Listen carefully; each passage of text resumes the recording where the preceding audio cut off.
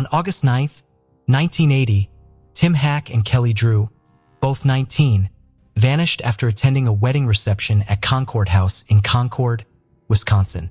In the days that followed, searches discovered various clues scattered throughout the town, including Tim's car with his wallet, a pair of pants, ropes, and a pair of women's underwear.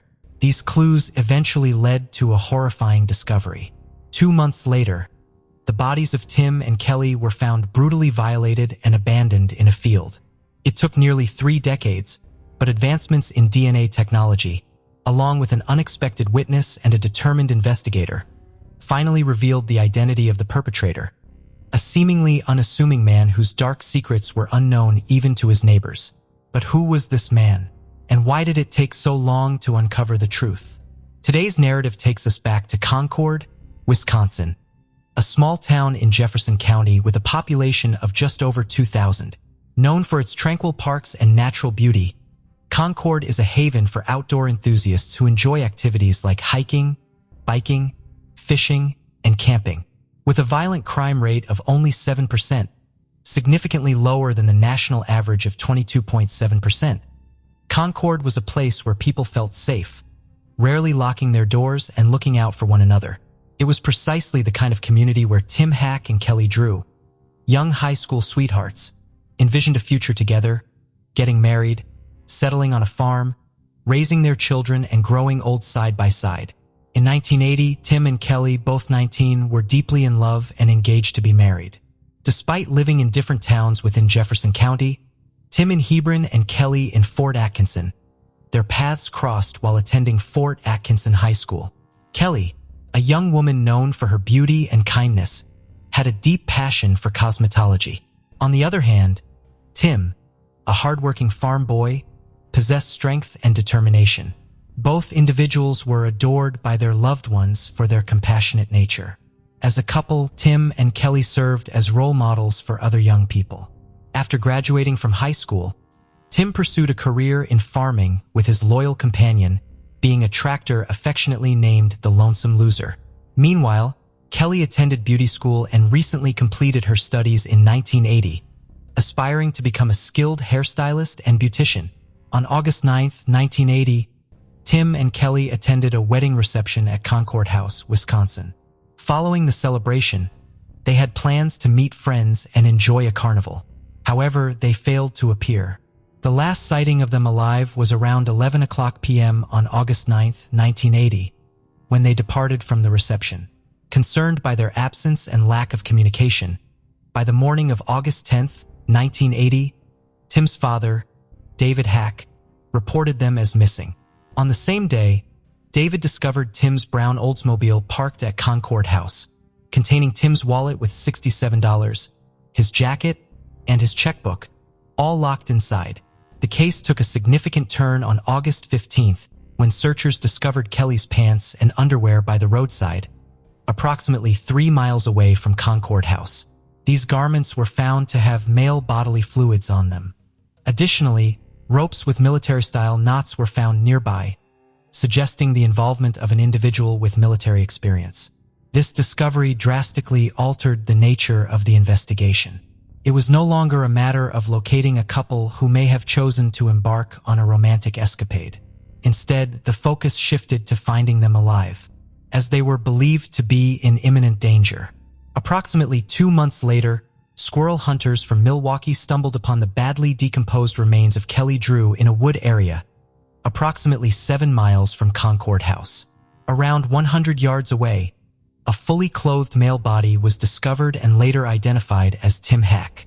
This marked the official declaration of the case as a homicide, earning it the name Sweatheart Murders. The exact cause of death was not immediately evident as no murder weapon was found at the scene. However, upon further examination, the medical examiner discovered stab wounds on Tim's body and ligature marks on Kelly, indicating that they were both victims of stabbing and strangulation. Kelly had ligature marks on her ankles and wrists, suggesting she had been bound. The presence of ligature marks and insect activity around her throat area indicated that she was most likely strangled. Additionally, bodily fluids found on Kelly's clothes pointed towards a sexual assault. The The sweep-up murders captivated the nation due to its sensational nature. 2 young lovers brutally murdered, with the killer or killers still unidentified. The investigation began by interviewing acquaintances of the couple, searching for anyone who may have harbored enough hatred to commit such a heinous act. The police also questioned individuals present at the wedding reception, including the staff at the Concord House where the event took place. Among those interviewed was Edward Wayne Edwards, a handyman employed at the Concord House. Edward, who resided in a nearby campground close to Interstate 94, claimed to have had no contact with the couple and insisted he was not present at the Concord House when they went missing. He stated that he was deer hunting in the nearby woods during that time. However, the police became suspicious when they noticed that Edward had a broken nose. When questioned about it, he attributed the injury to his deer hunting trip. This raised concerns among investigators as deer hunting season in Wisconsin typically occurs in November, not August. Following the police interrogation, Edward relocated his wife and 5 children away from Wisconsin in September 1980. In the midst of the investigation, the investigators relied heavily on eyewitness accounts of a van with a grimy appearance that had been parked alongside Tim's car at the Concord House parking lot. Witnesses reported that the van abruptly departed under suspicious circumstances around the time Tim and Kelly were last seen. Edward happened to own a van that matched the description and was known to possess a .357 revolver. However, lacking a license plate number or substantial evidence linking him to the crime scene, the police were severely limited in their ability to pursue this lead. Consequently, all other leads in the case dried up, resulting in the shelving of the case and its subsequent stagnation. 2 decades after the murders of Tim Hack and Kelly Drew, Richard Lewell, an investigator from the Wisconsin Department of Justice who had been involved in the original investigation, requested the reopening of the case. Lewell had been unable to let go of the case for nearly 30 years, and as retirement loomed, he was determined to exhaust all efforts in solving it. In an interview, he expressed his confidence in pursuing the case due to the significant advancements in DNA technology and scientific methods over the past couple of decades. This newfound confidence propelled him to approach the case with renewed vigor.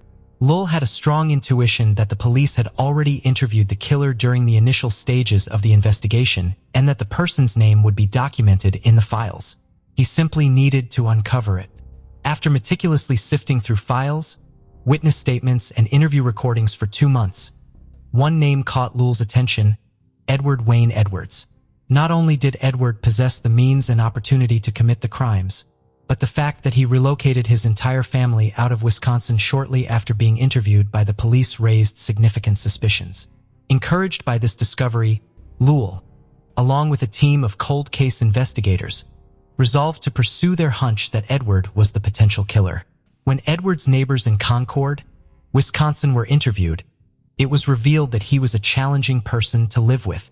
Described as short-tempered and volatile, he often resorted to violence towards his wife and children.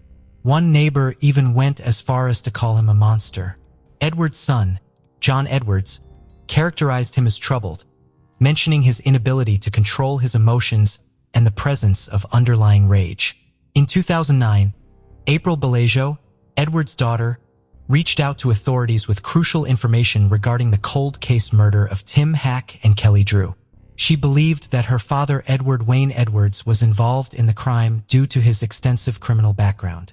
April, who had always been intrigued by her father's mysterious life, felt compelled to share what she knew.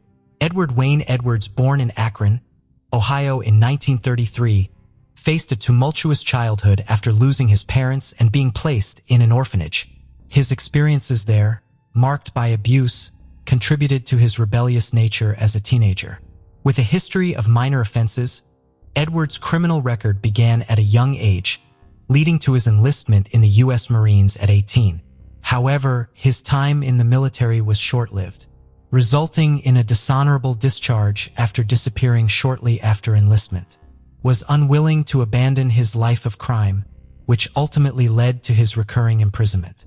By the age of 22 in 1955, he managed to escape from jail in Akron and embarked on a spree of robbing gas stations across various states. Throughout his 20s and 30s, Edward lived as a fugitive, drifting from place to place, and taking up art jobs such as working as a ship docker, vacuum cleaner retailer, and handyman. His autobiography clearly reflects his enjoyment of the notoriety he gained during this period. Edward proudly admitted to never using an alias or disguising his identity while committing crimes as he craved fame. However, his criminal activities caught up with him once again in 1960, resulting in imprisonment for attempting to impersonate a federal officer. Despite being held in the Portland, Oregon jail, Edward managed to escape, prompting the FBI to include him on their 10 most wanted list in 1961. Authorities eventually apprehended him in 1962 and incarcerated him at the United States Penitentiary Leavenworth. However, due to his good behavior, Edward was granted parole in 1967. He credited a compassionate guard at Leavenworth for his personal growth in his memoir.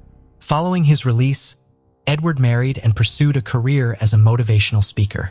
In 1972, at the age of 39, he made appearances on television shows such as To Tell the Truth and What's My Line. That same year, he published his autobiography, The Metamorphosis of a Criminal, the true life story of Ed Edwards. It seemed as though Edwards' fortunes were finally turning in his favor. He had outsmarted the system and was on the path to success. Unfortunately, his streak of good luck was short-lived. In 1977, Edward committed his first murder, targeting 21-year-old Billy Lavaco and his girlfriend, 18-year-old Judith Straub, both residents of Sterling, Ohio. The couple went on a date on August 7, 1977, but never returned.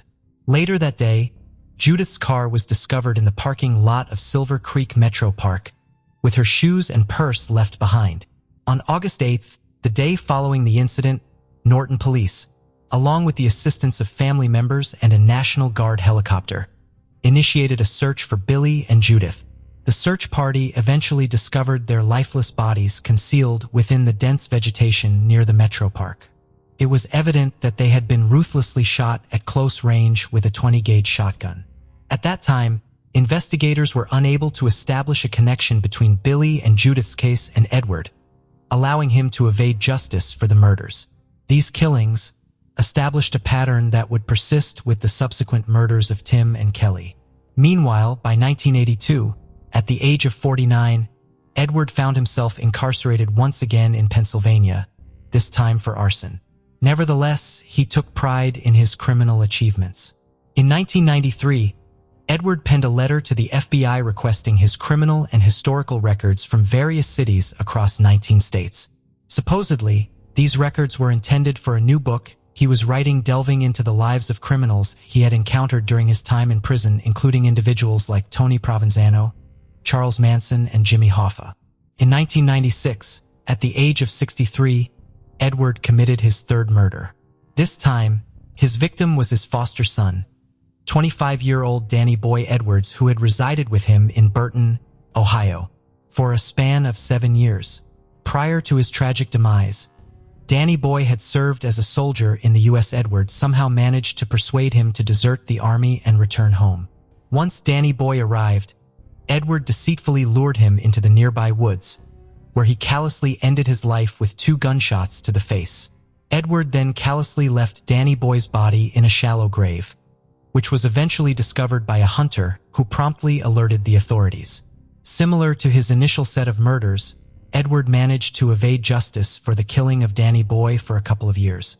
Individuals close to Edward, such as his son John and daughter April, described him as a deeply troubled individual. His abusive behavior towards his wife and children was extreme, leading his children to flee from home as soon as they could to escape his torment. Investigators strongly believed that Edward perfectly fit the profile of stereotypical serial killer. His extensive criminal history, coupled with his physical violence towards family members and the fact that he wrote a book detailing his crimes, all pointed towards his narcissistic nature. Edward's military background provided him with the knowledge to tie the knots on the ropes that were believed to have been used to strangle Kelly. His history of arson further reinforced the perception of him being extremely controlling. Despite his elderly appearance and reliance on an oxygen tank and wheelchair due to his weight, his neighbors in Louisville, Kentucky, were unaware of the evil mind that lurked within him. However, With new evidence and April's statements, investigators have a stronger basis to suspect Edward's involvement in the murders. Upon visiting his home in Louisville, Edward initially denied any knowledge of Tim Hack and Kelly Drew's murders. But under further questioning, he admitted to being at the Concord house on the night of the murders and seeing the couple. He also confessed that he had not been deer hunting that night, contrary to his earlier claims. Edward agreed to a salivar swab for DNA testing, confident that it would not reveal anything incriminating. However, the DNA test results matched the DNA found on Kelly's pants. In 2009, Edward was living in a trailer park in Louisville, where he was well-liked by his neighbors who were unaware of his dark past. It wasn't until he was brought to Wisconsin and charged with the murders of Tim Hack and Kelly Drew that his true nature was revealed. During the interview, Edward was presented with the DNA test results, further implicating him in the crimes. Investigators requested an explanation from him regarding the presence of his bodily fluids on Kelly's clothes. Edward began to stutter, fabricating a tale about an intimate encounter with Kelly on the evening of August 9, 1980, claiming it was consensual. He fidgeted in his seat, gesturing wildly, sensing the investigator's skepticism. He let out a sigh and muttered something quietly. Upon reviewing the interview recording numerous times, investigators recalled the moment when Edward muttered, "Danette, I killed her." This admission sealed his fate. Edward opted to plead guilty to the murders of Tim Hack and Kelly Drew. In April 2010, Edward Wayne Edwards was found guilty of the 1980 Sweetheart murders and received 2 concurrent life sentences. Despite his request for execution, Wisconsin did not have the death penalty. Retired homicide detective Phil Waters noted that Edward had a history of incarceration and understood the harsh reality of prison life. Unwilling to spend his days behind bars, Edward penned a letter to the Ohio prosecutor's office hoping to persuade them to seek the death penalty by stating, "You're going to want to put a needle in my arm." In 2010, Edward confessed to the killings of Billy Lavaco and Judith Straub in 1977. But due to the absence of the death penalty at the time, he received life sentences for each. However, he still had one final revelation. During a jailhouse interview in 2011, Edward admitted to murdering his foster son, Danny Boy Edwards, for the life insurance money. This time, his scheme succeeded, and he was sentenced to death on March 8, 2011, for Danny Boy Edwards' murder. Despite being convicted of 5 homicides, investigators suspected that Edward may have had between 9 to 15 additional unidentified victims. In the book, The Peyton Allen Files, Phil Stanford suggested that Edward might have been responsible for the murders of Beverly Allen and Larry Peyton in Portman, Oregon in 1960. Detective Chad Garcia from the Jefferson County Sheriff's Office, one of the investigators in the Svivart murders, also suggested that Edward might have been responsible for 15 other murders, including the Zodiac killings. Retired homicide detective John Cameron shared the belief that Edward was behind the Zodiac killings and other high-profile unsolved cases, although these claims remain unproven. Edward Edwards passed away on April 7, 2011, at the Corrections Medical Center in Columbus, Ohio, at the age of 77 due to natural causes. His death marked the end of a vicious crime spree that left 5 dead and many grieving.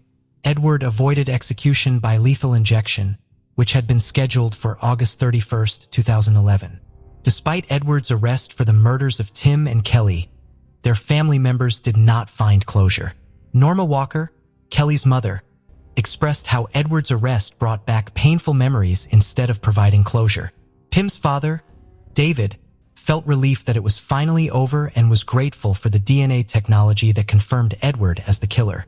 Edward's daughter, April Balacio, who helped solve the cold case, now dedicates her time to assisting other families of victims with unsolved cases through her podcast, The Clearing. Tim Hack and Kelly Drew had promising futures ahead of them, but their lives were tragically cut short by their killer, Edward Wayne Edwards. Edward, the serial killer, had no personal vendetta against the couple.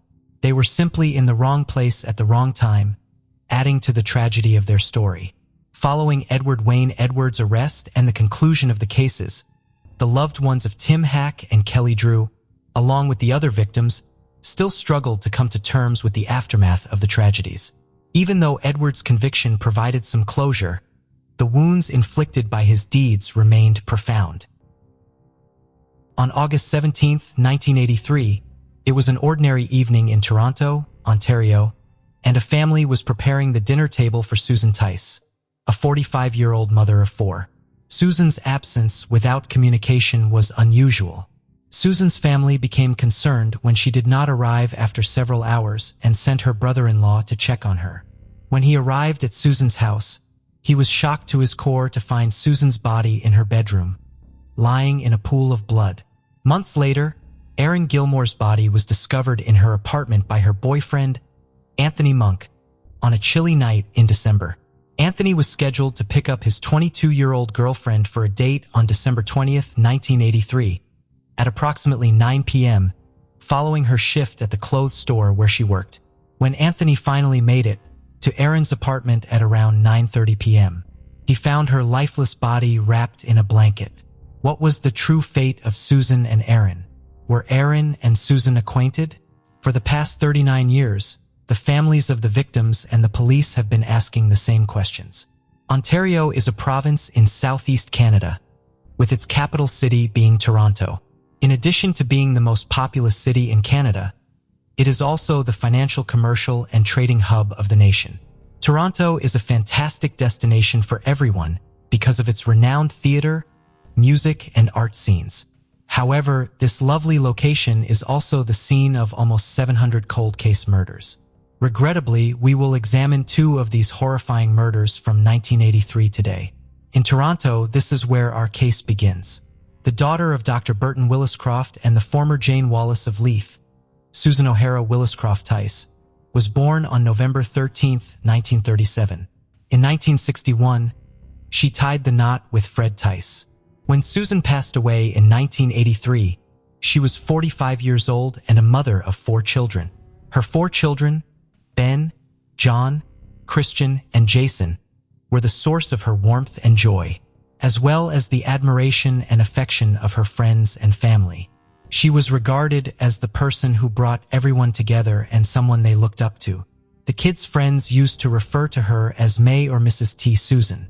She was a nurse in Calgary and she divorced her husband, the father of her 4 children, in July 1983. She left Toronto shortly after that, deciding to return to her hometown. Susan began serving the families of people with underprivileged children there as a family therapist. Christian, Susan's daughter, and her were particularly close and had a special bond. However, they had no idea that a catastrophe was going to occur. On August 17, 1983, a calm evening, Susan's family was busy preparing the dinner table for a get-together. Hours went by and Susan never showed up, which alarmed her relatives. They became concerned because Susan was usually reliable and would never skip out on them. They chose to wait for her, but after several hours went by with no sign of Susan, her family began to suspect that something was not quite right. To make sure Susan was all right, her brother-in-law got in his car and headed to her home at 341 Gray Street. The entire scene appeared a little strange as he arrived. It appeared like no one was home because there was a mountain of unopened mail and no lights on. When no one answered the door, he knocked again. Figuring Susan must not have been home, he attempted to peer in through the windows, but it was too dark. He chose to enter through the back door after deciding that something was not quite right. To his surprise, the door was wide open.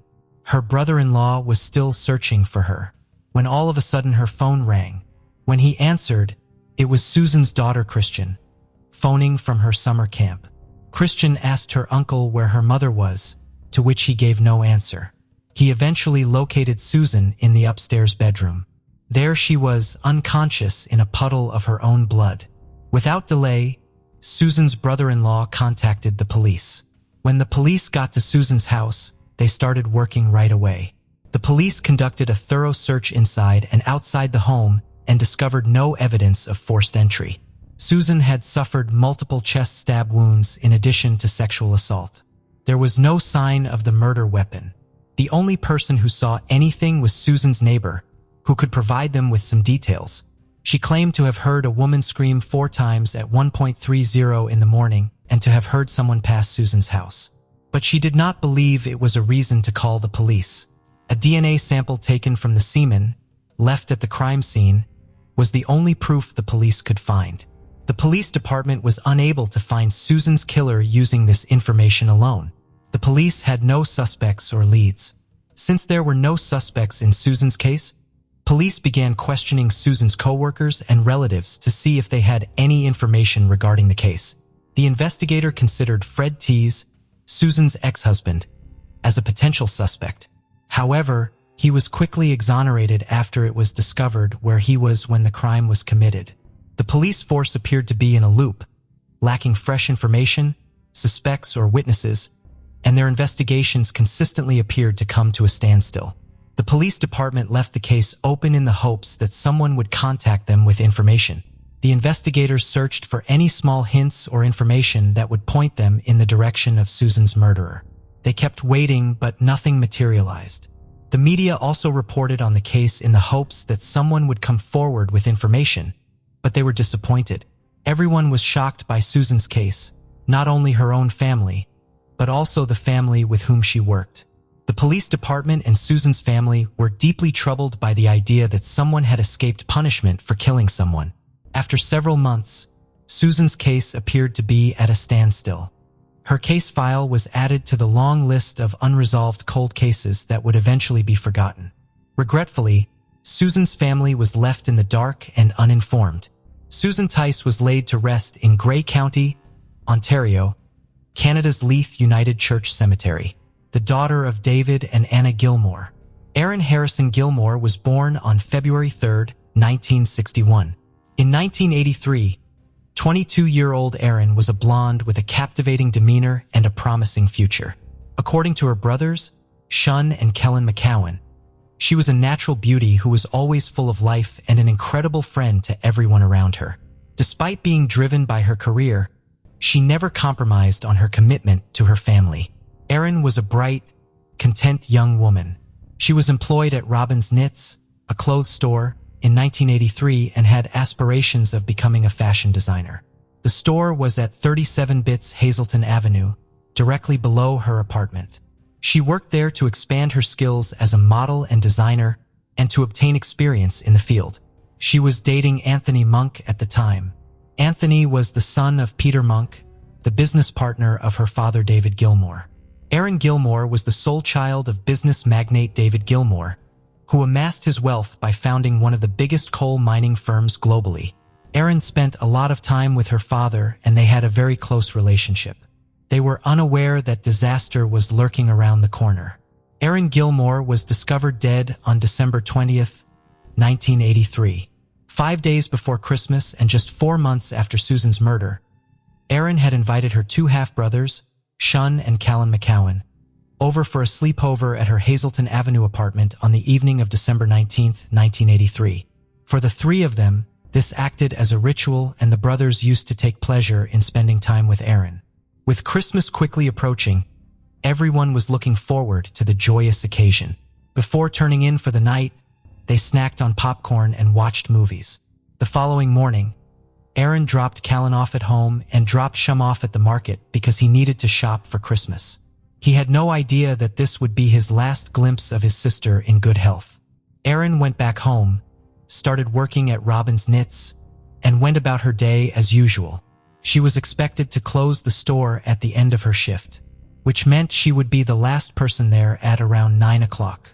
Anthony Monk, Erin's boyfriend, had promised to pick her up from the store at 9 o'clock p.m. for their date, but he was about 20 minutes late because he had to stop by an ATM to get cash. Upon arriving at the store, he expected Erin to be waiting for him, but he did not see her. Anthony guessed that she had gone upstairs to get ready for their date. After climbing the stairs to Erin's apartment, Anthony noticed something strange. The main door was ajar. Though Erin's lack of caution was unusual, he could not help but wonder if she had accidentally left the door open for him. Anthony entered and glanced around, but he was unable to locate Erin. He called her name several times, but Erin never answered. When Anthony opened the bedroom door, he saw that the blanket was rolled up in the center of the bed, even though she was not there. Fearing the worst, Anthony approached it and tugged at the blanket's edges. His worst fears were realized. Erin was covered in a blanket and was not answering. It was not until Anthony noticed the blood leaking from under the blanket onto the bed that he realized what had happened. Fearing for his life, Anthony did not hesitate to dial the police. Upon arriving at Erin's apartment, the police discovered that Erin had been killed and had been wrapped in a blanket. Erin also suffered from both murder and sexual assault. In this instance as well, police discovered semen at the crime scene, which served as DNA evidence. The police did not discover any evidence of a forced entry or break-in when they inspected the crime scene. Erin had suffered several chest stab wounds, in addition to being strangled. The murder weapon was nowhere to be found and there were no witnesses or suspects. The fact that everything that occurred with Erin that night transpired in a mere 20 minutes startled the police department the most. The person who attacked and killed Erin was able to get away with it between Erin closing the stall at 9 p.m. and Anthony arriving at 9:20 p.m. It was going to be difficult for the police to find Erin's killer with the amount of information and evidence they had. Erin's case differed from Susan's in that it received more media coverage and publicity. The sole child of business magnate David Gilmore, a well-known person in Toronto at the time, was Erin Gilmore. When the police first questioned Erin's relatives and co-workers, they discovered nothing strange because Erin's body was covered in a blanket, a tactic used by killers to help them cope with their guilt. Anthony, Erin's boyfriend, was considered a suspect in Erin's case by the police. However, Anthony was ultimately exonerated and removed from the suspect list. It appeared that the investigation was going nowhere. By now, the police were desperate to apprehend this horrifying murderer. The publicity on Erin's case brought in a lot of new leads and suspects. The investigators questioned over 700 people in connection to Erin's case, but all were eliminated one by one. Due to the lack of evidence or any proof, the police were unable to find a potential suspect. Going around in circles, Erin's case also went cold. Although the police found the similarities unsettling, they did not initially link Susan and Erin's cases together. The police did not find a connection between these two cases until 2000. The police deduced that the same individual killed and assaulted Susan and Erin by using cutting-edge DNA testing technology. The investigators discovered a perfect match between the DNA samples taken from the two crime scenes after analyzing the samples. The Canadian DNA database contained no additional matches, despite the fact that the two DNA samples matched exactly. This led to a number of new inquiries. The police department was now interested in learning if this unidentified man had committed any other crimes in the 1980s, if he had committed any prior crimes, if he had committed any since 1983, and if he was still at large. The Toronto Police Department announced in November 2008 that they would pay $50,000 to anyone with information. That would lead them to Erin and Susan's killer. Unfortunately, not many people remembered or knew about the crime, and because it had been so long ago. Over the past few decades, there has been a notable decrease in the amount of publicity surrounding these cases. When an informant failed to surface, despite the police department's best efforts, Erin's family contributed, and in 2012, the reward was raised to $200,000. However, not even that price was claimed. There was a group of detectives who were committed to bringing Erin and Susan's killer to justice, even though everyone had given up on ever finding their killer. Police even received a tip suggesting that Erin and Susan may have met their killer at the Yorkville area bars and restaurants, where they both frequented on a regular basis. Police concluded that the murderer either knew the women personally or had figured out where they lived because both were killed in their own houses without any indication of a break-in. However, this was only one of several scenarios in which the crimes could have occurred. Shun and Callan McCowan, Herring Gilmore's brothers, were in close communication with Detective Sergeant Steve Smith. Since the killings of Erin and Susan were connected in 2000 by the police, the case has slowly advanced, but has remained among the unsolved cases. The investigators posted a call to action on YouTube in March of 2016, inviting anyone with information to come forward. Once more, this had no outcome. Though they were unaware that the police department was already working on this, Shun and Callan McCowan contacted Detective Smith later in 2020 to inquire about the possibility of using genetic genealogy to find their sister's killer.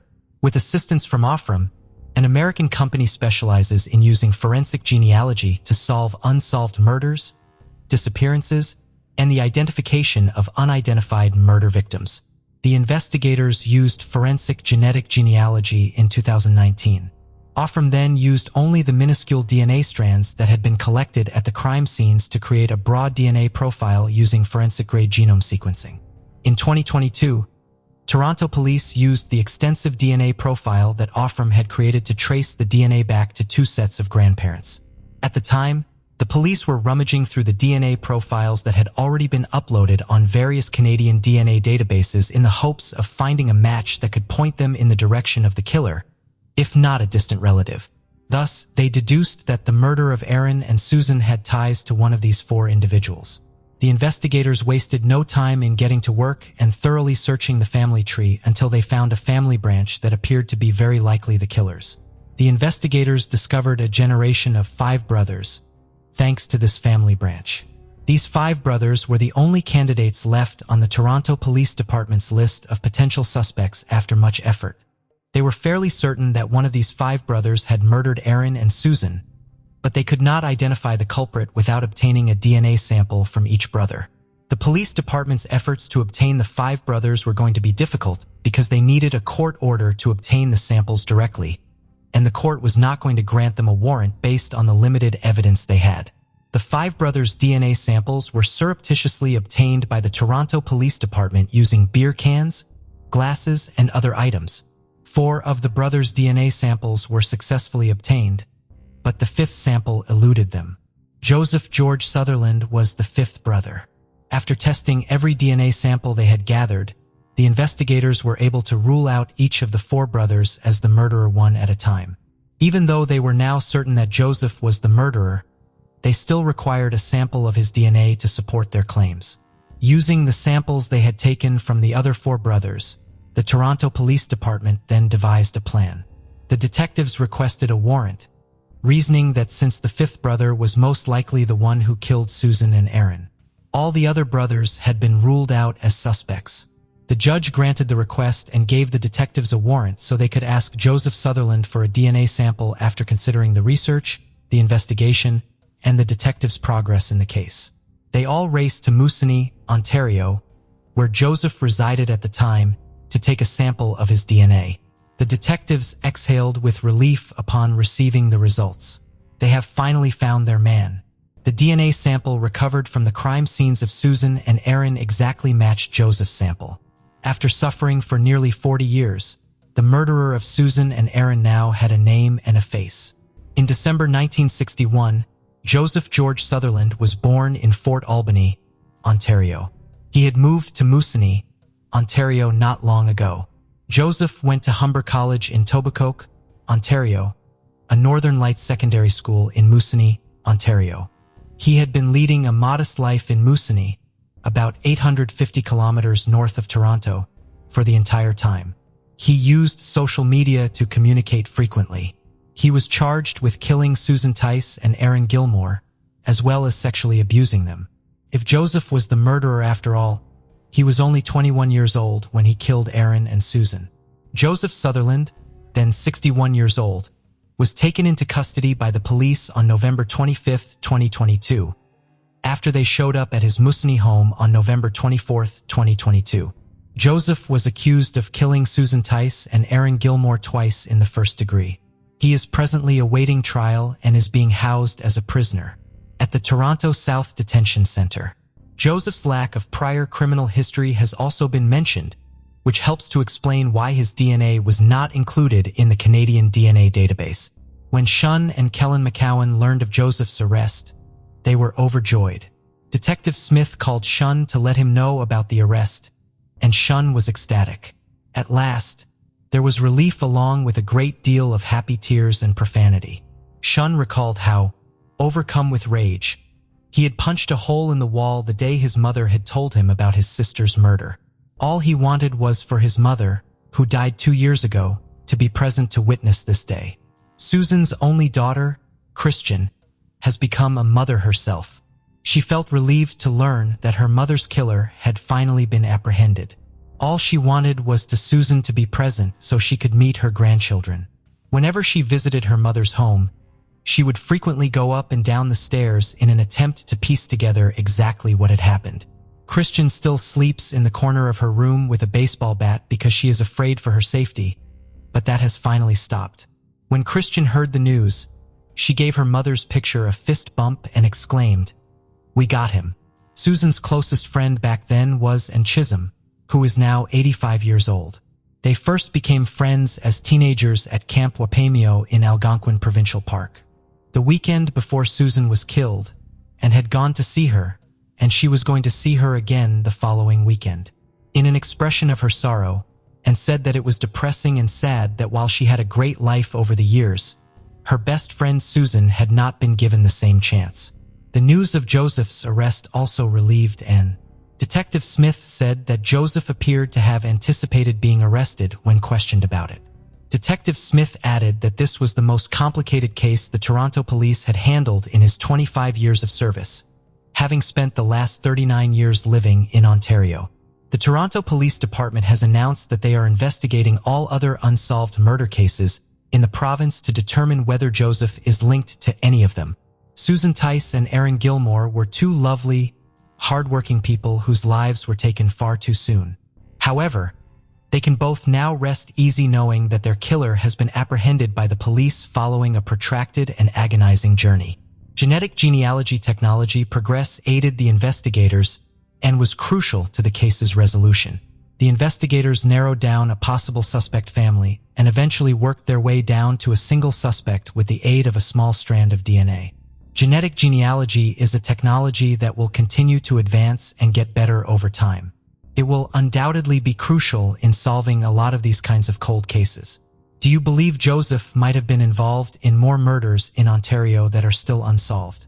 What do you suppose could have motivated Joseph to commit such crimes at such a young age? This case takes us to the town of Stowmarket in Suffolk in the UK. A well-known couple in the area, Stephen and Ann Searle, had been married for 45 years. They lived in a little cul-de-sac in the brick fields, with their 3 sons and many grandchildren frequently popping in and out as well. 64-year-old Stephen and 62-year-old Jessica and who went by and had met in Glasgow as teenagers. Stephen was about to join the Royal Marines at the time, where he would remain for the next 30 years. They soon married and had their sons. Gary, Christopher, and Stephen Jr. and the family of 5 did a lot of moving around, relocating to wherever Stephen needed them. Stephen Jr. said he and his brothers had a happy childhood, filled with lots of fun and laughter. The moving was never a problem, as long as they were all together. In the 1990s, Stephen left the military and he and their sons settled into a home in Stowmarket, where they started running a pub and later a bowling alley. It's safe to say the family was always very busy. Their sons soon married and had children of their own, and Stephen and Ann loved the hustle and bustle of their grandchildren being around. Given their very social businesses, Stephen and Ann quickly became popular in the town and were loved by locals and tourists alike. Stephen Jr. described Ann as the glue and backbone of the family who lived for her children and grandchildren, and their father was their idol and best friend. Between the years of 2013 and 2017, Stephen Sr. started working as a councillor for the UK Independence Party, more commonly known as UKIP, for Stowmarket South on Suffolk County Council. People in the town said he was very hands-on and active in his role, and before long, he was quite a high-profile person in the local political scene. As good as everything had seemed from the outside for Stephen and Ann, behind closed doors can often tell a very different story. By 2017, after Stephen was unsuccessful in the local elections, his and Ann's relationship was at an all-time low. There had been murmurs around town for a while about the couple's issues. The reality was, since the early 90s, the pair had been hiding a lot of volatility and problems. A lot of people. Stephen was extremely controlling, often belittling and putting her down, and before long, the verbal fights became physical altercations, and Ann would often be concealing bruises on her arms and legs. When the family moved to Suffolk, the problems only escalated further, and it reached a point where they were fighting every day. Stephen started threatening her life, telling her he could destroy her if he wanted to. On one occasion, inside the pub they owned, and in front of customers, Stephen fired a shotgun above Ann's head when he thought she wasn't showing him respect. He then tried to throw her down the stairs. The police were called several times, but things never went any further. One thing that only poured more fuel on the fire was that Stephen and Ann were both heavy drinkers and had been for years. The more they drank, the worse the arguments would get. Ann had been to rehab before and was aware that she had a problem. By 2017, she admitted that her drinking was out of control. Her mental and physical health was on a rapid decline and she was miserable. Things got even worse when it came to light that Stephen had had an affair that would last for 3 months. And, who was having suspicions that Stephen was involved with someone else, eventually guessed the PIN to his phone and discovered many exchanges between Stephen and a contact called SBG, his code for Steve's beautiful girl. She was devastated, but had no clue who it was and begged Stephen to tell her everything. After denying it for weeks, the truth finally came out. It turned out that Stephen had been having an affair with his own son's wife and mother of his grandchild, Anastasia. This was a bombshell for the family. Everyone was horrified. When Anastasia was confronted, she said that Stephen had been chasing her for years, long before she started seeing his son, Gary. At one point, she found out Stephen had a folder on his computer full of photos of her, some where he had photoshopped her into graphic and explicit scenes. He then started sending her photographs of himself from decades ago, when he was a bodybuilder, telling her he was lonely and hadn't had sex in years. Anastasia said after months of his persistence, and being fearful of what he might do if she continued to say no, she and Stephen started a sexual relationship. Stephen Jr. said when it all came out, it was a very dark day for the whole family. The betrayal had so many levels to it. He said his mother was completely broken and mortified. Anastasia said she was in a vulnerable place at the time, maintaining she felt ashamed and guilty, and was sorry that any of it had happened. Gary stopped talking to his father after this, and he and Anastasia said they had started working hard to repair their marriage. Gary said it brought them closer and they remained committed to each other. After news of the affair came out, on top of the endless fights in emotional and physical abuse for so many years, Ann was in a very dark place, but told people that she was worried she was too old to start again. Having been with Stephen for 45 years, the thought of moving on was too overwhelming for her, and she said that she would push through and make it work no matter what. As Christmas 2017 was approaching, it seemed that Ann had turned over a new leaf. By December, she had given up smoking, was working on controlling her drinking again, and had lost a lot of weight. She told colleagues that she was feeling positive about her future and was keen to put the past behind her. Despite all of this, sadly, Christmas Day for the family was a less than happy occasion, with the tension already palpable. Everything was turning into a fight. Was disappointed that Stephen hadn't bothered to get her anything nice to unwrap, and was left tearful and embarrassed when Stephen threw the Christmas dinner she had made in the bin. That night, with her moods at an all-time low, and posted a troubling and sad status to Facebook. "Happy Christmas to you all. Hope you are doing well. Have a good day. I hope I will still be here in 2018. We will see," she said. 5 days later, everything would change. 10:20 p.m., December 30th, 2017. Police received a disturbingly calm call from none other than Stephen Searle. As can be heard from the 999 call, police had arrived at the house in less than 2 minutes. As he let them inside, Stephen said, "Sorry, I've been a very naughty boy. Everyone has their breaking point." Paramedics tried to revive Ann for half an hour, but she was pronounced dead at 10:58 p.m.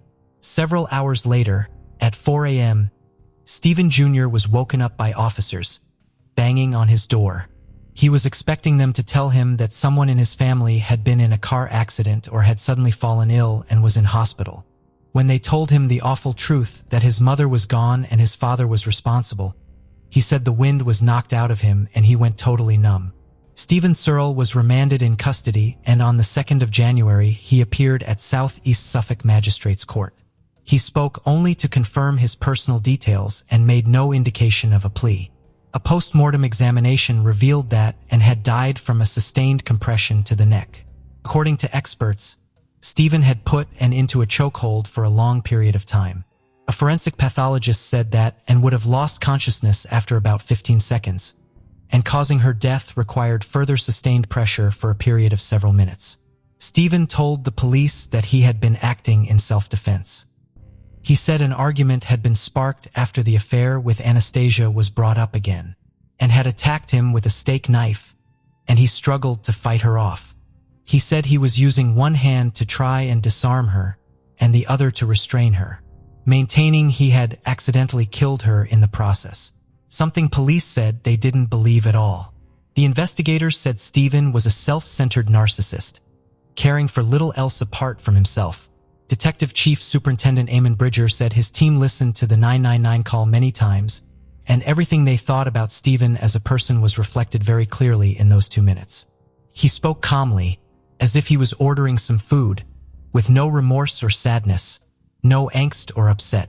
This was amplified further when it turned out that and had actually died, an hour before the phone call to police was made, and he hadn't bothered to contact anyone during that time.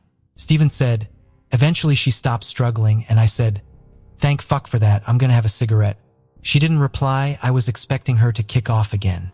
When she didn't, I thought she had gone to bed and that it would be fine in the morning." He was still maintaining it was self-defense and continued with this argument in court, pleading not guilty for murder and hoping for a manslaughter conviction instead. In July 2018, a 7-day trial got underway. The prosecution were confident that they had enough to convince a jury that this was not self-defense. They argued that and would have been unconscious within about 20 seconds, and the way that Stephen had carried on despite the fact she wasn't responding was proof that he was intent on killing her in that moment. They said that he hadn't tried to revive his wife, he hadn't called an ambulance, and he hadn't even called the police until an hour later, by which point it was too late to do anything, and his cold and collected phone call to police painted a picture of someone that was not panicking, upset or shaken up by what had happened. He simply didn't care. After just a few hours of deliberations, the jury rejected Stephen's self-defense argument, and he was found guilty of murder.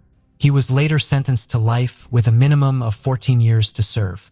Stephen sat emotionless as the sentence was read out. Stephen Jr. gave a victim's impact statement and said the Searle family will never heal or recover from what had happened. "I feel emotionally drained most days." The judge said he took into consideration Stephen's age fact that premeditation could not be proven, and the fact that he had just been diagnosed with prostate cancer. And he said the minimum term of 14 years to serve reflected all of these factors. The judge said in part, "By your own hands, you have brought grief and distress untold upon your family. You have deprived your children of the mother that they loved. You have deprived your grandchildren of their grandmother, and you have deprived and of the remaining years of her life. I think that it must go without saying that your actions have caused devastating waves of pain and anguish to crash through your entire family. No sentence that I impose can ever undo that suffering." Detective Chief Superintendent Eamon Bridger said that their thoughts were with the family and stated, "Domestic abuse continues to take place behind closed doors. Suffolk Constabulary will take positive action against the perpetrators where we have the opportunity. When the victims of abuse come to us, we will work with them to address their needs and make them and their families safe. Our focus is firmly on the needs of victims, and we will continue to work closely with our partners in tackling this type of crime." The aftermath of what happened that December night is still widely felt in the small and close community. Stephen Jr. said he went to bed with both his parents, and in the space of a few hours, they were both gone. The only comfort he takes is that the last time he saw his mother, she was so happy and joyful. The house was filled with laughter, and she was in the highest and most positive of spirits. In the suburbs of Belhaven, Greenwich, on the pleasant evening of October 30th, 1975, summer was in full swing. Martha was determined to convince her mother to allow her to partake in Mischief Night, the pre-Halloween tradition where harmless pranks were played around the neighborhood. After persistent persuasion, Dorothy, Martha's mother, finally relented and granted her permission.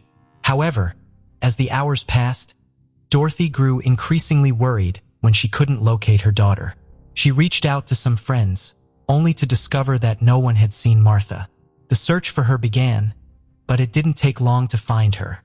Tragically, Martha was discovered lifeless under a pine tree, just 200 feet from her home, brutally murdered with a golf club. The events of that fateful night on October 30th left everyone questioning what had transpired and who could commit such a heinous act against an innocent young girl. The affluent community of Belhaven held many secrets behind its prestigious walls. Greenwich, one of Connecticut's oldest towns, boasted a rich history and culture. Situated just a 50-minute train ride away from New York City, this coastal town offered a delightful blend of New England charm and vibrant city life.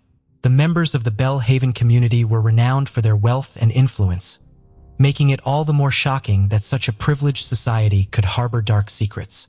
Martha Elizabeth Moxley, a social butterfly, was known for her outgoing and fun-loving nature. Born on August 16, 1960, to Dorothy and John David Moxley, Martha was the youngest member of the family, alongside her older brother John. In 1974, Martha's father was transferred from his job in Piedmont, California, prompting the family to uproot and settle in a spacious mansion in Connecticut, thousands of miles away from their previous home in the affluent suburbs of Belhaven. While this transition may have been significant, quickly adapted to her new surroundings. In no time at all, she formed numerous friendships at school as her classmates were drawn to her vibrant personality and self-assurance. In just a span of 9 months, Martha managed to become the most popular girl at Western Junior High School. Her popularity extended to the boys as well, making her quite famous. Martha was a remarkable individual who seemed to have it all. She was known for her friendly nature, athletic abilities, and artistic talents. Everything seemed to come effortlessly to her. Her brother John described her as someone who was easy to get along with, positive, and someone you would enjoy being around. Despite her immense popularity, Martha remained grounded and family-oriented. She would often spend her time at home, either sketching or playing with her beloved cat, Tiger. However, like any other teenager, Martha also had a wild side. During the summer of 1975, she would spend most of her days at the Belhaven Club, engaging in activities like tennis and swimming. She would socialize with children from exclusive clubs who were considered to be of a different class. Unlike her other friends, these children attended private academies and boarding schools and enjoyed a level of wealth that even surpassed Greenwich standards. Among these children, the Skakel family stood out as they were cousins to the infamous Kennedys. Martha had a close connection with the Skakel boys, Thomas and Michael. The Skakels were neighbors to the Moxley family, and Thomas and Michael were nephews of Ethel Skakel and Robert F. Kennedy. The families were related, with Robert being the brother of the late President John F. Kennedy, Ethel Skakel's brother, Rushton, and his wife, and had 7 children, including Thomas and Michael, who were 17 and 15 years old, respectively, at the time of Martha's murder in 1975. However, the Skakel family was far from harmonious. Michael Skakel later attributed chronic illness, alcoholism, and a repressive Catholic upbringing as ongoing sources of turmoil within the household. In 1973, and Skakel passed away due to brain cancer, leaving her husband Rushton Skakel, who struggled with alcoholism, spiral further into a state of despair. With insufficient supervision and unlimited funds, Rushton would frequently leave their children home alone. As a result of his mother's death, Michael Skakel expressed that their household descended into an even more chaotic state. Interestingly, the Moxleys lived just about 150 yards away from the Skakels. Due to the lack of parental supervision, the Skakel household became a popular gathering spot for teenagers. Meanwhile, Martha was enjoying her summer days within the secure confines of the gated community in Belhaven. Her teenage years were filled with occasional rebellious acts such as sneaking out, smoking, and indulging in a few beers. In her diary, Martha documented several incidents that occurred during these holidays, many of which revolved around the Skakel brothers. Martha was particularly concerned about the advances she received from Thomas. On September 12, 1975, she wrote, "Dear Diary, me, Jackie, Michael, Thomas, Hope, Maureen, and Andrea were driving in Tom's car. I was practically sitting on Thomas's lap because I was only steering. He kept placing his hands on my knee. Then I took over driving again and Tom put his arm around me. He continued to engage in such behavior." Additionally, on September 19, 1975, Martha made a note about Michael, stating, "Michael was so completely out of it that he acted like a real jerk with his words and actions. He kept insisting that I was leading Tom on, even though I only see him as a friend. I told him, well, what about you and Jackie? You keep saying you don't like her, yet you're all over her." He fails to understand that he can be kind to her without being overly affectionate. It was evident that Martha had conflicting emotions about the Skakel brothers and often questioned whether she should continue spending time at their place. The uncertainty regarding her own safety and comfort weighed heavily on her mind. However, no one could have anticipated the events that would unfold next. On the 30th of October in 1975, the mischief hour commenced. Martha made every effort to persuade her mother to allow her to go out with her friends. Martha's father, John, was away on a business trip, leaving her with the opportunity to employ various tactics to gain her mother's approval. After persistent pleading, Dorothy finally succumbed to her daughter's request and granted her permission to go out for the night. Belle Haven, the community they resided in, was known for its high level of security. Every individual entering or leaving the area was thoroughly inspected, making it highly improbable for any crimes to occur within such a safe locality. Martha ventured out with her friends Jackie, Jeffrey, and Helen, heading towards the Skakels' residence where they were scheduled to meet with their Kennedy cousins. As the night progressed, midnight approached. Dorothy was accustomed to her daughter occasionally missing her curfew, so her concern did not arise until 2:00 a.m. Initially, she assumed that Martha might have stayed over at her friend's house. In an attempt to locate her, Dorothy contacted Martha's best friend Sheila, only to discover that she had not seen Martha since 9:30 p.m., around the same time when all the children had returned home. By 3:30 a.m., Dorothy was consumed with worry and decided to reach out to their neighbor, Thomas Skakel, who provided the same response as Sheila. At 3:35 a.m., Dorothy reluctantly gave up and contacted the police for assistance. The local Greenwich officers promptly arrived at the Moxley residence. After conducting a thorough search of the neighborhood alongside Dorothy, they found no signs of anything amiss. The officers reassured Dorothy and advised her to wait until morning. However, before departing, they disseminated Martha's information to nearby stations, urging them to remain vigilant for any sightings of her. Exhausted, Dorothy eventually fell asleep by the window, anxiously awaiting her daughter's return. The following morning, on October 31st, 1975, Dorothy hurriedly entered Martha's room, only to discover that her bed was empty. The authorities were once again summoned, and an unsettling sense of unease began to envelop her. She had a gut feeling that something was amiss. Dorothy refused to simply wait idly, so she made the decision to venture around the neighborhood accompanied by her son, John. The first place they decided to search was the Skakel residence. Despite living next door for 15 months, Dorothy had never set foot inside her neighbor's home. As she approached, their aggressive dog greeted her, leaving her quite shaken. Gathering her courage, she knocked on the door, and Michael, the younger Skakel brother, promptly answered. Dorothy inquired about Martha's whereabouts, but Michael informed her that Martha was not present and appeared to be in poor health. In fact, Dorothy suspected he might be hungover. Undeterred, Dorothy was determined to find some clue. She requested permission to inspect the camper parked outside, as she speculated that Martha might have fallen asleep there.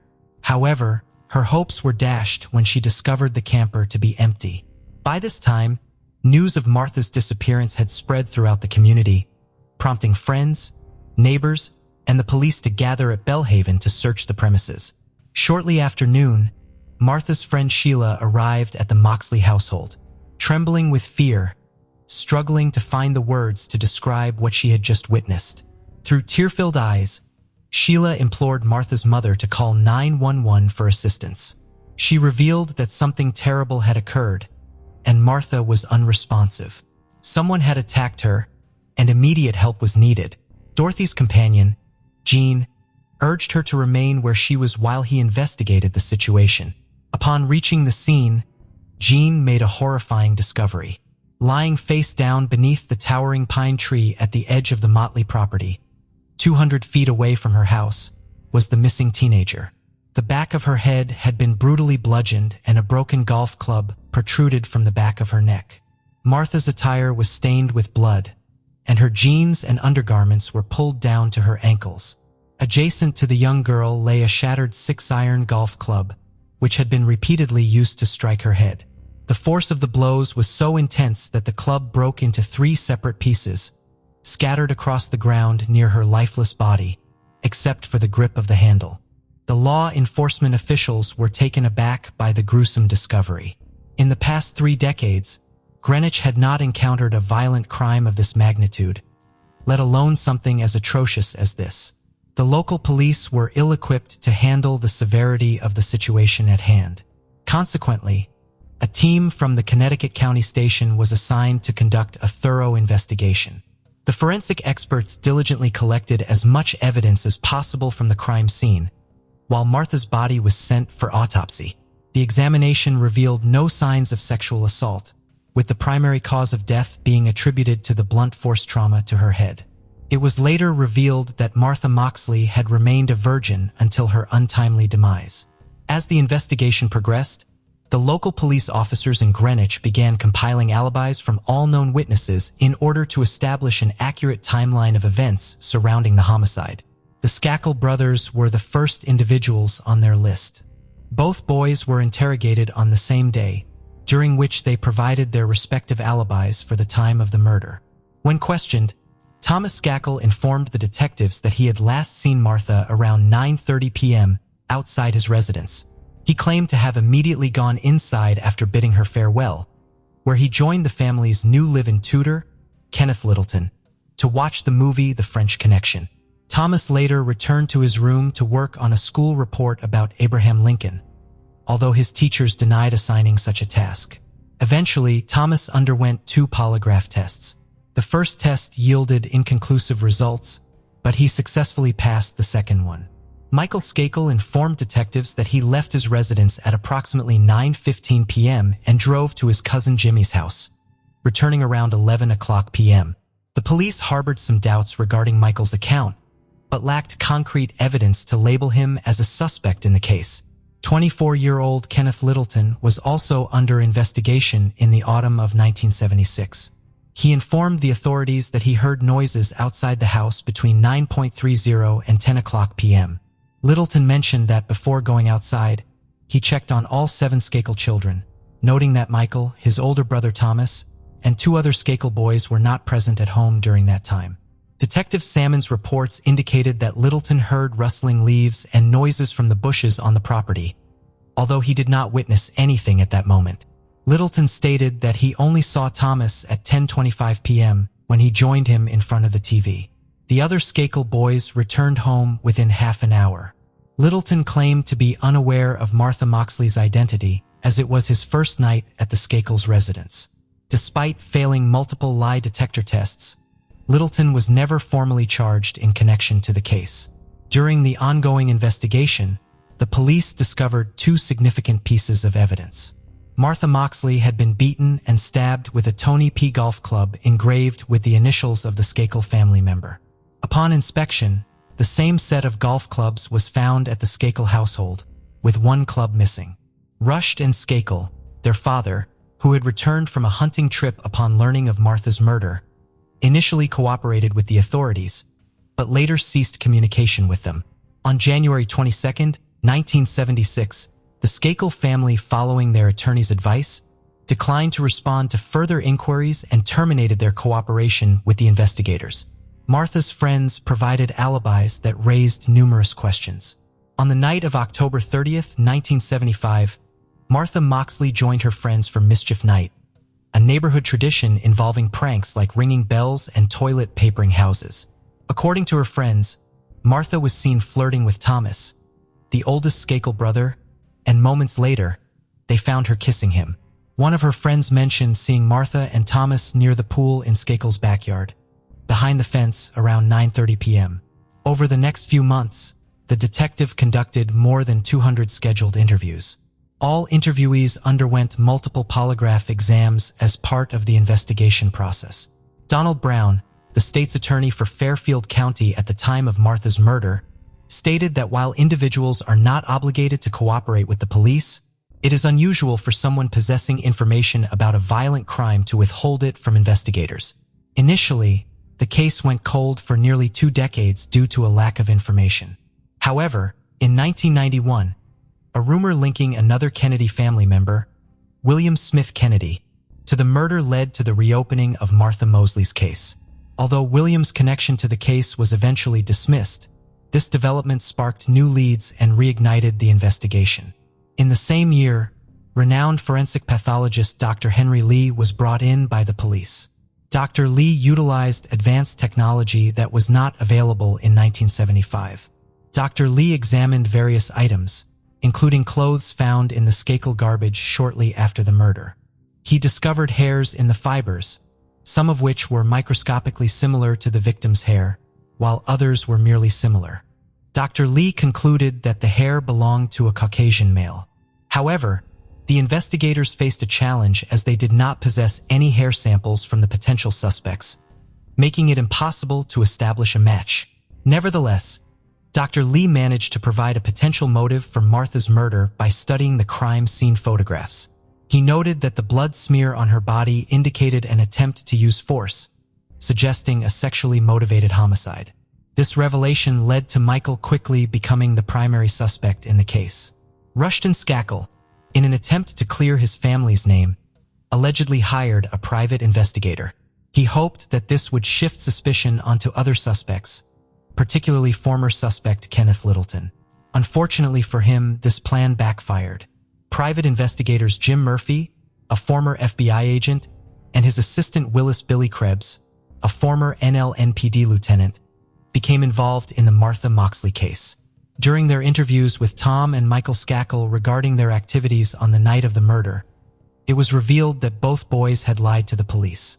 Thomas Skakel admitted that he had last seen Martha outside his house closer to 10 o'clock p.m., not 9:30 p.m. Additionally, Thomas and Martha engaged in inappropriate activity outside his home before he went back inside. According to Krebs, Thomas became emotional and started crying while confessing this, but his lawyer interrupted before he could say more. Meanwhile, Michael Skakel informed the investigator that he did not go to bed upon returning home from his cousin's house around 11 o'clock p.m.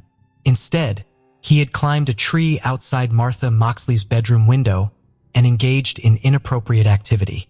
Author and journalist Dominic Dunn obtained the investigator's report and passed him on to State Inspector Frank Garr, who had previously worked as a detective on the case.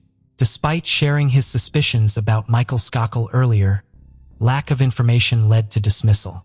This report provided new momentum to this theory. Leonard Levitt, an investigative reporter, covered the Moxley case in 1982 and also had a similar theory about Michael.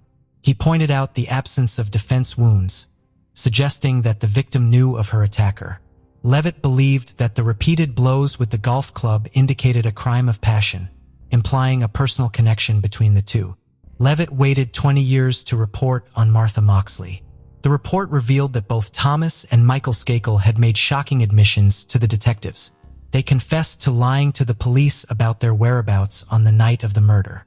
Thomas claimed to have spent time with Martha after 9:30, engaging in a sexual act, before leaving her around 10 o'clock.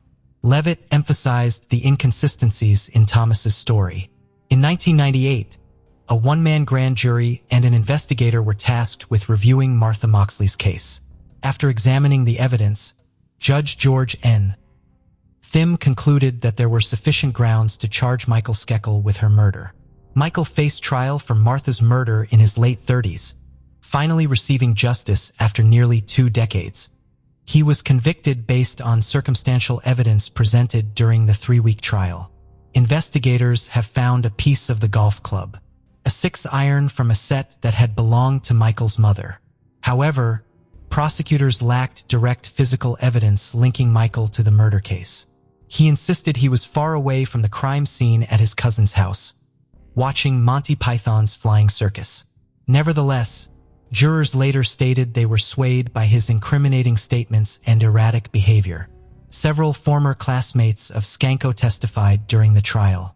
While at Elon School, a facility for troubled youths, Michael reportedly confessed to them about Martha's murder. One former schoolmate, Gregory Coleman, testified in a pretrial hearing in June 2000 that Skakel had told him, "I'm going to get away with murder. I am a Kennedy." Coleman also mentioned that Michael had claimed he tried to make advances towards a girl who did not reciprocate, leading him to commit the crime. However, Coleman passed away in August 2001 due to a heroin overdose and did not testify during Michael's murder trial in 2002. Michael had a troubled past, with rumors circulating about his time at Elon's school. Despite the school owner's denial of any confession, numerous witnesses supported the claim.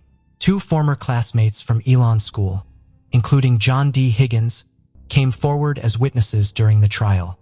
Higgins described Michael's confession as tearful, dazed, and fragmented, with Michael only recalling bits and pieces of the crime. Gregory Coleman, the other witness, stated that Michael confidently declared he would escape punishment for Martha's murder due to his family name. Following Michael Skakel's imprisonment in August 2002, his cousin, Robert Kennedy Jr., became a staunch advocate for him. Kennedy firmly believed that his cousin was innocent and being falsely implicated for political reasons. In his interview with CBS 48 Hours, Kennedy expressed his certainty, saying, "I know Michael Skakel and I know he didn't commit this crime." In 1997, Michael Skakel collaborated with ghostwriter Richard Hoffman to write his autobiography titled Dead Man Talking. A Kennedy cousin comes clean during the trial. A particular recording played proved to be highly incriminating. Michael admitted that on the night of Martha's murder, he was intoxicated, had consumed marijuana, and experienced inappropriate urges. When Dorothy Moxley arrived at his door the next morning, Skakel panicked. He confessed on the recording, "I was still under the influence from the previous night, a bit intoxicated and worried if he had been seen." Michael claimed he was concerned about being caught by anyone from the Moxley household. Prosecutors argued that Michael's reference to engaging in inappropriate acts was actually him admitting to beating Martha with a golf club. Michael's defense countered by highlighting the lack of physical evidence against him in presenting an alibi for the time of Martha's murder. Nevertheless, the prosecution portrayed Michael as a jealous teenager during the trial. They argued that his rejection by Martha, combined with his drug and alcohol use and access to the murder weapon, led him to act on his violent thoughts. On June 7, 2002, the jury delivered a guilty verdict, resulting in Skakel's sentencing to 20 years to life in prison. The jury and State Superior Court revealed their decision just after 10:30 a.m. following the commencement of its fourth day of deliberations. Russian Skakel seemed almost shocked as the foreman declared the verdict in the crowded, silent courtroom. The public celebrated the justice served. This case was one of the most intricate and sorrowful in the Northeast, enveloped in a whirlwind of affluence and fame. The 27 years of torment finally came to an end for the Moxley family. Outside the courthouse, Mrs. Moxley confronted a large crowd of reporters and television crews. Through tears, she mentioned that she had prayed before entering the court. "My prayer began with, 'Dear Lord, once again today, just like I have been doing for 27 years. I prayed that I could attain justice for Martha,' she expressed. This entire ordeal was about Martha," she continued. "Today belongs to Martha. This is truly Martha's day." While Michael was incarcerated, his legal team and supporters fought for the annulment of his conviction. Four appeals were submitted, all of which were rejected. Then, on October 23, 2013, Michael was granted a new trial due to the inadequate representation provided by his defense attorney, Mickey Sherman. Consequently, Skakel was released on $1.2 million bail on November 21, 2013. Prosecutors strived to reinstate Skakel's conviction. They eventually succeeded in December 2016, when the Connecticut Supreme Court ruled with a 4-3 decision, affirming the validity of his representation. However, the case did not conclude there. In May 2018, the court overturned its ruling with another 4-3 decision, determining that Michael's attorney, Mickey Sherman, failed to present evidence of Michael's alibi during the initial trial.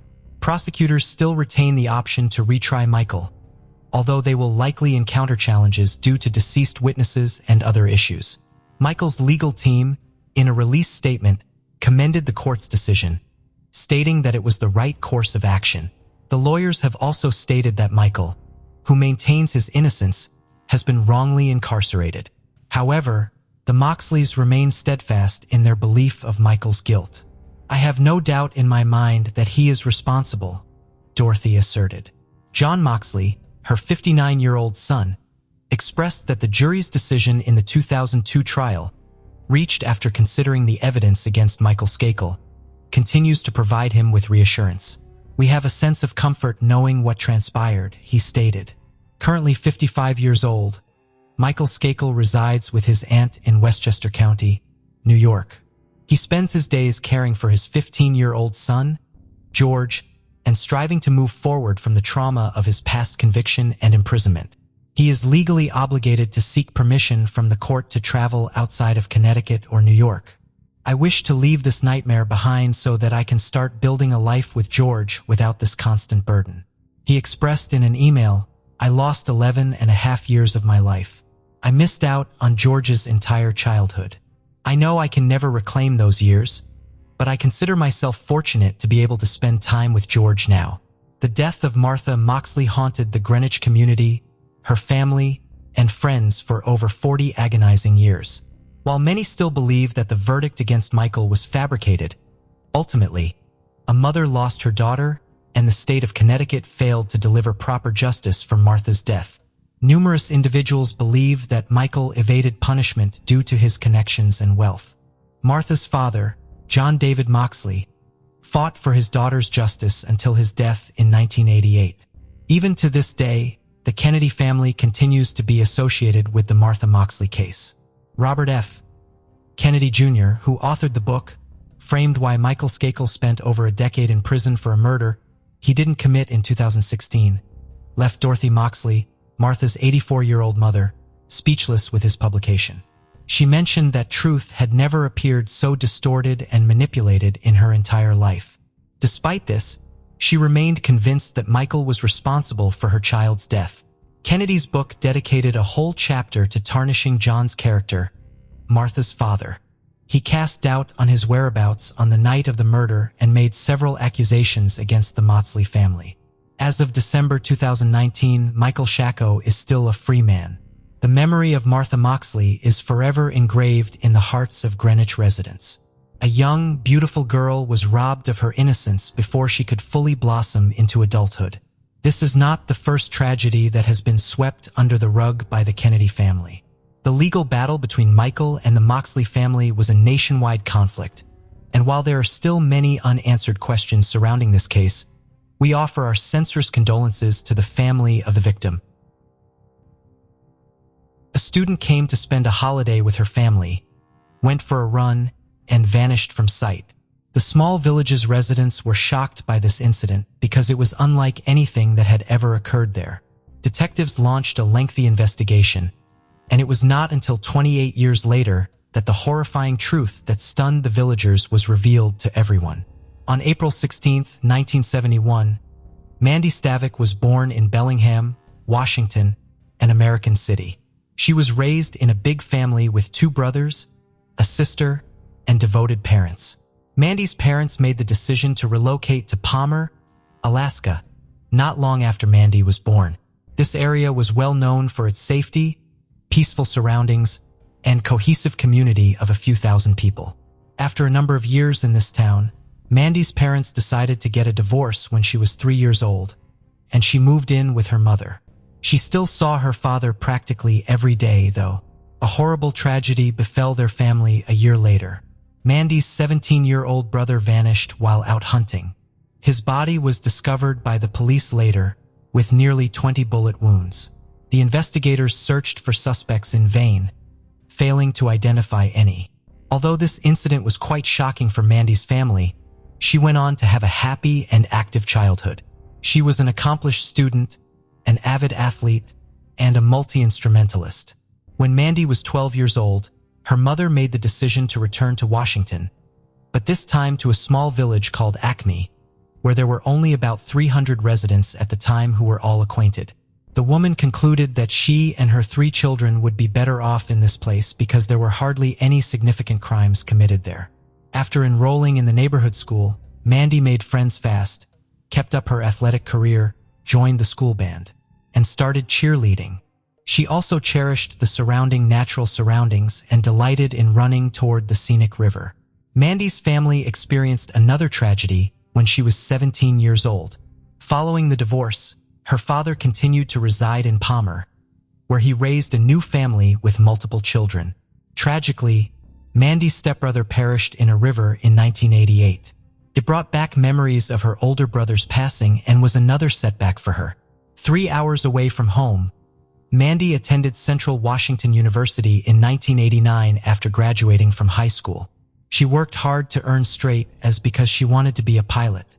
Despite living in a dorm, she made time to visit her family whenever she could. She returned home at the end of November with the intention of staying for a few more days to celebrate Thanksgiving with her family. The day following the holiday, November 24th, Mandy made the decision to go for a run.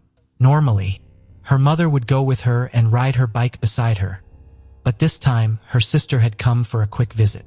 So Mandy went off by herself and brought the family's German Shepherd along.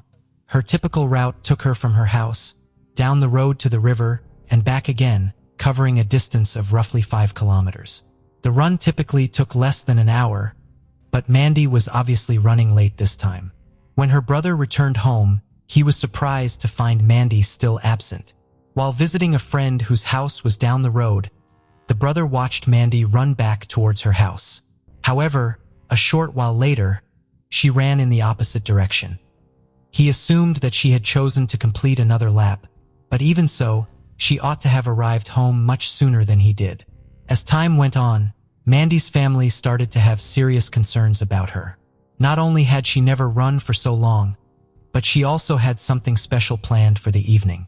She invited her fellow roommate to come with her before leaving for the holiday. That day, they intended to meet up with friends in a nearby town. Something occurred 2 hours later that increased the family's level of anxiety. It was very strange that their German Shepherd had returned home without Mandy. When a young woman who had already lost a child made the decision to call the police right away, the sheriff agreed to begin the search even though Mandy was only 18 years old. In the meantime, the mother started phoning each and every villager to inquire as to whether they had seen her daughter. Many of them went out into the street and promptly organized their own search after learning that Mandy had vanished. Along with the young woman's family, they strolled the route she had run on multiple occasions, but to no avail. In the meantime, Mandy's acquaintances were being questioned by the police. It was revealed to them that the young lady had been dating Rick since high school. The mother of the young lady also mentioned that the couple had broken up and then reconciled. While searching the area with the villagers, the investigators spoke with him and found no reason to suspect the young man. They also questioned a number of other people. By then, the search had included individuals riding horses, SUVs, and helicopters.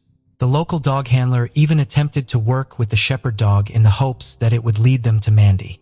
However, the dog was clearly terrified and refused to leave the porch of its home. Despite searching until late at night, no results were found. It persisted the following day, and the authorities were able to track down the first concerning hint. On one of the side roads, volunteers discovered women's sports bands. They had multiple holes, an aged appearance, and were coated in mud. Mandy's mother was shown the pants right away, but she was hesitant to admit that her daughter was the owner. The police nevertheless sent them to the laboratory in spite of this. On them, experts discovered remnants of male semen. Detectives requested DNA samples from every man who knew Mandy and was in the vicinity right away, but they were unable to find any matches. Investigators were unable to use this clue because the FBI's general database, which contains the DNA of convicted criminals, had not yet been established that year. Meanwhile, searchers using search dogs started to take part in the hunt, and they quickly found a fresh lead. They were able to locate the young woman's footprints and her sheepbuck's tracks on the unpaved road. But there was an odd moment when their tracks came to a stop at the same spot. There was only one conclusion that made sense. Mandy had to have entered a car. Experts refute the detective's assumption that she was kidnapped and forced into a car, saying that if the young woman had resisted, the scene at the end of the tracks would have been different. Since it appeared as though she got into the car on her own initiative, it is possible that she knows the driver.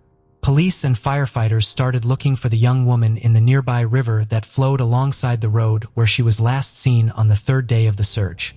They discovered something unsettling there.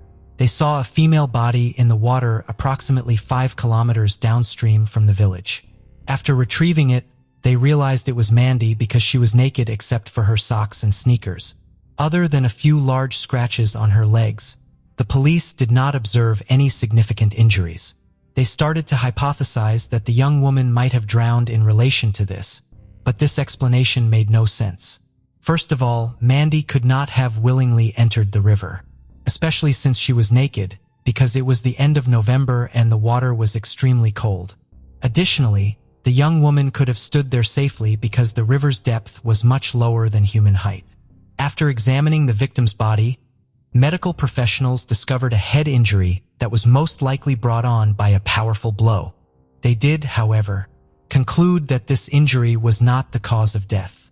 The experts ultimately came to the conclusion that the young woman drowned in the water due to suffocation. Alternatively put, she drowned. The medical professionals also discovered evidence of the victim's abuse, extracted biological material from the offender, and discovered male DNA under the victim's fingernails. The police came up with the most plausible explanation of what transpired based on all of this. Mandy was abducted on the road, hauled into a car, and driven to a river, where she was violently attacked by an unidentified assailant.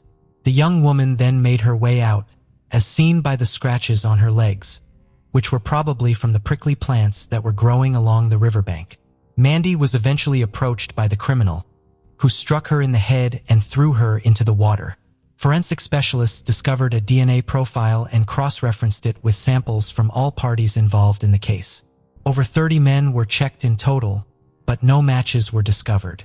Aside from Mandy's brother, police questioned every person living in the village and its environs in an effort to find any leads.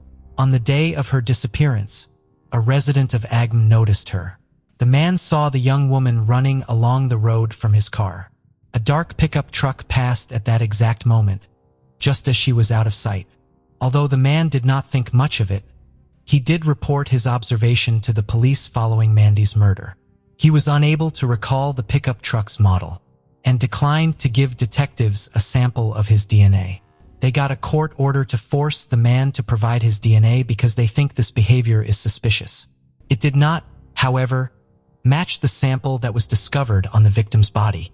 The murder was widely reported in the media, and during the first few months, the police received thousands of tips. Sadly, they were all dead ends, and as a result, the investigation took years to complete. Detectives continued to actively consider a number of candidates, but they were unable to identify any serious suspects. Investigators once conjectured that the crime may have been committed by the Green River Killer, an unidentified serial killer. He was thought to have killed several young women and frequently disposed of their bodies in rivers. Nevertheless, no proof supporting this version was discovered. The murderer was never connected to Mandy's death, even after he was apprehended and his identity revealed. The case was closed after new suspects and insufficient evidence were discovered. For many years, investigators took it out of the archives on occasion in an attempt to come up with some new concepts, but they were unsuccessful.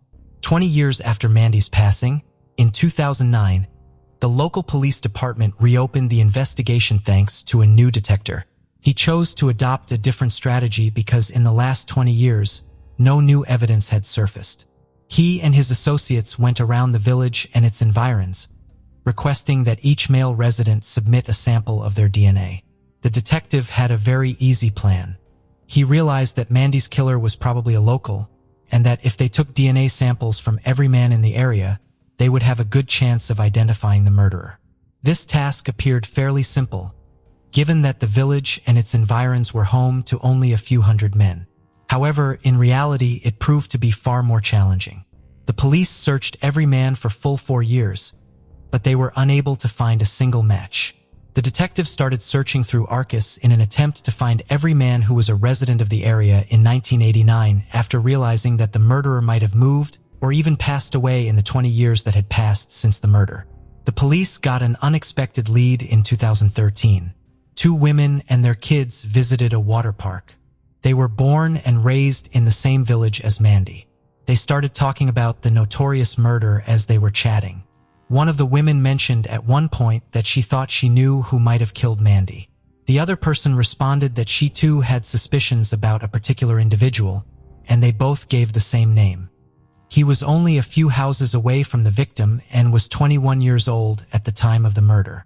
The women were taken aback to discover that they had been suspecting the same person all along. But what was even more intriguing were the reasons behind their conviction that Timothy was the culprit. When they were teenagers, one of the women claimed that Timothy had made advances on her. He had once started to aggressively pursue her and make advances while she was in a car with Timothy and a few other friends. After the other friends stepped in, the woman developed a severe fear of being around this person. The account of the second woman was even more startling. One evening, several years after Mandy's murder, Timothy knocked on her door while her husband was at work. At that point, the woman was already living with her husband and their newborn child. His visit did not surprise the woman because he was friends with her husband. The woman let Timothy in after he explained that he had been passing by after hunting and needed to use the phone. But then Timothy began acting strangely. He put the phone down after standing there for a while without making the call. He then started telling her that he had been crushing on her for a long time and made the offer to have sex. Timothy persisted in his aggressive insistence, even though she refused and demanded that he leave. He did not leave their house until the woman threatened to call the police. After exchanging these tales, they made the decision to discuss their concerns about Timothy with the police. The women said they were not positive if he was involved in the murder when asked why they waited for so long. Would never get away with accusing an innocent person of murder in a place like this. Thus, none of them had the courage to share this information. Detectives noticed something intriguing about this person right away, which piqued their interest. It was extremely odd that none of their colleagues spoke with Timothy or requested a DNA sample from him during the initial investigation. Despite knowing the victim, living close by, and having his house next to the road the young woman ran on, the young man did not show up in previous police reports. After more investigation, detectives discovered that Mandy was buddies with Tom, his younger brother. The fact that Muthi relocated to a different city less than 2 months after the murder raises additional red flags. Maybe this is the reason he eluded the authorities. They had a ton of leads at the time and they were checking the people who willingly helped them out. Muthi moved to Emerson, a town 40 kilometers away from his previous residence. He got married soon before moving, and the two eventually had 3 kids. Examining his criminal past, investigators discovered another troubling detail. The police received a statement from his wife in 2010 alleging that Timothy had physically assaulted her and their kids. But one minor detail in the statement caught the investigators off guard. His wife explained why Timothy posed a risk to their family in it. She mentioned her husband's odd behavior in passing while watching documentaries on crime and domestic abuse. Timothy frequently chastised criminals for how poorly they commit murders and leave so much evidence behind when they watched similar programs together. The man also enjoyed boasting that he would never commit the same errors and would have escaped detection. The investigators started to give his involvement in Mandy's murder some serious thought after reviewing all of this data. The most intriguing part started when they went to his house to ask a number of questions and request a voluntary DNA sample. Timothy asserted that he could not recall the crime or even the identity of Mandy Stavik. Detectives began to question his statement right away. First of all, the village's population of less than 300 people was acquainted with one another. Second, it was inconceivable that Timothy did not know the Stavik family given that they lived a short distance apart. Furthermore, this case garnered discussion not only in the village but in all nearby towns following the murder. It was the first crime of that kind to occur in the area in a long time, and for several months afterward, locals' top conversational topic was this one. Detectives were not in a rush to accept the man's, so they asked him to give a DNA sample. Timothy declined, which increased their level of suspicion. Regretfully, investigators are unable to secure a court order compelling the man to provide his DNA, because they have no evidence at all that would connect him to the murder. Following that, they made the decision to take a different route. After learning that Timothy had spent many years working as a courier for a nearby bakery, the detectives went to speak with the manager and requested that she give them details about Timothy's routes going forward. The man may have left his DNA on an object, so the police intend to track him down and retrieve it. The detectives merely stated that an investigation was being conducted and did not disclose to the manager the specific crime for which their employee was being investigated. However, the woman declined to divulge this information in the absence of authorization from upper management. When the police got in touch with them, they requested a court order, which put the investigators back in a dead end. They kept reading Timothy's biography in an effort to uncover fresh information that would help them get the crucial court ruling. But their efforts proved fruitless and the case languished for a number of more years. When the police returned to his home in 2015, they questioned him briefly and asked for a sample of his DNA. But he once again refused. That went on until 2017, when an unforeseen event occurred. A lady named Kim Wagner, a bakery manager, went out to a bar with her spouse and friends. The group of people were all from Egan and were roughly the same age as Mandy at the time of her murder. They eventually got to discussing the case, which had plagued the community for many years. Kim realized when one of the friends brought up Timothy Bass, who lived close to the victim's house. Kim did not even consider it possible that his whereabouts had anything to do with the murder of Mandy Stavik when the police showed up at her place of employment and asked for information. Nevertheless, she soon began to suspect that her coworker was the murderer.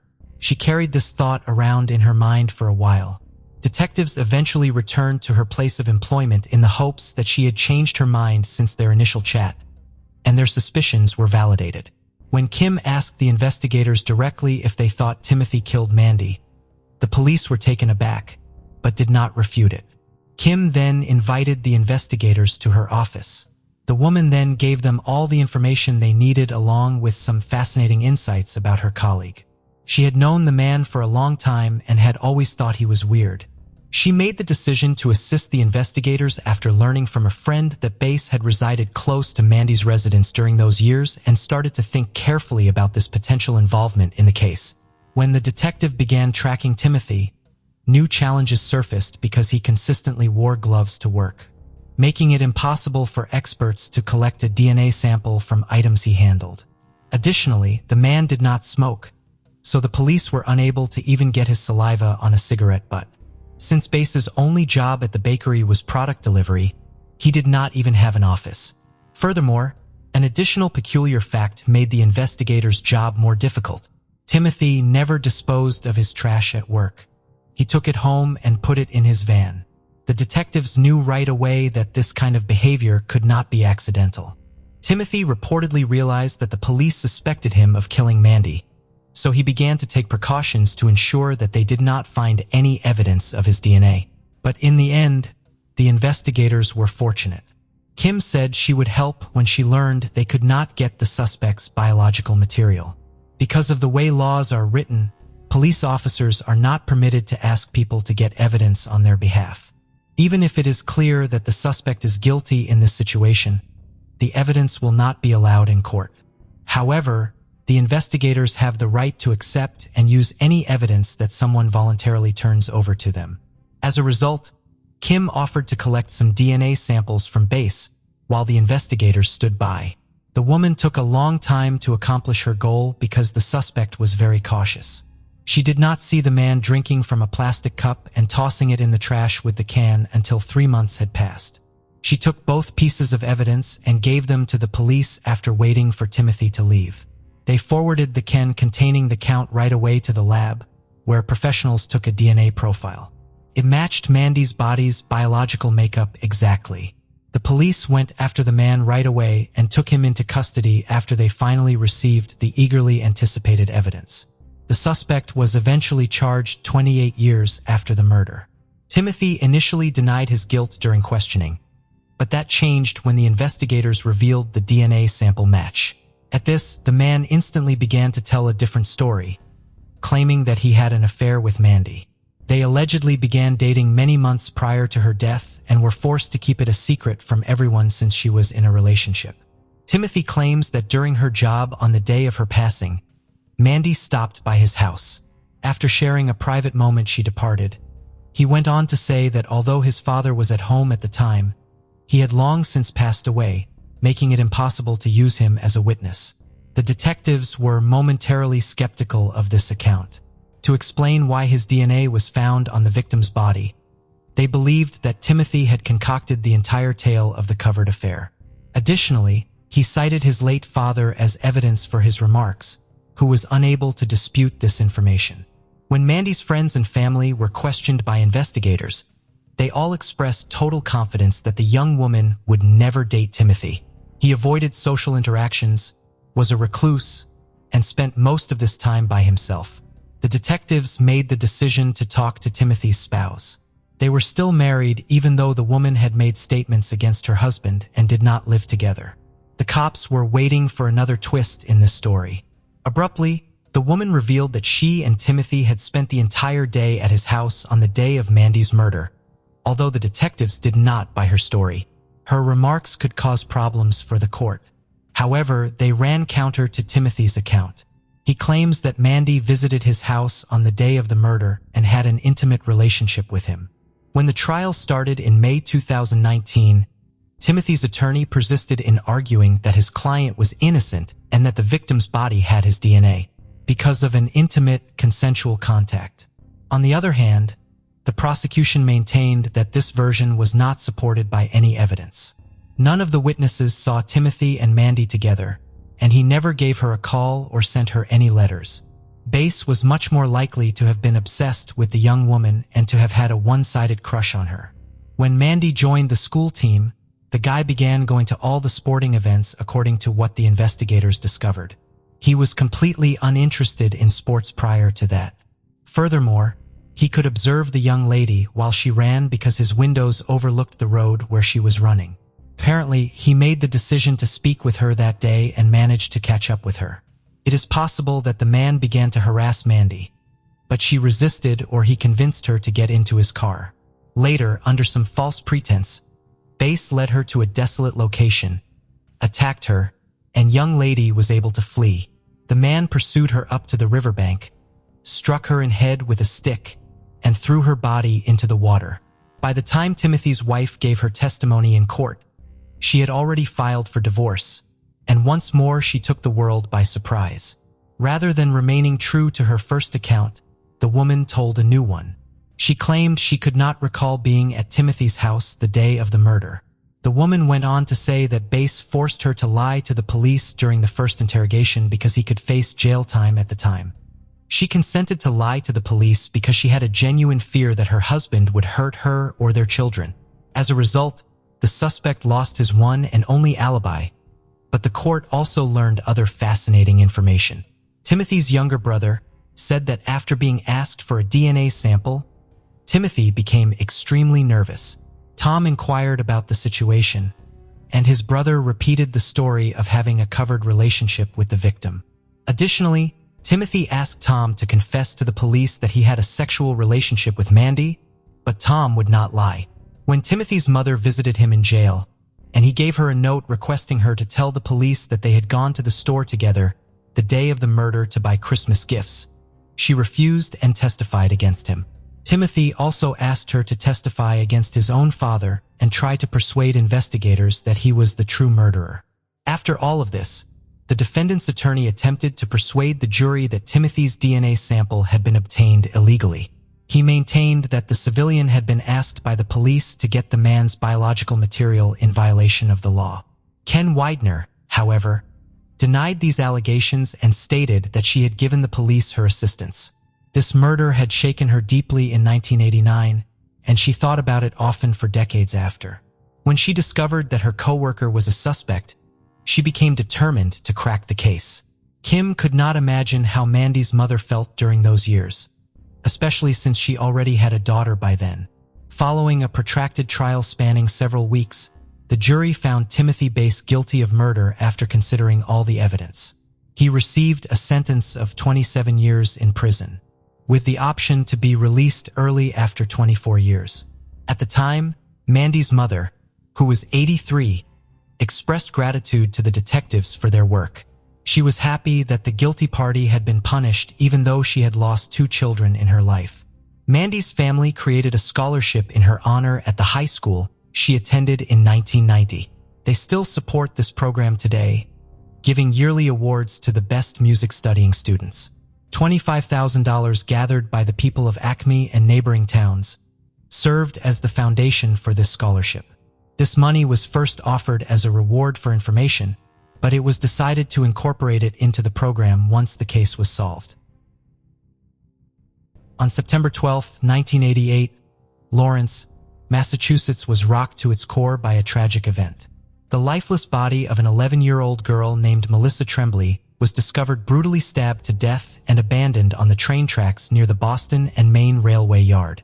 This senseless act of violence left the community in a state of shock, anger, and profound sadness. The question on everyone's mind was, who could commit such a heinous act? The search for justice would span 35 years before the perpetrator was finally apprehended. Nestled along the picturesque banks of the Merrimack River, Lawrence is a vibrant and thriving city that seamlessly blends small-town charm with the excitement of a bustling metropolis. The heartbeat of the city is fueled by its diverse and passionate residents, whose unwavering pride and love for their community can be felt in every corner. As you stroll through the bustling streets of Lawrence, a palpable sense of history and heritage permeates the air, as if the very bricks and stones whisper tales of the past. Lawrence holds a significant place in American labor history, as it was here that the historic Bread and Roses strike of 1912 unfolded, marking a turning point in the fight for workers' rights and social justice. However, amidst this rich tapestry of history, tragedy struck in 1988. Melissa Tremblay, born in 1977 to her mother, Janet Tremblay in Ceylon, Massachusetts, fell victim to a horrific crime. Raised by her single mother, Janet Melissa, affectionately known as Missy, attended Lancaster School and was adored by her peers. Described as a carefree, fun-loving, and compassionate little girl, she had a wide circle of friends and always brought joy to those around her. Lisa's favorite playground was the Boston and Maine Railway Yard, where she would spend countless hours running and playing amidst the train tracks, while her mother visited friends at a nearby social club. Tragically, it was in this very place that her life was cut short, forever altering the lives of those who loved her. On September 11, 1988, Melissa accompanied her mother and her boyfriend to the La Salle Social Club in Lawrence, not far from the railway. While the adults stayed inside, Melissa went outside to play. The last sightings of her life were reported by a railroad employee and a pizza delivery driver who were in the vicinity during the late afternoon hours of that day. When Janet realized her daughter was missing, she frantically searched the area before reporting her disappearance to the police at around 9 p.m. that night. Janet returned home in a state of panic, desperately hoping for news of her daughter's safety. Tragically, she would never receive such news. On the morning of September 12, 1988, Melissa's lifeless body was discovered in the old Boston and Maine Railway Yard in Lawrence. She had been brutally stabbed to death, and her leg was amputated post-mortem when a train ran over her body. Detectives theorized that the killer had intentionally mutilated the body in an attempt to remove any potential physical evidence. The state police and Lawrence police launched an extensive investigation into Melissa's murder, thoroughly searching the railroad yard and other locations, including the Lancaster Grammar School, where Melissa was a student. The community was shocked and devastated by the heinous crime that had occurred in their small town. Leading the case was Lawrence Police Officer Detective Thomas Murphy, who was appalled by the brutality of the murder. Determined to bring justice for Melissa, Detective Murphy and his team collected physical evidence from the crime scene and the victim's body, although the specific nature of this evidence was never disclosed. However, the forensic team analyzing the body did determine that the stab wounds indicated the killer was left-handed. Since no arrests were made at the time, it is presumed that the evidence collected was not viable for the investigation, leading to its shelving until forensic technology advanced enough to utilize it. The police interviewed numerous witnesses, suspects, and persons of interest, but the only lead they discovered was a suspicious-looking van in the vicinity of Melissa's location on the day of her murder. Unfortunately, further inquiries failed to yield any information about the van or its owner. Despite their exhaustive efforts, the police were unable to apprehend Melissa's killer, leaving the community in fear while her family and friends mourned their devastating loss. As time passed, no new leads emerged and the case remained unsolved, eventually growing cold. However, in 2014, authorities decided to re-examine the cold case, led by Lieutenant Peter Sherver. After reviewing the old case files and the evidence left behind from the initial investigation, the detectives knew they had to take action. Several years later, the evidence recovered from Melissa's body was submitted for testing, and in 2022, after 33 years, the detectives finally had a suspect. On April 26, 2022, Marvin McClendon Jr., a 74-year-old former Massachusetts corrections officer, was arrested in his home in Bremen, Alabama by the Alabama State Police for Melissa's murder. Although the specific details of the evidence used to establish his guilt were not disclosed to the public, the press release did mention that the evidence recovered from the body played a crucial role in identifying him as a suspect. As detectives delved deeper into McClendon's life, a series of incriminating details came to light. McClendon, a former employee of the Massachusetts Department of Corrections, was not working for the state in 1988. He had worked for the department on 3 separate occasions between 1970 and 2002. However, during the time of the murder, he was involved in carpentry work in Chelmsford, a locality near Lawrence. Investigators discovered that McClendon had several connections to Lawrence, the nearby town where the young girl's lifeless body was found near a set of train tracks. Their investigation revealed that McClendon frequented various locations within Lawrence, including the Seventh-day Adventist Church on Salam Street.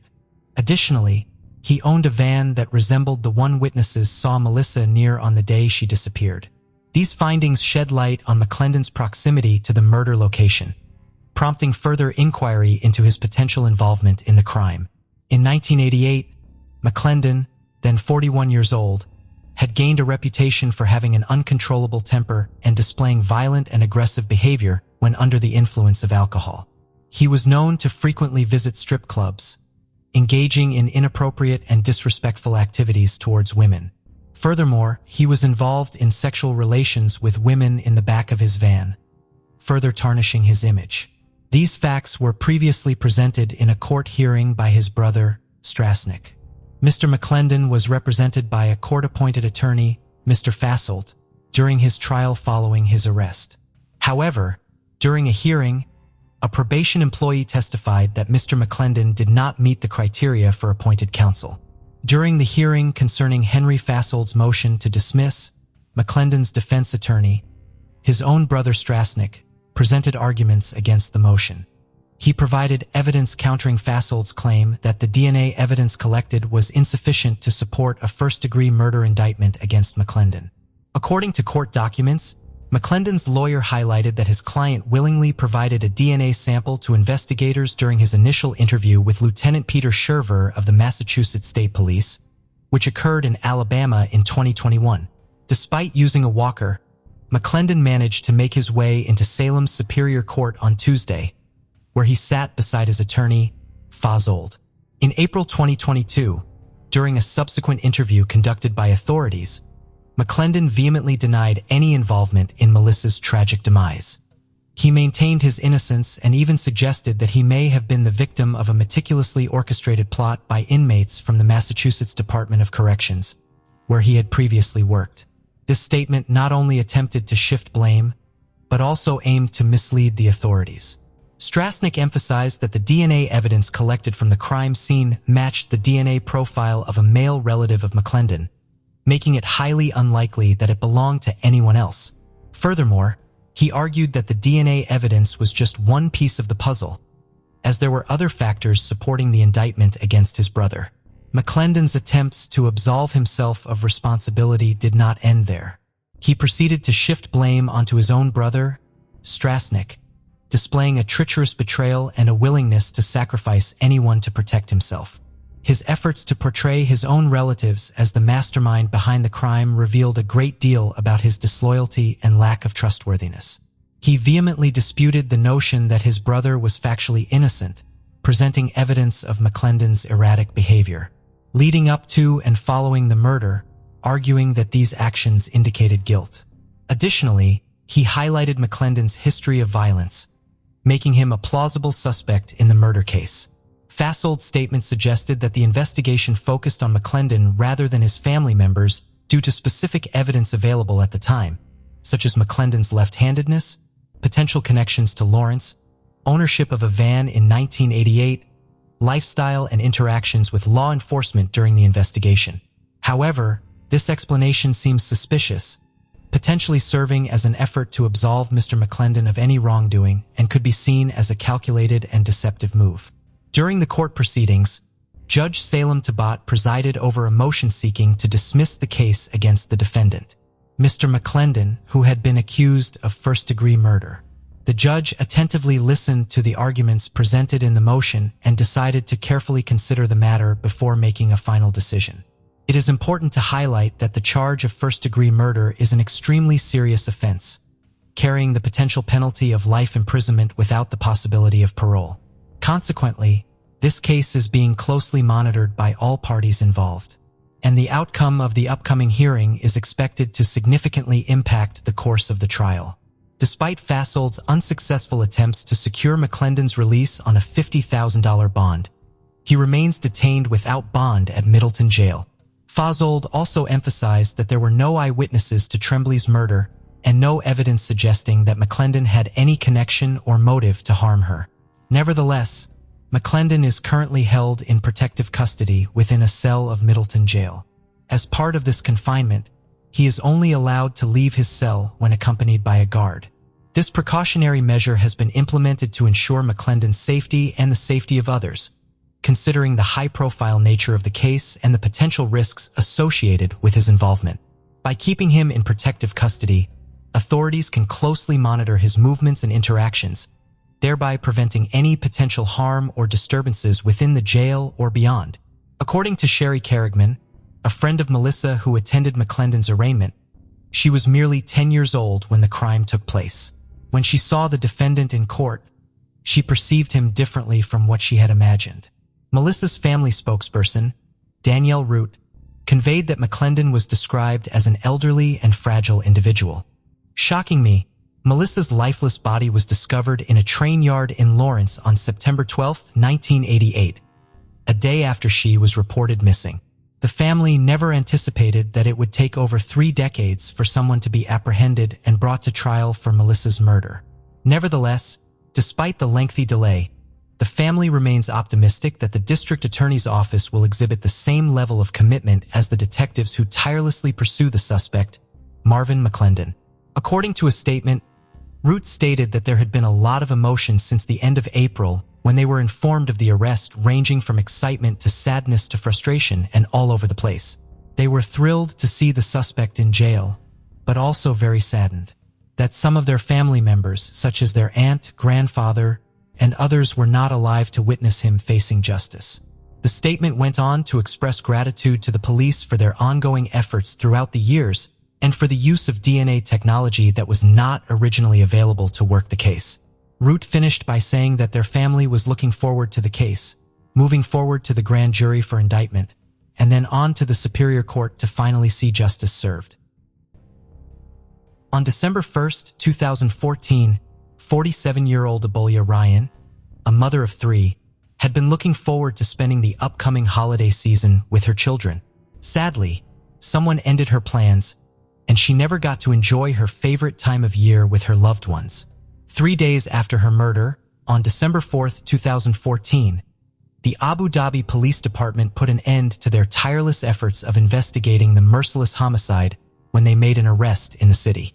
What came to light after the arrest forced the authorities to be on high alert once again as an unforeseeable motive was uncovered, and it became more and more evident that this case wasn't as simple as it seemed.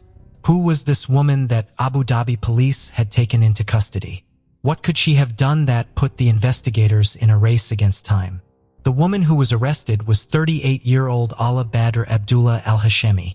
She was a Yemeni-born woman living in the United Arab Emirates with her husband Mohammed al-Habashi al-Hashemi and their 6 children. Ala's eldest child was 10 years old, while her youngest was merely 10 months old when she decided to commit an awful deed.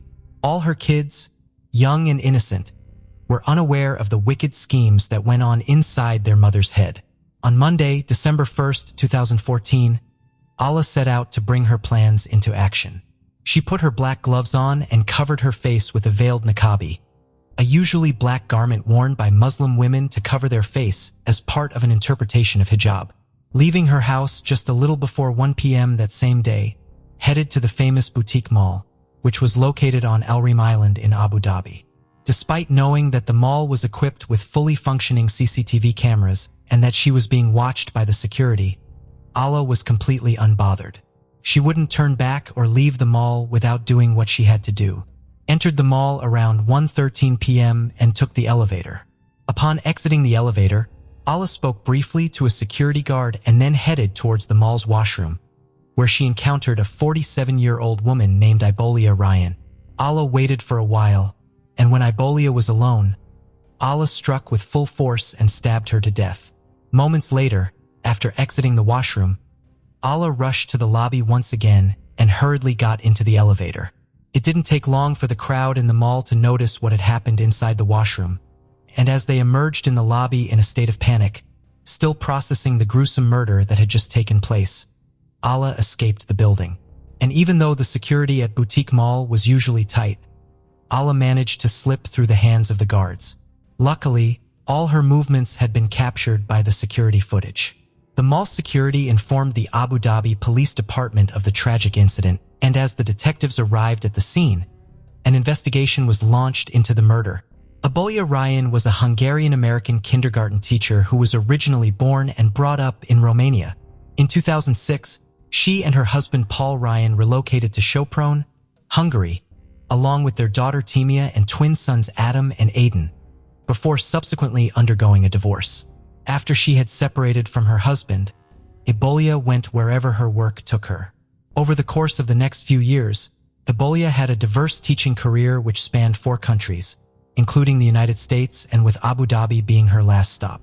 She had been residing in Abu Dhabi for almost a year, and apart from being a teacher there, she also fulfilled the duties of being a devoted mother to her 11-year-old twin sons who lived with her in their Abu Dhabi home. At the time, Ibolia's 13-year-old daughter Timea was living with her father, Paul, Ibolia's ex-husband, in Vienna, Austria. Ibolia had devoted herself to the realm of education in the United Arab Emirates, and even though she was in a strange land away from home, she settled in quite well. Beyond the conventional scope of her teaching responsibilities, she also undertook the role of mentoring fellow teachers, contributing significantly to the professional growth of her peers. It was also evident through her actions that her main focus was to lead her students toward a better future, and she was widely recognized for her resolute dedication to her profession. Ibolia embodied a sense of purity in this world, serving as a beacon of kindness and compassion. She lived with a profound sense of purpose, consistently striving to create a positive impact and contribute to the betterment of the lives she touched. On December 1st, 2014, as the holiday season was approaching, Ibolia had planned to go shopping at the boutique mall and then head home to her twins. But little did she know that fate had different plans for her. During the initial stages of the investigation, authorities faced considerable difficulty in ascertaining the identity of the suspect, who remained completely concealed from head to toe. This also led them to consider the possibility that the perpetrator might be a male masquerading in disguise.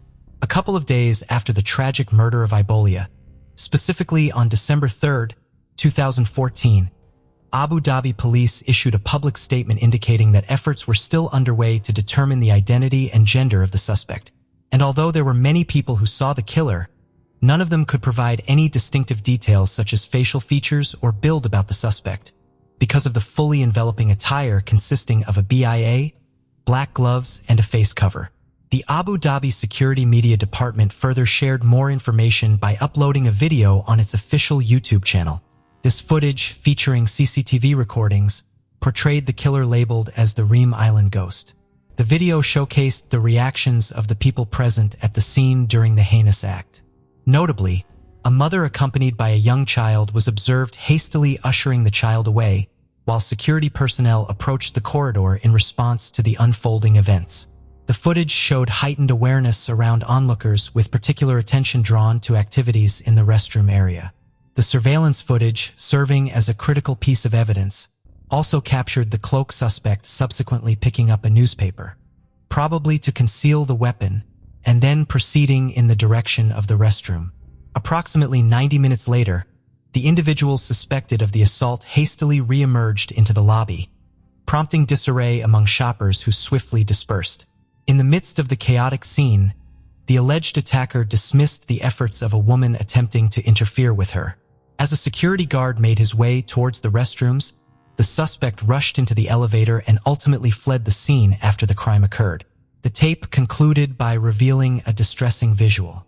A trail of bloody footprints originating from one of the restroom stalls gave a glimpse of the violent and gruesome nature of the crime. Law enforcement officials reported that the unfortunate victim, Ibolia, met a tragic end through fatal stabbing. Detectives also discovered a kitchen knife at the crime scene and confirmed that it was the murder weapon. Questioning the witnesses, the detectives learned that prior to the murder, the two women had also gotten into a heated argument. But it wasn't clear to any of the detectives whether the attack on Ibolia was planned or was it just the result of an overly heated argument. The surveillance footage, as well as the official police reports, provided a detailed account of the suspect. Following the commission of the initial crime, the Nikobe suspect was seen returning to her vehicle and eventually exiting the scene. Shockingly, detectives learned that the suspect had then proceeded to a residential building situated in the Abu Dhabi Corniche, where once again, an unsettling sequence of events unfolded. The security cameras at this location captured the suspect's movement and showed her walking into the building holding a small black suitcase. She proceeded toward the apartment of a 46-year-old Egyptian-American doctor who was only identified as MH. The doctor lived there with his wife and 3 kids. She left the suitcase near their residence and exited the building. Compellingly, the police video revealed more details about the suspect. In the video, detectives were able to see the presence of blood on the suspect's steering wheel and the black suitcase, identical to the one she allegedly carried to the doctor's apartment. This chilling visual evidence added another layer of complexity to the unfolding narrative, highlighting the gravity of the suspect's actions as she went from one crime scene to the next. Fortunately, the doctor's son spotted the suitcase in the evening while going to the mosque to pray. He saw something strange in front of the house and told his family. They called a security guard for help and he contacted the police. The police were able to confirm that it was a bomb and defuse it just in time before it could explode. The security guard mentioned that a woman with gloves had come to the house just minutes before the incident. She was dragging a black suitcase.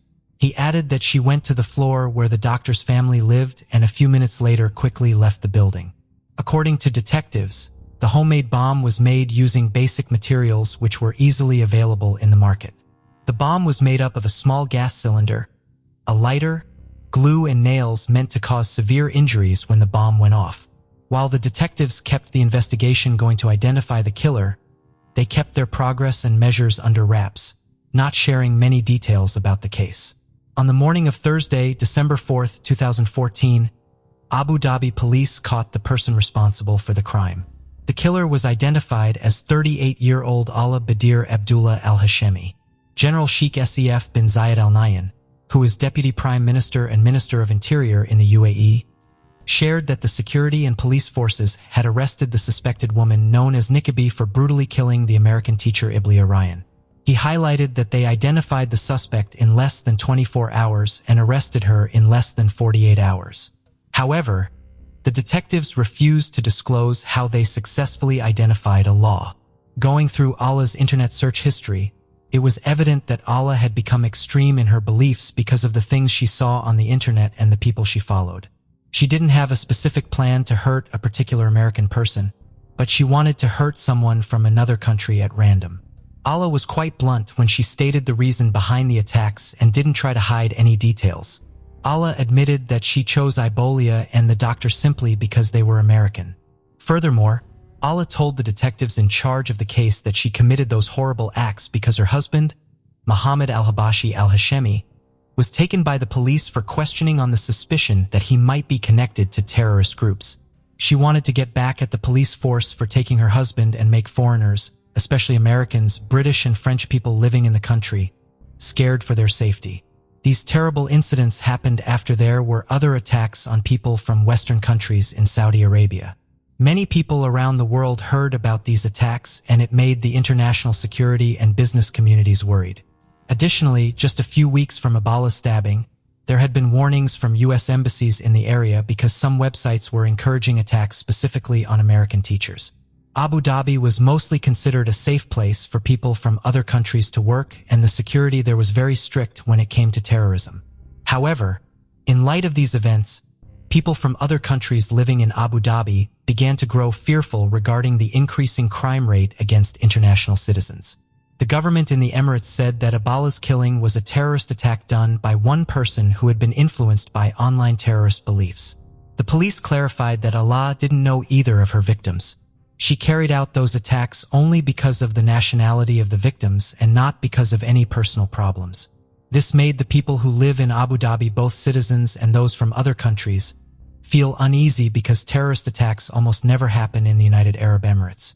Detectives uncovered another threatening detail about Abola's murder when they came across a statement made in September 2014 by Abu Muhammad al-Adhani, who spoke for the group calling itself the Islamic State of Iraq and the Levant. In the statement, Abu Muhammad al-Adhani urged the Muslim community to harm Westerners and people from any other country involved in the attacks on their group. His exact words were, "Hurt them in any way you can." The attacks that followed this threatening statement were seen as part of a pattern of violent acts inspired by ideas instead of a direct order from militant groups. Other examples included the 2014 ramming attack in St. John's, sur Richelieu, the beheading of a French tourist named Hervé Gordel in Algeria, and other attacks on people from Denmark and the United States and Saudi Arabia. Events of terrorism were not taken lightly by the officials in Abu Dhabi. A good chunk of the city's functioning relied on the work of many people from other countries and on tourism to keep its economy going. To make sure that the violence remained isolated, security authorities sent out a strong message to any other potential terrorists in the UAE, warning them of the dangerous outcomes of any attacks they might be planning. A security official in the UAE, who wasn't named, shared with an Emirates news agency called WAM that just before the attack, Allah had been surfing through terrorist websites on the internet, and it was through these websites that she learned how to make explosives and carry out a murder. The detectives were also keen on exploring the possibility that Allah was not working alone. The police talked to ABC News and said they arrested some other people at Allah's house, but they weren't certain whether these people were involved in the attack or not. Allah told the investigators that her husband, Mohammed al-Habashi al-Hashemi, used to support militant groups. He made her watch and listen to recordings of leaders from groups like Osama bin Laden. Her house was said to be like a base of operations, but it wasn't clear if she was part of any groups. Upon further investigation, it was discovered that Allah was also found guilty of using an online account to share information that mocked and harmed the country. As the news channels covered the report of Allah's arrest, it was revealed that she was also convicted of sending money to Al-Qaeda, a terrorist organization in Yemen, knowing that it would be used to support terrorist activities. On June 29, 2015, before announcing the verdict, Judge Fala al-Hajari said that the UAE, with Allah's blessings, had been and always will continue to be a safe and stable place. It's an example of people living together in peace and harmony. He mentioned that in recent years, some new criminal methods not seen before in the UAE have been used to scare and hurt people. The goal was to disrupt the country's system and put society in danger by doing harmful things. When there was a threat to the overall stability of the nation, it was important to review and deal with these actions in the strictest way possible. That's why the new anti-terror law was achieved to fight against terrorism and get rid of it. The judge ordered the law enforcement to confiscate all the evidence in Allah's case and to shut down the online account Allah had been using to communicate with terrorist organizations. Later, on June 29, 2015, the Federal Supreme Court in Abu Dhabi sentenced 38-year-old Emirati woman Ala Badir al-Hashemi to death for committing the murder of 47-year-old Ibn Yulia Ryan. Since the ruling was made by the Supreme Court, it could not be appealed. Hence, Ala's fate had been decided. During her trial, Allah requested the court to provide her with psychological help. She said that she had been having strange visions and saw ghost-like people. The court took this into consideration and called for psychiatric tests to be done on Allah. However, the results showed that Allah was well aware of what she did, and her mental state didn't seem to affect her actions when she carried them out. When the court declared the verdict and sentenced Allah, surrounded by 4 police officers, didn't show any emotion. After leaving the court, she smiled and waved at her father and brother. On July 13, 2015, a Monday morning, Ahmed al-Dahani, Attorney General for the State Security Prosecution, announced that the ruling of the State Security Circuit of the Federal Supreme Court No. 73 of 2015 on the execution of Allah Badr Abdullah had been carried out following the approval of President Khalifa bin Zayed Al Nahyan. However, the officials didn't disclose how Allah was executed.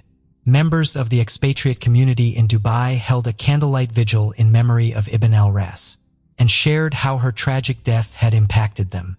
The process of closure for Abolia's family, friends, and the teaching community was difficult. Paul Ryan, Abolia's former husband with whom she had 3 children, shared his views on the verdict as well.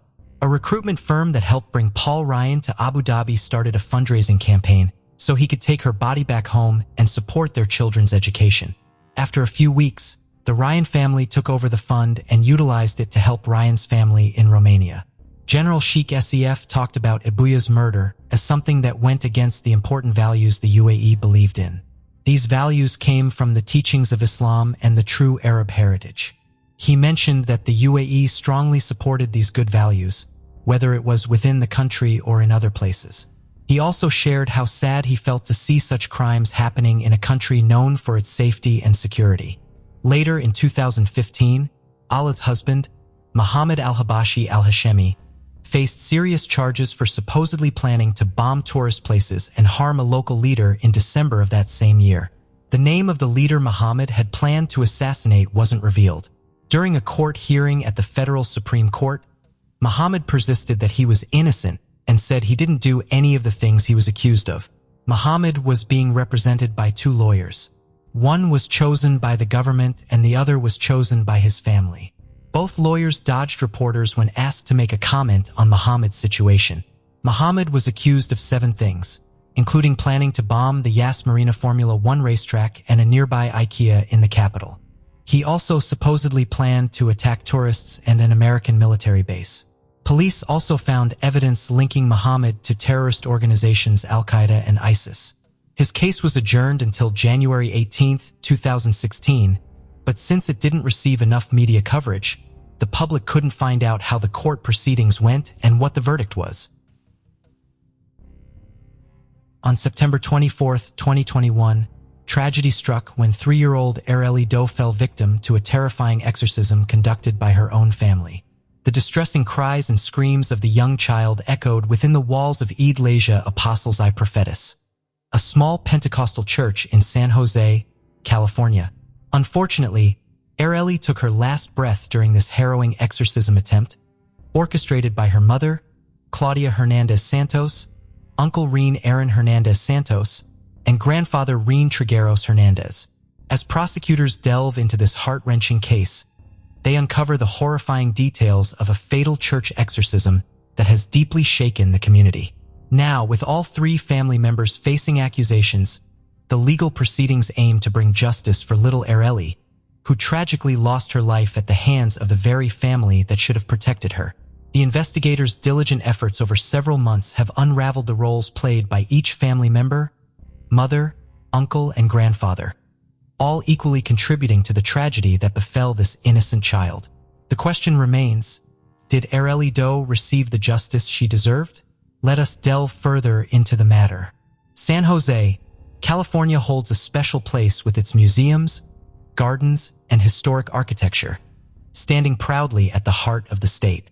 As of the 2023 population census, this vibrant city is home to 930,862 individuals from diverse backgrounds and walks of life.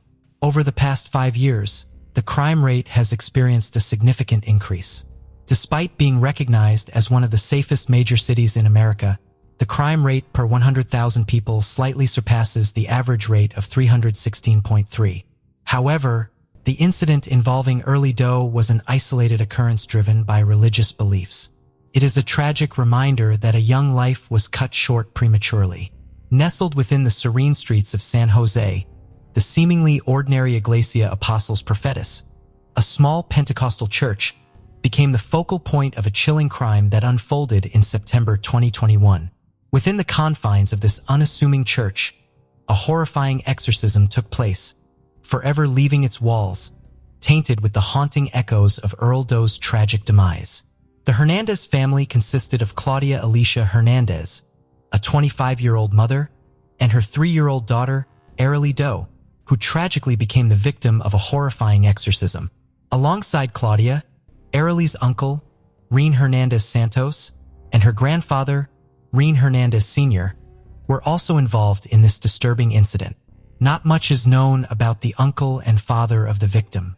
The family's spiritual journey took place within the confines of Iglesia Apostles y Prophetis, a small Pentecostal church where Arely's grandfather, a certified pastor and the leader of the church, played a significant role. The family's occupations outside of their religious roles remain undisclosed. Claudia, the mother, managed a YouTube channel where she shared live videos. However, one thing that was certain was their deep religious devotion. It was this religious affiliation that led them to believe that the child was possessed, ultimately resulting in her tragic demise. On September 24, 2021, a dark chapter unfolded in the life of this 3-year-old child as her family's misguided attempt to rid her of what they believed to be an evil spirit led to a day of unimaginable horror. The events that unfolded on this fateful day would later become the focus of legal proceedings and public scrutiny. It all began when Arely woke up during the night and started screaming intermittently. Claudia Alicia Hernandez Santos, Arely's mother, believed that her child's tantrum was the result of malevolent forces and took her to the church to perform an exorcism. In her attempt to exorcise the supposed evil spirit, Claudia repeatedly inserted her finger into Arely's throat.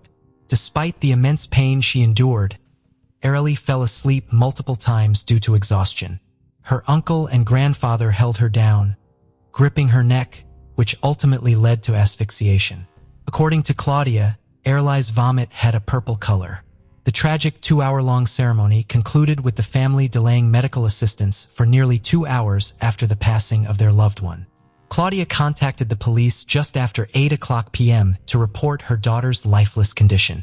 Upon arrival at the Iglesia Apostles y Prophetis Church in San Jose, the authorities found young Arely unconscious on the floor, setting off a series of distressing events.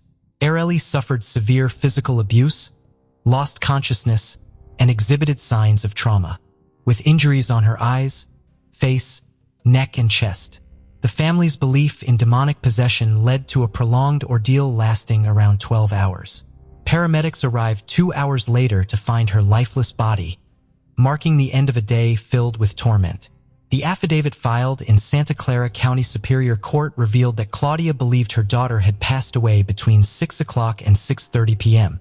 The family's distorted spiritual beliefs and misguided attempts to expel evil through abusive practices cast a dark shadow over Arely's final moments. The investigation into Arely's tragic death unfolded as a chilling narrative of religious fervor gone wrong, culminating in a horrific exorcism carried out by her own family members, her mother, uncle, and grandfather. The subsequent legal proceedings revealed shocking details of the 12-hour ordeal that led to Arely's demise within the walls of the small Pentecostal church, Iglesia Apostles y Prophetis in San Jose, California. The investigative process took a significant turn when Santa Clara County District Attorney, Jeffrey Rosen, filed court documents to consolidate the cases of all 3 family members into a single trial.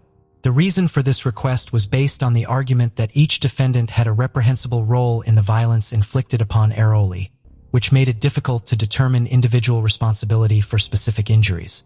The court records provided a disturbing timeline of events that occurred on September 24, 2021. Claudia Hernandez Santos, Arely's 25-year-old mother, initiated the tragic series of events by contacting the police to report her daughter's lifeless condition. When authorities arrived at the Pentecostal church, they found Arely unconscious on the floor, later confirming it as a homicide caused by suffocation and smothering. The investigation uncovered horrifying details of the family's collective actions during the 12-hour exorcism attempt. Prosecutors argued that all three defendants, including Erlai's mother, uncle, and grandfather, actively participated in physically abusing the young girl. At different points during the ordeal, each family member held Ereli of various parts of her body, with one gripping her neck, another her abdomen, and the third holding her legs. The alleged attempt to induce vomiting involved a disturbing collaboration of efforts. The preliminary autopsy confirmed that Erlai's death was a result of homicide, specifically asphyxia, due to suffocation. As investigators delved into the distressing circumstances surrounding the little girl's demise, alarming details emerged. According to court documents, the family, driven by the belief that Ereli was possessed by a demon, engaged in a twisted form of prayer and exorcism at the church. Erlai's mother, in an effort to rid her daughter of the perceived evil spirit, resorted to distressing methods such as attempting to induce vomiting by inserting her fingers down Ereli's throat and squeezing her neck. These actions escalated throughout the day. The investigation revealed a disturbing lack of care for Ereli's basic needs leading up to her death. The victim's last meal was on Thursday, September 23rd, at approximately 9:00 p.m., according to the affidavit. Shockingly, she was only given about 6 ounces of water from Thursday until the time of her death. The coroner's report revealed the extent of eerily suffering with injuries to her face, neck, chest, and back caused by blunt force. The presence of internal bleeding handed another layer of brutality to the acts committed by her own family members. As the investigation progressed, the family members were charged with child abuse, including assault on a child resulting in death.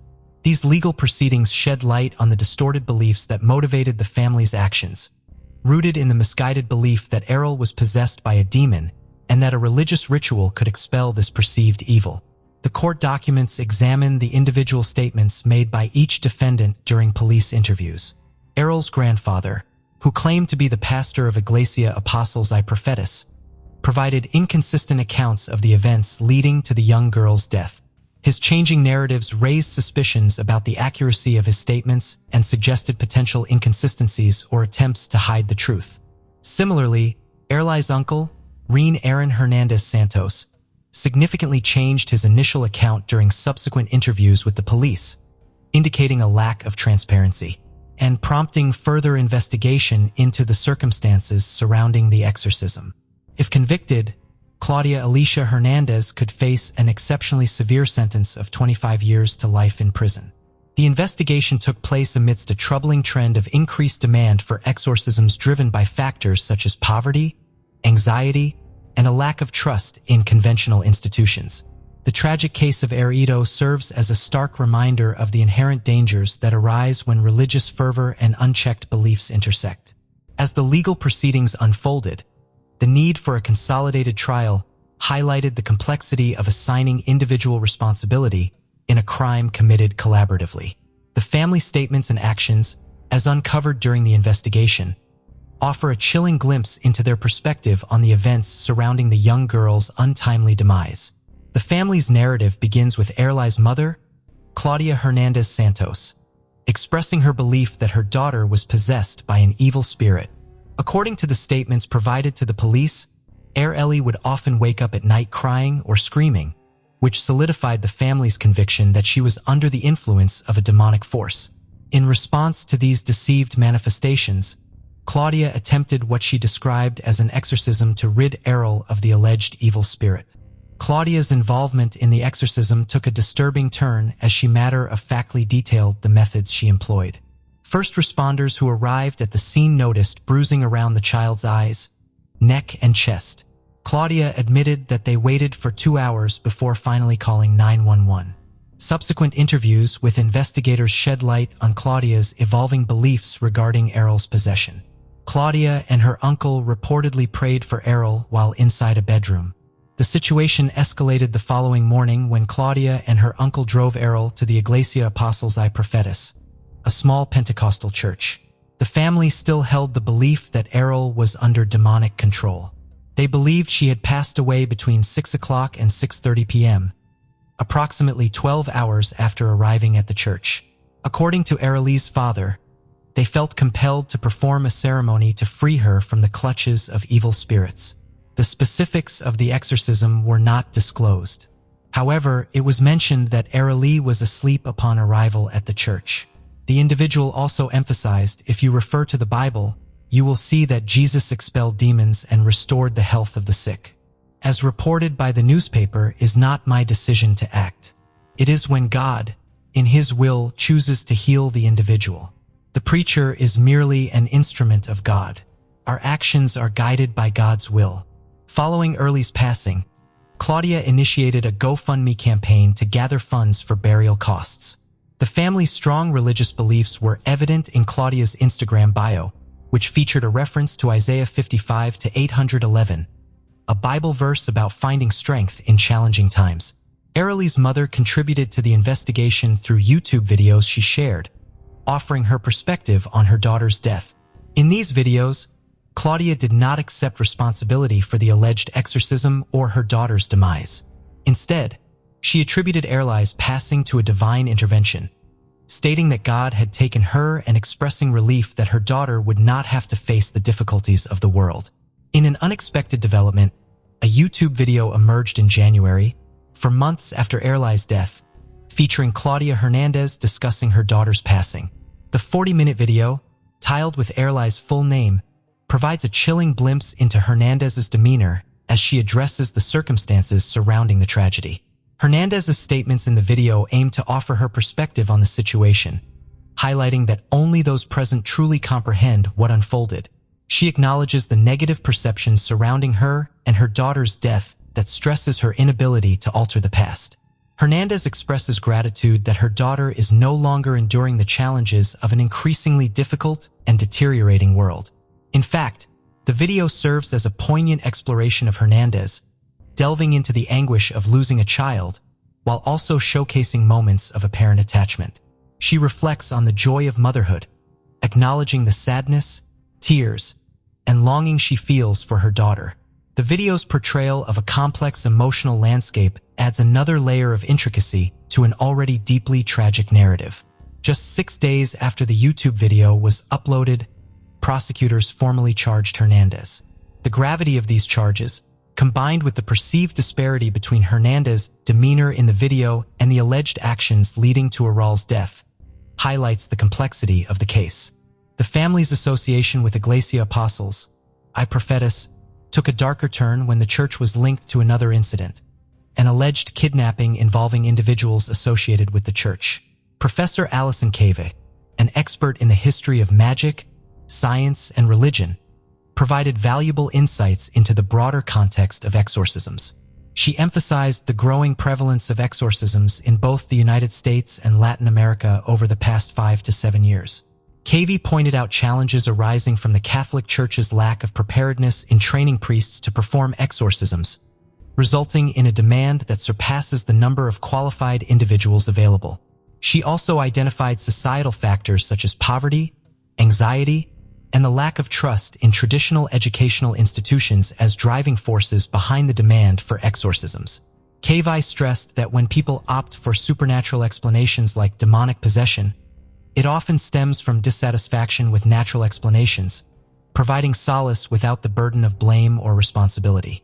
In the case of Aries' family, the tragic events unfolded amidst their desperate attempt to solve a problem they may not have fully comprehended, attributing it to supernatural forces.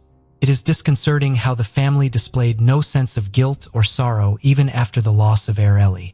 Claudia's arrest was preceded by a YouTube video that provided a glimpse into her emotional journey, from the joy of pregnancy to the profound sorrow of losing her daughter. Her sentiments reflected the challenges of accepting the loss of a child to illness, leading some to seek solace in supernatural explanations. The legal proceedings that followed revealed that Claudia Alicia Hernandez Santos was charged with felony assault on a child, resulting in death due to great bodily injury. Her arrest on January 31, 2022 shed light on the gravity of the crimes committed during the tragic exorcism. This horrific incident not only claimed the life of a young child, but also exposed the dangerous consequences of misguided beliefs and heinous actions. The case of Eridu reached its conclusion when Claudia Elizia Hernandez, a mother, was charged with felony assault on a child, emphasizing the extreme nature of the alleged actions against her own daughter. The decision to deny bail was made to ensure public safety, considering the perceived risk of flight.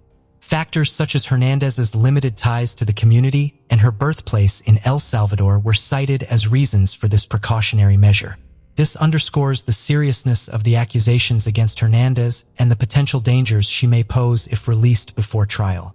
The disturbing details of the case were revealed through recently uncovered court documents, as the San Jose Police Department and the District Attorney's Office had initially withheld information about the tragic homicide. The investigation aimed to uncover the circumstances surrounding Aral's death, ultimately leading to Hernandez as the sole individual arrested in connection to the case. The intertwining of faith and crime in these unsettling cases raises significant concerns. It is deeply troubling to witness how religious beliefs can be manipulated and exploited to justify heinous acts. These cases highlight the importance of maintaining a balance between religious freedom and ensuring the safety and well-being of individuals.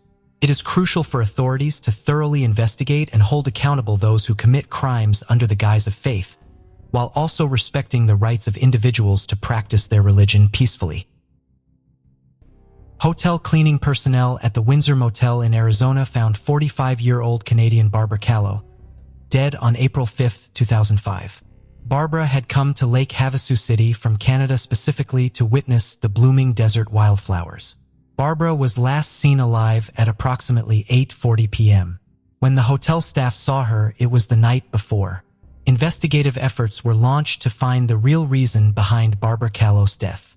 Nearly 20 years later, these efforts paid off when the culprit was identified, thanks to developments in DNA technology. Two important questions remain as we delve deeper into this mystery. Since Barbara Callow was only a visitor from another country who could have been the murderer, what possible reason might have existed for this horrible act? Do follow along to learn more about this tragic tale. This case takes place near the California-Arizona border in Lake Havasu City, which is located on the lake's eastern shore. Almost 1 million people visit this well-liked location each year. In addition to offering a perfect climate, a variety of dining options and lodging, it is well known for its historic London Bridge, crystal clear lake, friendly community, plenty of sunshine, and numerous annual events. Generally speaking, the city has a lower crime rate than the state of Arizona. The killing of Barbara, however, shocked the neighborhood on April 5, 2005. It was an eerie incident that was unusual for the otherwise tranquil area. Barbara Irene Callow was born in 1960, the parents Bridget Callow and Werner Callow in Toronto, Canada. Additionally, she had a younger brother named Peter, to whom she had a close bond. Her early years were spent in Toronto. Barbara demonstrated exceptional intelligence and a distinct career goal from a very young age. She continued her studies at the Veterinary College of the University of Guelph, where she graduated with a master's degree. Barbara's passion for knowledge was evident when she decided to pursue a career as a researcher after completing her studies. Her talents were acknowledged by the Canadian federal government in 1992 when they hired her to work as a meat inspector. She eventually advanced to a position in the science branch where she gave insightful advice on issues pertaining to animal health after making the switch to veterinary biologics over the years. Her co-workers respected her for being a bright, daring, and self-starting person. Barbara was a multifaceted individual who enjoyed gardening, cycling, arts, and bird watching when she was nigh at work. She was also deeply passionate about traveling. Barbara's bright future, however, was tragically cut short on March 25, 2005, when she left Ottawa for a vacation. Barbara, then 45, had decided to take a solo vacation in 2005. Seeing the enchanting bloom of desert wildflowers in the heart of Arizona was the main purpose of her plan. On March 25th, she departed from her Ottawa residence and set out on her quest. Her initial destination was British Columbia, and she proceeded to Las Vegas, Nevada from there. On March 26th, she rented a car and set out on her journey. After that, Barbara took a car to Yuma, Arizona, and spent a day exploring the area. She then took a car to Lake Havasu City, Arizona, her ultimate destination, eager to carry on exploring. She arrived at the Windsor Inn Motel on April 2nd, intending to use her room as a cozy base for day trips into the breathtaking Arizona scenery. Barbara's journey was an adventure full of hope and the promise of new experiences, not just a quest to see wildflowers. However, this promising adventure would soon take an unexpected turn. The motel staff last saw Barbara on April 4, 2005, at approximately 8:40 p.m. She called her mother, Bridget, in Toronto later that evening to let her know she would be staying an extra day in Lake Havasu before traveling to Las Vegas to catch her flight home. But when morning came, Barbara was nowhere to be seen at breakfast. Her absence worried the housekeepers, so they went to see how she was doing. They were shocked to find her dead body in the motel room. Without delay, they made a police call. Following the 911 call, police showed up quickly and went into Barbara's room. As soon as possible, the police searched the room and took the body for an autopsy. At the scene of the crime, investigators gathered potential suspect DNA evidence and preserved it for potential use in the future investigation.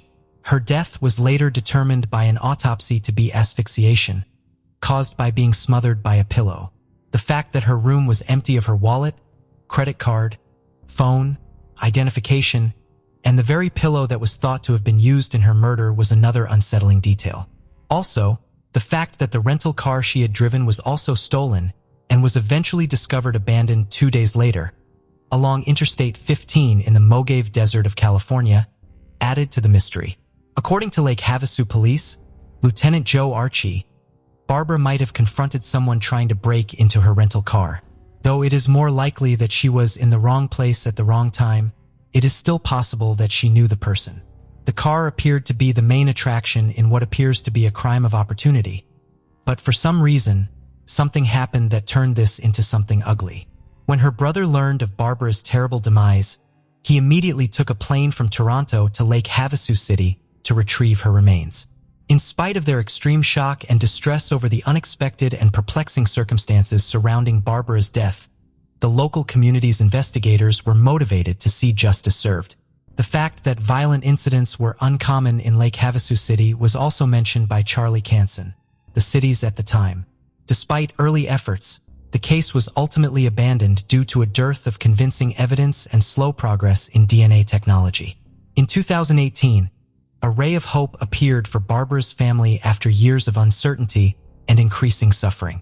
The Criminal Investigations Unit and Cold Case Squad of the Lake Havasu Police Department made the decision to reopen the case. They went over the evidence again, including the DNA that was taken at the scene of the crime in 2005.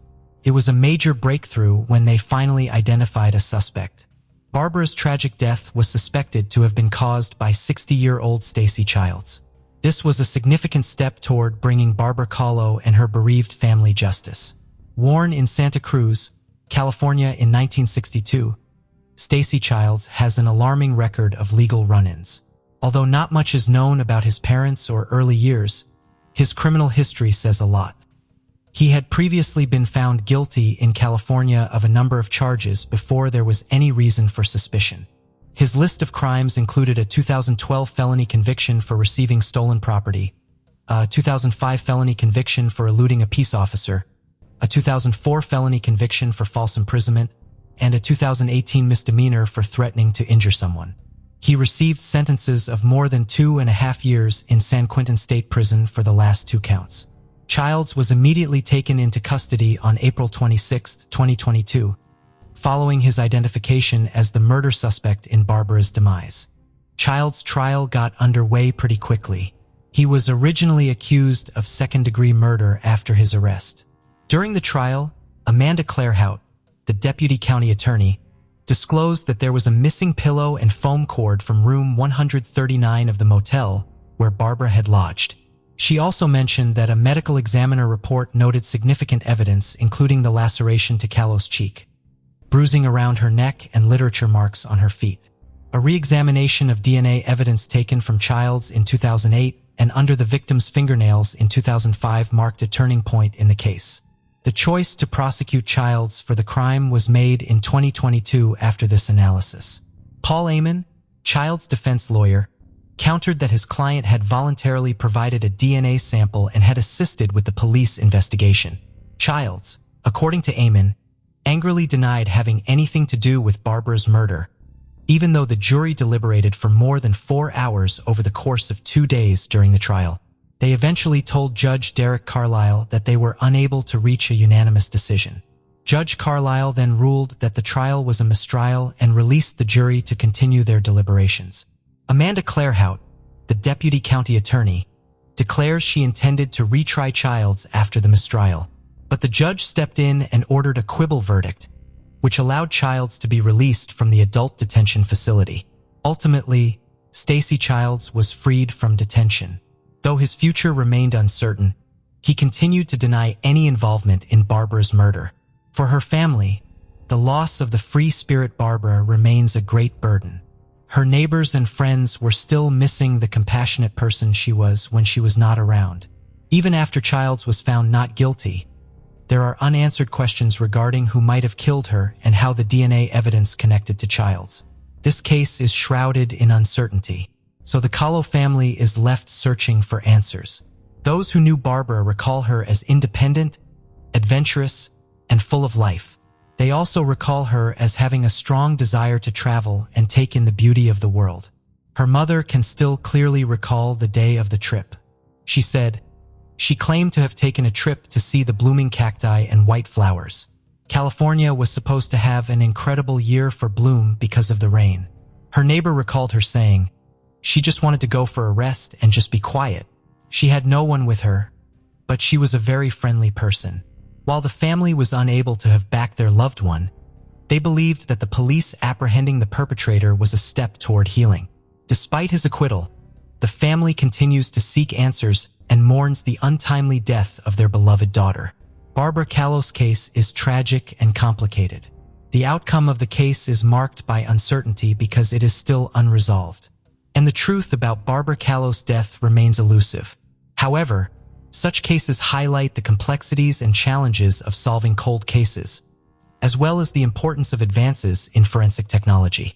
It also emphasizes the importance of justice and closure for victims' families and the community. Let us now hear your thoughts on this case. What potential obstacles do you believe the prosecution and defense faced during Stacy Childs' trial, and how might these have influenced the outcome? Do you believe there is hope for a resolution in cold cases like Barbara Kahlo's in the future, given advancements in forensic technology and DNA analysis? Or are there constraints that could prevent justice from being served? A 39-year-old woman known only as Jane Doe was getting ready for bed alone in her Charlotte, North Carolina, home on Friday, June 17, 1994. Her kids had not come home yet, and it was already 1:30 in the morning. The woman made the decision to go to bed because she had a long day. In order to allow her children to enter her home without waking her, the woman left her main door unlocked. She calmly tucked herself into bed after bringing out her favorite blanket, not realizing that a predator was waiting for prey outside in the shadows. In a matter of seconds, the woman discovered that an unidentified intruder had her at knife point. What did this intruder want, and who was he? Was the 39-year-old mother going to live to tell about this potentially fatal experience? Charlotte is the most populated city in the American state of North Carolina.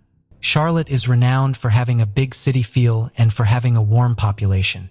Nevertheless, it is among the most dangerous cities for violent crimes, which stands in stark contrast to Charlotte's vibrant and friendly side.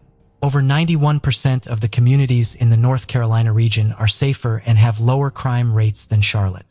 And one of the most horrifying crimes in history happened here back in 1994. On June 17, 1994, a Friday, the 39-year-old woman was by herself at her Charlotte home on North Clubman Street. After finishing her housework, she waited for her kids to get home. She just wanted to get a good night's sleep because she had such a long day and was exhausted. The woman chose to leave her front door unlocked at 1:30 a.m. so that her children could enter when they got back. As she dozed off in bed, the sound of her bedroom door opening startled her out of her reverie. She briefly believed that her kids had returned home. But when she turned to look in the other direction, she saw a man standing by the door with a knife in his hand. She was terrified and unsure of what to do. The man approached her more closely in a matter of moments, put the knife to her throat, and attacked her. The woman was too terrified to act at that precise moment, but she immediately reported the attack to the Charlotte-Mecklenburg Police Department after the attacker left the house. The 39-year-old lady was brought in for a forensic evaluation, during which her body was examined, an assault kit was finished, and the assaulter's DNA was extracted. Medical examiners examined the DNA sample, but the analysis was not very helpful because DNA technology was still in its infancy and there was not much data in their databases. Detectives from the Charlotte-Mecklenburg Police Department continued to hunt for the attacker after that, but they were unable to find him. They were unable to generate a list of possible suspects based on the evidence they had. The 39-year-old mother's attacker remained elusive to the detectives for weeks, months, and even years. The victim was left feeling distressed and powerless when the case finally ended without any progress being made for a very long period. In 2018, the Charlotte-Mecklenburg Police Department in North Carolina reopened the 1994 assault case with the hope that the suspect could now be located thanks to advancements in DNA technology. They re-examined the evidence over the course of that year and ran some more tests on the suspect's DNA sample. A DNA profile was created by forensic scientists in 2019 and uploaded to the databases of the Combined DNA Index System, or simply CODIS. This established a link between the 1994 assault of the 39-year-old woman and the 2010 assault case. An unidentified man kidnapped a 25-year-old woman on March 13, 2010, from the 300 block of Hardin Street in Columbia, South Carolina, which is close to the University of South Carolina. Afterwards, the man attacked the woman and left the area. When the woman called the Columbia Police Department to report the incident, she made an effort to provide as much detail as she could about the man who had assaulted her. However, with the information available at the time, the detectives were unable to identify a suspect. The woman was given an assault examination by forensic experts, who also collected a sample of the suspect's DNA. After creating a DNA profile, this sample of DNA was added to the CODIS databases. Nevertheless, the 1994 case was reopened in 2019, which is when the two cases were connected. Testing conducted in 2019 demonstrated that the same man was responsible for both attacks. Investigators still needed to identify a suspect or person of interest, despite the fact that the investigation had progressed considerably. Detectives worked extremely hard in the ensuing years to identify the suspect, and in 2022, with a little assistance, they succeeded. The CMPD collaborated closely with the Nationwide Sexual Assault Kit Initiative, or SAKI, in 2022. SAKI provided financial support to the CMPD and trained detectives in the use of forensic genetic genealogy to identify a subject. An American company called Althram Corporation, which specialized in forensic genetic genealogy, received a sample of the suspect's DNA. A thorough genealogical profile of the unidentified suspect was constructed by Althram scientists using forensic gray genome sequencing. To generate a list of possible leads, the Althram genealogy team searched their databases using a genetic genealogy technique. The Charlotte-Mecklenburg Police Department received the list. James Wayne Ingersoll, 50, was quickly marked as a person of interest by detectives after they thoroughly examined every individual on the list, running background checks and looking through criminal records. James was living in Concord, North Carolina, after being fired from his job in Columbia, when the detective knocked on his door and demanded a sample of James' DNA. After being gathered, a sample was submitted to the Charlotte-Mecklenburg Crime Laboratory for additional analysis and comparison. The outcomes of these analyses showed that the DNA samples taken from James and the samples from the 1994 and 2010 attacks matched exactly. The suspect for the assaults on the 39-year-old mother in Charlotte and the 25-year-old woman in Columbia has been identified as James Wayne Ingersoll by the CMPD's Crime Lab and Cold Case Unit after years of intensive forensic testing and evidence examination. Based on his criminal history, James was looked into for a peeping incident in 1995 and entered a guilty plea to assault on a female in 1999, but the latter case was dropped. James' arrest warrant was obtained by Special Victims Unit investigators with the Columbia Police Department, and on Thursday, May 4, 2023, The 50-year-old suspect was taken into custody by the Concord, North Carolina, Police Department, CMPD, and the South Carolina Law Enforcement Division, SLEV. James' arrest was reported to both of his victims. Were relieved that their attacker would now have to pay for his crimes after eluding the law for almost 30 years. As a member of the detective team working on the 1994 cold case, Sergeant Darrell Price executed James' arrest in concert with other detectives from his department. He claimed that James was not surprised in the slightest by the arrest. Sergeant Darrell believed that James knew he was being sought by the police when CMPD caught him, and that James had been tipped off by some individuals who had seen the department's public assistance request. Sergeant Darrell Price had spent 13 years as an employee of the CMPD cold case unit. Only 6 weeks away from retirement after 42 years in law enforcement, he was pleased to have contributed to the resolution of one of his final cases. Olivia H.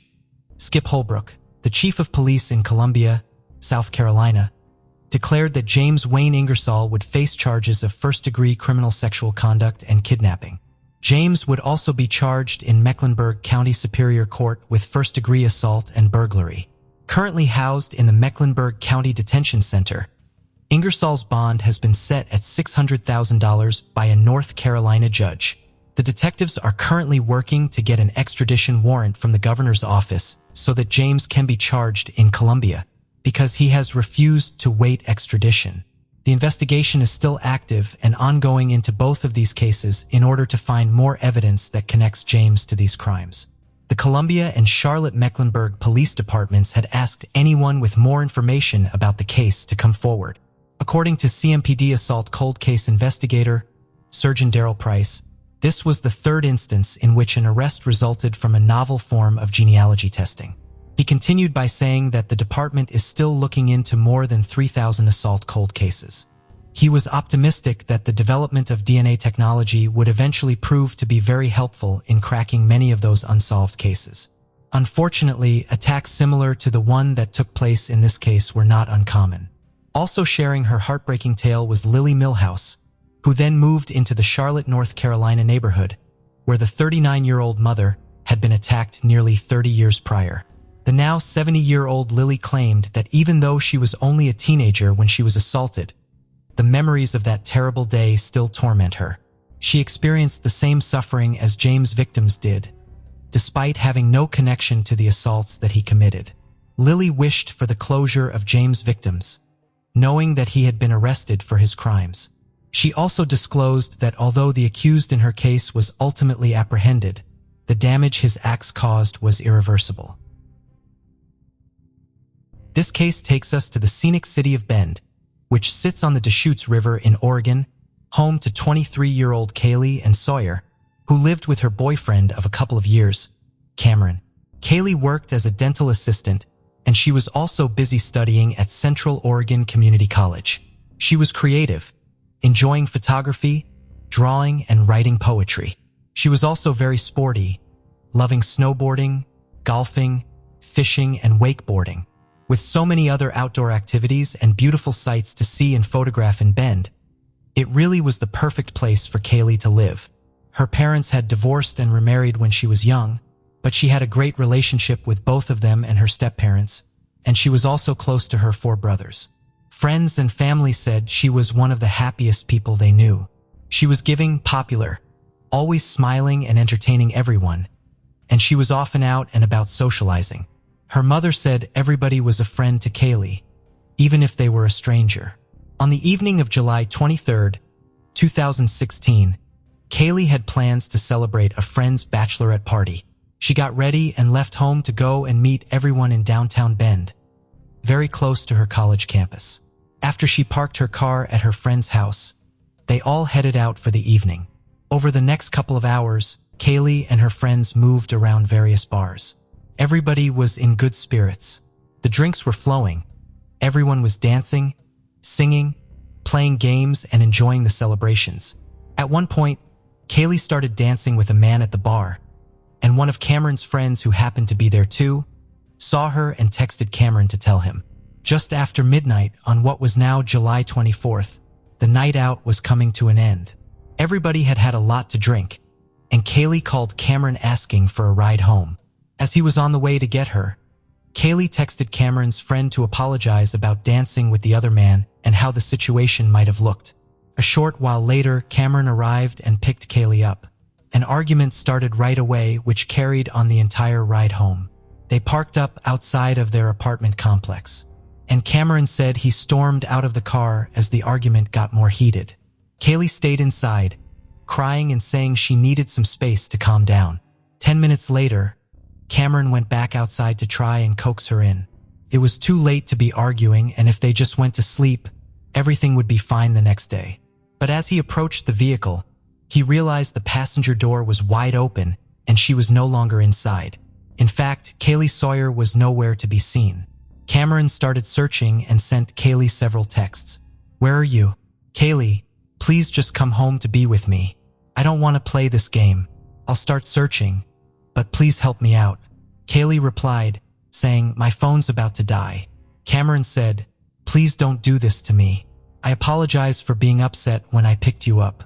I just drove up and down College Way really slow. I didn't see you and I don't know where else to go. Just come back." Kaylee said, "Are you kidding? Because that's bullshit. Goodbye." She then turned her phone off and stopped responding. Cameron went to a friend's house, hoping she had walked there, but she hadn't. He drove up and down the streets looking for her, but to no avail. Kaylee's mother, Julie, and her friends were also trying to get hold of her, but Kaylee wasn't responding to any of them either. Everybody was still holding out hope that she had turned up at someone else's house to call off, but it was seeming less and less likely the more time that passed, and soon the police were called. Kaylee's name began circulating on social media and the word was spreading that she was missing, culminating in hundreds of volunteers coming out to look for her. Cameron was interviewed right away, but detectives had no reason to be concerned about him or anything he said, and he was very quickly ruled out. The friends she had been out with were also questioned, but they couldn't help either. Their attention then turned to the man she was seen dancing with at the bar, and they hoped this might give them a lead. But he was just as shocked that she was missing. He had danced with her for all of a few minutes before she had rejoined her group and then left, and he hadn't seen her again after that. Everybody was definitely concerned, but Kaylee's mother Julie was far more than that.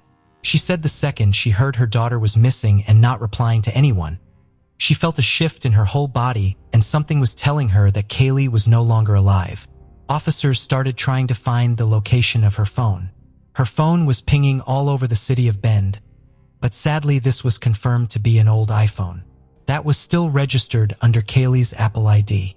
It was now Monday morning and Kaylee hadn't shown up to her shift at the dental clinic.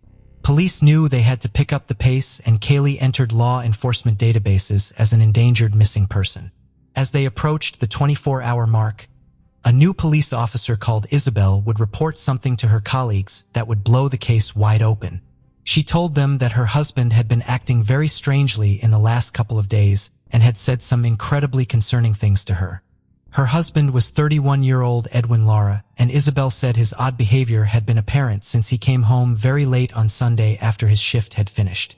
He often worked long and late hours as a college campus security guard. The couple had been having problems for a long time, so Isabel didn't push him for answers, and just assumed he was being off with her. A few hours later, on what was now Sunday morning, Edwin and Isabel attended church together where Edwin was in the church band, and after this, they went to go and watch a film. But Edwin's weird behavior carried on into the next morning. Edwin also told Isabel that some of Kaylee's things were hidden in the shed, and after this, he fled the house armed with Isabel's gun. Officers went straight to the home where they found exactly what Isabel said they would. Kaylee's person ID, her shoes, a blood-stained rock, and a clump of what looked like it could be Kaylee's hair. What they found pointed to far more than accidentally hitting her with his car and panicking. Everything was pointing towards this being a violent homicide. By this point, however, Edwin was already on the run on what would become an interstate crime spree. After leaving his car at his parents' house, he spotted a 19-year-old called Andrea sitting in her car in a parking lot. She had just clocked off of a 12-hour shift and was about to head home when Edwin opened the passenger side door, pointed a gun at her, and demanded she start driving. As she drove, He showed her pictures of him in his campus security uniform and spoke to her about the news reports talking about Kaylee. After 3 hours on the road, Edmund wanted to stop at a motel for the night. As he checked in, he made Andrea pretend to be his girlfriend. Once inside the room, he handcuffed her to the bathroom door while he showered. He then ordered her to take a shower in front of him. Andrea was fighting against him every step of the way and point-blank refused. After this, he handcuffed her to the bed and told her to take sleeping pills. In this very moment, the alarm on her phone went off, and thinking on her feet, Andrea lied, telling Edwin she had an STD and the alarm was to remind her to take her medication. She hoped that this would stop him from sexually assaulting her. And fortunately, her plan worked. Edwin, who was becoming more paranoid by the minute, then decided to leave the motel at 1:30 in the morning. The pair carried on driving until 5 a.m. before stopping at another motel. He walked over to a 73-year-old man near his vehicle and tried to take it, before shooting him in the stomach. He didn't get the car. Unfortunately, the man survived. Edwin then fled with Andrea on foot to a nearby gas station, where he carjacked a 76-year-old woman. The woman and her 2 young grandsons were inside the car. He forced one of the teens to drive the car at gunpoint before letting them go and carrying on with the vehicle. And thankfully, the family were unharmed. Edwin ordered Andrea to start driving to California, where he had family. During the drive, Edwin used Andrea's phone to record a video of himself. He made her post it to Facebook, titling it "Murderer on the Loose." Edwin called his family to tell them what was going on, and at 6:40 a.m. he called 911, telling them who he was and what he was wanted for. A California Highway Patrol officer saw the car speeding on the interstate and tried to pull it over. The chase reached more than 100 miles per hour before Edwin was eventually pulled over. Before he was arrested, he recorded himself saying, I know this is being recorded, and I just want to say to the family of Kaylee that, I'm sorry. I'm sorry for what I did, and in time I will tell them where the body is." He then handed the phone over to Andrea, and the police placed him in handcuffs. 19-year-old Andrea was also arrested, but when they realized that she too was another innocent victim, she was released. When Edwin was taken into custody, he told the officers the same story he had told Isabel, that he had accidentally hit her with his car, but said that he had then strangled her when she wouldn't stop screaming, something which everybody agreed made no sense at all. After this, the detective told him that it was for the best that he come clean, as he would only have to answer to God and repent his sins. Everyone who knew Edwin said he was devout in his religion and that it was one of the most important things to him. So the detective decided to use this knowledge to hopefully get a confession. Edwin finally started to tell the truth. Kaylee had left Cameron's car and walked out into the night, and when Edwin saw her, started following her in his patrol car. The conversation between the pair, if there indeed was any conversation at all, remains unknown. But somehow, Kaylee ended up in the back of the car and Edwin started driving. Police and Kaylee's family believed that Edwin had offered her a lift, and she had accepted under the assumption that she would be safe with a security guard in the patrol car. Students leaving clubs or bars often received rides home from the campus security, so this would likely not have been unusual or alarming. But as soon as Kaylee got in, she was trapped. The doors wouldn't open from the inside, and she would have been completely helpless. It wasn't long before Edwin started demanding that she have sex with him, and when she refused, he strangled her until she was unconscious. She was then driven several miles out, where he strangled her again and smashed a rock against her head. He then raped her. Kaylee was still alive, and Edwin grabbed another rock and hit her in the head, and left her body there. It is unknown whether she was still alive at this point, which is a truly horrendous thing to contemplate. After this, he drove back to the college campus where he changed cars, and drove back later in an attempt to conceal her body. After he told them everything, officers went to locate the first car that Edwin had been driving when he went on the run, and inside were some handwritten notes, one of which read, "The place I killed her is on the B12 lot. Run her over on College Way," and another which said, "This note is to say that I am sorry for taking her life." It was after this that near a canyon off of Highway 126, the body of Kaylee and Sawyer was finally found. Despite his confession, Edwin Lara pleaded not guilty, and the prosecution announced that they would be seeking the death penalty. Edwin's lawyers argued that his rights had been violated in the interview room as he wasn't given the option to make any phone calls whilst being held in custody. Everybody's dismay. During a pretrial hearing, a judge actually threw out his lengthy and detailed confession and said that it could not be used as evidence. The prosecution were then left hoping that the forensic evidence would give them enough, but it was undoubtedly a huge blow to their case. Edwin's attorney called his crime spree an enigma and said it could only be explained by his client's genetic degenerative cognitive brain disability. The prosecution said there was no doubt he was a potential serial killer and psychopath. In January 2018, in order to avoid the death penalty, Edwin changed his plea to guilty of aggravated murder and robbery. Despite the evidence they had in Kaylee's case, the charges of sexual assault did not stick. Although Edwin had pleaded guilty, he did not plead guilty to sexual assault. The county district attorney spoke with Kaylee's family and told them that their main goal as prosecutors was to put Edwin away for life, and pushing for a sexual assault conviction as well might complicate the trial and jeopardize the chances of getting a life sentence for murder. Her family begrudgingly agreed, and with this, Edwin Lara was given a life sentence without parole for the murder of Kaylee and Sawyer. He later received a second life sentence for the kidnap of Andrea. The judge credited Andrea for her extreme courage and bravery and thanked Kaylee's father and stepmother for one of the most difficult letters he'd ever had to read in his career. He told Kaylee's family he was deeply sorry and said, "I wish I could change things. I can't." Edwin's wife Isabel filed for divorce and resigned from her position as a police officer, feeling she couldn't carry on with it given what it was her ex-husband had done. In her resignation letter, she said, Kaylee's family filed a lawsuit against the college for failing to do an adequate background check on Edwin and for not acting upon behaviors that gave many people cause for concern. One female officer actually refused to ride in the same car as him and reported him because he scared her so much. The lawsuit also included evidence that the campus safety vehicles very closely resembled police patrol cars, and Central Oregon community officers were given uniforms that were also similar to the Bend police. Community officers were armed with pepper spray, ballistic vests, body cameras and handcuffs, and drove vehicles with cages inside, and the lawsuit said this simply should not be allowed as it allowed people to abuse their position.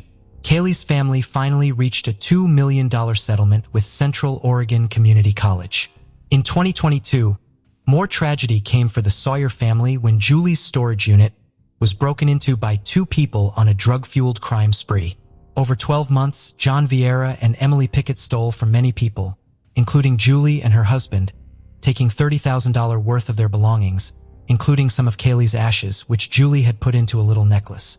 John Vieira pleaded guilty to 16 property crimes and was given a 40-month sentence, while Emily was sentenced to 10 days in prison. John admitted to throwing the necklace containing Kaylee's ashes into a bin, and tragically, it has never been recovered. Kaylee's legacy also stays strong through Kaylee's Law, which was passed in 2019. Kaylee's Law requires campus security and their vehicles to be clearly distinguishable from actual law enforcement. The vehicles cannot have rooftop lights or a divider known as a cage between the front and back seats. They must have a GPS and an interior video camera that records whenever someone gets inside. Campus officers are also now prohibited from making vehicle stops or stopping and frisking individuals.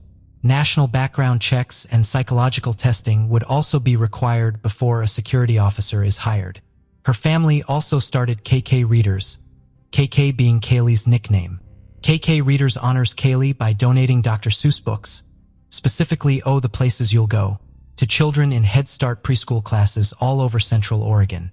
It was her favorite book as a child and inspired her to write stories and poetry as she got older. The murder of Kaylee devastated so many, and the painful aftermath prompted some much-needed changes in the lore. Julie said of her daughter, "The moment I held her, I understood what love at first sight meant and that it is real. She will continue to live on in all the memories that are shared. She had an amazing 23 years, and I want that to be remembered." As the evening winds down in one of the most glamorous and luxurious department stores in London, gunshots suddenly ring out. People run to find cover, worried it's a robbery or a terrorist attack. As police descend on the scene, it soon comes to light that this is the tragic culmination of a disturbing series of events. 22-year-old Claire Bennell was originally from Groombridge in Kent. She had attended St. Gregory's Catholic Comprehensive School in Tunbridge Wells before moving on to West Kent College, where she obtained a BTC National Diploma. Claire was shy, gentle, and very thoughtful, always thinking of other people and never speaking ill of anybody else. She took part in several makeup and beauty courses specializing in consultancy and also did theater makeup at Shepperton Studios. Soon her hard work would pay off as she got a job as a beauty consultant in the department store Harvey Nichols in Knightsbridge, which was Claire's dream job. Harvey Nichols is one of London's most iconic luxury department store chains, with the Knightsbridge one being its flagship store. To prepare for her interview, she had written pages of notes, determined to make the best impression possible. And, sure enough, she was successful. From a young age, Claire had loved all things skincare and makeup, and so she was thrilled to land a role like that. And she was incredibly proud to be working for such an iconic store. She was popular with her colleagues and was described as well-spoken and quiet with a warm personality. She made the move to Dulwich in southeast London and lived with 2 flatmates whom she also worked with. Claire was thriving in London. The busy city life was exciting and she was making the most of every opportunity. It was while working at Harvey Nichols that she met one of the security guards, 30-year-old Michael Pesci. The pair began chatting and he soon asked her if she wanted to go on a date with him in January 2005. Michael Pesci was a dual citizen of both the Czech Republic and Slovakia. He had previously been a soldier in Slovakia but would be prosecuted for desertion. After working as a security guard at the United States Embassy in Bratislava, he moved to the United Kingdom. Shortly after arriving, he began working as a security guard for Harvey Nichols. They went on a few dates over the course of about 3 weeks. Claire's mother Tricia would later say, "He was quite a bit older than Claire and he was going through a divorce. It wasn't an ideal situation that any mom would want for their young daughter. During the time they dated, I never got the sense she had fallen in love with Michael. She was very flattered by his attention. He showered her with affection and very quickly told her he loved her." Claire's cousin Kristen said alarm bells went off when he told her that he loved her after a very short time. It was no more than 3 dates they had been on. The red flag just started waving. After their first date, Claire called her mother and told her she felt very uncomfortable. She said he wanted to be with her all the time and didn't like her seeing her friends. She said he didn't like her going home and that she was feeling suffocated, adding, "It's all happening much too quickly." Things only started to get worse. When Michael returned from a trip to Slovakia, he demanded that Claire be there to meet him when he got into the airport, as he didn't want to have to take his suitcase across London. He then said he wanted to stay at Claire's flat, a prospect that made her extremely uneasy, as they had only been on a handful of dates. When she asked him to leave her flat, he refused and was adamant that he stayed.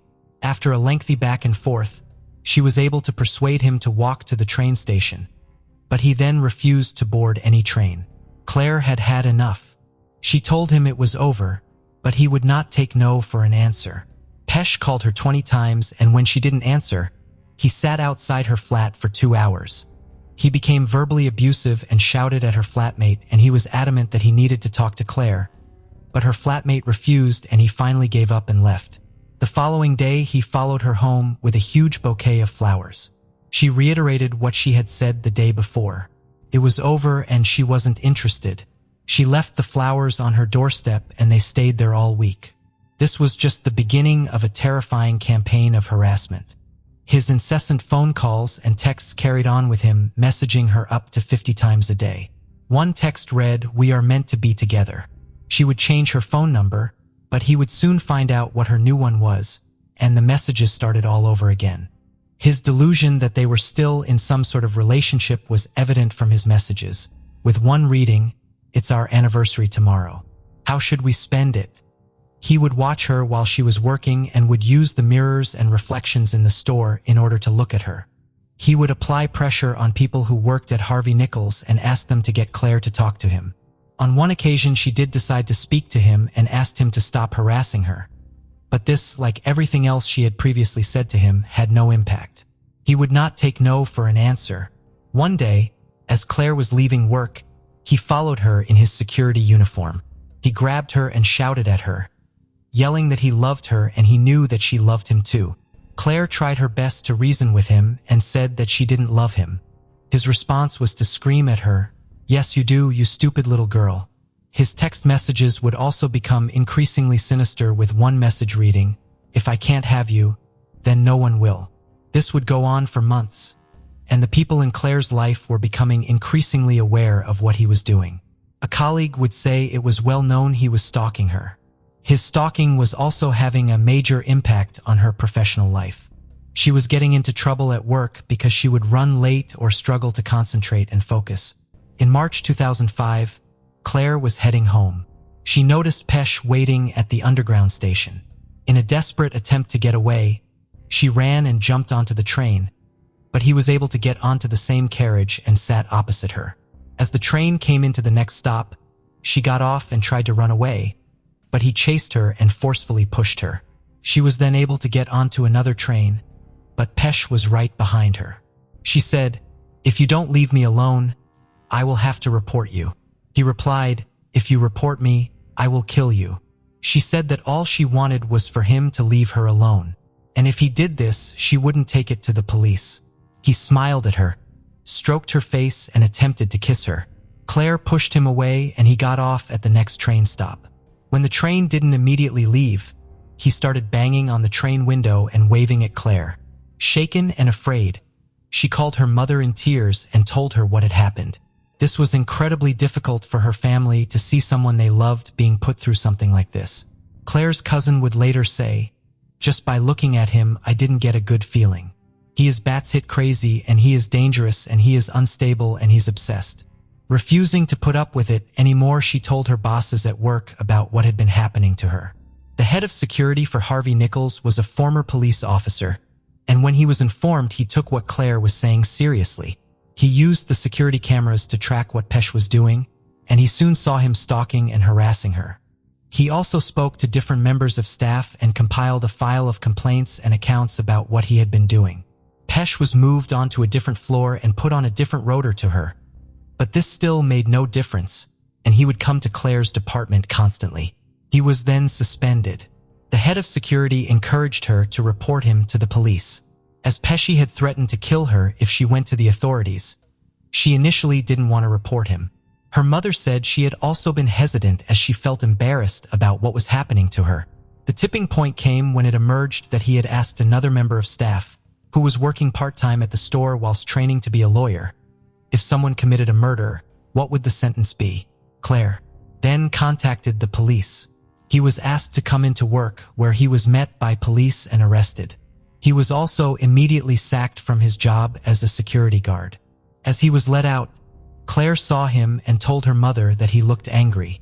In spite of all that she had suffered, Claire felt bad, with her mother saying she didn't want him to get into trouble.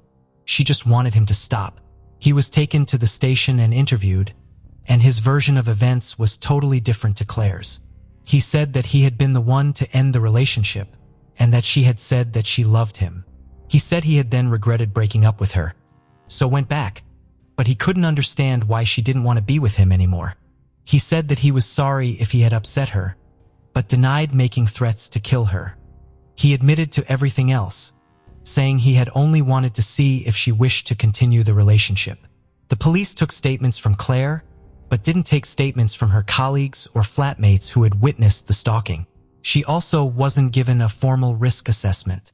Other than what she had said, the officers had no evidence of him making threats to kill.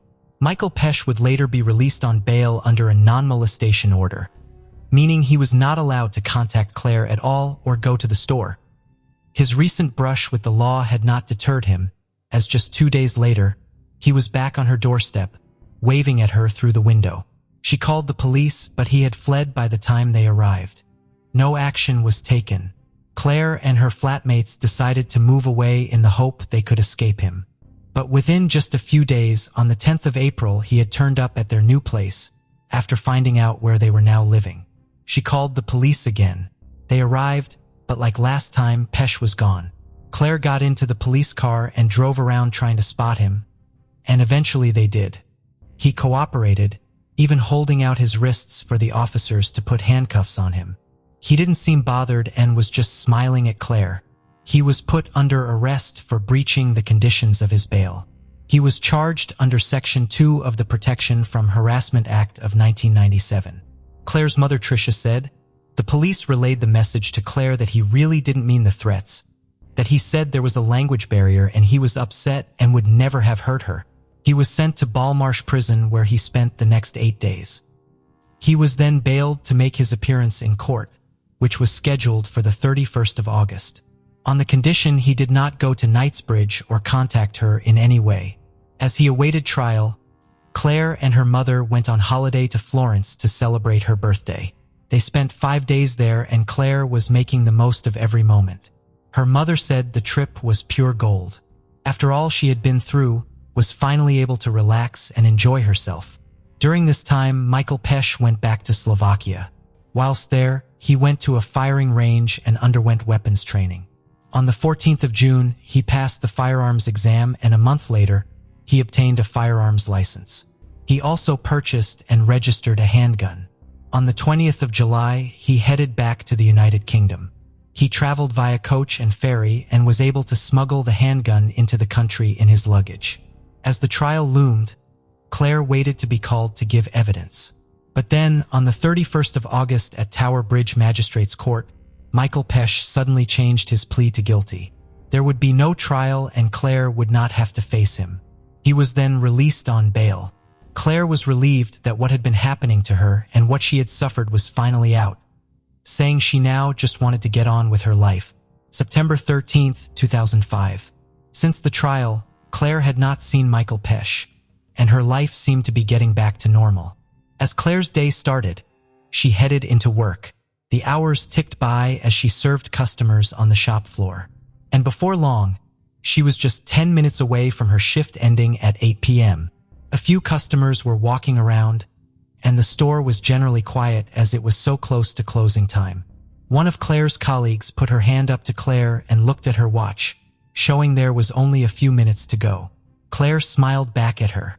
One of Claire's colleagues then noticed a shadow appear behind her and believed it may have been a boyfriend who had come to meet her as she finished. The figure then raised his arm, brandishing a gun.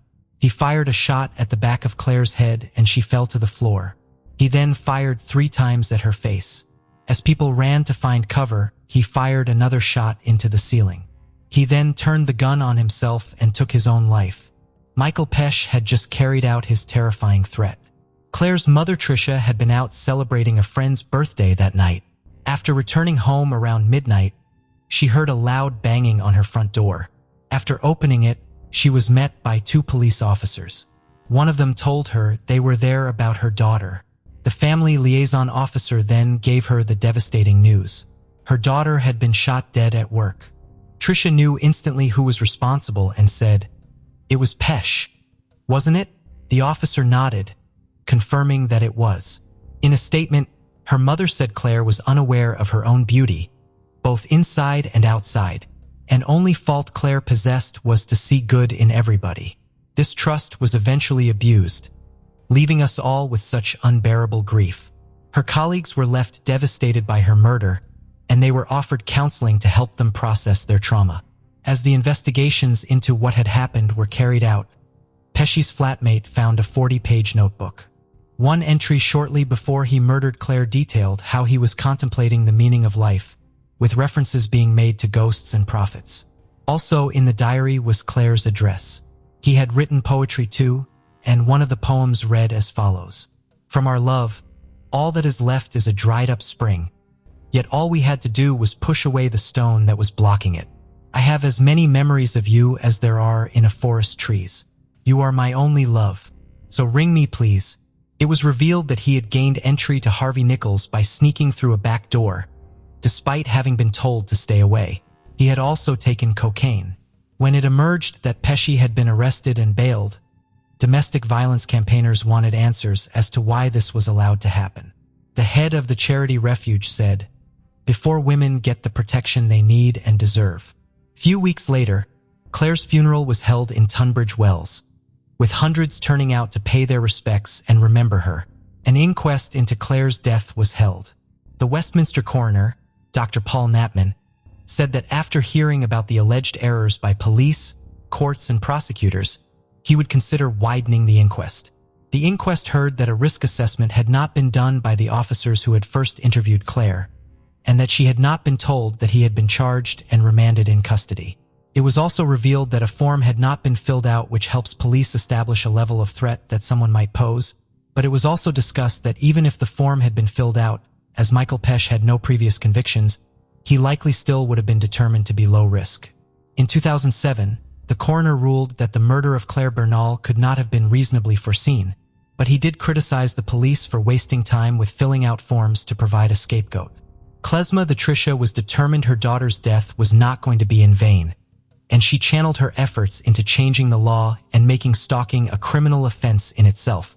She worked with other families who had also been affected by stalking, teaming up with Carol Farrakay and Stella Moore. Carol's daughter had been stabbed to death after being stalked, and Stella's daughter had been shot also after being stalked. The three supported a pioneering new project, the first of its kind in Europe, called the Family Justice Center. All domestic violence or stalking victims who use the service are immediately classed as high risk before a fuller assessment can be made. The Family Justice Center works with various agencies and charities, including police and investigators, to help put victims in touch with the right people, to ensure that they have the correct support. Tricia, Stella, and Carol were also there in January of 2008 when the Family Justice Center was visited by the Home Affairs Select Committee. Together, they also helped set up protection against stalking, which amongst the many aspects of its work runs a helpline to support people impacted by stalking. Tricia said, "Unless you have a two-pronged approach, it won't work. They go into prison, and when they come out, it is likely they will either pursue the victim or move on to another. Simply locking them up is not going to work. It wouldn't have worked for my daughter's killer." Finally, their hard work paid off, and in 2012, new legislation was passed that made stalking a criminal offense. In 2021, Tricia was awarded an MBE for her campaigning work, and she remains an incredible victims advocate. Tricia said, "Claire Bernal was a young woman cut down in the prime of her life. The impact of her death has been momentous and has led to much-needed changes in the law. It is through this tireless victims advocacy that Claire's memory will continue to live on." The caller is 19-year-old Noma Alaves Perez. Her 5-year-old daughter Dulce has vanished from a park. As police quickly descended on the scene, it would set in motion an investigation into one of the most baffling missing child cases. Dulce Maria Alaves had been born in April 2014. Her mother Noma was very young when she was born, just 14 years old, so Dulce would be looked after by Noma's mother Norma, who would eventually become Dulce's legal guardian. She was part of a close family, but her father Edgar Perez would later be deported to Mexico in 2018. Her mother said Dulce had a spunky but sweet personality, always giving hugs and kisses. She was a loving child who adored the Disney film Frozen and pretending to be a princess. Noma would go on to have another child, a little boy called Manny. Then in 2019, she was pregnant with her third. On September 16, 2019, Noma was waiting at her mother's house as her daughter and younger sister would get off the school bus at the same time. Dulce had only just started kindergarten and was settling into a new routine. When they got off the bus, Noma, Dulce, Noma's 3-year-old son Manny, and her younger sister decided to go to Bridgerton City Park. Before getting there, at around 4 p.m., they stopped in a gas station to get some ice cream. CCTV showed the family in the store. Dulce was seen wearing white trousers with butterflies and flowers on them, white sandals, and a yellow shirt with a koala on it. They then drove 5 minutes to Bridgerton City Park. After pulling into a parking space beside the basketball courts, Dulce and Manny got out and ran over towards the playground to go on the swings, roughly 30 yards away. Noma, who was 5 months pregnant, would normally take the family dog too and go to the playground with her children, but on this occasion she did not. She stayed in the car with her younger sister who was doing her homework, scratched a lottery ticket. Although they could see the park, the swings were obscured by a hill. The facts as to exactly what happened next is unclear, as it was reported that at around 4:20 p.m. Manny ran back to the car without his sister. But Noma would later say he had not ran back to the car, She said they could no longer see Manny or Dulce from the vehicle. So she and her younger sister got out of the car and went to go and look. She said they had found Manny crying with his ice cream on the floor. She asked him where his sister was, and he pointed to the buildings by the park. Initially believing she was playing hide and seek, Noma went looking, but there was no sign of her daughter. Before calling 911, Noma called her brother who lived close by and asked him to come out with the dog to see if they could find her. But there was still no sign of Dulce. She asked the children on the basketball courts if they had seen her, and she said that one of them had told her they had seen Dulce running towards the buildings and an African-American man walking near the buildings at that time. This differed from what another girl at the basketball courts had said. She said she had seen what appeared to be a red van and a Hispanic man nearby. Noma said that she had seen 2 children in the park, alongside the children who were playing basketball. I saw 2 kids the same age as my daughter and son coming out. They were holding hands, but I didn't see no grown-up with them. They just went around the park, and then I saw the girls at the basketball court, and that's it. She then called the police. Within minutes, the police had arrived on scene. Dog handlers were also there to assist in the search with bloodhounds, and they scoured through the park and wooded areas, hoping that maybe the little girl had just wandered off or become lost. The task in front of them was huge. Bridgerton City Park sits on roughly 1,000 acres of land in Cumberland County and was just behind Bridgerton High School. In the time frame of Dulce's disappearance, Bridgerton Police Chief Michael Gamery Sr. said that around 400 vehicles had been close to or around the park during that time. There were no CCTV cameras in the playground, but the police chief said other videos had confirmed she was in the park, as it had been around 45 minutes from her going missing to the police being called. He said the scope of the investigation had widened. The FBI Child Abduction Division were also brought on board to assist local law enforcement in the investigation. The community response was huge. Volunteers from the local community used their knowledge of the area to assist in the search for the missing child. The park had not been immediately closed off, and the locals soon descended to try and help. If she had been abducted, and the abductor had walked to the playground to get her, there was a possibility of footprints being left. But when people began arriving at the park to look for her, any potential footprints have been compromised or destroyed, as would any potential tire tracks. The following day, September 17th, the police described a van they were looking for, a red vehicle with sliding doors and tinted windows. The description of the van had come from a child, meaning there was a potential for the description to not be accurate. It had now been roughly 28 hours since Dulce had last been seen, and at 10 p.m. that night, an Amber Alert was issued. An Amber Alert is issued when a child is suspected to have been abducted. It circulates a name and description of the child in question, and any details about the potential abductor. Former FBI Special Agent J.J. Claver said it would have been better to have the Amber Alert go out within hours of Dulce going missing, and not the following day, as the park was popular with people and was a place where people would go jogging and work out. The FBI believed that her abductor was likely familiar with the area and knew it well enough to avoid being seen. FBI Special Agent Daniel Garabint said, "The person that did this likely lived in Bridgerton, being familiar with Bridgerton or had a reason to be where they were in that park." He added, "But we believe there are witnesses out there who saw the abductor, who saw the vehicle in the area of the park, and either haven't come forward because they're afraid to come forward, or haven't come forward because they don't realize how important the information is that they have." One problem faced by detectives straight away was the amount of rumors circulating on social media. Various online groups were started to circulate news and information about her case. People would join searches and go live on Facebook to bring awareness to the search efforts. On September 18th, a vigil was held, as the community came together to try and help. Within the first few days of the search, dive teams were deployed to search the various bodies of water around the area. The search was expanded on land and from the air to try and generate any new leads. Bloodhounds were being used to try and find any scent of her. They were able to pick something up for roughly an hour before they lost the scent. Dulce's 3-year-old brother Manny, who had most likely witnessed whatever had happened, did not speak very much. The FBI had taken him back there in an attempt to find out exactly what it was he had seen. But this went nowhere. Police said again that Dulce's family were being very cooperative with the investigation efforts and her grandmother was out putting flyers up. More than 300 officers were drafted in for the search and sex offenders in the area were also tracked down to account for their whereabouts too. More than 500 vehicles had been checked and more than 200 locations had also been searched. Rumors began to circulate that Dulce's mother had been arrested. This was false, and at a press conference the police chief spoke about the need to stick to the facts. Those in the community were living in fear that this could happen again.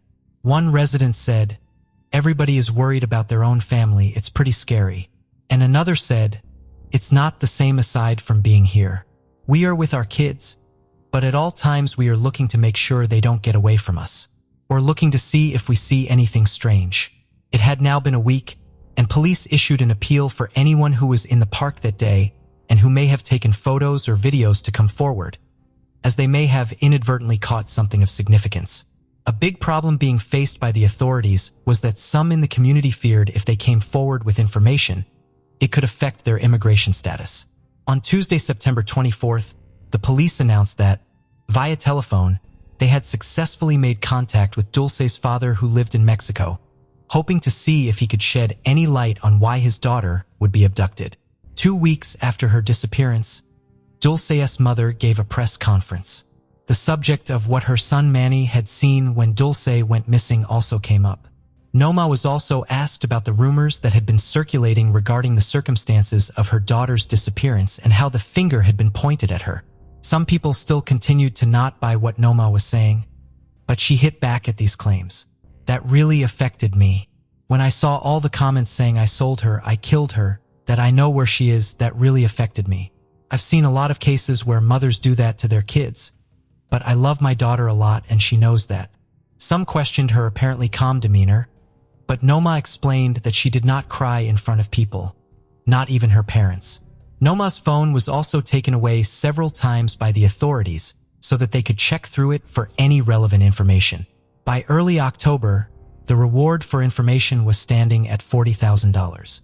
Noma and her mother gave an interview to NJ.com when Ema said that the police had told her they weren't going to give up on her daughter's case.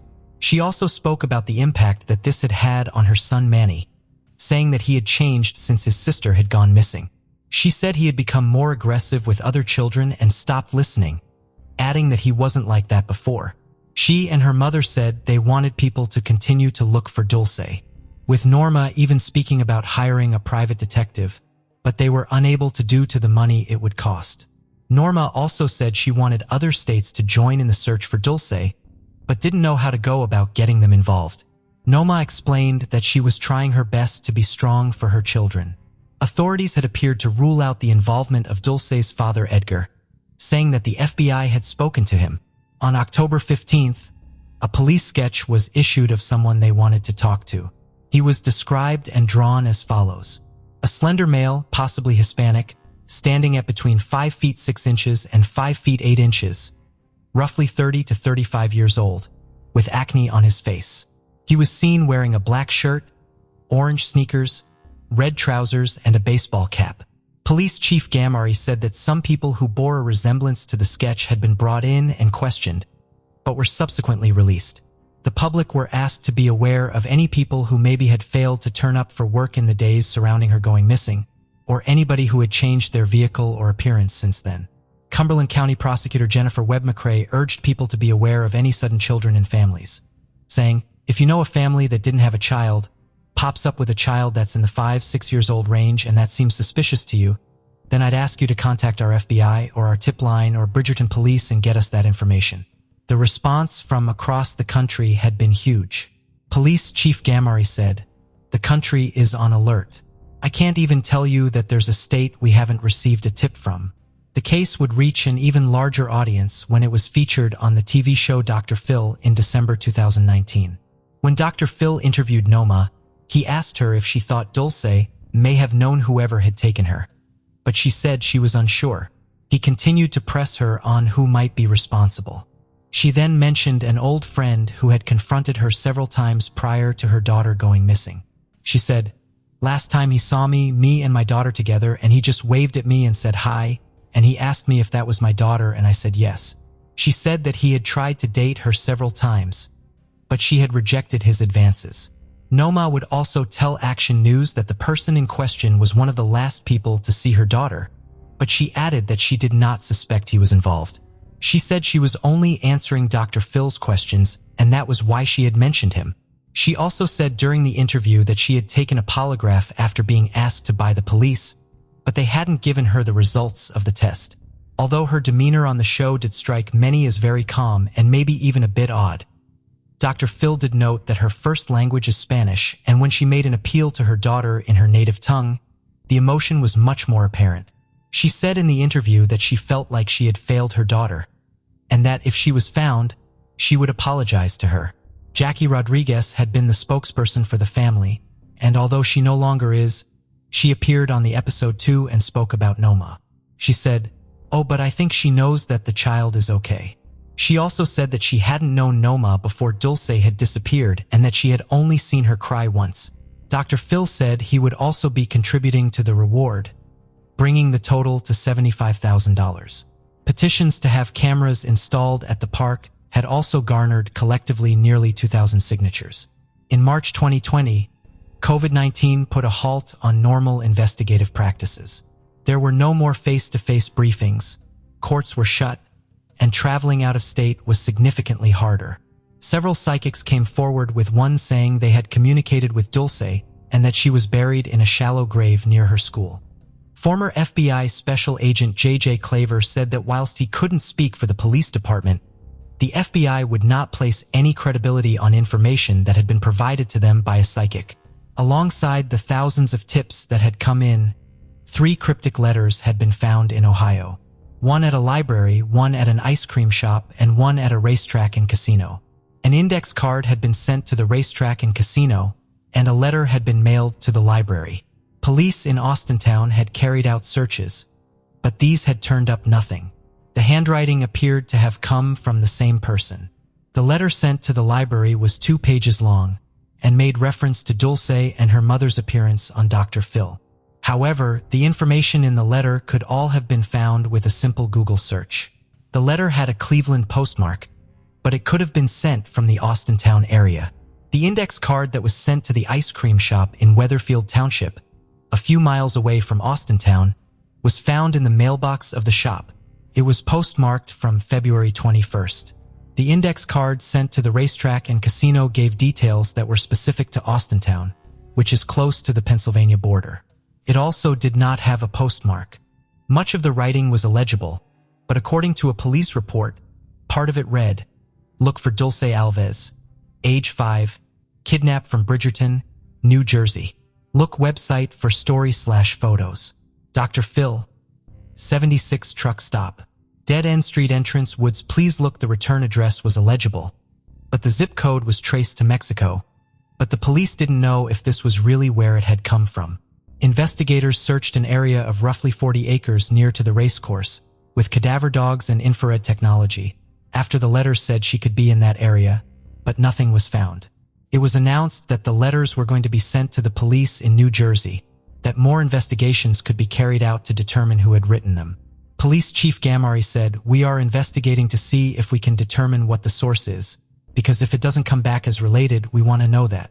But he also emphasized that if these were part of a hoax, he wanted to see whoever had sent them prosecuted for distributing false information. The former family spokesperson Jackie Rodriguez said she had received a letter in March. It was random scribbles on bits of paper with words like 1776, campground, and Mexico on them. One thing immediately stood out. No address had been assigned to the envelope. It had been sent him. Gamari said he still believed the community was withholding information from investigators. "I can say that we still firmly believe that there are people in the public that have information that they are not sharing with us," he said. On the 1-year anniversary of Dulce's disappearance, Noma gave an interview about her daughter's case. She said, "And not leave her alone." Cumberland County Prosecutor Jennifer Webb McCrae said that with the absence of evidence suggesting that Dulce had died, they were going to hold onto the hope that she was still alive. It was around this time that local law enforcement reached out again to Dulce's father Edgar after a video was posted to YouTube on Dulce's birthday. 2 years after her disappearance, the community held a silent walk. It had now been 3 years since Dulce had disappeared. An age-progressed image of her by the National Center for Missing and Exploited Children was issued to the public. Her vigil had also been planned at the park she had vanished from. On what would have been her 8th birthday, people gathered to remember her. The search for Dulce Maria Alaves continues. Detectives continue to carry out interviews and investigations in the United States and Mexico, and follow all lines of inquiry. The family home still contains her favorite toys and dresses as they wait for her to come home. Her backpack remains where she left it, untouched, with her school papers from her last day at kindergarten inside. Her mother said, "I have all of Dulce's dresses in safekeeping. We have not gotten rid of any of her clothes. We haven't given it away. Her dresses, her shoes, all of it. Her toys too. We don't let anyone touch her things. They're there for her."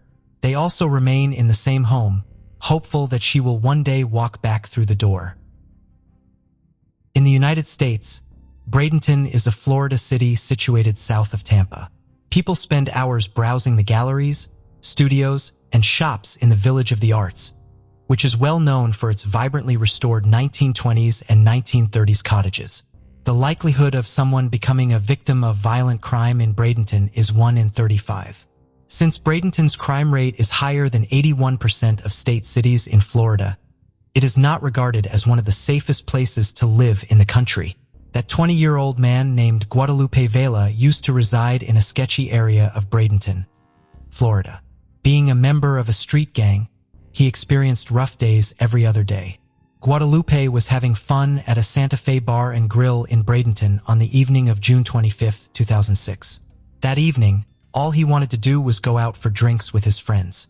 However, he quickly got into a fight with a man from a rival gang and left the bar. Guadalupe went to a relative's home in the 100 block of 33rd Avenue East to cool off. He sighed with relief, thinking he was finally out of the mess, and spent some time at his relative's house. Guadalupe was about to believe he was safe when 2 gunshots were heard. Then there was an absolute silence. Guadalupe was discovered dead in his relative's backyard later that night. The detectives were notified of the tragic incident and responded quickly after receiving the call. They discovered that Guadalupe had been shot twice in the back as they examined his icy, lifeless body in detail. At the crime scene, the investigators also discovered a few 9mm bullet casings, which they gathered as additional evidence. They were informed that quite a few people had seen the shooting, but none of them would speak to the investigators when they tried to question them. The detectives had a hard time linking any suspect to the murder of Guadalupe because there was little evidence and no one willing to talk to them about it.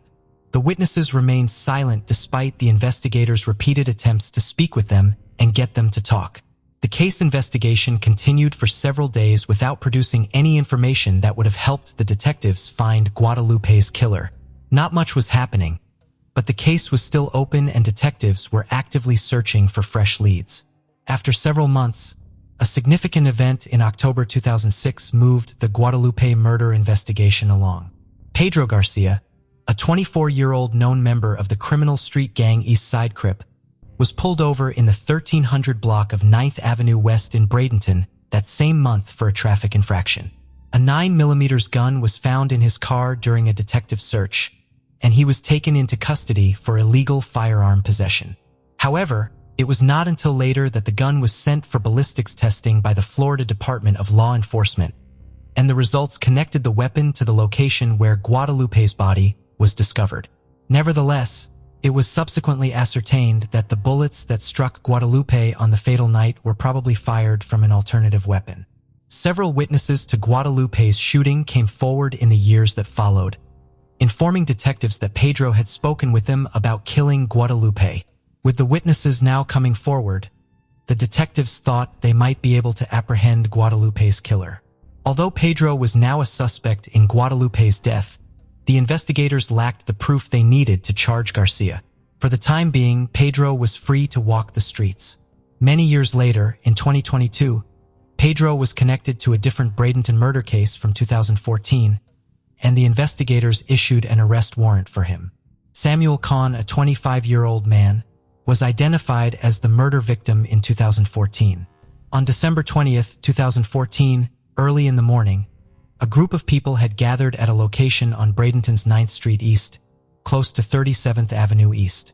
This location, which was fairly remote, was the preferred choice for gang members looking to buy alcohol illegally after the neighborhood bars closed for the evening. Samuel was among those drinking on that December night. After confirming that rival gang members had engaged in combat, the detectives were able to determine that Samuel had been shot and killed by an unknown individual. Authorities did receive some leads in the days following the horrifying event, but they were unable to solve the case. Again, the nature of the crime was the reason for this. Those who saw the shooting decided not to talk to the detectives at all because it was another gang rivalry shooting. The detectives were able to speak with the witnesses in 2012 and were able to solve the unsolved case. Pedro was still free on bond, despite the fact that he was now facing charges related to Samuel's death. Even though the detectives were positive that Pedro killed Guadalupe in 2006, they were unable to bring charges against him because the witnesses to the crime remained silent about the entire incident. But later in 2022, when the witnesses began to speak, the detectives in Guadalupe's case finally got lucky. They discovered that Pedro admitted to another prisoner that he killed Guadalupe in June 2006 while he was housed in the Manatee County Jail in 2015 on unrelated charges. When the detectives learned that Pedro had provided particulars about the evening and the crime scene, their curiosity grew even more. Pedro claims that on June 25, 2006, at the Sante F Bar and Grill in Bradenton, he and Guadalupe, an East Side Crips rival gang member, got into a fight. The altercation between the two men began inside the bar and persisted outside as well. After exchanging a few harsh words, they parted ways. Pedro later showed up at Guadalupe's relative's home in the 100 block of 33rd Avenue East. As their argument grew more heated, Pedro finally pulled out a gun and pointed it at Guadalupe. Pedro gave him 2 back shots as he attempted to flee. This and additional evidence were sufficient to result in an arrest at last. The 40-year-old Pedro is accused of Guadalupe Vila's second-degree murder by detectives from the Manatee County Sheriff's Office's Homicide Investigative Unit. Pedro, who was still free on bond in connection with the murder of Samuel, was apprehended after being discovered in Bradenton at the 800 block of 30th Avenue West. A 16-year-old unsolved case has now been resolved. Investigators think Pedro may have been involved in other violent crimes from the early to mid-2000s that remain unsolved. February 24, 1986. The Los Angeles Police Department discovers the lifeless body of 29-year-old Sherry Rasmussen, scarred with severe injuries and tragically sprawled on the floor. Inside the house, the scene was chaotic. Furniture was tossed around, stereo equipment ripped from the walls, and a shattered porcelain vase spoke of the violence inflicted upon Sherry. For detectives, everything points to just one theory: a robbery that had turned deadly. Beneath the surface lay a truth which the autopsy reports were telling a different story. Something strange caught their eyes: a bite mark on Sherry's left arm. What exactly happened to Sherry? Was it truly just a robbery or a revengeful motive behind her tragic death? In May 1984, Sherry met a guy named John Rutin. They clicked right away and began dating. A year later, they decided to tie the knot, and John moved into Sherry's apartment. February 24, 1986. John left their condo on Balboa Boulevard to go to his new job. Meanwhile, Sherry was supposed to give a motivational speech at work that day. Around 9:45 a.m., a neighbor noticed something odd. John's garage door was open, but there was no sign of any car. Before leaving, John had made sure all the doors were closed, so this was quite unusual. About 15 minutes later, John called home, but no one picked up. He figured maybe Sherry had gone to work, so he shrugged it off. But as the day went on, his calls continued to go unanswered. John started to wonder. However, after checking in with Sherry's secretary and learning she hadn't shown up for work, John's worry meter spiked. Meanwhile, Sherry's sister, Teresa Lane, also reached out, calling her office around 10 a.m.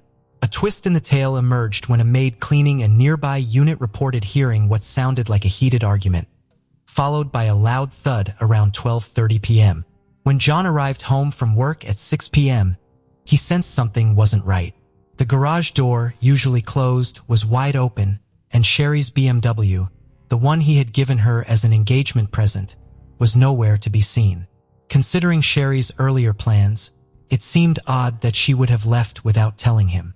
As John walked closer to the garage, he spotted scattered pieces of broken glass and quickly realized where they came from.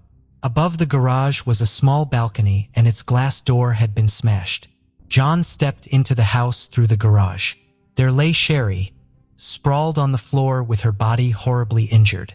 Her eyes were swollen, and she had cuts and bruises all over her body, even on her head and neck.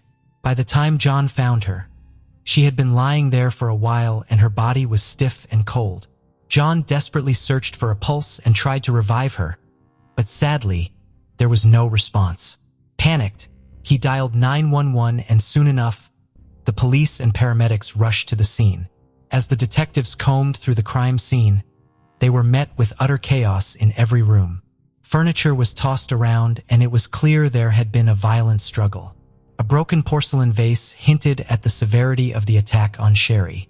Adding to the eerie scene, they discovered a handprint of blood near the alarm system the couple had recently installed.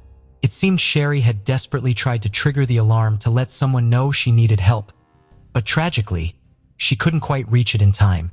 Inside the house, it was clear that the struggle had been intense, especially in the lounge room. The detectives found tall stereo speakers, one of which had been ripped from the wall and left on the floor near Sherry's body. As they continued their investigation, they collected more evidence from both the scene and from Sherry's body. They dusted for fingerprints around the house and also used an assault kit to gather swabs from the bite marks they found on Sherry's arms. The detectives also discovered abrasions on Sherry's wrists, which suggested that she had been tied up with a rope or cord, which they found near the front door. It was clear she had fought so hard that her fingernails broke off in the struggle, adding to the horror. They also uncovered evidence that she had been shot 3 times in the chest. This shocking revelation led them to conclude that despite all her other injuries, the gunshots were ultimately what caused her death. One bullet had gone through Sherry's body, leaving an exit wound on her back, while the other 2 were found inside her. It was clear they were shot from a .38 caliber handgun fired at very close range. Adding to the mystery, detectives found a colorful quilted blanket on a chair in the living room. It had 2 holes and powder burns, which suggested that it was used to muffle the sound of the gunshots. With all this evidence, the police swiftly concluded that this was no ordinary crime. It was a botched robbery gone terribly wrong. According to the police, it seemed like at least 2 criminals broke into Sherry's apartment, but they didn't expect her to be there. So a fierce struggle broke out between them and Sherry, who fought bravely until the end. Several clues pointed toward a robbery gone wrong. First, Sherry's car was missing from the garage, indicating the robbers' intent to steal. Secondly, stereo equipment and a player were found near the staircase, which suggested the thieves planned to take them before the confrontation. However, things took a deadly turn during the scuffle, leading to Sherry's tragic murder. But this robbery theory had its flaws. First, the police didn't find any signs of forced entry. This meant the criminals either had a key to Sherry's apartment or she let them in herself. Secondly, all valuable items, including a jewelry box, were left untouched, which raised doubts about the motive behind the break-in. Despite interviewing all of Sherry's neighbors, detectives came up empty-handed. While some residents heard sounds of a struggle, none of them reported hearing gunshots or seeing anyone enter Sherry's apartment. Experts also collected blood samples and fingerprints from the house, hoping to find clues to solve the case. However, DNA analysis wasn't possible at the time in the 1980s. To gather more evidence, the lead investigator had an idea. He took a piece of cotton and dabbed it on the bite mark found on Sherry's body. He hoped that if the attacker's saliva was left behind, it could be a vital clue in catching the killer. After their thorough search of the apartment, detectives stumbled upon an intriguing detail. The criminals had taken only one item, which was Sherry and John's marriage certificate. This raised eyebrows and suspicions, especially toward John, who was closest to Sherry and could have had easy access to the apartment. However, John was quickly ruled out as a suspect in his wife's murder because he had a solid alibi and no apparent motive. In fact, he was the one who informed the police about the missing certificate, further clearing his name. At the time, detectives couldn't make sense of why the criminals took only Sherry and John's marriage certificate. Still stuck on their robbery theory, they focused on finding the perpetrators. After a week and a half of searching, they made a breakthrough. Sherry's car was found in a parking lot, for kilometers from her apartment. In these incidents, two criminals would break into apartments through the garage, brandishing guns and stealing stereo equipment. The lead detective suspected that the same culprits might be behind Sherry's murder.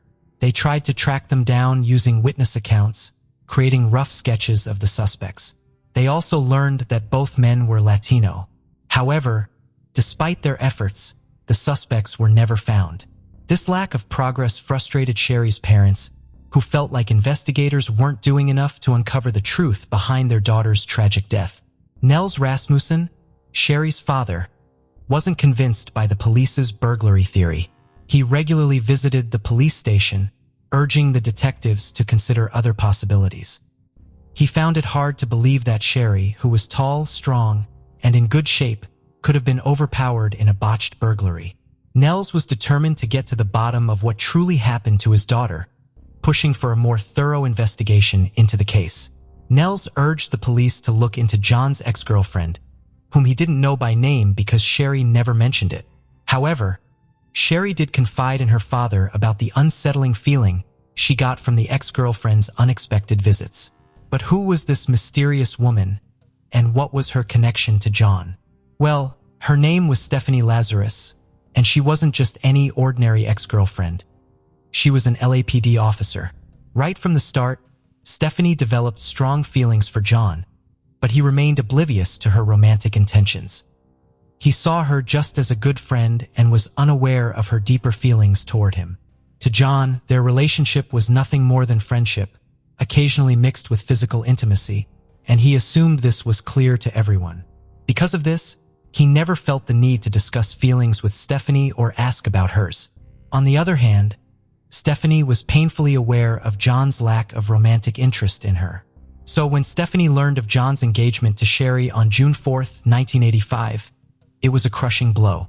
That night, Stephanie dialed John's number and her voice was trembling as she pleaded, "I really need to see you. Please come over." Concerned, John agreed and hurried to Stephanie's house. When he arrived, he found her still in tears, which worried him deeply. Despite knowing Stephanie for 7 years, he had never seen her so upset before. He tried to soothe her, but before he could say anything, Stephanie suddenly poured her heart out, confessing her love for him. "I love you," she declared. "I've loved you all this time.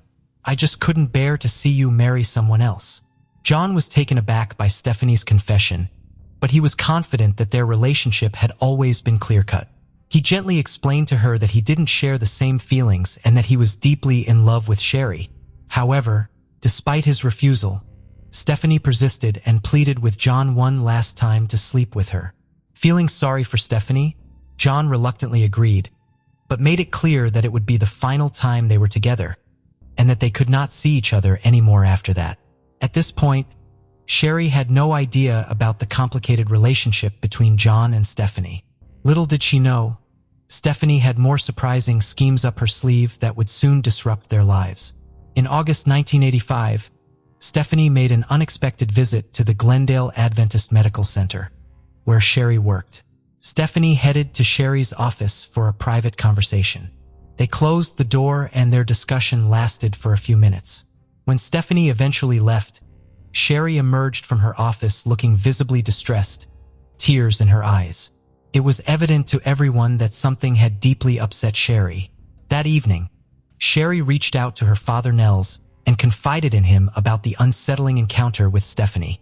While she didn't disclose Stephanie's name, she shared the disturbing message she received. If John couldn't be with Stephanie, then he couldn't be with anyone else either. But Stephanie's intrusive behavior didn't end there. During her second visit, she showed up at Sherry's apartment and asked John to wax her skis. Despite Sherry's objections, John complied with Stephanie's request. Sherry found her behavior odd, especially considering she was dressed in a flattering workout attire. After Stephanie left, Sherry confronted John and questioned him whether their relationship was truly over. John reassured her that he and Stephanie were just friends. However, a few days later, Stephanie returned to retrieve her skis, this time dressed in her police uniform and armed. Sherry grew increasingly unnerved by Stephanie's persistent visits and pleaded with John to put an end to them. However, John dismissed her concerns while insisting there was nothing more to their relationship and advised her to ignore Stephanie's actions. But Sherry couldn't shake off her nagging suspicions about Stephanie's mysterious appearances and how she managed to bypass the security measures at their residential complex. On one occasion, while dining with John in a restaurant, Sherry caught sight of a hooded figure staring at them. The moment she glanced back, the mysterious person swiftly disappeared. Sherry couldn't discern his identity because his face was concealed. Desperate for answers, Sherry's father shared these unsettling incidents with the detectives in the hope that they would take his concerns seriously. However, their indifference only deepened the family's frustration and anxiety. Detectives were certain that the murder was the work of the two men who had recently burgled an apartment near Sherry's residence. However, 3 months after the tragic incident, a curious turn of events unfolded. Several crucial documents pertaining to Sherry's case mysteriously vanished from the police station. These included the detectives' detailed records documenting the ongoing investigation's progress, yet inexplicably, they couldn't be located. This disappearance raised serious doubts. Was it a genuine mishap, or had someone intentionally removed these documents from the case files? The victim's family suspected foul play, especially considering the involvement of an LAPD officer in the case. However, there were no significant leads and the case remained unsolved for years. 7 years later, when the lead investigator, Mayer, retired, Sherry's father saw it as an opportunity and decided to meet his successor, hoping for a more committed approach to the case. Sherry's father requested the detective to conduct a DNA analysis and even offered to cover the expenses. However, the detective dismissed the idea, deeming it pointless because they didn't have a suspect to compare the DNA profile with.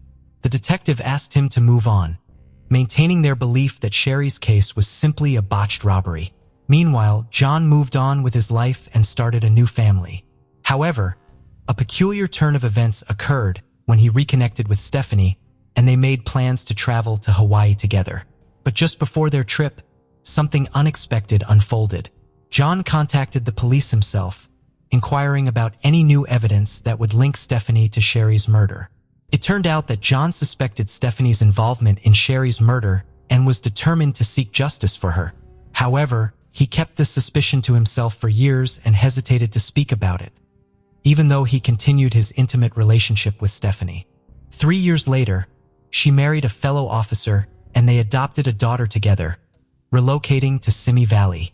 Despite her impeccable reputation, Stephanie continued to meet John regularly and maintain their relationship. As time passed, it seemed like Sherry's murder would remain unsolved forever. However, in 2001, a glimmer of hope emerged when a separate cold case unit was established in Los Angeles to tackle unsolved murders. Sherry's case, along with thousands of others, was assigned to the detectives in this unit. Among the evidence was the piece of cotton that may have contained the perpetrator's saliva left behind after a bite during the attack. 2 years later, in 2003, detectives resumed their investigation into Sherry's case and sent all available evidence to the laboratory for DNA testing. However, it wasn't until December 2003 that a lab technician named Jennifer Francis began working on it. Due to a backlog of cases, they had to wait nearly 2 years for the results.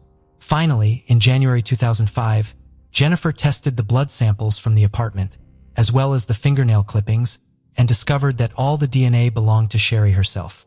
Now all that remained was to analyze the remaining sample from the bite mark on Sherry's body. However, there was a problem. The vial containing the sample couldn't be found for an entire day.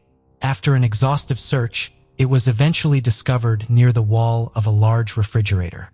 It appeared as though someone had tried to remove all evidence linking to the killer, but by some stroke of luck, this crucial piece had been overlooked.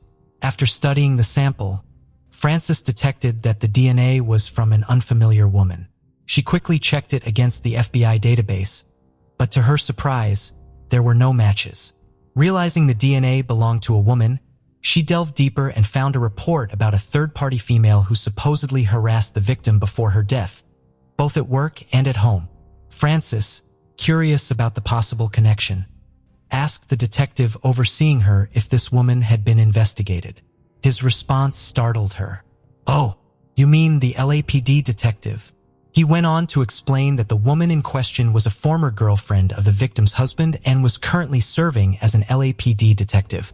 However, he quickly dismissed any involvement by stating firmly, "She's not a part of this." They didn't entertain other possibilities, and after hitting a dead end in their search for new leads, the case once again went cold. Sherry's case had its share of challenges, with progress often stalled by dead ends. However, in February 2009, a fresh opportunity emerged when Jim Nuttall and Pete Barbera took on the investigation in Van Nuys. They carefully reviewed the materials left by previous investigators. With the DNA evidence indicating a female suspect, they dismissed the burglary theory and realized they needed to retrace their steps from the beginning. Nuttall and Barbera considered it a murder rather than a simple burglary. They believed the burglary was staged to divert attention from the real motive. Several aspects of the crime scene didn't add up for a typical break-in, especially one that happened during the day. Sherry's jewelry box, an obvious target for thieves, was left untouched on her dresser, so they decided to make a list of all the women who could potentially be linked to Sherry's murder. After some investigation, they gathered 5 names, including one of Sherry's colleagues from work, 3 other young women, and Stephanie. Nuttall was surprised when John informed him over the phone that Stephanie was a police officer. At the time, Stephanie had been promoted to a higher rank of detective and was working on art theft cases as part of the commercial crimes division. With the assistance of other investigators, they swiftly ruled out the 3 women from the list as they lacked motives and had solid alibis. Next, they turned their attention to the nurse who worked with Sherry. The case file indicated that there were tense relations between them, so the police discreetly obtained a sample of her DNA from the trash she discarded. Experts analyzed the profile extracted from the sample, but found that it didn't match the saliva found at the bite mark. Consequently, the detectives were left with only one remaining suspect, Stephanie Lazarus. However, during this process, the detectives and their colleagues made a pact to keep this information under wraps until they could gather concrete evidence against Stephanie or rule out her involvement.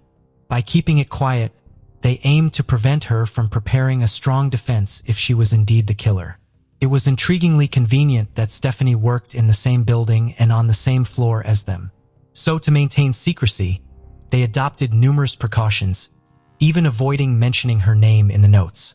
Instead, Stephanie was simply referred to as number 5. As they delved deeper into Stephanie's life during the mid-1980s, they stumbled upon their first intriguing discovery. During the time of the murder, Stephanie owned a Smith & Wesson Model 49.38 caliber revolver, the same type of gun used to shoot Sherry. Additionally, investigators discovered that Sherry had frequently complained about Stephanie's odd and sometimes aggressive behavior. The plot thickened when they learned that Stephanie had broken into Sherry's gated community and even into her apartment on multiple occasions. In a final blow, the detectives uncovered that just 2 weeks after the murder, Stephanie made a peculiar report at the police station. She claimed that her car, parked near the pier, had been broken into, and among the stolen items was a .38 caliber revolver. This revelation raised eyebrows among investigators, especially considering the circumstances surrounding Sherry's murder. It seemed highly suspicious that Stephanie would conveniently report the theft of a weapon similar to the one used in the crime. With Stephanie emerging as the prime suspect, the detectives wasted no time in informing their superiors. They devised a plan to discreetly collect a DNA sample from her, opting for a voluntary discard to avoid tipping her off about the investigation. For a whole week, undercover officers shadowed Stephanie's every move and waited for the perfect moment. Then, on May 28, 2009, their chance finally arrived. Stephanie and her stepdaughter popped into a cafe for a quick snack. As soon as they exited, the officers swiftly swooped in and grabbed the glass Stephanie had sipped from. Without hesitation, they sent it straight to the lab for analysis, hoping it would finally crack the case wide open. The following day, the lab delivered the results, and it was a bombshell. The DNA from Stephanie's glass was a perfect match to the DNA found at the bite mark from Sherry's body. It confirmed what the detectives had suspected all along. Stephanie was indeed Sherry's killer. The revelation sent a chilling possibility that Stephanie may have been behind the disappearance of crucial documents from the initial investigation and erased any trace of her involvement. However, the undeniable DNA results left no room for doubt. With little time for contemplation, the investigators swiftly shifted their focus to developing a plan for Stephanie's arrest. The detectives even thought over the idea of apprehending Stephanie at her residence, but the thought of confronting her while she was with her husband and stepdaughter seemed fraught with risk. Instead, they brainstormed on how to compel someone of Stephanie's rank to surrender their weapon. Eventually, they hit upon a brilliant solution. The basement of the police department housed holding cells meant for temporary detention of criminals, where anyone entering had to surrender their weapon. This ingenious plan provided the perfect opportunity to safely arrest Stephanie without complications of her family being involved. Now, to lure Stephanie to the basement holding cells, the detectives devised a clever plan. On June 5, 2009, two detectives approached her with hidden microphones. They told her they had arrested a suspect who might have intel on stolen paintings. Since Stephanie was experienced in dealing with art thefts, they sought her expertise. Stephanie willingly agreed to assist and accompanied the detectives to the basement where the suspect was purportedly held. As she surrendered her weapon, the first part of the plan fell into place. However, upon reaching the interrogation room, Stephanie was in for a surprise. Instead of finding a suspect, the detectives meticulously and cautiously began revealing their cards one by one. The detectives began by gently prodding Stephanie's memory, allowing her to share more about her past experiences. As Stephanie confessed her connection with John, the conversation naturally shifted toward Sherry. They asked Stephanie to recall her memories of Sherry and questioned her about the peculiarities of their interactions, such as the unexpected visits and incidents that could link her to the murder. Throughout the interview, Stephanie became increasingly tense and defensive whenever questioned about Sherry and attempted to deny any recollection of their past interactions. Despite her efforts to deflect and evade, Stephanie inadvertently revealed enough information about their history. Now it was time for the detectives to reveal the truth to her. After the interrogation, Stephanie was allowed to leave, but as she reached the end of the corridor, several policemen were waiting for her with handcuffs. It was a dramatic moment, marking 23 years since the murder as Stephanie was finally arrested. Even during the official questioning, she invoked her right to remain silent and adamantly denied any involvement, maintaining her innocence. With no confession forthcoming, the detectives had no option but to prepare the necessary documents for her transfer to court. Stephanie spent the next few years in a women's prison until her first court hearing that commenced in 2012. During the trial, the defense raised doubts about the DNA test results and highlighted the lack of prior suspicions against Stephanie. However, these arguments failed to convince the court. The prosecution presented their theory, alleging that on the day of the murder, Stephanie waited for John to leave for work before entering Sherry's apartment. Once inside, she confronted Sherry, which resulted in the struggle that moved downstairs. Ultimately, Stephanie incapacitated Sherry by breaking a vase over her head before fatally shooting her. Then she staged a fake burglary scene to cover her tracks and left the scene after taking their marriage certificate. In her house, they stumbled upon a journal from the mid-1980s filled with entries detailing her love for John and her distress over his relationship with Sherry. However, there was no mention of her gun being stolen. Additionally, her computer history revealed multiple searches for John's name during the late 1990s. These findings added weight to the prosecution's case, painting a clearer picture of Stephanie's obsession with John and her potential motives for the crime. On March 8, 2012, Stephanie's fate was sealed as the jury declared her guilty of murder. The courtroom fell silent as the judge handed down a sentence of 27 years to life in prison, with an additional 2 years for using a service weapon. Stephanie was finally behind bars and John had moved on with his life. It's tragic to think that she took Sherry's life and ruined 3 lives in the process. But for what? In the end, Stephanie's attempts to make John love her were futile, and now she finds herself unhappy as well. If it weren't for dedicated detectives who took up the case, Sherry's story might have remained buried in dusty archives. But thanks to their expertise and the power of DNA evidence, justice was finally served. Sherry's parents finally found solace knowing that the person who took their daughter away from them was behind bars. Our next case brings us to Viroqua, a small town in Wisconsin, USA, with a population of less than 5,000 residents. It was in this unassuming town that Rian Dawn Blackmore was born on May 5, 1962. Her parents were Frank Edward Blackmore and Donna Reitman. While details about Rian's early life are scarce, her mother portrayed her as a determined young lady who valued laughter and enjoyed fun times with her friends. Rian had a profound love for nature and frequently participated in outdoor activities such as hiking, camping, hunting, and stargazing.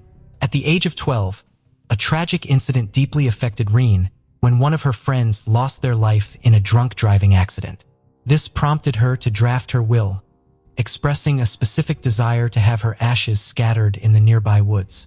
During her high school years, Rian appeared to have discovered her passion in the Reserve Officer Training Corps program, aimed at preparing young individuals for leadership roles in the U.S. military. Her mother fondly remembered that by her senior year, had ascended to the position of commanding the unit. In 1982, at 20 years old, Rian enlisted in the Army and was stationed at Fort Benning, Georgia, serving as a medic within the 197th Infantry Brigade. Her life seemed to be heading in a positive direction until an unforeseen event occurred. On the evening of April 29, 1982, Rian departed her barracks on a borrowed motorcycle headed towards Columbus, Georgia. This marked the final time anyone saw Rian alive. The day of Rian's disappearance held significance for various reasons. It was the day before her payday and just a few days before her scheduled promotion. Her commander had even intended to recommend her for further training in preparation for her admission to the military academy. However, Rian's failure to return has raised concerns, prompting an official inquiry into her mysterious vanishing. On May 3, 1982, for days after Rian's disappearance, the friend who loaned her the motorcycle and helmet noticed something unusual. The friend saw 2 soldiers wearing the helmet on a street leading from the military post to Columbus, Georgia. Concerned, the friend took action and had a police officer stop the soldiers. Both soldiers were questioned by military police at Fort Benning that day and the next day.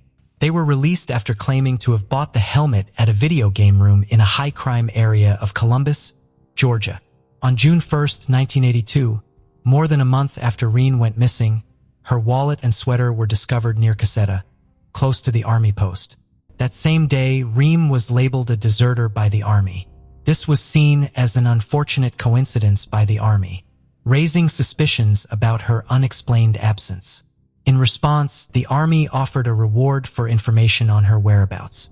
Then, on June 28, 1982, exactly 2 months after Renee's disappearance, her remains were found near a logging road in Chattahoochee County. Investigators determined she had been murdered, having been hit by a shotgun blast. Following this discovery, an extensive investigation was launched with the U.S. Army Criminal Investigation Division and the Georgia Bureau of Investigation teaming up to solve the mystery of Rian's death. Despite their efforts, the case eventually went cold, leaving many questions unanswered. In late 2020, nearly 40 years later, Vic Reynolds, the director of the Georgia Bureau of Investigations, initiated a cold case unit comprising retired bureau investigators. Their primary objective was to re-examine Rian's unresolved case. It didn't take them much time to focus on a suspect and establish a connection between that person and the tragic shooting. This individual was identified as Marcellus McCluster, a 64-year-old. Unfortunately, the authorities did not reveal the specific evidence that led them to McCluster. At the time, McCluster was already serving a life sentence as an inmate, having been convicted of an unrelated murder in Stewart County in 1983. However, despite his existing sentence, he faced new charges in March 2022. These charges included 1 count of malice murder and 4 counts of felony murder related to Reen's case. During a subsequent press conference, Kimberly Schwartz, the Assistant District Attorney for the Chattahoochee Judicial Circuit, discussed the uncertainty surrounding Reen's unfulfilled life. She emphasized the profound loss, mentioning that they could only speculate about the life Reen could have had, never knowing the love she could have experienced, the relationships she could have formed, or the dreams she could have realized. Kimberly highlighted that all these possibilities were tragically extinguished by a single gunshot from a cheap shotgun in the remote and obscure regions of South Chattahoochee County 4 decades ago. She also pointed out that the malevolence displayed in this case had no expiration date. In a separate statement, Renee's mother expressed her gratitude to the Cold Case Unit for their unwavering pursuit of justice in her daughter's case. She acknowledged that while nothing could ever bring Renee back, she found comfort in the fact that these individuals cared deeply enough to diligently seek the truth.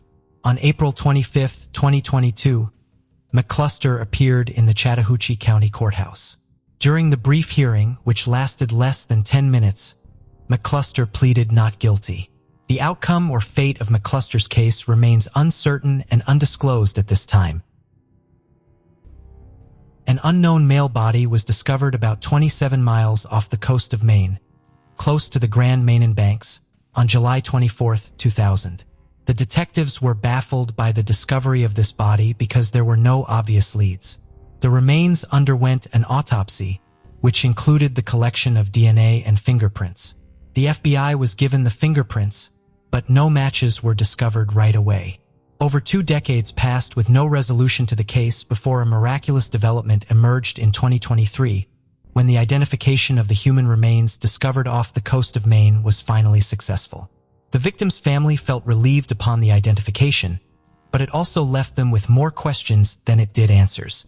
What vital information was discovered that allowed the unidentified male to be identified after more than 2 decades? Are there any video evidence connecting the discovered body to the Atlantic Ocean off the coast of Maine where he was found? Maine is renowned for its regal beauty and quaintness. It has a charming lighthouse landscape and is noted for its rocky coastline. The Grand Manan Banks are located a few miles offshore of Maine's coast, not far from the Canadian border. The region has a history of being linked to maritime myths and legends, which heightens the already enigmatic nature of the place. Sailors and residents of coastal areas have long been fascinated by tales of coasts, ships, and strange occurrences. Although the Grand Manan Banks are in a beautiful location, they are also close to a region with unreliable weather and dangerous seas. This area should only be cautiously and strategically explored. In comparison to other U.S. states, the entire region has the lowest crime rate. In spite of its secure surroundings, the area saw a terrible incident in the year 2000. A number of human remains were discovered on July 24, 2000 near Grand Manan Banks in Maine. Local boaters discovered the partially skeletonized skeletal remains. As experts carefully removed the remains from the water, they observed that the individual was wearing casual clothing which included a digital watch on their wrist, a cozy pullover, and a blue knit shirt. Despite discovering these private items, the identity of the person, which was the most important piece of information, remains a mystery. It was challenging to ascertain the cause of death or the circumstances of the person's passing, because the harsh marine environment had taken its toll on the remains. In an effort to identify the deceased, the Maine office of the chief medical examiner performed an autopsy and collected DNA and fingerprint samples. This initial attempt was unsuccessful. The fingerprints were then sent to the FBI, but no matches were found. Additionally, a DNA sample was sent to the FBI's combined DNA index system, but no matches were found there either. Investigators were able to identify the remains as belonging to a male during the initial examination. They probably made this determination based on the clothing and other items found nearby. The results of the autopsy also showed that the man had a number of severe chronic illnesses, including emphysema, heart hypertrophy, and nephrospirosis. However, despite thorough investigation, a precise cause of death could not be determined. The John Doe name, which is an enormous placeholder used by law enforcement authorities when a true name is unknown, was then formally assigned to him. Years were spent on the investigation into these human remains and their identification, but sadly no significant progress was made.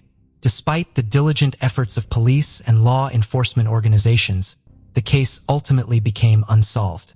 Subsequently, about 20 years after the human remains were found off the coast of Maine, the investigation into the case was reopened. The chief medical examiner requested help from a company called Parabon Nanolabs to conduct analysis and try forensic genealogy in an effort to identify the man. Despite Parabon Nanolabs' efforts to analyze the DNA and carry out forensic genealogy testing, the mystery persisted. The investigation gained a new piece of information when it was discovered that the male's remains belonged to a person of Ashkenazi Jewish ancestry. To learn the man's name or the identity of his family, this lead did not turn up any useful information or potential sources until 3 years later, when the FBI's Criminal Justice Information Services, the Chief Medical Examiner's Office, and the Deceased Persons Identification Services Division met in March 2022. New hope was generated. To reevaluate the fingerprints discovered on the unidentified person, they utilized the modern technologies made available by the FBI. This second look resulted in an amazing discovery. Amazingly, when the deceased fingerprints were sent to the Deceased Persons Identification Services, in May 2022, the unidentified person's fingerprints matched those of an 84-year-old Philip Kahn, a retired cab driver from Las Vegas. The investigation, hopefully, was finally coming to an end. Detectives created and published a composite sketch earlier in 2019 in an effort to learn more, but unfortunately, no new details were discovered. However, it was later discovered that the composite sketch was eerily similar to the image of Philip Kahn that the medical examiner's office had released when the identification was made. Finally, the long-awaited truth came to light. When Philip Kahn's family was informed of his remains discovery, they experienced a mixture of grief and relief. They had lived years in uncertainty, not knowing what had befallen Philip Kahn. Philip Kahn was born in Manhattan in the year 1916. His formative years are not well known. Nevertheless, he had a sister and 2 brothers. He was reportedly given the last name Ehrlichman at birth, but he later changed it to Kahn because it was difficult to spell. He was born in difficult circumstances around the era of the Great Depression, but he developed strength of character as he rode the trains in search of employment. Many years later, at the beginning of the 1960s, he fell in love with Jean Oliver in Florida, and they eventually moved in together in a mobile home park in Las Vegas.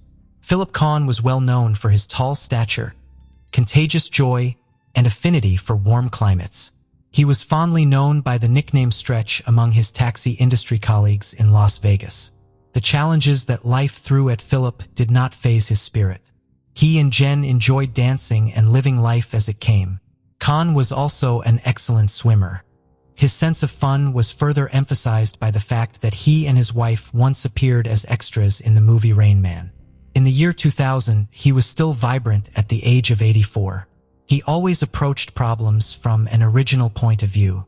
Philip Kahn had an undisclosed disease, and his fantasies about receiving holistic care in Coral Gables, Florida, revealed his desire to consider non-traditional treatment options rather than opting for surgery.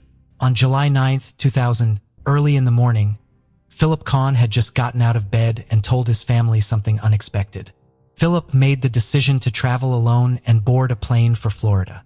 According to him, he was looking for holistic treatment for a health issue that was bothering him. Days passed, and his family members, especially Jean, his wife, and his stepdaughter Judy, felt anxiety and worry.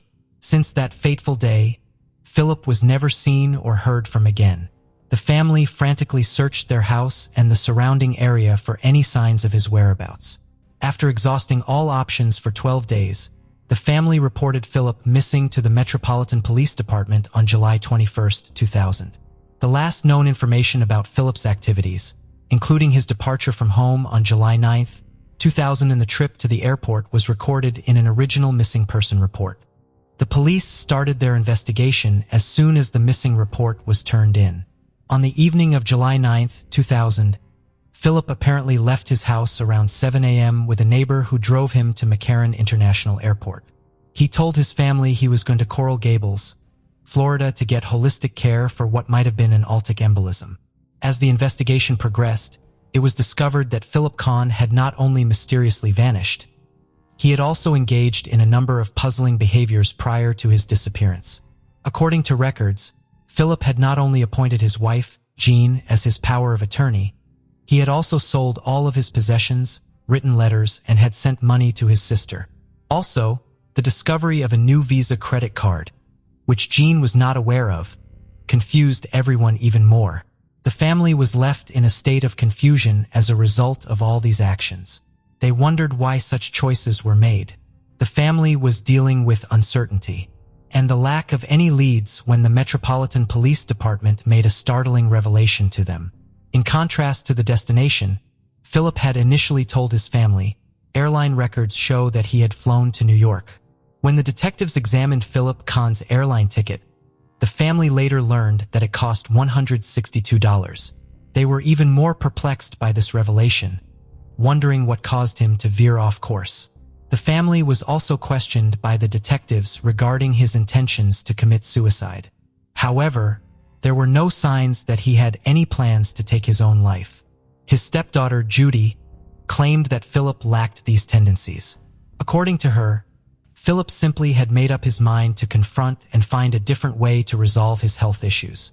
Not me, not mom, or anybody felt like he had such desires. Judy said in an interview, fortunately, forensic genealogy enabled the identification of Philip's remains.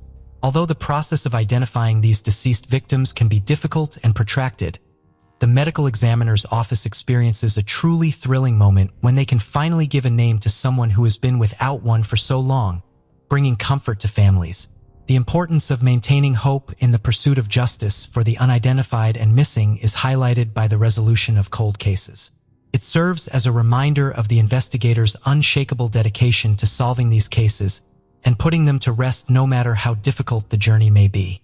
In this instance, the effective use of forensic genetic genealogy is also evidence of the advancements in forensic sciences made possible by advances in DNA technology.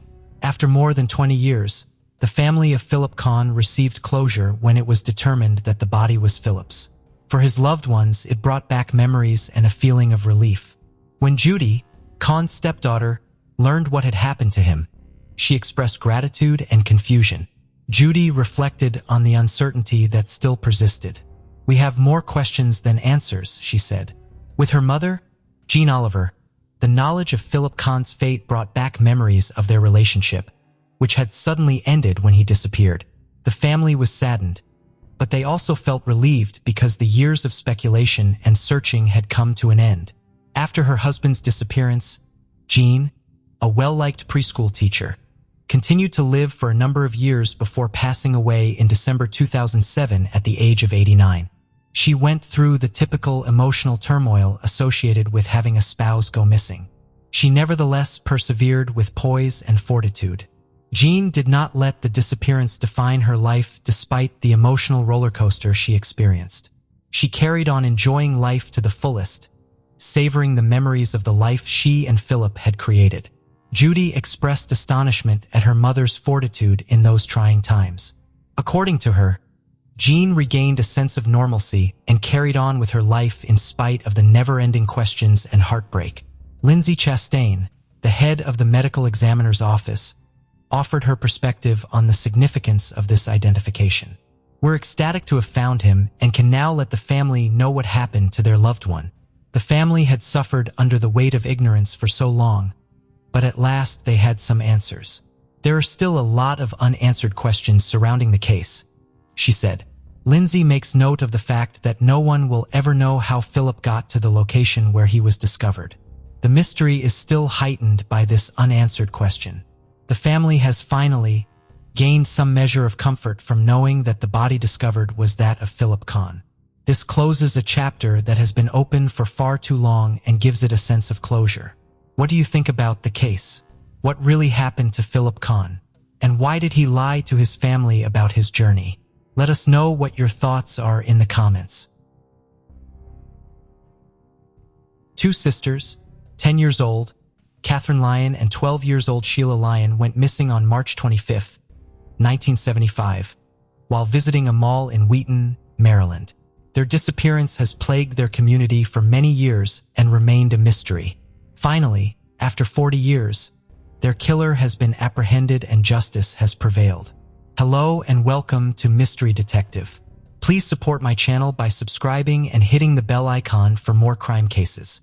Catherine and Sheila were born to John and Mary Lyon in Kensington, Maryland. The two sisters also had an older brother named Jay, who went on to work as a homicide investigator. John Lyon, their father, was popular for being a radio host on Mal Radio. The family resided in a quiet, middle-class community. During a time when parents were less concerned about sudden abductions and disappearances, parents would often allow their kids to play outside. Things were easier in that era when everyone looked out for one another's kids. Both Catherine and Sheila were honor roll students at school. They kept their money in piggy banks, and like most kids, they decorated their bedrooms with posters of Kenny Loggins and John Denver. Catherine and Sheila made the decision to walk to the nearby Wheaton Plaza Mall on the first day of their Easter break from school. They had intended to visit the Easter exhibits that afternoon and eat at the Orange Bowl pizza place, which was about a half-mile from their house. They agreed to be back at their house by 4 p.m., having left home around 11 a.m.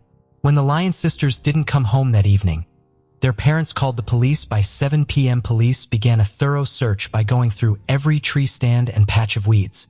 Scuba divers were sent by the police into ponds and storm sewers, as well as into each abandoned homes and buildings. The Lyons' neighbors volunteered to search in the streets and woods. The extensive search for the Lyon sisters lasted for months and attracted a lot of media attention as well as hundreds of tips.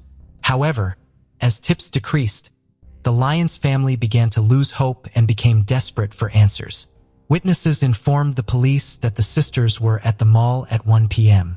A young boy who knew Catherine and Sheila reported to the police that he saw the two of them together outside the Orange Bowl conversing with an unidentified man who appeared to be in his 60s and was dressed in a brown suit. He described the man walking around with a tape recorder inside of a brown briefcase, and children nearby speaking into the microphone. One witness residing in Manassas, Virginia, claimed to have seen the two girls bound and gagged in the back of a 1968 Ford station wagon about 2 weeks after they vanished. This lead was later classified as questionable by the police. The incident sparked a media frenzy and led to calls from extortionists, psychics, and people looking for attention. The Lyons' home received several calls in the weeks that followed. People called to demand money as ransom in exchange for the girls. The Lyons were instructed by one man to leave $10,000 in a courthouse restroom in Annapolis. Following this, the police instructed the Lyon family to pay a ransom of just $101 in the briefcase, enough to make it a federal crime. But the ransom was never collected. A week after the kidnapping, an 18-year-old boy named Lloyd Welch visited the Wheaton Plaza Outlet Mall, where the Lyon sisters were last seen. Lloyd Welch went up to a security guard and revealed that he had been present when the girls disappeared from the mall. According to Lloyd, he saw a man who was speaking to the girls before their disappearance. Lloyd Welch's background wasn't well known. Welch was a carnival worker who hopped from town to town and was viewed as a drifter. The police interviewed him while carrying out a lie detector test. Lloyd, however, failed the police's administered lie detector test. But despite failing, he was quickly eliminated as a suspect and viewed as an unreliable witness because they felt he just wanted the spotlight to be on him and probably was interested in the $9,000 reward on the case. As the investigation progresses, a young girl who was a friend of the Lyon sisters provided another solid lead. The girl's identity had been kept secret to this day out of concern for retaliation. She claimed to have seen a man who must have possibly abducted Catherine and Sheila. She described the man as being white, in his late teens or early 20s, wearing ragged clothing with acne and scars on his left cheek. According to the girl, the man was staring at her so intensely at the mall that she felt compelled to approach him and say something. The police drew a sketch of the suspect, but didn't release it to the public. All leads were exhausted and the Lyon sisters went cold for a long time. In 2013, the Catherine and Sheila Lyon cold case was reopened by detectives.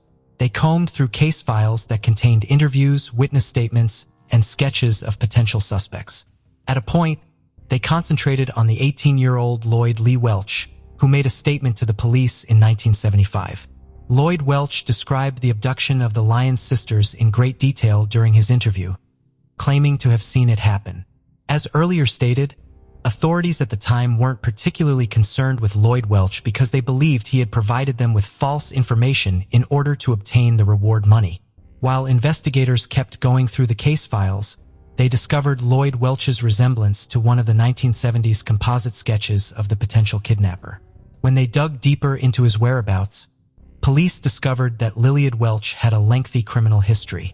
This included an arrest in 1977 in Montgomery County for breaking into a home 8 blocks from Wheaton Plaza and stealing $580 in jewelry. He had been charged with numerous offenses, including rape in 3 states since the sisters' disappearance between 1973 and 1977. While trying to track him down, detectives learned that Lloyd Welch was in jail for abusing a child. They paid Welch a visit in jail to see if they could establish a connection between his case and that of Catherine and Sheila. Detectives were taken aback by what Lloyd Lee Welch said when they first met him at the prison where he was being held. "I know why you're here. You're here about those 2 missing kids," Lloyd Welch said. Welch was a carnival worker who hopped from town to town and was viewed as a drifter. Welch, who worked for a carnival company in 1975, visited various parts of the country and was in Maryland when Catherine and Sheila Lyon vanished. After a lengthy conversation with Lloyd Welch, the detectives identified Richard Welch, Lloyd's uncle, as a person of interest as well. They think he was a security guard in Wheaton in the 1970s. Lloyd Welch acknowledged leaving Wheaton Plaza with the Lyon sisters, but he categorically denied harming them. He claimed to have taken the girls to his uncle's property in Bedford County, Virginia, and never heard from them again. Lloyd Welch alleged that his father and uncle killed the girls after sexually abusing them, then burned their bodies. Detectives are unable to verify Lloyd Welch's claims, because his father had already passed away and there was no proof to bring an accusation against his uncle. Amidst these revelations, investigators received an unexpected call that will finally bring a crack to the case. Henry Parker, a relative of Lloyd Welch, told police that in December 1975, he had visited his cousin, Lloyd Welch, at a house in Virginia and assisted him in removing 2 duffel bags. The bags, according to Parker, smelled of death and had red stains all over them. He further said that they burned the bags in the isolated mountainous region of Bedford County, Virginia. At that point, investigators had what they needed to prosecute Lloyd Welch. He was charged by the police with the kidnapping and killing of Catherine and Sheila Lyon. Welch allegedly abducted the 2 girls from the mall and took them hundreds of miles away to a remote location. He then killed the girls and set their bodies on fire. 10 women came forward to give their testimony in court about how Welch also abducted them. Police were informed by one of the women, who is now in her 50s, that Welch had approached her outside of a record shop. He pretended to be a police officer and informed her that she needed to talk to him about her brother stealing a radio. She said Lloyd Welch departed immediately after she tried making a call to her brother. While Welch was serving time for other cases, he faced his trial for the murders of Catherine and Sheila Lyon. He finally admitted being guilty to the charges after the case dragged on for 2 years. The family can finally rest easy knowing that the murderer of their daughters has been brought to justice after being tracked down for so long. Police believe the sisters were held against their will, raped, murdered, possibly dismembered, and burned. However, the specifics of the case are still somewhat murky. Due to his advanced age and the fact that he is already serving a 33-year sentence in Delaware for a separate offense, Lloyd Welch was given a sentence of 48 years. He will probably live all his life in prison. When the trial was over, John Lyon thanked the judges. It had been a difficult 3 years for him, his wife, and his 2 sons. However, he expressed his gratitude for the detectives working on the case, saying that they had treated his daughters like their own for the past 3 years, and for that he would always be grateful. The dynamics of the Lyons family were drastically altered by Catherine and Sheila's disappearance. John Lyon started assisting other families dealing with tragedy and loss as a victim's advocate in Montgomery County. The state of Maryland was shocked by Lloyd Welch's conviction. A typical afternoon for the Lyons family descended into the worst nightmare imaginable. The tireless detectives who turned over every stone to crack the case have finally brought some peace. On the night of May 30th, 2016, Bridget left her house. At around 10:30 p.m., she sent a Snapchat message saying she was too pretty to walk in the grass. A few minutes later, she called a friend who later stated that she seemed fine with nothing amiss. Around 1:30 a.m., a man called 911 to report hearing multiple gunshots at the park. Then, just before 7 a.m., Bridget's naked body was found in the park, not by people, but by stray dogs. Although there were no reports of the dogs eating her, they circled the body. A man passing through the park shooed the dogs away, and shortly after, Atlanta homicide detectives arrived at the scene. After the discovery of her body, the police immediately began canvassing the area for witnesses and clues. However, no personal effects were found on or around the victim, leaving investigators with little to go on besides her wounds. Now, the autopsy revealed some troubling details. There wasn't any evidence of violations, but it indicated that some of the gunshots came from a straight-down angle, suggesting that Bridget was already likely on the ground, possibly dead, when she was shot multiple times. The police say it appeared as if Bridget was running away from her killer when she was gunned down. The choice of ammunition, radically invasive projectiles, also known as RIP bullets, raised eyebrows. These bullets are designed to fragment upon impact, causing extensive damage. Their use in the crime led investigators to consider whether a message was being sent. As the investigation progressed, Bridget was identified as the victim, thanks in part to one of her tattoos, which barely read her name. Detectives received reports from neighbors who claimed to have seen individuals escorting her through the park around 11:30 p.m. on the night of her murder. Surveillance footage from a Shell gas station in Stone Mountain, Georgia also confirmed this. It showed Bridget with two black males who were the last known people to see her alive. One of the men with her looked to be between 20 and 30 years old with a goatee and wearing a white t-shirt. Police said there was no clear description of the other man. Witnesses described Bridget as looking unhappy during this encounter. On the day after these sightings, on June 1st, 2016, Atlanta police confirmed that the car seen at the gas station belonged to Bridget. Interestingly, the vehicle was found behind King's Southern Delight restaurant on Red Dan Road in DeKalb County, which is about 2 miles from where she was last seen with the two individuals, and approximately 20 miles from where her body was discovered. Despite the discovery of her car, investigators have not released any information about potential DNA evidence found inside. So who exactly was behind this? And who were those two men? Now the detectives had to understand Bridget's journey, especially after she moved to Atlanta. She pursued her dream of becoming a model and even landed a role as an Amber Rose lookalike in one of the music videos from Chris Waddle. In short, it seemed like her dreams were coming true, but there was a darker side to her story too. A simple online search revealed something unexpected. Turns out there were ads on Backpage featuring Bridget in revealing outfits, hinting at involvement in escort services. This shocked her friends who had no idea about this side of Bridget's life. Her grandmother, Beverly Toole, had a theory. She believed that Bridget might not have been acting of her own free will. She suspected that Bridget's boyfriend might have influenced her decisions. So the attention of detectives turned to Bridget's 21-year-old boyfriend, Kevin Kinney.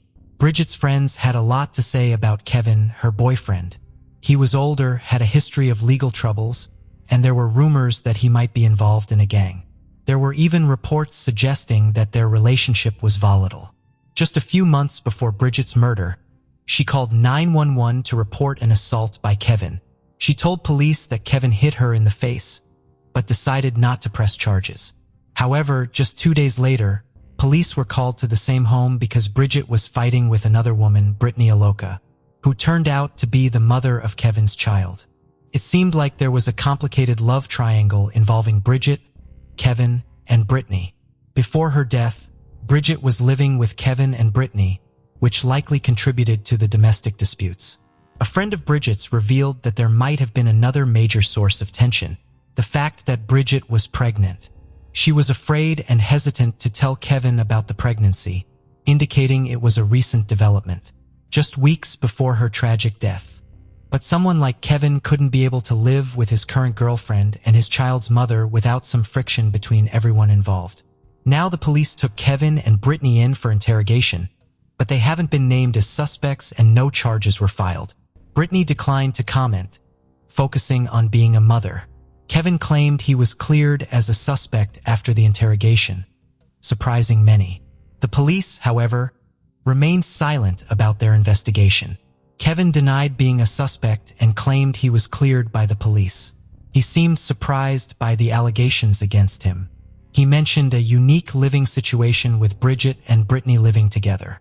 There were multiple incidents of domestic disputes involving the three of them. However, Kevin denied these allegations. He denied knowing about Bridget's involvement in the escort business, claiming he tried to keep her away from it. Kevin stated that he wasn't aware of Bridget's apparent pregnancy and denied discussing it with her, unaware of the fact that the autopsy revealed that she was not pregnant. Kevin expressed frustration, saying he wished he could confront everyone involved. He said that when he came to know about Bridget's death, he found the situation quite dramatic and took a while to respond because he didn't know what to say.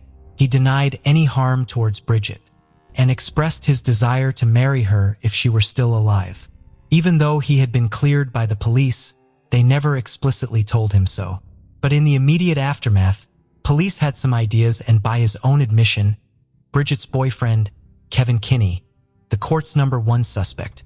The next set of questions that the cops had was his involvement with gangs, to which he strongly denied any affiliation. He admitted to having served time in jail for non-violent offenses, but insisted he had nothing to do with Bridget's murder. Kevin even said that Bridget had expressed fear for her life before her death, but didn't know who she was afraid of. He also suggested that Bridget may have rejected someone's advances, leading to her murder, but all of these theories had no concrete answers. Unfortunately, with no progress being made, the case went cold for almost 2 years. On May 31st, 2018, 2 years after Bridget's tragic murder, new developments emerged, shedding light on the case that had baffled investigators.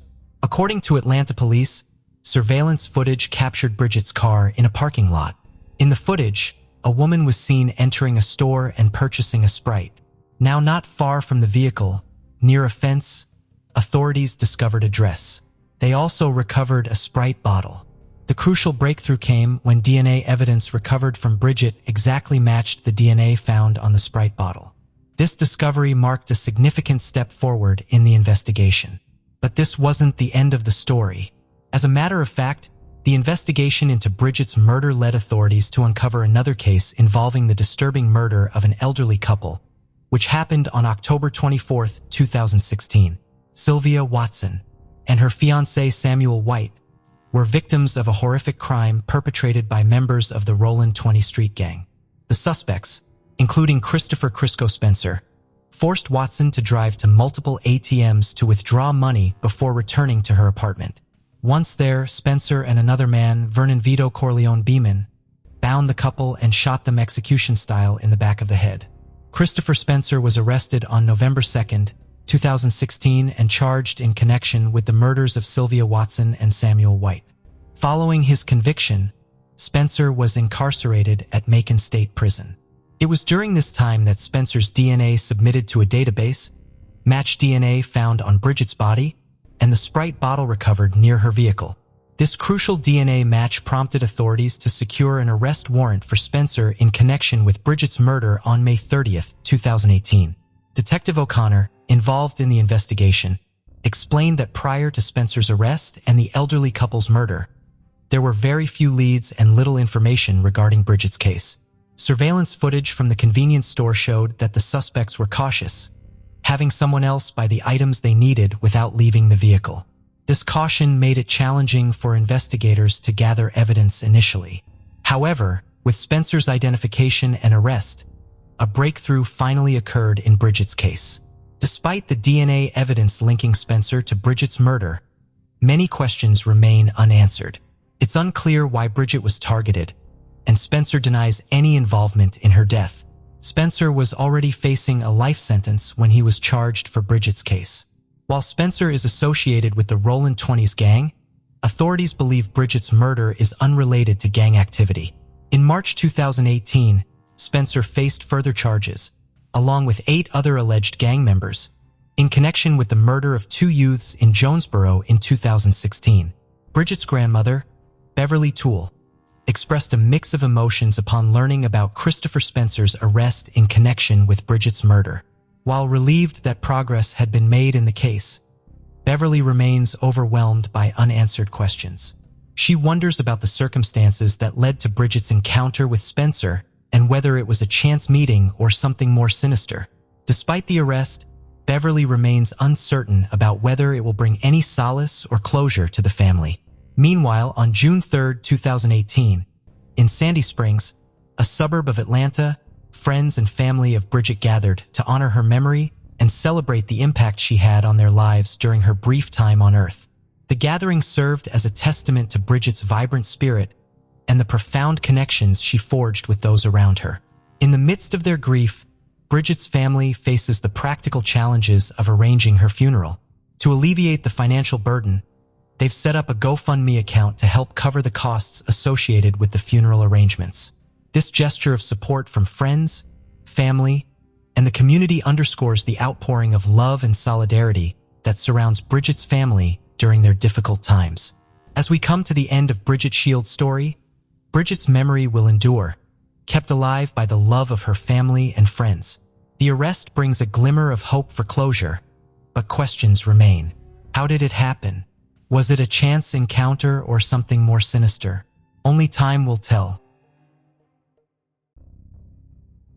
On November 28, 2003, Sharita Williams, a 16-year-old resident of Pennsauken Township, New Jersey, decided to treat herself to a nail appointment after the Thanksgiving holiday. Around 5:00 p.m., she left her home, which was conveniently just a short 5-minute walk away from the local salon where her best friend was eagerly waiting for her. Sharita assured her parents that she would return shortly, but as hours passed without any sign of her, her parents grew increasingly worried. In a state of panic, her mother began reaching out to Sharita's friends, only to discover that even her best friend had not seen her that day. The disappearance of Sharita Williams left her loved ones questioning what could have possibly happened to her. Did she lose her way, or was there a more sinister reason behind her sudden vanishing? Pennsauken Township, located in Camden County, New Jersey, is a suburban area neighboring Philadelphia along the Delaware River. As of the 2020 United States Census, the population of this township was approximately 37,000. Known for its significant industrial park, Pennsauken houses major facilities such as a Pepsi bottling plant and the headquarters of J&J Snack Foods. The residents of Pennsauken are known for their warm and welcoming nature, creating a peaceful community. However, it is worth noting that the crime rate in Pennsauken in 2003 was higher than the national average, with 592 incidents per 100,000 people compared to the national rate of 478. Sharita Williams, a high school student, resided in Pennsauken with her family. Born on October 1, 1987, she was the beloved daughter of Harry and Wilma Williams and grew up in a nurturing home alongside her sister, Sabrina, and brother, John Henry. Sharita possessed a keen eye for the arts, particularly photography, and had a deep passion for music and dance. Monday nights were cherished moments for the Williams family as they would come together to laugh, cry, and bond over the stories unfolding on the screen. Sharita actively participated in the youth group at Ashbury United Methodist Church in Pennsauken, where she found an outlet for her strong sense of community and compassion. Sharita, a popular junior at Pennsauken High School, possessed a deep fondness for children and eagerly embraced any opportunity to babysit for friends and relatives. Her playful nature and boundless energy endeared her to the children, who adored her in return. Sharita's strong empathy and love for her community fueled her aspiration to become a social worker and help people in need. Known for her bright and magnetic personality, she approached life with unwavering trust in the goodness of others. Sharita eagerly anticipated attending college and leaving a lasting impact on the world. Despite her big dreams, she also found joy in the simple pleasures of life, such as getting her nails, hair, and eyebrows done. On November 20, 2003, at 5:00 p.m., Sharita left her home to visit a salon located just a short 5-minute walk away. Her plan was to meet her best friend there.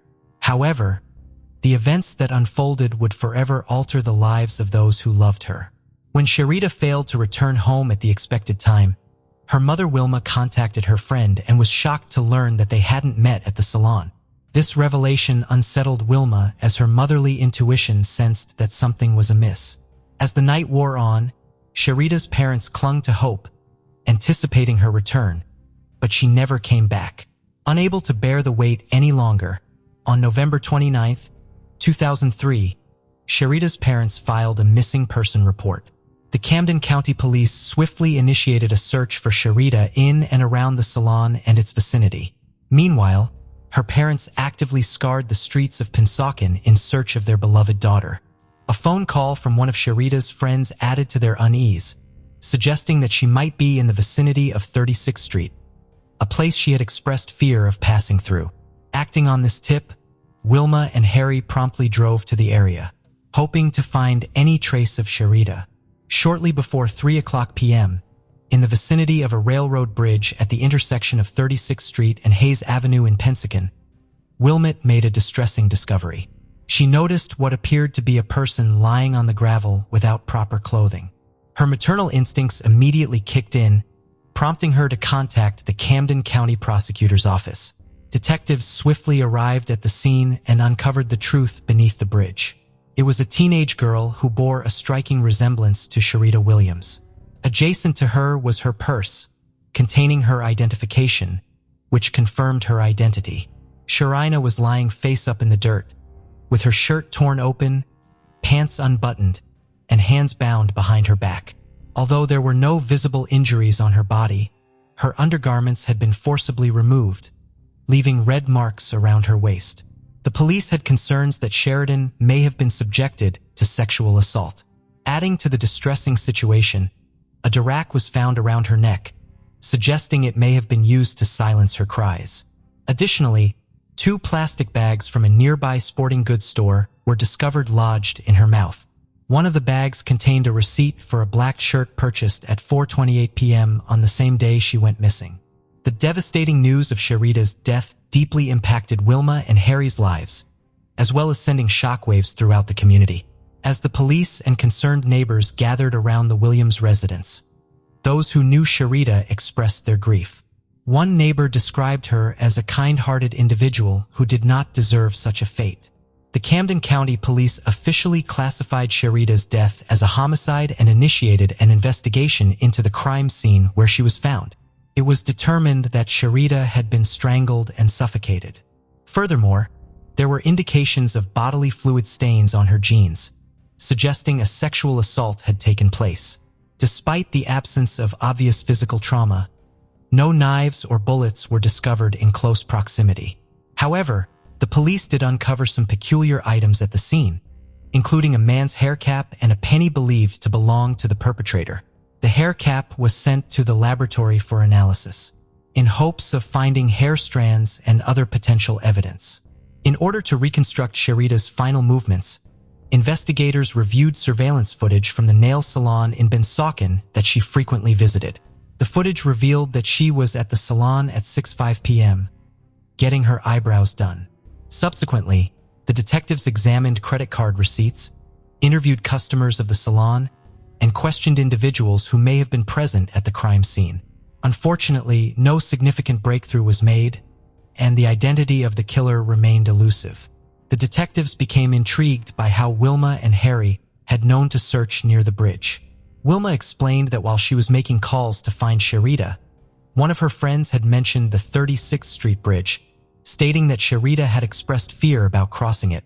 Harry believed that this friend might possess additional information about his daughter, prompting the detectives to focus on this new lead and approach Sharita's friend for an interview. The friend claimed that she had mentioned the 36th Street location to Wilma on a hunch, as Sharita sometimes took that route to visit her boyfriend. Additionally, the police discovered that Sharita had made a call to her boyfriend in Camden from a nearby payphone around 6:30 p.m., just before her disappearance. The police located the boyfriend and spoke to him in the presence of his mother. He confirmed that Sharida had visited him that night at around 6:30 p.m. But he had been asleep in his bedroom due to his night shift work as a security guard and had not seen her. His mother admitted to speaking to Sharida at the door, but not allowing her inside because she did not like her. Despite tatting the boyfriend as a suspect, the detectives lacked physical evidence linking him to the crime scene, and he also passed a lie detector test successfully. Eventually, he was cleared of suspicion. Following this setback, the detectives meticulously re-evaluated the evidence, with a particular focus on the t-shirt receipt found in the plastic bag. It was determined that the receipt was from the Model sports goods store in the Cherry Hill Mall. However, upon their visit to the store, they encountered yet another obstacle. The surveillance cameras at the establishment had malfunctioned on the evening of November 28th, leaving no available footage. In light of this setback, the detectives decided to pursue a lead they had received as a tip. An unidentified individual claimed to have seen one of Sharida's male friends driving near the bridge on the night of the murder, suggesting that Sharida may have been in his car. Interestingly, this male friend happened to be dating one of Sharida's acquaintances, and rumors circulated that he had feelings for Sharida. Given that Sharida had used a payphone, investigators speculated that she may have called this friend for a ride, unaware of his romantic interest in her. Consequently, the friend was summoned to the police station for an interview. Although he appeared nervous, he cooperated with the authorities.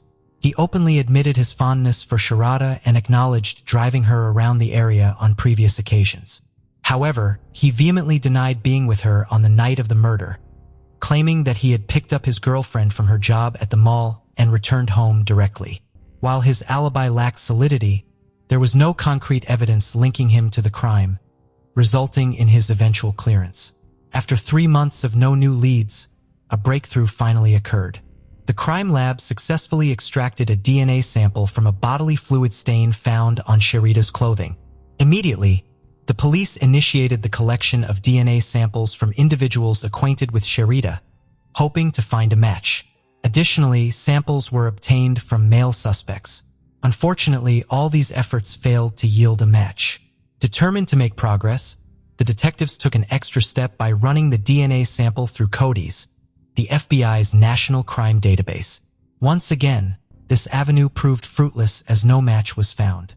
Despite the dwindling leads and the case growing cold, Sharida's parents refused to lose hope. Her father, Harry, persisted in contacting the police every week to stay updated on the case's progress. Even the police officers involved remained dedicated to finding justice for Sharida. In March 2007, a significant breakthrough occurred. For years after Sharida's murder, the police made a startling discovery. A new individual had been added to CODIS, and their DNA matched the bodily fluid sample found on Sharida's jeans. This revelation led them to a 22-year-old man named Warren Dixon, who was previously unknown to anyone involved in the case. Upon further investigation, it was revealed that Warren had attended the same school as Sharida after transferring from Camden High to Pensacon High.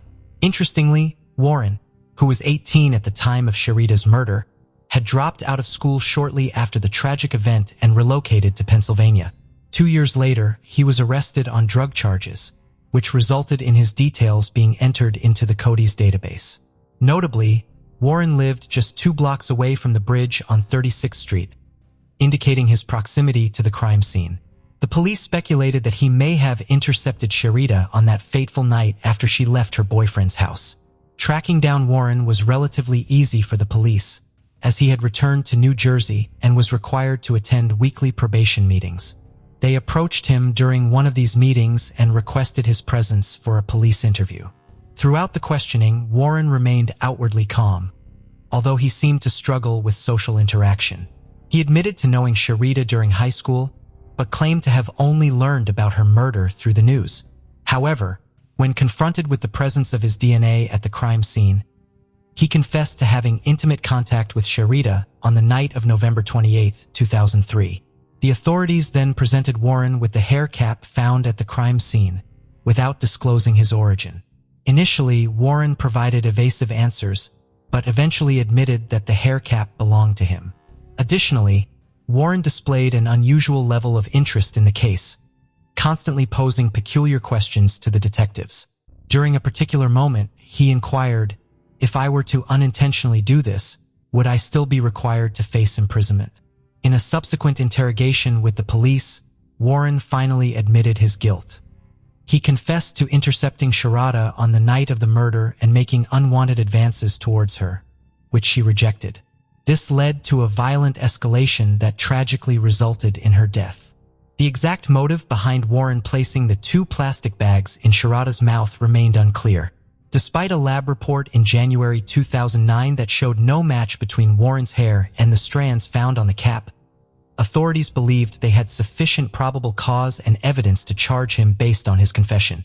In January 2009, Warren Dixon was apprehended and charged with aggravated manslaughter in a New Jersey Superior Court. During his arraignment, the judge set his bail at $750,000. Sharita Williams' family attended the court proceedings to share their memories of Sharita and display photographs documenting her life from infancy. "I want the court to truly understand who she was, to witness her growth," emotionally stated Harry Williams. Warren displayed uncooperative behavior in court, refusing to stand when ordered by the judge and requiring deputies to forcefully remove him from his chair at one point. He remained unresponsive, only answering one question regarding legal representation. The final trial commenced in March 2011. Warren Dixon, 25 years old at the time, pleaded guilty to attempted aggravated assault and aggravated manslaughter. The Williams family was present to witness their daughter finally receive justice after 7 long years of sorrow and unanswered inquiries. Sharita's mother and Aunt wore buttons adorned with Sharita's image during the court proceedings. On June 3, 2011, Superior Court Judge Samuel Nettle sent his warrant to 20 years in prison, specifying that he would only be eligible for parole after serving 85% of this sentence. Additionally, Warren would be subject to lifetime community supervision and listed in New Jersey's Registry of Convicted Sex Offenders. Currently, official records indicate that he is currently incarcerated at East Jersey State Prison and will be eligible for parole in 2026. Following the trial, Harry Shearer, his father, expressed his concern as to why Warren would be granted parole when his daughter was gone forever. He firmly believed that Warren should have received a life sentence instead. Despite his grief, Harry expressed gratitude towards the Camden County Police and the entire community for their efforts in bringing justice. He acknowledged that it was a collective endeavor involving the media, family, prosecutor's office, and friends, and he considered the conclusion of this saga. Throughout the years, Harry developed a connection with Surgeon Martin Wolf from the prosecutor's office, who served as the lead investigator in the case. Whenever Harry reached out to inquire about the case or simply to share his grief, Wolf always paid attention. Wolf dedicated more time to solving this murder than any other case during his 17 years in law enforcement. When Detective John Greer took over the case in 2008 due to Wolf's military deployment, Harry was overcome with emotions. However, Greer remained determined and motivated by the Williams family's unwavering resolve. The family organized annual marches to the 36th Street Bridge, where Sharita's body was discovered, which served as a source of encouragement for Greer. It was this dedication that ultimately led to the resolution of the cold case. Harry made it a point to contact the Camden County Prosecutor's Office every Monday, seeking answers and requesting meetings, ensuring that the tragedy of Sharada's murder would never be forgotten. In a subsequent interview with the media, Harry directed his message to teenage viewers, emphasizing the importance of not blindly trusting everyone they meet, as hidden motives may exist. He described Sharada as a loving and gentle person who trusted everyone and never anticipated anyone would cause her harm. He recalled her reassuring words on the last night she left home, saying, "I'm 16, Dad. I'll be fine." Pursuing higher education had always been a part of Sharita's aspirations for the future, before her life was tragically cut short. To pay tribute to her memory, Pennsauken High School bestowed Sharita with a posthumous diploma. In the serene and picturesque streets of Gold Coast, Queensland, an ordinary evening took a dark turn, plunging an entire community into a state of shock and disbelief. On the fateful evening of September 9, 2015, Tara Brown, a vibrant young woman full of dreams and aspirations, found herself entangled in a web of events that would ultimately lead to a tragic end. As we embark on this harrowing journey, we delve into the chilling repercussions that transformed a once promising love story into a nightmare of unimaginable cruelty. This tale serves as a stark reminder that love at times can morph into a malevolent force, leaving behind scars that reverberate through generations. Throughout this gripping narrative, one cannot help but wonder how such a promising love story could take such a chilling turn. Were there any warning signs that could have averted this tragedy? Gold Coast, situated in Queensland, Australia, is renowned for its idyllic beaches, vibrant nightlife, and the plethora of recreational activities. Often hailed as a tourist haven, this coastal paradise boasts stunning coastlines, including popular beaches like Surfers Paradise, Broad Beach, and Burleigh Heads. The city is also home to renowned theme parks, such as Dreamworld, SeaWorld, and Warner Brothers Movie World, making it a hub of entertainment. Despite its allure, Gold Coast maintains a relatively lower crime rate compared to larger Australian cities. Given these factors, it is difficult to comprehend the heinous act committed by a local resident named Lionel Pater. Tara Brown, born on March 21, 1991 in Hamilton, New Zealand, relocated to the Gold Coast with her family during her teenage years. Fast forward to 2011, fell in love with Lionel John Pettier, a member of the Bandidos gang. A year later, they welcomed a beautiful daughter into their lives, whose identity remains undisclosed for privacy reasons. Tara embodied the essence of the Gold Coast, the sunshine, the golden beaches, and the tight-knit community. Growing up in this coastal haven, she developed a zest for life and a thirst for adventure. Tara's involvement in touch football at a representative level was just one aspect of her dynamic personality. Her insatiable curiosity and zest for exploration drove her to constantly seek out new experiences and knowledge. However, her proudest role was that of a mother, and she approached it with unwavering love and dedication. Whenever her daughter was mentioned, Tara's face would light up, radiating the palpable love she felt. Unfortunately, amidst her vivacity and the love that surrounded her, the shadows of fate were waiting to cast a dark cloud over her sunny days. Lionel Pater, a former member of the Bandidos gang, had a troubling history of domestic violence and criminal behavior. His journey into a life of crime began in 2009, with charges ranging from assault to possession of stolen property. Despite facing legal consequences, Pater managed to evade convictions, in some cases resulting in mere fines. Over the years, his recklessness escalated as he faced charges of public nuisance, unlawful possession of suspected stolen property, and willful damage, showcasing a blatant disregard for the law. Even probation orders did not deter him, as he repeatedly breached them, displaying a pattern of defiance. In 2012, Pater's tumultuous relationship with Tara Brown took a turn for the worse. He not only breached protection orders, but also made threats and caused damage, revealing an alarming level of hostility. Despite brief periods of incarceration, Pater remained undeterred, accumulating multiple convictions and fines. Behind the facade of smiles and apparent family bliss, a darker reality of abuse and control was hidden. Tara, once strong and confident, began to doubt herself due to pettiest threats and manipulation. Their relationship became a turbulent cycle of breakups and reconciliations marked by police interventions and protection orders. However, everything changed in 2015 when Tara made a courageous decision during a trip to New Zealand. The unraveling of her life began at the departures lounge of Auckland International Airport. She had briefly returned home with her mother to assist in scattering her grandfather's ashes before heading back to the Gold Coast, where she had been living for the past few years. However, everything took a dramatic turn during her journey. Tara, her mother, and Pettia were at the airport, ready to fly back to Australia. Interestingly, Pater had also come to New Zealand but had chosen to make separate travel arrangements from Tara and her mother.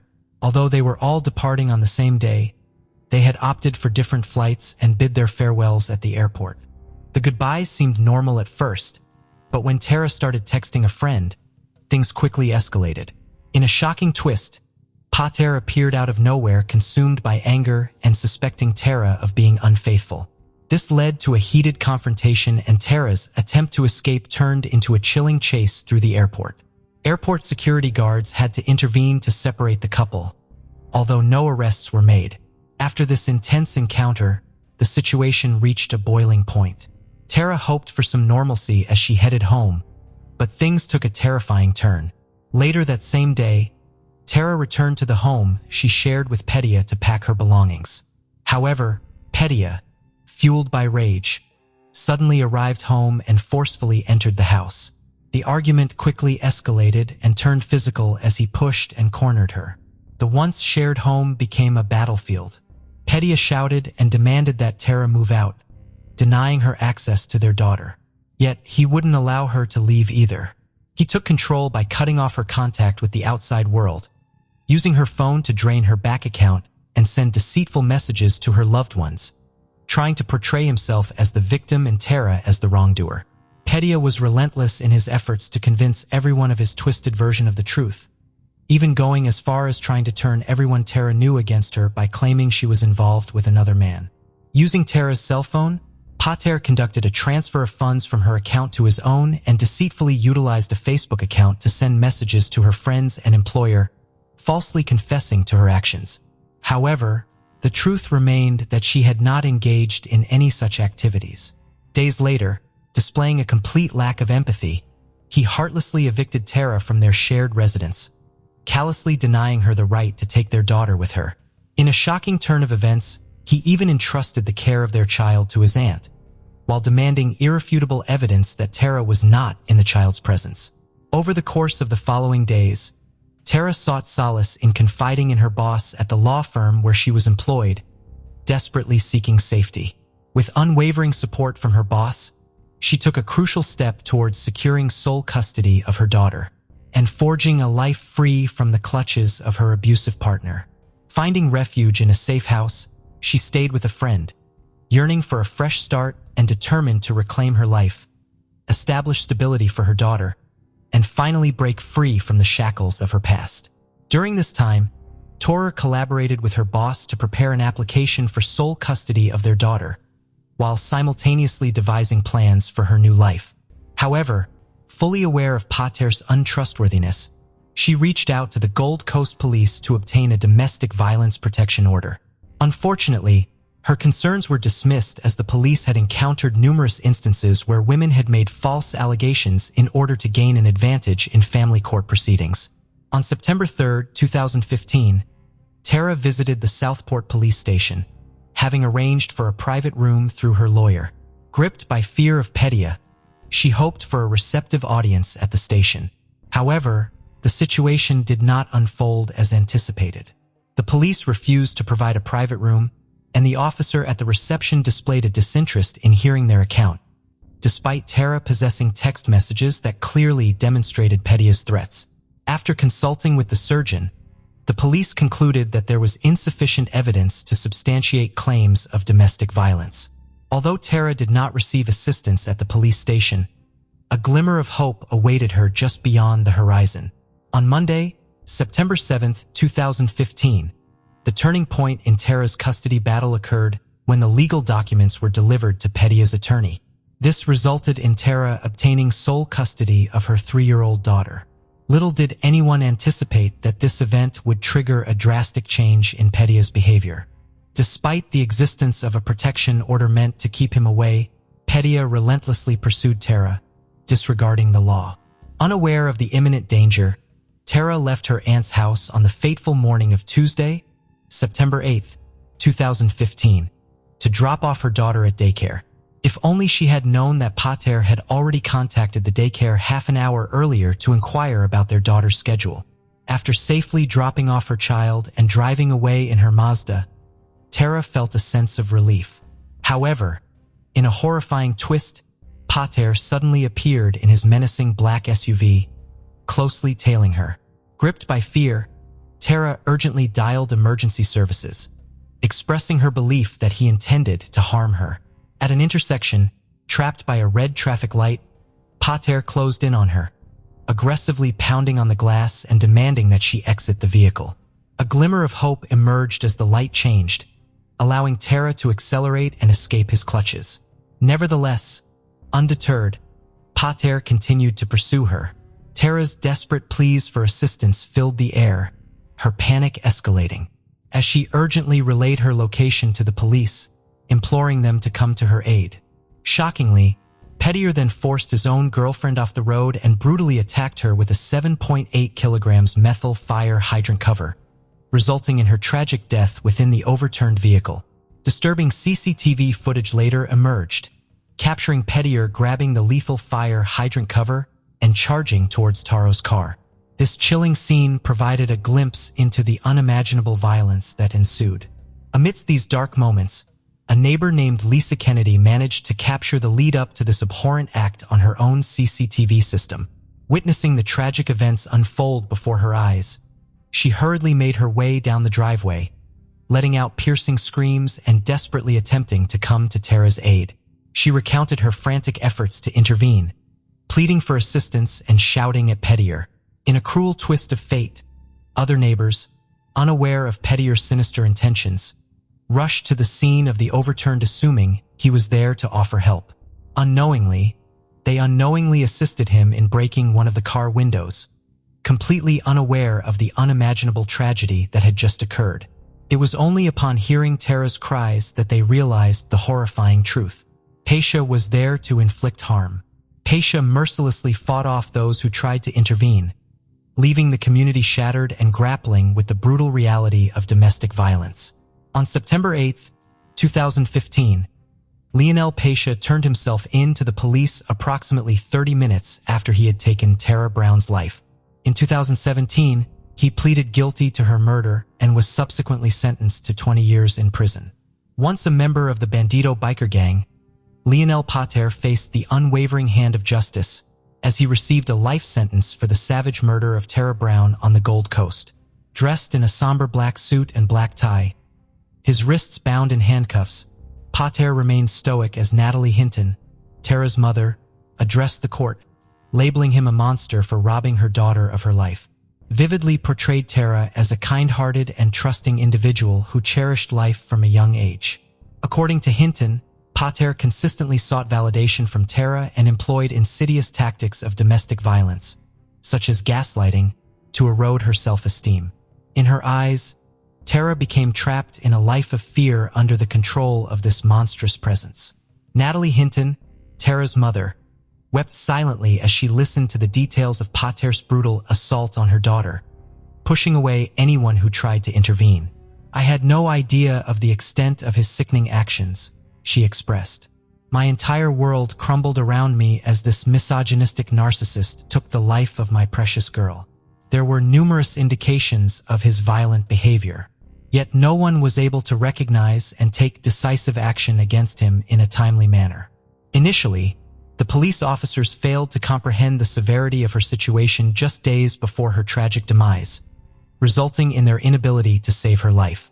Queensland Health also made grave errors by neglecting to address Tara's relationship anxiety during subsequent visits, despite her mentioning it during a prenatal appointment. Furthermore, during the birth, the hospital staff overheard Petier making threats towards Tara's mother. Yet, they allowed him to remain present and did not alert the authorities, despite being aware of the domestic violence protection order prohibiting his presence. Finally, Justice Diber Mullins, while delivering a life imprisonment sentence for Petier's conviction, expressed a desire for him to understand the profound impact of Tara's death, a pain that cannot be adequately expressed in words. Petier acknowledged his guilt with the full support of his family, who encouraged him to face the consequences of his actions. In a statement read by Solicitor Campbell McCallum outside the court, Petier expressed his remorse and his desire to spare Tara's family any further anguish. He accepted the punishment imposed by the justice system and acknowledged that he would ultimately be judged by a higher power. Pater acknowledged that Tara's memory would endure and that he would never be forgiven. He hoped that by accepting responsibility, he could prevent any additional pain and suffering for Tara's family. Today, we examine the tragic case of Tara Brown, a young mother whose life was tragically cut short due to domestic violence inflicted by her former partner, Lionel Pater. Tara's story highlights the urgent need for a more effective response to domestic violence cases and the necessity for comprehensive training within law enforcement agencies. The police's failure to acknowledge the threat and respond appropriately is a somber indication of the deep-rooted flaws within our system. In honor of Tara Brown and the numerous victims of domestic violence, let us endeavor to create a society where such heartbreaking incidents are eradicated. Education, awareness, and a united endeavor are pivotal in effecting change and guaranteeing the security and welfare of everyone. If you or someone you know of is enduring domestic violence, please seek assistance, as you are not alone. Together, we can bring about a transformation and put an end to the cycle of violence. Lynette Joy Sims was born in New South Wales, Australia in 1948. In 1965, she met Chris Dawson at a high school function. The pair got married in 1970 at St. Jude's Church, Randwick, in Sydney, and later had 2 children. Chris and his twin brother Paul played professional rugby league football for the next few years. After ending their rugby careers, the Dawson brothers found employment as physical education teachers. Chris worked at Cromer High School near Sydney. Both Chris and Paul are alleged to have regularly engaged in illicit behavior with female students at their respective schools. In 1981, Chris groomed and slept with a student named Joanne Curtis. Joanne temporarily moved into the Dawson family residence in Bayview in 1982. Chris told Lynette about Joanne's problems at her home with her family as a reason as to why she had to stay at their house. Chris was 32 years old then, and Joanne was 16. Lynette was phoned by her mom on January 8, 1982. This was the last time they would communicate with each other. She planned to meet her mother and family at the North Bridge Baths the following day, but never arrived. Chris didn't report his wife missing until February 18, 1982, 6 weeks after she had vanished. Joanne then permanently moved in with Chris. When questioned by investigators, Chris said that Lynette left after marital problems caused over her spending. Later, Chris suggested that she had joined a religious organization. In 1983, he finalized divorce proceedings against Lynette and married Joanne Curtis the following year. Some investigators believe that Chris took Lynette's life, but that was hard to prove without a body. The first inquest, held in February of 2001, the Deputy State Coroner Jan Stevenson determined that Lynette is not alive anymore and that the person responsible was someone she knew. A second inquest, held in February 2003 by State Coroner Karl Milanovanovich, recommended that Chris be charged with ending Lynette's life. The New South Wales Director of Public Prosecutions, Nicholas Cowdery, refused to prosecute Chris Dawson, citing the lack of evidence. In April of 2018, following extensive investigations, New South Wales Police requested the Office of the Director of Public Prosecutions to review its brief of evidence. Then, in December 2018, Chris Dawson was arrested in Queensland in connection to Lynette's case. Dawson still claimed he was innocent and delayed the trial several times because, according to him, there was a risk that members of the jury could have prejudged his guilt due to widespread publicity about the case. In May of 2022, Justice Robert Beach-Jones granted Dawson's application for a judge-alone trial after he argued the extensive pretrial publicity meant a jury was unsuitable in his case. The trial began on May 9th.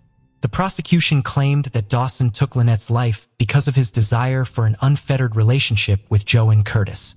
The defense acknowledged that Dawson may have failed his wife, but that she had left and abandoned the family of her own accord and suggested she may have created a new life. The defense relied on a number of witnesses who claimed to have seen Lynette since her disappearance. On August 30th, 2022, Justice Harrison found 74-year-old Chris Dawson guilty, and he delivered his reasons as well. He found Dawson had lied on a number of occasions, including about his relationship with Joanne, about his desire to resume a relationship with his wife, and about receiving phone calls from Lynette after she disappeared. Justice Harris rejected the alleged sightings of Lynette as wholly unreliable and found there was a most compelling body of evidence to reject the hypothesis that Lynette Dawson abandoned her family. He was satisfied beyond reasonable doubt that Lynette Dawson is not alive anymore as a result of a conscious and voluntary act by Chris Dawson. On November 23, 2008, hunters came across the remains of a young woman frozen in a shallow creek in the rural area of Fond du Lac County, Wisconsin. The remains were found on private property near an abandoned farm, partially submerged in the shallow creek on Skyline Drive in Ashford, Wisconsin. Investigators were forced to extract the body by chiseling away the ice, and once removed, scuba divers were brought in to search the bottom for evidence. They found some articles of clothing, including a strapless Zoe Beth brand black and pink top with a pink bow determined to have come from Family Dollar, where it had been available in the spring of 2008. The underclothing that she wore, also from Family Dollar, was shipped only between July 1st and July 15th, 2008. The victim's socks or shoes were not found at the scene. In the water, investigators found a medal of Saint Benedict, but it was not known if it was related to her. Her cause of death was inconclusive, but the manner of death was believed to be a homicide. Although the body was found in late autumn, she had actually died in the summer 2 to 4 months earlier. This was established by examining traces from insects that were found on the remains. She had an overbite, and some fillings and dental sealants were found on the upper molars. She was believed to be a Caucasian between 15 and 21 years old, but examiners could not be sure. Other physical characteristics included a healed rib fracture and being pigeon-toed or knock-kneed, which may have been noticeable when she walked as her feet were slanted inward. To obtain DNA information, her femur was transported to the University of Texas. Her DNA was entered into the National DNA Database, and dental records were created that could be compared to those of reported missing persons. The National Center for Missing and Exploited Children would have a computer-generated reconstruction created of the victim by using mortuary photographs and a CT scan of the skull that were submitted to the center. The reconstruction of the victim generated over 200 tips but did not produce any solid leads, as the composite apparently resembled a large number of missing people. For 3 years, she remained at the medical examiner's office waiting for investigators to give her a name. In December 2011, her body was laid to rest at Cattaraugus Cemetery in a public ceremony, and then the case would officially go cold. In April 2018, a revised reconstruction was released, and authorities announced that the victim would be exempt for isotope testing and DNA phenotyping to determine geographical locations where she may have lived and to develop a clear estimation of her ethnicity and physical characteristics. Genetic genealogy would also be used to locate individuals biologically related to her. Bone, tooth, and hair samples were sent to numerous labs throughout the country that specialize in various forms of forensic analysis. Months later, the results indicated that the Jane Doe had likely spent most of her life in the southwestern United States, possibly in Arizona or New Mexico. She had lived in the Midwest, perhaps in southwestern Wisconsin, northern Iowa, or southern Minnesota for less than a year preceding her death. After genealogy research helped identify family members, her DNA was compared to her mother and sister. Her identity was finally announced on November 23, 2021, 13 years to the day that she was found. Amy Marie Yeary was born December 9, 1989, and was originally from Rockford, Illinois. She came from a broken home, and she and her siblings were split up, and Amy went to live with her grandmother in Illinois. About 2015, her siblings were searching for her and started a Facebook page dedicated to finding Amy. She would have been 18 years old when she died in 2008. It was also learned that she spent time in Milwaukee, Chicago, and Beloit, Wisconsin in the weeks preceding her death. While speaking with her mother, detectives learned that Amy had made a phone call to her mother from Beloit in 2008, saying she wanted a ride home. Her mother, who lived in northern Illinois at the time, could not give her a ride due to car trouble. She became angry at her mother and said she was in trouble, and then she was never heard from again. A missing persons report was never filed, but the family had hoped to make contact with Amy on their own. She was oftentimes transient, and it is believed that she was a victim of human trafficking. Although Amy now has her name back, the sheriff's office says there's still work that needs to be done to determine how and why Amy lost her life, and ask anyone that knows anything about the case to come forward.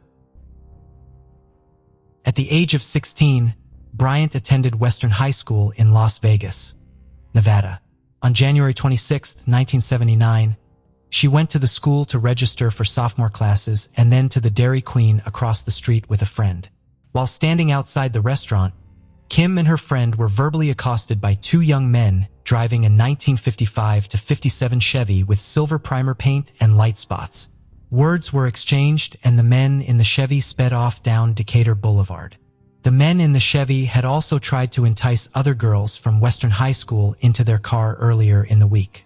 Police were able to create a sketch of the passenger, who was described as about 18 years old with scraggly blonde hair, and the driver was in his early 20s with medium brown hair and possibly had a mustache.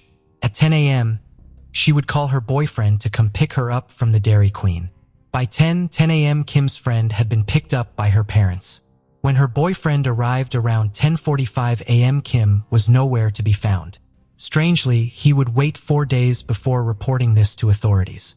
At about noon on the day she disappeared, a passing motorist spotted a backpack in the center median on North Decatur Boulevard, which ran between the school and the Dairy Queen. Inside the bag was Kim's ID and belongings. Kim's mother, Sherry Elliott, and stepfather Edward Elliott attempted to file a missing persons report when she didn't return home from school that day. But police, who suspected she had run away from home, did not declare her missing until January 31st. This was only after learning her book bag had been found discarded in the median of a nearby roadway. On February 20th, 1979, a month later, her body was found by three young boys in a desert area near West Charleston Boulevard and South Buffalo Drive. She had been sexually assaulted and killed, and DNA evidence from a suspect was recovered, but police were unable to make an identification and the case would go cold. There have been a few theories over the years as to who could have been responsible for her death. Stephen Morin, who was a Vegas serial killer during the time of her murder, was identified as the man that took Kim on a date to a skating rink about 2 weeks before she disappeared. Also, a macrame belt similar to the one Kim was wearing the day she disappeared was found in a storage unit owned by Morin. And Moran was believed to be responsible for the rape and attempted murder of a 15-year-old Vegas girl in April of 1980, and that girl had been left at the same site where Kim's body was found. However, the head of the Metro Homicide Unit noted that other young women were found murdered in the desert under similar circumstances as Kim after Moran's arrest. Another possible suspect was Bobby Jean Thomas, who was a local Vegas roofer that had been convicted for attempting to assault a woman in 1970. He was convicted of statutory rape and avoided a manslaughter charge as part of a plea deal in relation to the death of his 14-year-old sister-in-law. Thomas was killed the day after Kim went missing. Ronnie Lee Fain, a career criminal from California that recently moved to Vegas, was arrested for his murder. Fain told police he murdered Thomas in a fit of rage after he confessed to the murder of Kim. Fain passed 2 polygraph exams and his guilty plea was accepted. But Fain later tried to withdraw his confession, and some detectives were suspicious of the fact Fain didn't even know Kim's name until he was told it by his defense attorney. And Fain had stabbed another Vegas man to death only a month before the Thomas killing. Most concerning, the detective heading the Thomas investigation said eyewitnesses reported Kim was last seen alive in a vehicle with 4 men, meaning that even with Thomas's death, 3 suspects remained on the loose.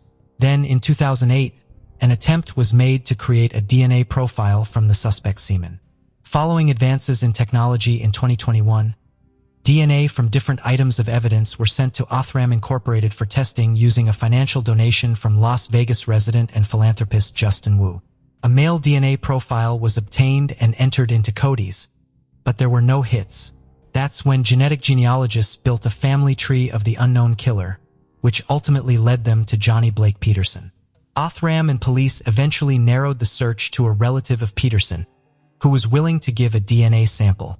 It was then concluded in November 2021, 42 years after the murder, that Peterson was the person that kidnapped, sexually assaulted, and murdered Kim.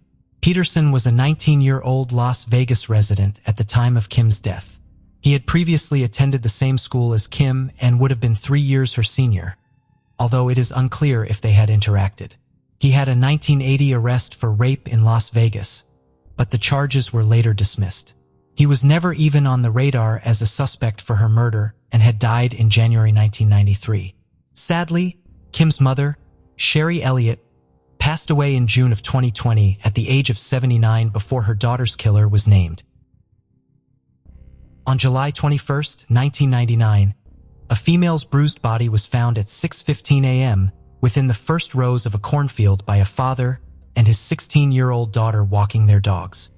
The body was located along 92nd Street in a rural area of Racine County, Wisconsin, in the town of Raymond. It appeared she had undergone neglect and abuse, which had increased in the days before her death. She also appeared to have been sexually assaulted and had only been deceased for several hours before being found. Her teeth showed signs of long-term neglect, with multiple teeth missing and others showing signs of decay. Her right arm was bent unnaturally behind her, and she had multiple obvious injuries. She had a cauliflower deformity on her right ear that may have come from repeated abuse. It was believed that she was possibly cognitively disabled and was believed to be between the age of 18 and 35 years old.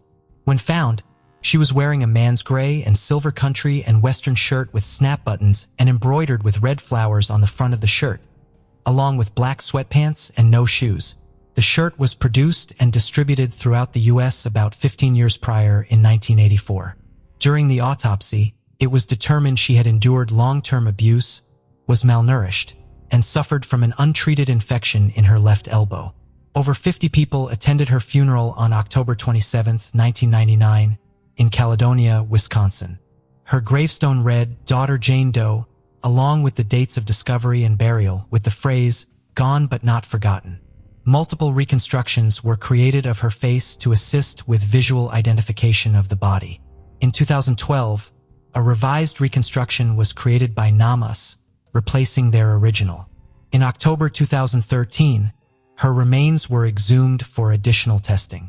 At a press conference that same year, police would describe the abuse she endured as barbaric and something none of them would ever forget. It was announced on July 19, 2015, that the examination of her remains had been completed and they would be reburied on the 16th anniversary of her discovery. Authorities stated they had indeed uncovered new leads from the exhumation, but they declined to state any details. In 2016, it was announced that the chemical isotope analysis indicated the victim may have spent time in Alaska, Montana, or southern Canada.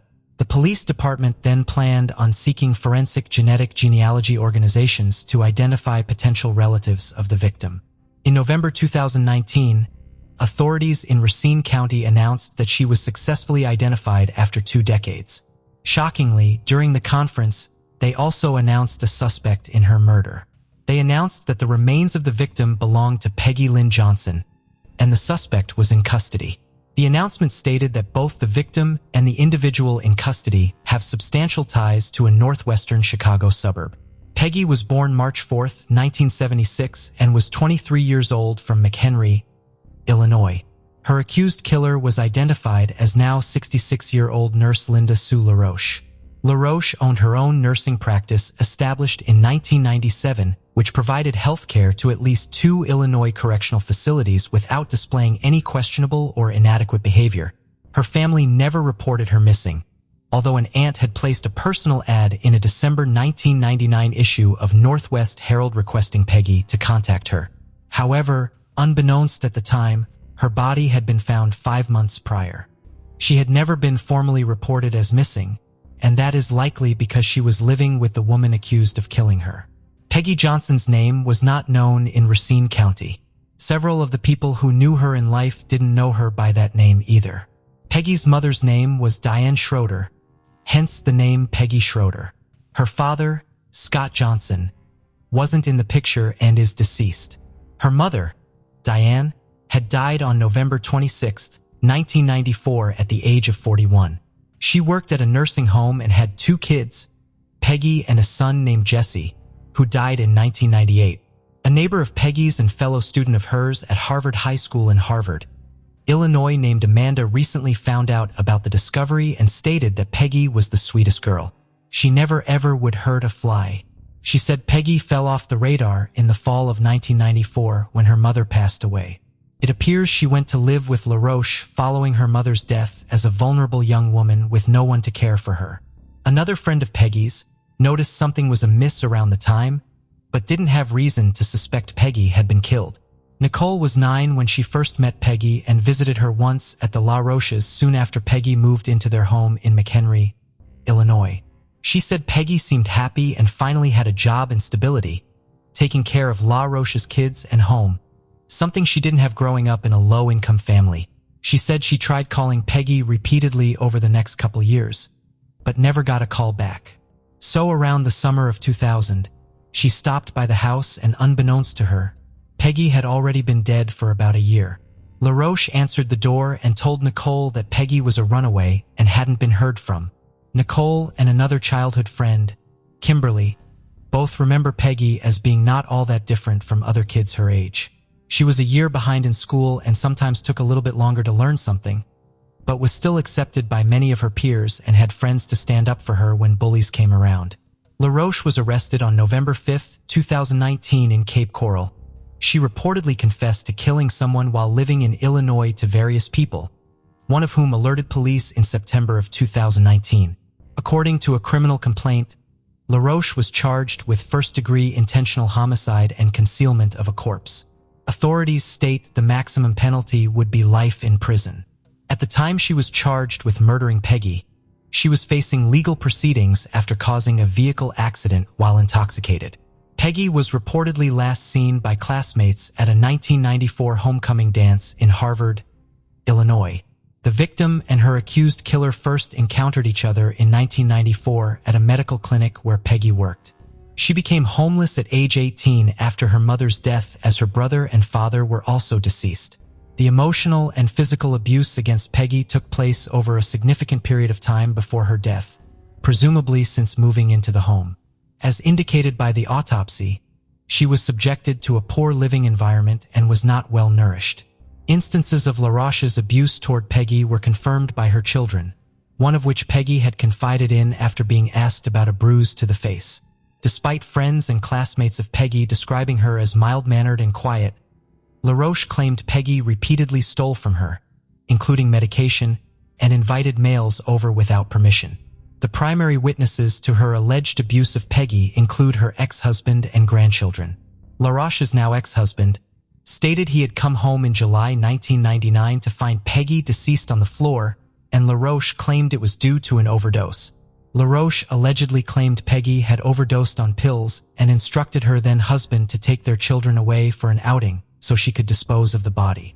The ex-husband claimed La Roche left with the body, and when she returned 2.5 hours later, she no longer had the body. La Roche claimed that she regained consciousness and she dropped her off at her grandmother's house. Peggy's grandmother denied ever meeting members of the La Roche family, let alone seeing Peggy on the day in question. And another alleged story she gave her then-husband was that she abandoned Peggy unharmed along a roadway in Wisconsin. Paramedics were not called, and La Roche did not provide medical assistance to her despite being a nurse. However, the autopsy of her body disputed the alleged overdose, as toxicology tests were clear. La Roche first appeared in court on January 9, 2020 for a preliminary hearing. However, the hearing was adjourned due to the fact that La Roche did not have an attorney. Her trial was set for February 2020, but was postponed until April 2021 so she could get an attorney. However, it was then postponed indefinitely due to the COVID-19 pandemic. In October 2021, the prosecutor said in court that she intends to introduce evidence that would show La Roche hated Peggy because she believed her husband had an affair with a young nanny. However, her attorney argued, without physical evidence, the state would essentially be asking the jury to convict her based on the stories told by her 5 now-adult children and ex-husband. Peggy lived in the La Roche home from 1994 to the time of her death in 1999. According to the criminal complaint, La Roche's children recalled that Peggy often had signs of injuries caused by La Roche.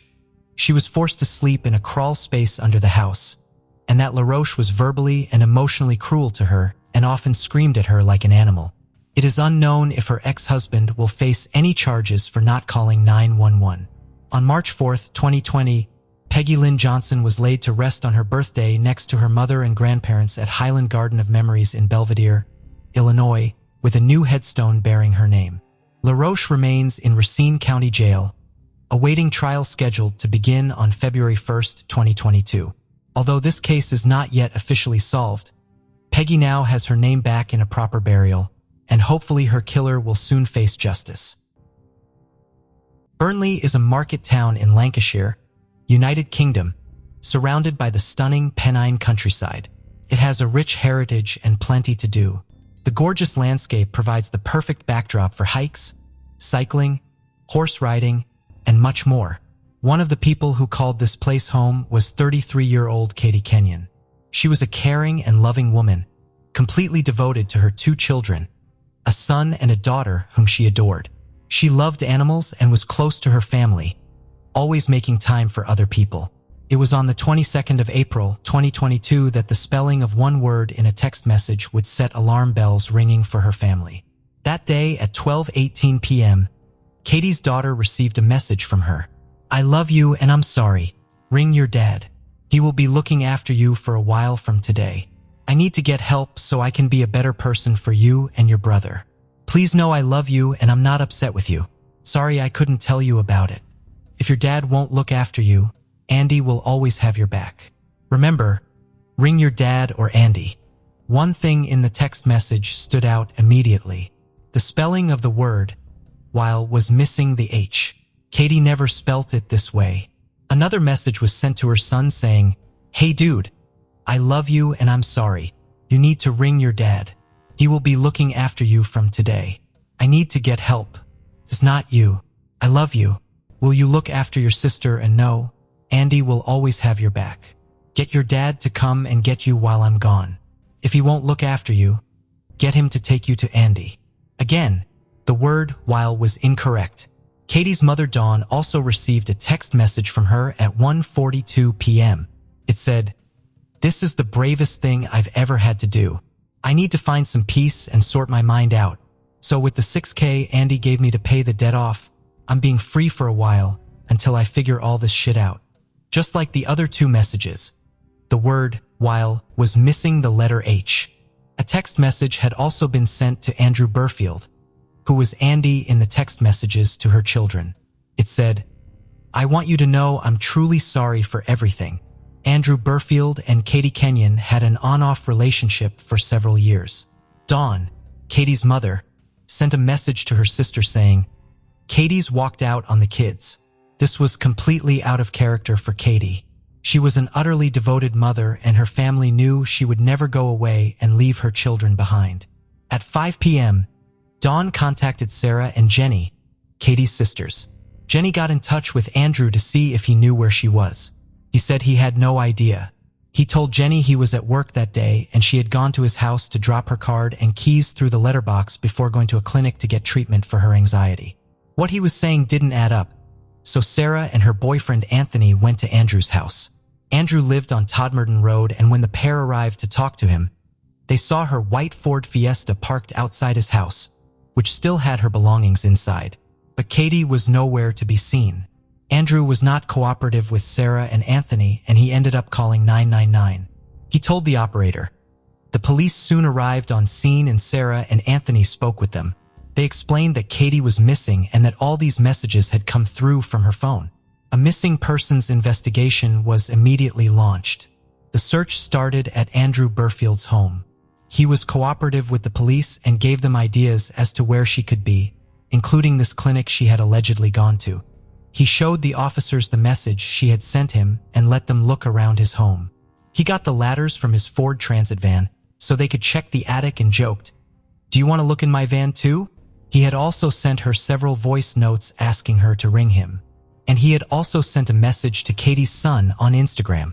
He said to her son that Katie had decided to go away for a while and asked him to care for her dog, with the dog's name, Indy, being spelt incorrectly. As news of her disappearance began to spread, missing posters were circulated with a description of her. She had last been seen wearing black leggings, flip-flops, a white and blue top, and a blue cardigan. One thing that was deeply concerning was that her phone had been permanently disconnected. 60 specialist officers from 4 police forces were involved and searches were carried out to try and find her. The hunt involved police and fire service officers, dog teams, mounted police, mountain rescue volunteers, and drones. The task before them was huge. The area to search was vast and dense, including a forest that made up nearly 5 square miles. Her sister Sarah wrote on Facebook, "It is now a waiting game. We have done everything we can, searched everywhere and contacted everyone. Then a witness came forward. Police said that a woman who matched Katie's description was seen getting into a silver Ford Transit van, accompanied by a male, and they issued an appeal for anyone who had seen anything similar to come forward. The following day, Saturday the 23rd, Katie's sister Jenny sent Andrew a message. "Andy, I think you know a hell of a lot more than you're letting on. I have read over the messages Katie sent to her kids, and she doesn't even spell like that or speak like that, which is what the kids have also said. Katie knows how to spell and mentioned about you having dyslexia, which makes sense with the spelling. You sent them texts. You know where Katie is. The police will trace where she was from the last message sent. Doesn't add up how she would drop her car, her keys, her bank card at yours, but no phone and none of her other bank cards. It's about time you came forward and started telling some truth now." Andrew replied, "I know you're worried and upset, but you really can't be throwing accusations at me like that. I had all that last night with Anthony and Sarah. I thought we might work together on this. That's why I gave you my number. I reported her missing last night as I said I would. I gave the police all Katie's things she posted. This is worrying enough without you adding to it. The police searched my house last night, so I think we should leave it down to them now." Jenny replied, "Still doesn't make any sense, Andy. Yeah, we'll leave it there and hopefully CCTV will give us answers." And sure enough, the CCTV did start to provide some. Cameras had shown her arriving on Todmorden Road and getting into his van. They were then seen at a McDonald's drive-thru. As the van drove along the A670, a camera showed the pair sitting in the front seat. This was the last confirmed sighting of Katie Kenyon. Mobile phone data showed that her phone had pinged off several towers, heading towards the Forest of Boland. It also showed the phone traveling back, but a camera showed there was now only one person in the van, Andrew Burfield. That day at 3:45 p.m., the police headed back to Todmorden Road and Burfield showed them the messages on his phone. When the police returned at 5:30 p.m., the SIM card had been removed and put into another phone. He had also lit a fire, which was unusual given that it wasn't that cold. Andrew Burfield was subsequently arrested on suspicion of kidnap. He was taken to Greenbank Police Station and the first of 4 interviews began. But who exactly was Andrew Burfield? He was 50 years old and a father of 2, and worked as a handyman in Burnley and would work on different properties. Burfield was described as isolated and friendless. He had also had run-ins with the law. He had been jailed in 2001 for attempting to pervert the course of justice. He had also been accused of stealing his boss's car and selling it for £2,700, but was cleared. Throughout their relationship, Katie had looked to him for support and love, but he was manipulative and controlling. He would gaslight her and pretend to help her, telling her she needed to go to therapy to deal with her anxiety. He would often toy with Katie's mental health and tell her that she was mentally unwell. The pair would text back and forth, and he would tell her she needed to go to rehab and that he would pay for it.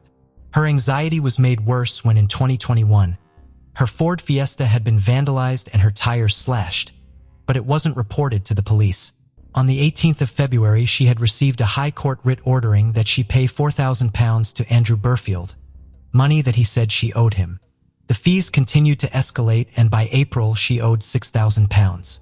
She was terrified that she would lose her home and that debt collectors would start taking her possessions from her. Burfield told her he would pay it and stop any bailiffs from bothering her. But as the deadline for payment grew closer, the money was yet to materialize. She had messaged her mother Dawn and told her she feared for her life. She said, "I'm paranoid to death he's going to do something. Couldn't sleep all night." Andrew Burfield told her how much he loved her, but would then say she had overreacted about the money he said she owed, and he contacted debt collectors without telling her. In one message, he told her to take 2 weeks off work and go to a clinic for mental health treatment, adding, despite Burfield's proclamations that he loved her, he was also secretly seeing another woman. She had told him how sick she was with anxiety and how paranoid and nervous she felt. He told her everything would be fine and sorted out on the 22nd of April. Detective Chief Inspector Al Davies said, "While we have arrested someone in connection with our investigation, I'm very much keeping an open mind as to what has happened, and I have a team of officers and staff working hard to try and find Katie and return her to her family. When investigators looked into Burfield's phone, they found several pieces of evidence. His iPhone had last been backed up to the iCloud on the 4th of April as he had run out of storage. In his Notes app, a series of drafted messages were found. The messages were him pretending to be Katie, and they were addressed to her children, mother, and him. They were almost word for word what had been sent on the 22nd of April, but had not been drafted any later than the 4th. When they looked at his movements the day before she had last been seen, another sinister discovery was made. He had gone out to the forest where his phone had been switched off for 90 minutes. He told the officers he had gone there to find a good spot, as he wanted to take Katie for a picnic the next day. The officers discovered that day he had also borrowed a spade from his parents.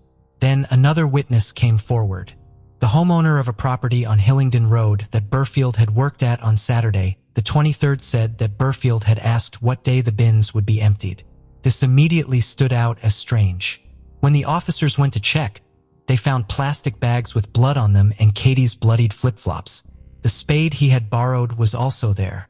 In an interview with police on the 25th, he said that their reason for going to the forest was because Katie would write down her problems and then burn the paper. So this was what they were going to do. He said he had gone to the forest on the 21st, but because it was late and dark, he couldn't find a good spot. As the days passed with still no sign of or word from Katie, hope began to fade.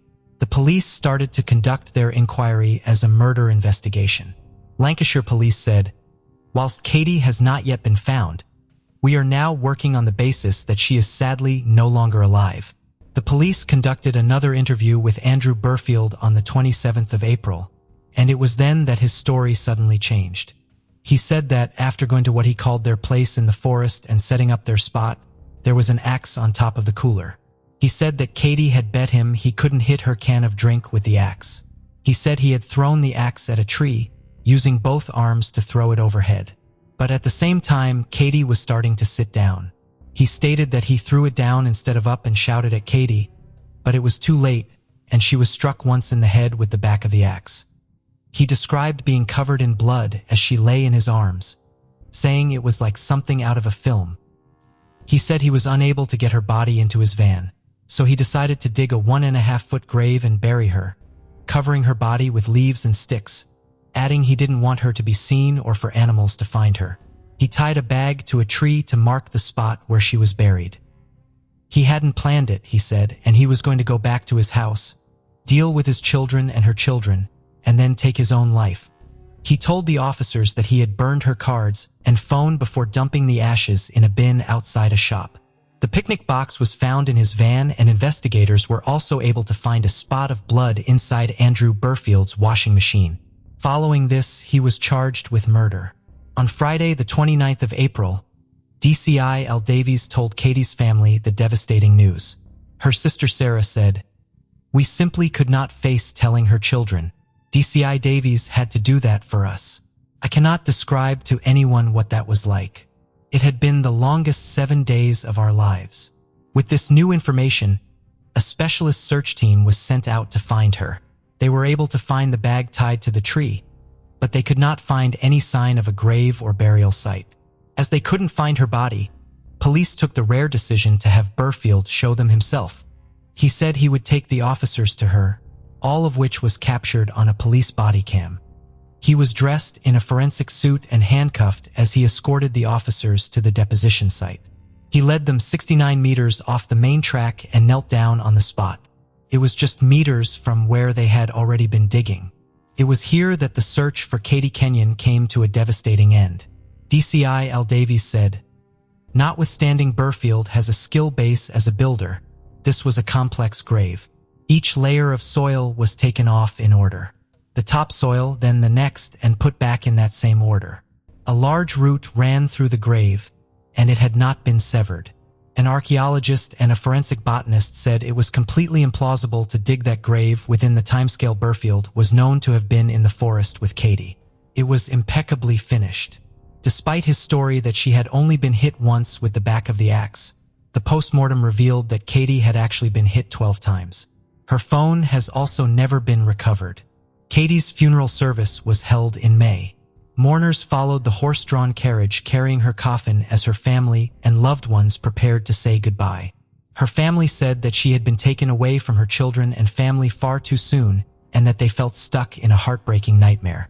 Her sister Jenny said, "We will love you forever and always, my beautiful big sister."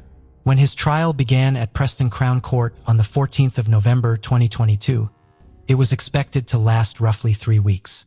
He entered a plea of not guilty. The prosecution laid out their case saying, Dr. Jamie Robinson, a home office pathologist who will give evidence next week, estimated there were at least 12 separate strikes to the head. It is the prosecution's case that Andrew Burfield inflicted those blows. The court heard that on the 21st of April, Katie was captured on CCTV kissing and hugging Andrew outside his home. That afternoon, Burfield traveled to his parents' home and took a spade, and that evening his van was seen traveling out towards the forest. He then sent a message to a woman he had been seeing saying that he was proper knackered. As the next day came around, in the morning the pair had messaged back and forth and Katie had sent Andrew a message saying that she was ready and excited for a new chapter. He told Katie he was going to drive her to a unit for therapy where she could get some help. Phone data was able to show that Burfield had not taken his phone with him that day. At 9:07 a.m., Katie made her last phone call. Between 10:24 and 11:15 that morning, her phone didn't connect with the O2 network. The prosecution argued that it was during this time that Katie was murdered. At 12:34, Burfield sent a message to the other woman he had been seeing, saying that something had come up involving the children and he wouldn't be able to make their date as planned. He then set about covering his tracks by messaging himself, her children, and her mother, pretending to be her. Sarah said, "When the messages were received that afternoon, we knew immediately that something was not right. Katie would never have left her children like that, and there was all sorts going through our heads. We went out looking for her almost straight away, and we sensed then that Burfield was behind it." On the third day of his trial, Andrew Burfield dramatically changed his plea. He pleaded guilty to the murder of Katie Kenyon.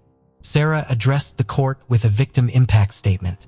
"Katie's murder has had an indescribable effect on our family emotionally, and things will never be the same again.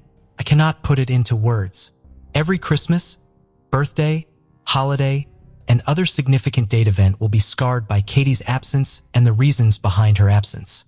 Andrew Burfield was sentenced to life in prison with a minimum term of 32 years. Mr. Justice Goose told him, "You planned this as early as April 4th when you wrote notes on your phone to her children. You encouraged her to look forward to her new start, and she believed you." He said that what Andrew Burfield had done to Katie was a ferocious and cruel attack, adding that his guilty plea was not due to remorse, but rather because his plan to cover his tracks had failed. Later that month, his sentence was referred to the Attorney General, after a request to review it for being unduly lenient was made. His sentence was upheld, and it was determined it was not unduly lenient. DCI Davies called it one of the most complex investigations he had ever worked on. "This investigation is something that will remain with me forever. Katie was in the prime of her life, and she should still be here now. Her children should be waking up to their mom every morning. Andrew Burfield has completely taken all that away," he said. "Katie Kenyon was a loving, devoted mother of 2.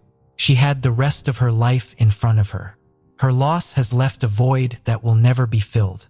Her sister Sarah said, "Not only has Burfield taken Katie from us, he has taken our lives too. Her children have lost their mom in the most horrific way. She was mom, dad, and best friend all in one. Katie was a fantastic mom. Our mom Dawn has had to become a mother to 2 grieving teenagers. But to do this while grieving the loss of your daughter is so difficult. Katie told us she wanted to stop Burfield from being able to do to other women what he did to her. This cost her her life." On the morning of October 5, 2012, the weather in Westminster, Colorado was a mix of snow and clouds. This was the day that 10-year-old Jessica Ridgway, who lived with her mother Sarah Ridgway, her aunt, and her grandmother, went missing. Jessica was a 5th grade student at Witt Elementary, but on that particular morning, she was running late and missed walking to school with her friends. Instead, she decided to take a short walk to school on her own, but she never arrived. Question remained. What happened to Jessica? Did she get lost in the snow, or was there a more disturbing reason behind her disappearance? Westminster, located in both Adams and Jefferson counties, is a city in Colorado. As of 2020, it had a population of approximately 116,000, making it the 8th largest city in the state. The city is home to prominent companies such as the Western Fuels Association, Ball, and Digital Globe. Westminster also boasts dedicated land areas for recreational activities, including Stanley Lake Regional Park, Westminster Hills, and numerous neighborhood parks, community parks, and golf courses. In terms of crime, Westminster is considered a relatively safe community, with a crime rate of 3.96 per thousand residents for violent crimes and 45 for property crimes. This is the city where Jessica Ridgway lived. Born on January 23, 2002, in Westminster, Colorado. Jessica was the daughter of Sarah Ridgway and Jeremiah Bryant. Due to her parents' separation, she found herself caught in a custody battle that involved both Colorado and Missouri. Despite these challenges, Jessica remained grounded in her routines and her Colorado home, where she lived with her mother, grandmother, and aunt. Her favorite color was purple, and her distinctive purple-rimmed glasses symbolize her love for the color. As Jessica grew older, she displayed an unexpected level of responsibility, taking care of her dog and fulfilling her chores without reminders. She had a deep bond with her dog, even capturing their moments together in home videos as she attempted to teach her tricks. Her independence and maturity often made her seem older than her actual age of 10 years old. Jessica demonstrated exceptional academic abilities and had a particular passion for mathematics, which her teachers recognized. In addition to her academic achievements, she actively participated in the Pee Wee cheerleading squad. The squad occasionally practiced at Stanley High School, which was conveniently located nearby. Jessica possessed a natural talent for brightening the lives of those around her, often seen with her infectious smile that revealed a charming little gap between her front teeth. However, fate had different plans for her. On October 5, 2012, Jessica's day began like any other. She followed her usual morning routine, enjoying a granola bar and some TV time despite the snowy weather. Earlier that morning, she had arranged to walk to school with her friend, so she called her friend's dad. Jessica's mother, Sarah, had just finished her night shift and returned home at 7:30 a.m. to assist her daughter in getting ready for school. Due to the snowy conditions, Jessica dressed in blue jeans, a black jacket with pink lining, and black boots adorned with small fluffy palms. She also wore her distinctive purple prescription eyeglasses and carried a black and pink backpack featuring a character from the popular show Victorious on Disney Channel. Jessica headed towards Chelsea Park to meet her friends for their usual walk to school. Unfortunately, she arrived late, and her friend's father had already driven her friend to school because they were running behind schedule, waiting for Jessica. Despite being familiar with the route and feeling secure in her neighborhood, Jessica decided to walk to school alone. Little did she know what awaited her. When roll call was taken at school that day, Jessica Ridgway was noticeably absent. Concerned, her 5th grade teacher contacted Jessica's mother, Sarah Ridgway, to inform her of the situation. Unfortunately, Sarah missed the call as she was still asleep after her late night shift. It wasn't until Sarah woke up at 4:00 p.m. that she realized Jessica had not returned home. After checking her voicemails, she was concerned to discover a call from the police at 10:00 a.m., informing her that Jessica hadn't made it to school. It seemed that Jessica's teacher had contacted the police after being unable to reach Jessica's mother. Sarah sensed that something was amiss as Jessica never skipped school. Alarmed, Sarah immediately called the police back to report Jessica as missing. Restless and worried, she hurried to a neighbor's house to inquire if they had seen Jessica. Subsequently, she went to the school in search of her daughter. The sinking feeling in Sarah's gut grew stronger as she feared that Jessica might be in danger, but she could determine whether it was an accident or something more sinister. She tirelessly searched the area that night, but Jessica was nowhere to be found. The following day, October 6th, a massive search operation was launched involving teams of police officers, concerned family members, and community volunteers.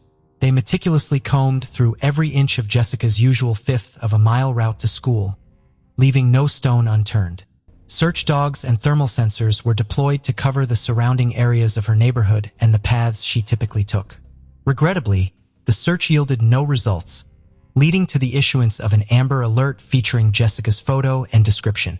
Descriptive missing posters were circulated, outlining Jessica's features.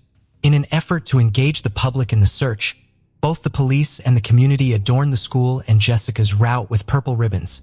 Jessica's disappearance sent shockwaves through the small and modest community, which was home to 13,000 residents. The incident prompted parents to become more vigilant, closely monitoring their children's whereabouts and actively seeking potential suspects within their community. 2 days later, on October 7th, Jessica's backpack was discovered in Superior, 6 miles away from her home. The bag contained various items belonging to Jessica, including her glasses, boots, clothes soaked in urine, and a water bottle labeled "Life is Good." The individual who found the backpack noticed Jessica Ridgway's name on the bottle and decided to post about the missing bag online, hoping to reunite the items with their owner. However, they were unaware that Jessica was missing and the connection to the ongoing Amber Alert. Fortunately, someone online made the connection and promptly alerted the police. The police swiftly took action, recovering the bag and conducting DNA and fingerprint tests. The DNA from the backpack matched that of a suspect involved in a previous assault and abduction attempt. Although this suspect was not in the police database, leading to an ongoing search, the police collected numerous DNA samples from various communities for cross-checking, a meticulous and time-consuming process. While the discovery of the backpack hinted that Jessica might still be with her kidnapper, it raised concerns as she required her glasses for vision. The search efforts shifted towards Superior, where her backpack was found, in the hopes of obtaining a lead on Jessica's whereabouts. On October 10th, officers focused their attention on Marvada, which was approximately 9 miles from Jessica's home. It was there that partial human remains were discovered in an abandoned mine shack in Patriots Park. By a member of the search party, the area was thoroughly examined by the police in search of additional evidence. The scene was truly horrifying as officers came across a child-sized torso without limbs or a head. DNA testing confirmed the identity of the remains as Jessica's, devastating her family.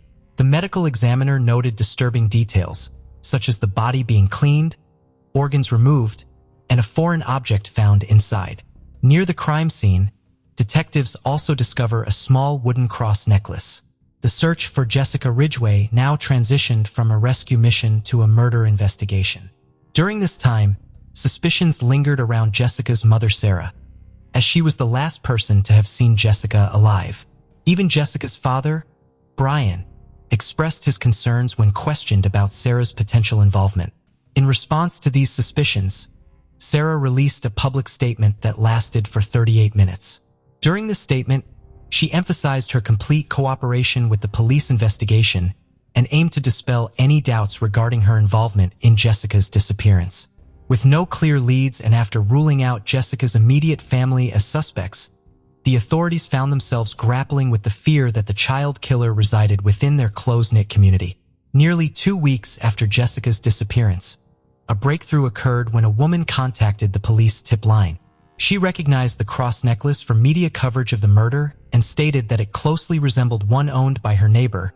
17-year-old Austin Reed Sigg was born on January 17, 1995, in Westminster, Colorado. His parents, Mindy and Robert, separated when Austin was just a few years old. Following the separation, Austin lived with his mother while his father, Robert, resided in a nearby mansion after remarrying. During his upbringing, Austin faced academic struggles, particularly in reading and writing. Teachers noticed his difficulty concentrating in school, which prompted suggestions for an evaluation to determine if he had a potential learning disability. Pediatricians also suggested that he may have attention deficit disorder. Austin attended Maranatha Christian Center and Witt Elementary School during his early education. Despite his academic challenges, he maintained a social life described by classmates as both intelligent and slightly peculiar. Austin participated in the Jeffco concert choir and had interests in World of Warcraft, Call of Duty, as well as a small collection of decorative swords and knives. However, what truly set him apart was his open fascination with death, which made him appear peculiar and intriguing to some. In 2008, Austin's mother Mindy discovered child pornography on his computer, marking the beginning of a troubled relationship with graphic and violent content.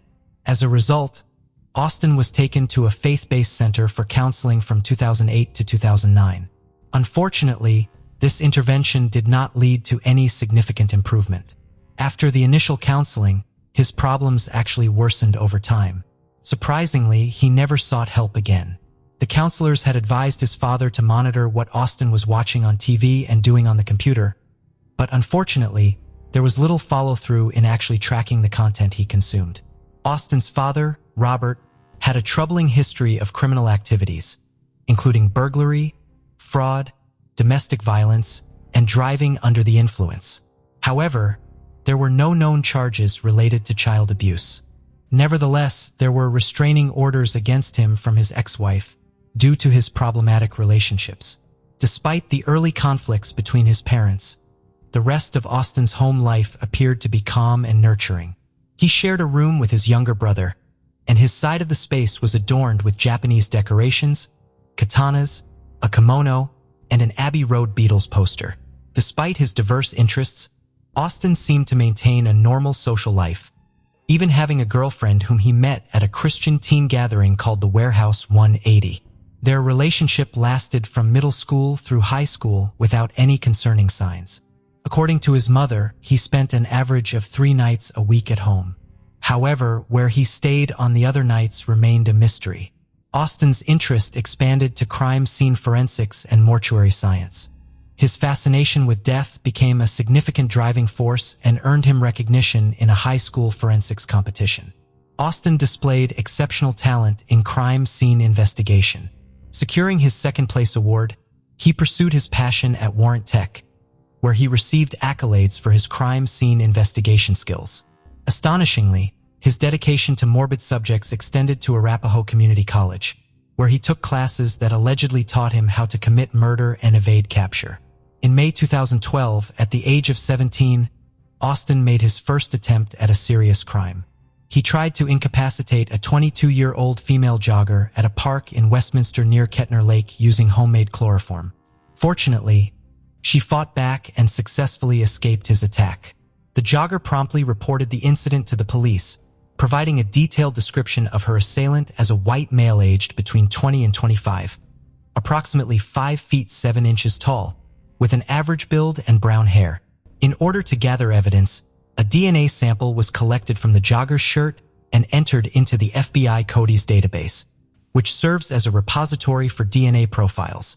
Following this failed assault, Austin embarked on a family vacation to the U.S. Virgin Islands, where there is no indication that he committed any crimes. Interestingly, there were no observable abnormal behaviors exhibited by Austin subsequent to the attack. And his distorted mindset, Austin concluded that he needed a smaller and more vulnerable victim. The neighbor who alerted the police about Austin also expressed concerns about his behavior. Hacking on this information, the police brought Austin in for questioning and obtained a DNA sample before releasing him. Amidst this chaotic situation, Mindy Sigg found herself faced with an incredibly difficult decision. She harbored suspicions that her son, Austin, may be somehow connected to Jessica's disappearance. The Sigg family resided near the Ridgeway home, and Austin had previously attended the same elementary school as Jessica. A few days later, on October 23, 2012, Mindy Sigg made an urgent call to the police, requesting their immediate presence. Clearly distressed and struggling to maintain her composure, she conveyed, "My son wants to confess to the murder of Jessica Ridgeway." Overwhelmed with emotions, Mindy was having difficulty breathing. She then handed the phone to Austin, who chillingly admitted, "I am responsible for the murder of Jessica Ridgeway. I possess undeniable evidence, leaving no room for doubt. I am surrendering completely without any resistance." The police swiftly responded to the call, rushing to the residence and apprehending Austin. During the subsequent interview, Austin confessed to the murder of Jessica, but denied any involvement in the assault. He claimed that he had gone hunting on that fateful day and had no prior knowledge or acquaintance with Jessica.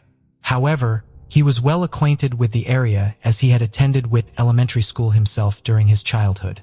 By deliberately selecting this location, it is likely that he was aware of secluded areas away from potential witnesses. On that fateful day, Austin swiftly seized Jessica while she was walking on the sidewalk, forcefully pulling her into his vehicle and driving away.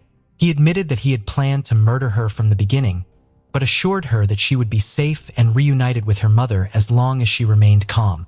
Austin restrained her hands and feet using plastic ties, driving around for approximately 30 minutes before reaching his mother's house.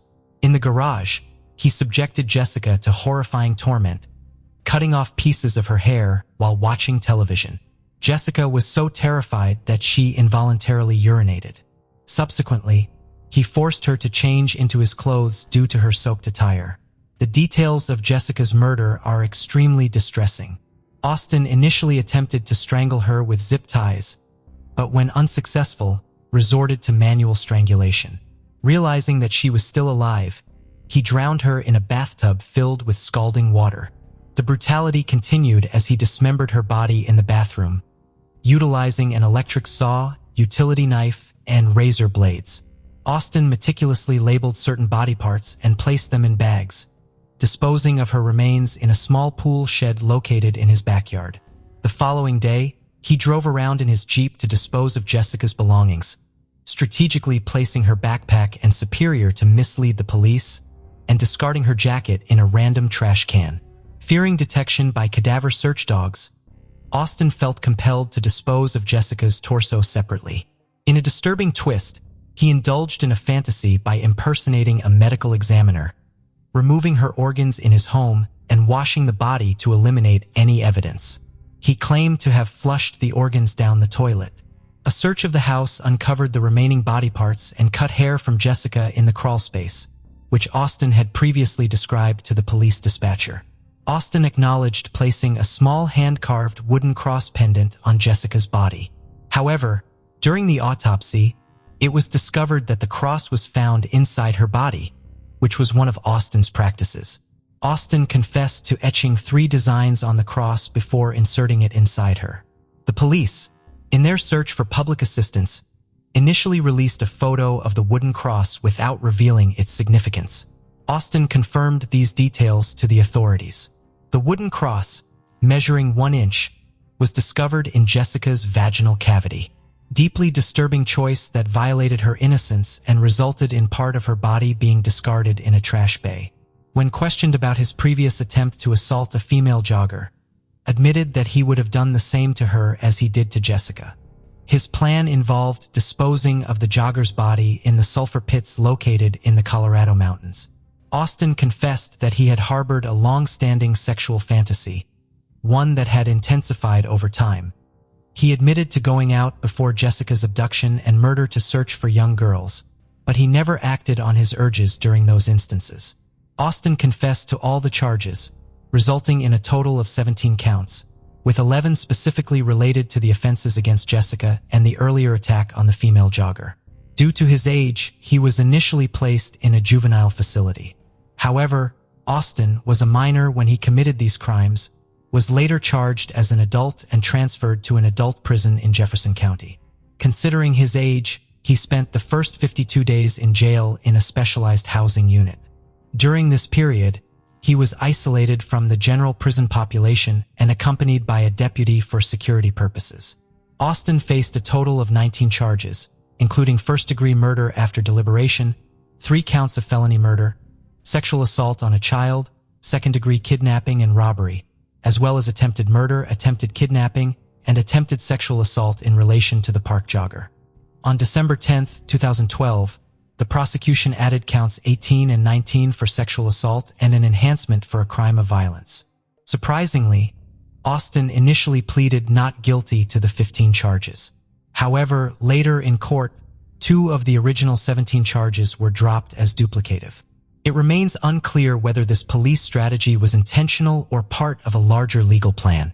Nevertheless, in October 2013, just before the trial began, Austin changed his plea to guilty. He made this decision to spare both his family and Jessica's family from the gruesome details of the crime. During the trial, psychologist Anna Salter testified during Austin's sentencing hearing. Although she did not formally examine Austin, she assessed him based on observed behaviors and details from the crime and confession tapes. Salter noted signs of a sadistic necrophilia with psychopathic traits, but concluded that he was not truly psychotic. She suggested that Austin only showed remorse when police were closing in, indicating that he may have been remorseful for getting caught rather than for his actions. Salter also highlighted Austin's mode of operation, which involved leaving home 50 minutes late to catch up with elementary school children heading to school. In court, Jessica Ridgway's family members wore purple, Jessica's favorite color, and shared photos of her growing up. Christine Ridgway, Jessica's grandmother, expressed a profound impact on the family, stating, "This monster took away from me the light of my life, shattered the core of my family. I miss her with every breath." Christine Ridgway continued, mentioning the absence of hugs, kisses, and the feeling of Jessica's little toes digging into hers on the couch. Jessica's mom, Sarah Ridgway, chose not to give Austin the satisfaction of acknowledging the extent of the damage he had done to Jessica's family. Instead, she informed Austin that after leaving the courtroom, she would purposefully forget his name and focus solely on preserving Jessica's legacy. In the eyes of Jessica's family, she will forever be remembered as a 10-year-old. During the court proceedings, Chief Judge Stephen Munsinger read a letter written by Austin before his arrest. The letter expressed Austin's self-perception as a monster, acknowledging the evil nature of his actions. Throughout the trial, Austin maintained a stoic demeanor, only showing some emotion during the victim impact statement, which gave hope that he felt deeper remorse for Jessica. The letter and Austin's behavior painted a chilling picture of his self-awareness as a perpetrator of heinous acts. Despite pleading guilty, the defense made every effort to secure the most lenient sentencing for Austin. They explored various mitigating circumstances in his life, including a troubled upbringing and medical conditions that could potentially reduce his culpability. However, these factors did not fully explain the meticulous planning and execution of the crime. The defense argued that Austin's actions were driven by desire rather than impulsivity, challenging the notion that his disorders entirely dictated his behavior. Despite the defense's efforts, maintained his guilty plea, acknowledging the seriousness of his crimes. Due to a Supreme Court decision in 2005, the death penalty was deemed unconstitutional for individuals under 18, sparing Austin from capital punishment. On November 19, 2013, he was sentenced to life in prison with an additional 86 years. After completing a minimum of 40 years of his life sentence, the 86-year sentence would then begin. In 2014, Austin was transferred to a different prison outside of Colorado, and the specific location was not disclosed to the public. This transfer was made to ensure Austin's safety, and the details of his new prison were kept confidential. 1 year after Jessica's tragic death, a park was constructed near the site of her abduction and dedicated in her honor. It was named the Jessica Ridgway Memorial Park. The structures within the park were painted purple, representing Jessica's favorite color, and featured dragonflies to symbolize her free spirit. The memorial rock and bench were placed at the location where her remains were discovered, providing a serene space for reflection and remembrance. This thoughtful memorial stands as a lasting tribute to Jessica's memory, offering solace to those who visit and honoring the impact she had on the community. Jessica Ridgway's story serves as a powerful reminder of the ongoing need for conversations about child safety. It highlights the importance of educating children about stranger danger, safe routes to school, and seeking help in emergencies. As for whether justice was served for Jessica Ridgway and whether the sentence Austin received is agreeable, it is a matter of personal opinion. 47-year-old Peter Wilkinson and his wife, 50-year-old Tracy, lived in Starbridge in the English county of the West Midlands. The pair shared 2 children, a daughter Lydia, who was studying biology at Bristol University, and a son, Pierce, who was 13 years old. Even though she was away at university, the pair spoke most days, and they shared a very special bond. Tracy Wilkinson was a generous and compassionate woman. A former British Latin American ballroom dancing champion, she volunteered to work with the elderly and could talk to anybody and make them feel at ease. If she saw a homeless person on the street, she would often go home and get them food, refusing to turn the other way when she saw someone in need. She was a stay-at-home mother, and her husband Peter worked as a businessman. Lydia described her little brother as handsome, funny, and clever, saying he was very personable and everybody made friends with him. Could make friends in an empty room, she said. Pierce and Tracy were passionate about films and loved nothing more than watching them together, especially the Carry On films. The family were huge dog lovers and adopted a greyhound called Mandy from a local trust. In March 2016, Tracy went to the supermarket to do her weekly shop. As she was coming out, she noticed a 23-year-old man called Aaron Barley sleeping in a cardboard box outside.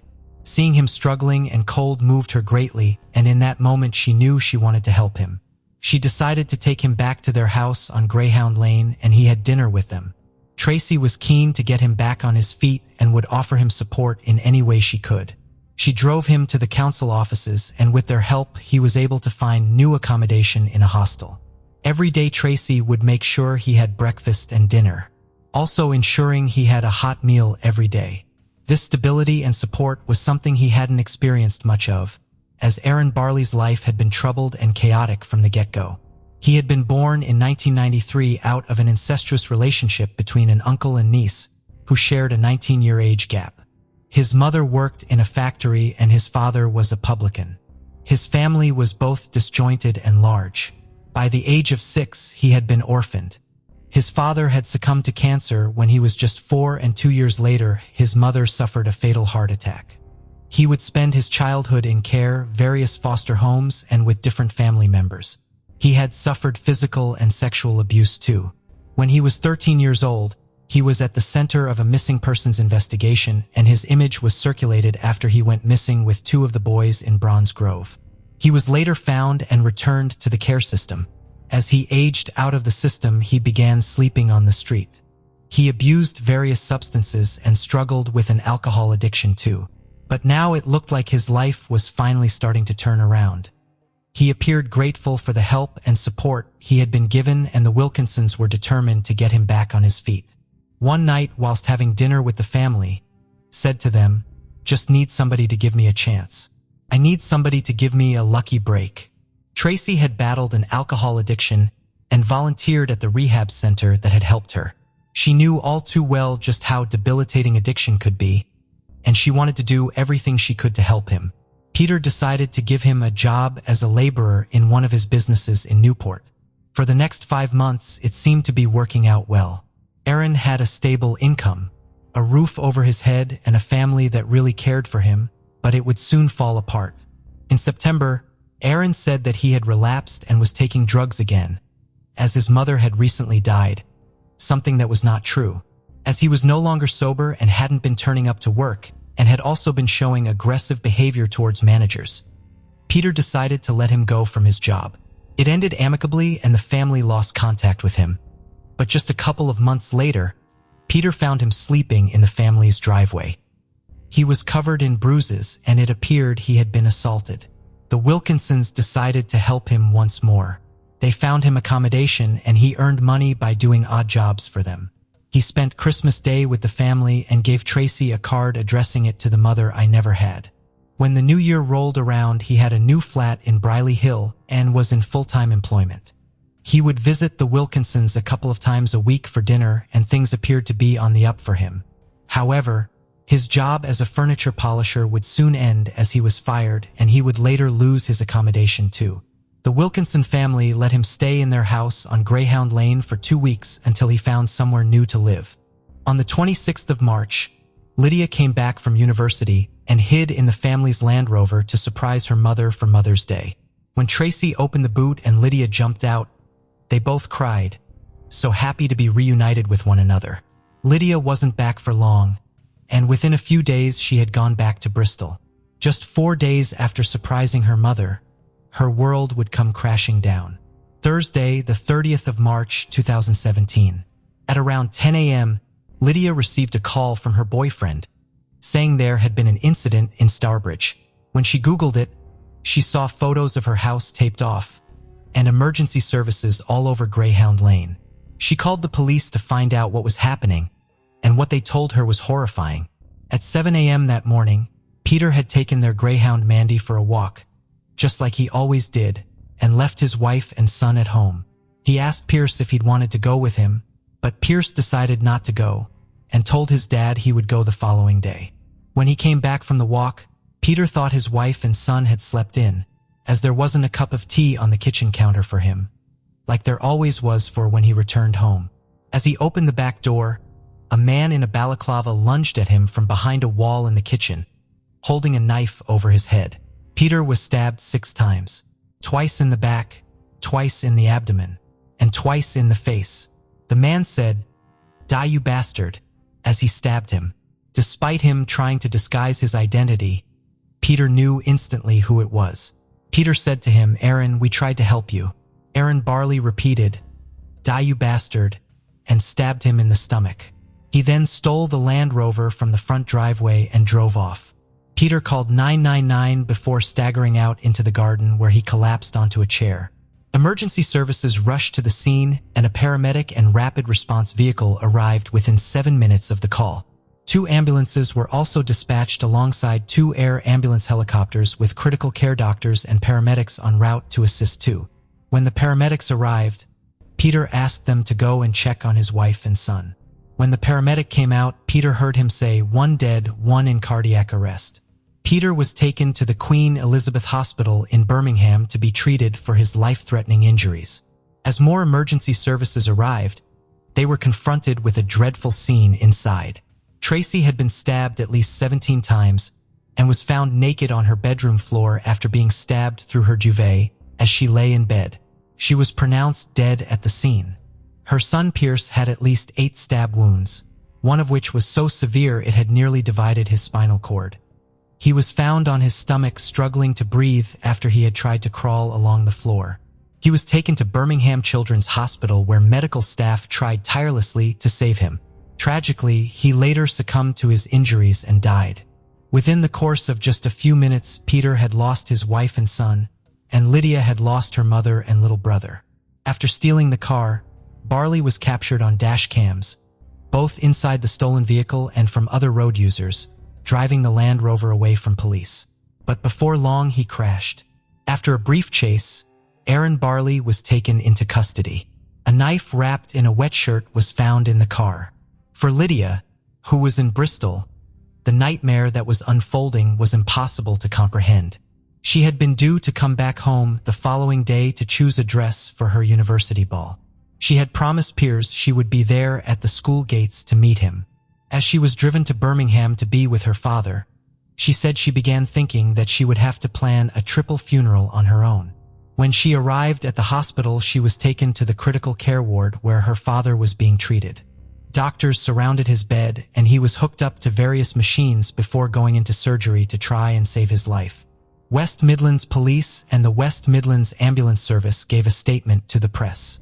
As her father was fighting for his life, Lydia was faced with the horrific task of identifying the bodies of her younger brother and mother. She said, "I went in and I just stayed with my mom and brother for a while and said that I was sorry I couldn't protect them, and I stroked their hair. I stayed there because I knew that was going to be the last time I saw them in my life. From that point on, it was a case of I lived every day for Dad." She stayed by Peter's bedside, holding his hand, hoping he would regain consciousness. And eventually he did. Peter would ultimately survive and was in hospital for 11 days, 6 of which were in intensive care. He was then told the news that his beloved wife and son had died. The community of Starbridge was in total shock. Flowers were laid at the house in tribute, with many people coming to pay their respects and try and come to terms with what had happened. Lydia showed enormous bravery and strength by going back to the house to lay flowers for her little brother and mother. The police were now trying to piece together exactly what had happened, and when watching the CCTV footage from the family home, the horrifying truth came to light. It showed Aaron Barley climbing over the garden fence the night before. He hid in the garden shed throughout the night after he had failed to break into the house. As morning broke, he waited for Peter to leave. CCTV then showed him crawling across the garden, being careful to not be seen. He then entered the home, which was unlocked, and pulled a balaclava over his face to conceal his identity.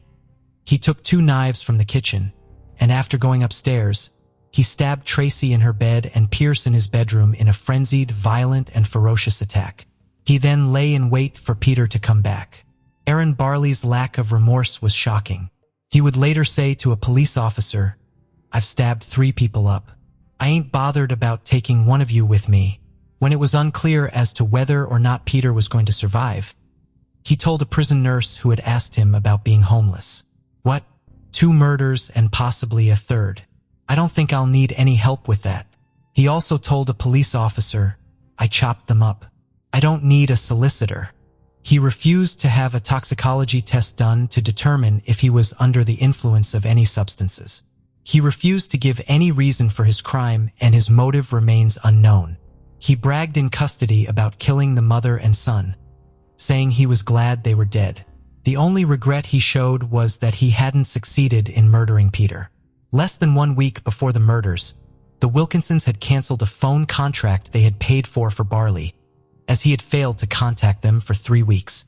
Tracy also told friends that she had seen him looking over the fence at her home and that she didn't want anything else to do with him.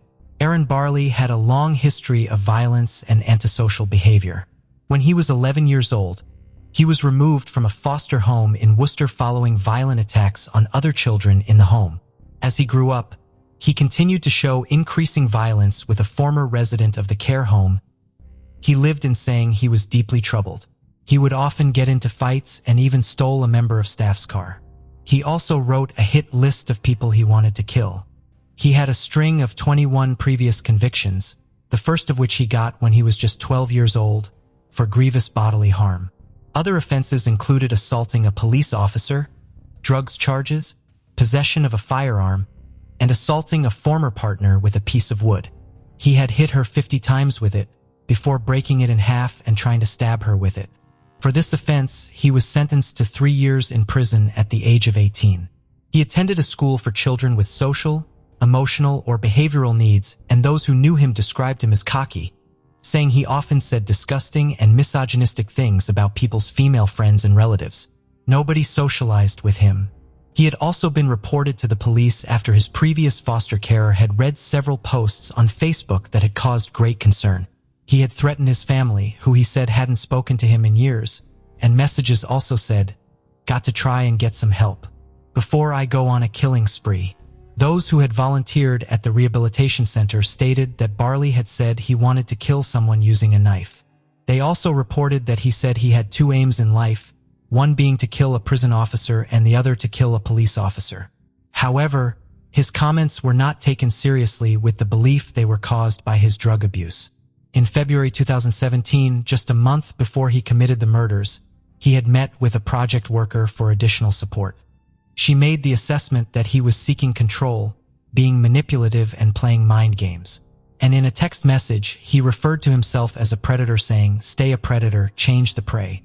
On Wednesday, the 7th of June, 2017, Pierce and Tracy's funeral service was held at St. Mary's Church. Pierce and Tracy shared a coffin, with Pierce's godfather saying in his eulogy, "Some of you may be surprised to see just the one coffin, but they are together, inseparable, as they always were in life."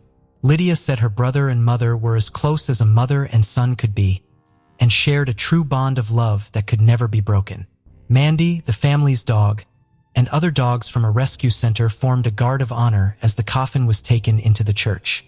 The Kidderminster and male voice choir began the service by singing "Can't Help Falling in Love" and ended with Pierce's favorite song, "Hooked on a Feeling." Once again, the courage and bravery of the Wilkinson family was incredible. On the first day of his trial at Birmingham Crown Court, he pled guilty to 2 counts of murder and 1 count of attempted murder. As his former charges were read out to the court, Barley rocked from side to side in the dock before shouting, "I've done what I've done. There's no need to stand here and lie." Psychiatric tests were carried out, and it was determined that nothing could provide a defense on the grounds of diminished responsibility. Kareem Khalil for the prosecution said that Barley was a compulsive liar and manipulator. One of his former foster carers described him as a Jekyll and Hyde character, saying on the one hand he could be sensitive and caring, and on the other hand violent and threatening. A former care home resident said of him, he was the type of kid who, if he saw something upsetting happen to someone, he wouldn't get upset or cry. He would just stand and watch. It was like he was in his body but detached from it.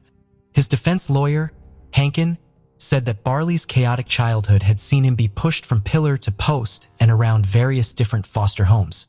He said that Barley was suffering from borderline personality disorder, and he had perceived the family had turned their back on him, before adding there was no evidence to actually substantiate this, and that the Wilkinsons had shown extraordinary kindness towards him. The presiding judge, Mrs. Justice Carr, said that what Barley had done was a vicious and unprovoked attack on those who had demonstrated extraordinary kindness and generosity. Lydia Wilkinson addressed the court with a victim impact statement. Murdered half my family, very nearly all of it. I am a shell of my former self. Sometimes I wake up and don't want to be here. What did they do to deserve this? She added that she would never forgive Barley for what he had done. He appeared to cry as she spoke and mouthed the words, "I'm sorry." The judge praised Lydia for her courage and bravery, saying she had demonstrated a maturity well beyond her years. She emphasized the impact that this had had on Lydia, saying, "She has anxiety attacks and cannot be left alone." Peter also spoke to the court. There's no motive. There is no explanation. He decided that because his life was going bad ways, he was going to take it out on people that had cared and looked after him. I wish we had never met him. I wish my wife had never set eyes on him. 24-year-old Aaron Barley was sentenced to life in prison with a minimum term of 30 years. The judge had decided against giving him a whole life order, mainly due to how old he was. She told him though he may never be released, and he sat emotionless and didn't react. You clearly represent a very significant risk of serious harm to members of the public, she said. The Solicitor General Robert Buckland appealed for the sentence to be reviewed for being unduly lenient. Lord Justice Holroyd said that the original trial judge, Mrs. Justice Carr, was entitled to conclude that a whole life order was not to be handed down. He did add that the only mitigating factors were his admission and his psychiatric problems, but that also his mental health issues had not stopped him from planning and committing the crime. 3 judges ruled that due to the most exceptional grave case, his minimum term needed to be increased, and it was increased to 35 years. Aaron Barley will only become eligible for parole once he has served his minimum term, and also is able to prove that he is no longer a danger. Only time will tell if he is ever fit to be released. Lydia said, in October, there are a lot of people out there who are in some unfortunate situations and need help, and it is an amazing thing to be able to help them. In October, teachers from Pierce's school announced that they were going to run a marathon in his memory. They were going to raise money for the Greyhound Trust, Pierce's favorite charity, which helps to find new homes for greyhounds across the country. His teachers' efforts raised an amazing £3,550. The school was also working with Lydia to commission a commemorative sculpture, working with a local artist. Peter and Lydia moved back to the home on Greyhound Lane, with Peter saying, "It's our home. After taking so much from us, we couldn't possibly have it that he would take anything else. We love the house. It is very much a family home that we had built and renovated ourselves, and we like being there." They had also received much support from their local priest, who was there to bless every room in the home when they moved back in. The house would later be put up for sale in February 2018. Lydia also went back to university to carry on with her studies. She said, "We are determined to not let this take away any more of our life. I'd like to be a researcher to do medical research to continue the help and support that my mom would give to people. By researching things like cancer and Parkinson's disease, I hope to give back to people and continue her legacy." Lydia said that she does not feel hatred for Aaron Barley, and that it was more important to her to channel her energy into building something positive from what had happened. She was able to raise £13,000 for Birmingham Children's Hospital, the hospital that had tried so hard to save her little brother. The loss of Tracy and Pierce is immeasurable, and for those who knew and loved them, the pain is incalculable. Tracy was a generous and compassionate woman who refused to turn away from anyone who needed her help. She and Peter together raised 2 incredibly kind and thoughtful children, who always considered others and wanted to support those in need. Although the void left by their deaths will never be filled, the lasting legacy Pierce and Tracy have created, be it through the children who will be looked after by Birmingham Children's Hospital or the greyhounds who will be cared for and find a new home, will live on for many years to come.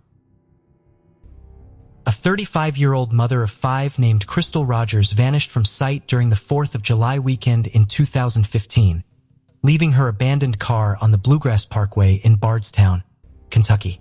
Sherry and Tommy Ballard, Crystal's parents, were devastated and perplexed.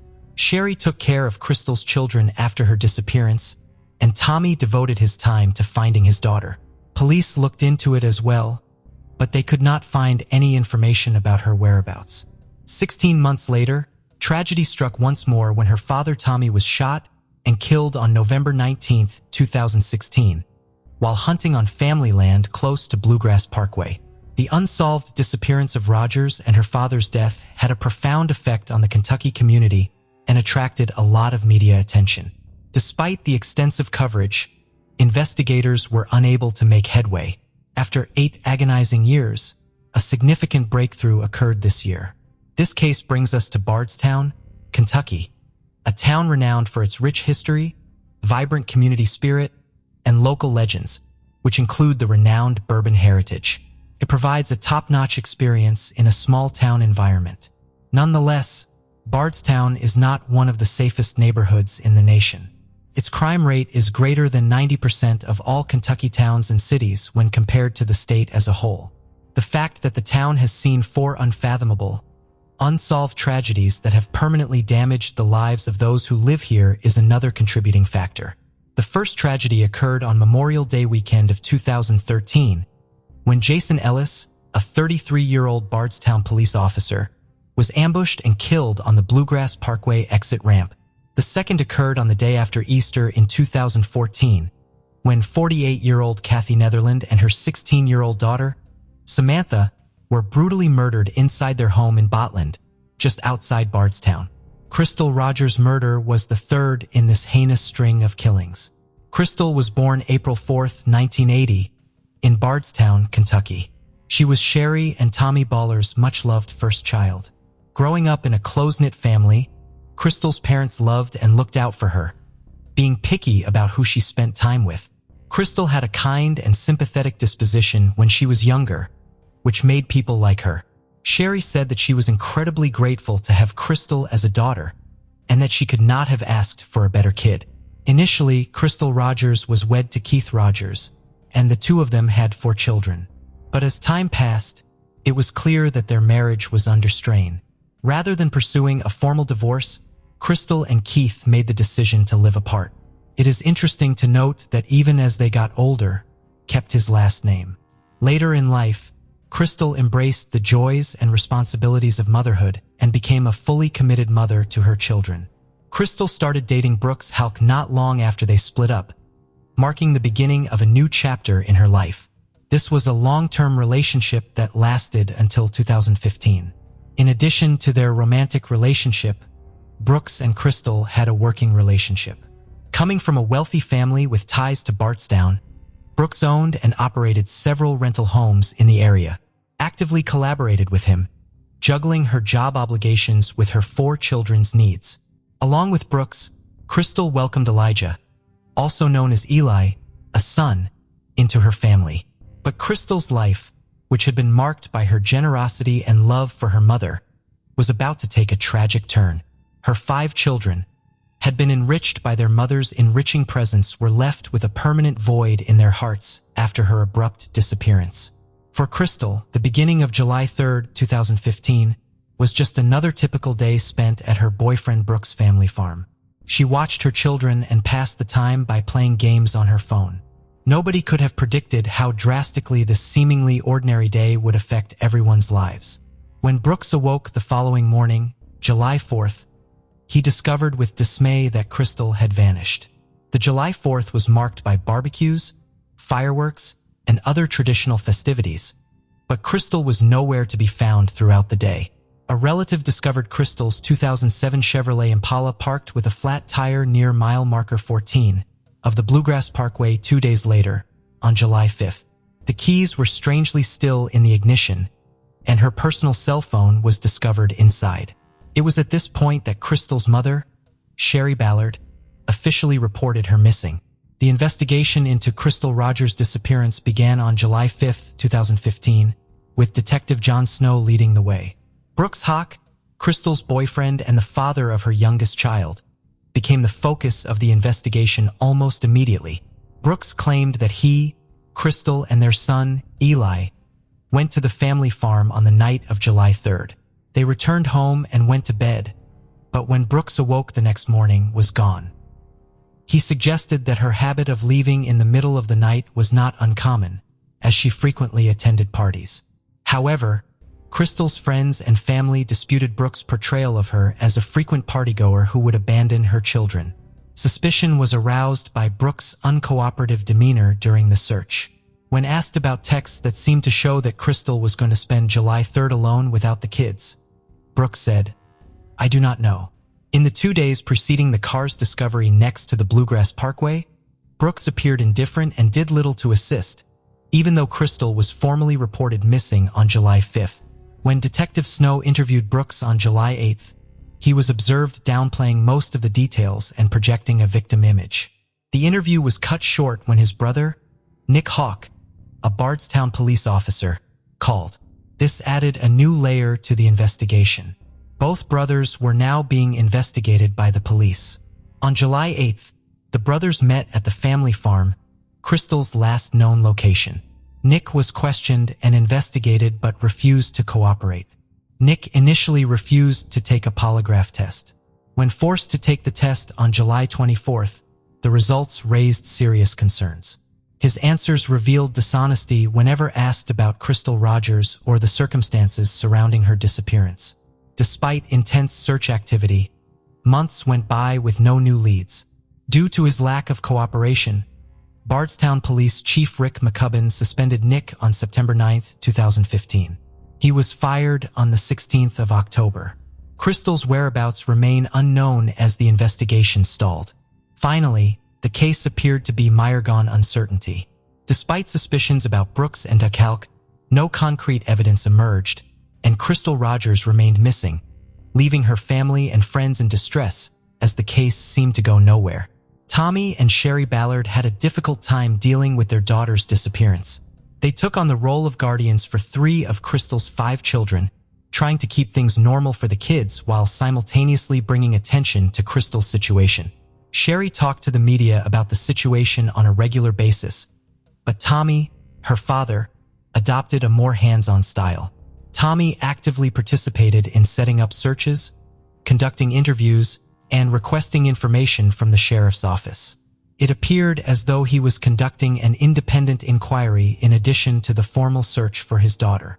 He even thought about running for the sheriff's post when things appeared to be slowing down. His goal was to take charge of the unit looking into this daughter's case, and ideally produce more noticeable outcomes. Soon after Crystal vanished, the Ballard family suspected Brooks and his brother of being involved in a foul play. They publicly implied Brooks' guilt earlier, casting doubt on the veracity of his relationship with Crystal.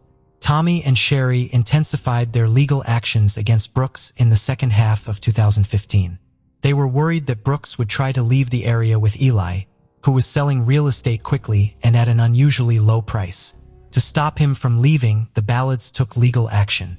Aside from this court case, Tommy continued to look for his daughter. He seemed to get a little paranoid in the process. Especially in 2016, he turned into a fervent safety advocate, pushing family members to regularly carry firearms and install security cameras at home. Looking back, it is obvious that Tommy's second significant loss had a profound impact on him. Following the murder of his sister in 1979, and now nearly 40 years later, his daughter vanished. In addition, Tommy confided in his wife Sherry that he thought someone was following him. People who knew Tommy well understood his fear of something bad happening to him or his family, especially during the holidays. As the year came to a close, the Bollards filed the legal motion to keep Brooks in the area. They'd also started a lengthy legal battle over religious custody that would last for years to come. Admittedly, the Nelson County Sheriff formally declared Crystal Rogers to be most likely dead on October 16, 2015. He identified Brooks Hawk, her boyfriend, as the main person to blame for her disappearance. The first arrest in connection with Crystal Rogers' disappearance was made public in December 2015. Danny Singleton, a seasoned worker who was regarded as Brooks Hawk's right-hand man, was placed under arrest. Singleton had worked with Crystal and was rumored to be friendly with her. Due to his grand jury testimony earlier in the year, 53-year-old Singleton was arrested on December 16, 2015, on 38 counts of perjury. He was accused by detectives of lying under oath numerous times, and if found guilty, he might receive a long prison sentence. Nevertheless, he was only in prison for 8 months before being released. In 2016, the primary suspect, Brooks Hawk, became the center of attention for the Crystal Rogers investigation. The detectives now focused on other family members after expanding their investigation to include his brother Nick. Attention was drawn to a white Buick that had belonged to their grandmother and a Whitesides. It was touted to a Kentucky State Police lab for forensic testing because Nick had sold it around the time Crystal vanished. The objective was to locate any evidence such as DNA or questionable bodily fluids connected to Crystal. Anna Whitesides, 82, became the focus of the investigation as a result. In June of 2016, she received a grand jury summons to testify. The car may have been used to dispose of a body, cleaned up after, and then sold to obstruct the investigation. The court surmised. Whitesides, however, exercised her Fifth Amendment right and declined to testify. Even though she avoided the grand jury, her property was investigated in August 2016, when Nick Hawk's house was searched and Brooks' mother Rosemary Hawk's farm was also searched. Detective John Snow declared that a thorough search spanning 245 acres, involving more than 30 officials and 18 cadaver dogs, was underway. The extensive search effort and cooperation with multiple law enforcement agencies, including the FBI, did not result in any concrete evidence pertaining to Crystal. The Bowdard family was on the verge of yet another tragedy, so the investigation went on. On November 19, 2016, Tommy Ballard, Crystal's father, tragically passed away.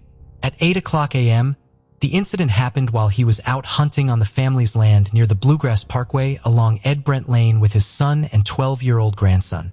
Although the police initially classified it as a hunting accident, Tommy's wife, Sherry Ballard, insisted it was not. Her husband had been murdered, she thought. Tommy's father, Till Ballard, disclosed Tommy's steadfast determination to locate Crystal. Tommy Ballard was shot in the chest, with the bullet exiting his back, according to a Louisville autopsy. Till Ballard added that his son intended to conduct a thorough search outside of the town during the upcoming week. Trooper Gregory, a police detective, stressed that it was far too early to make any inferences regarding a possible link between Tommy Ballard's death and Crystal Rogers' disappearance.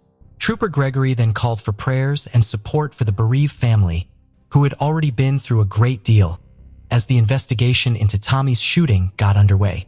Sherry Ballard, Crystal's mother, persisted in her legal dispute over Ely's custody. A Nelson County Circuit judge decided in February 2019 that Sherry was not allowed to see Ely until the custody dispute was settled. Even though the investigation was still fruitless, the Ballard family remained optimistic that they would soon receive answers. When the FBI got involved in the Crystal Rogers case in August 2020, they searched the homes of Brooke and Nick, the Crystal storage unit, and the Hawk family farm. Following Crystal's disappearance, Brooks's construction company built houses in the Woodland Springs subdivision. On August 27, 2021, a subsequent surge there resulted in the recovery of an item of interest from under a driveway.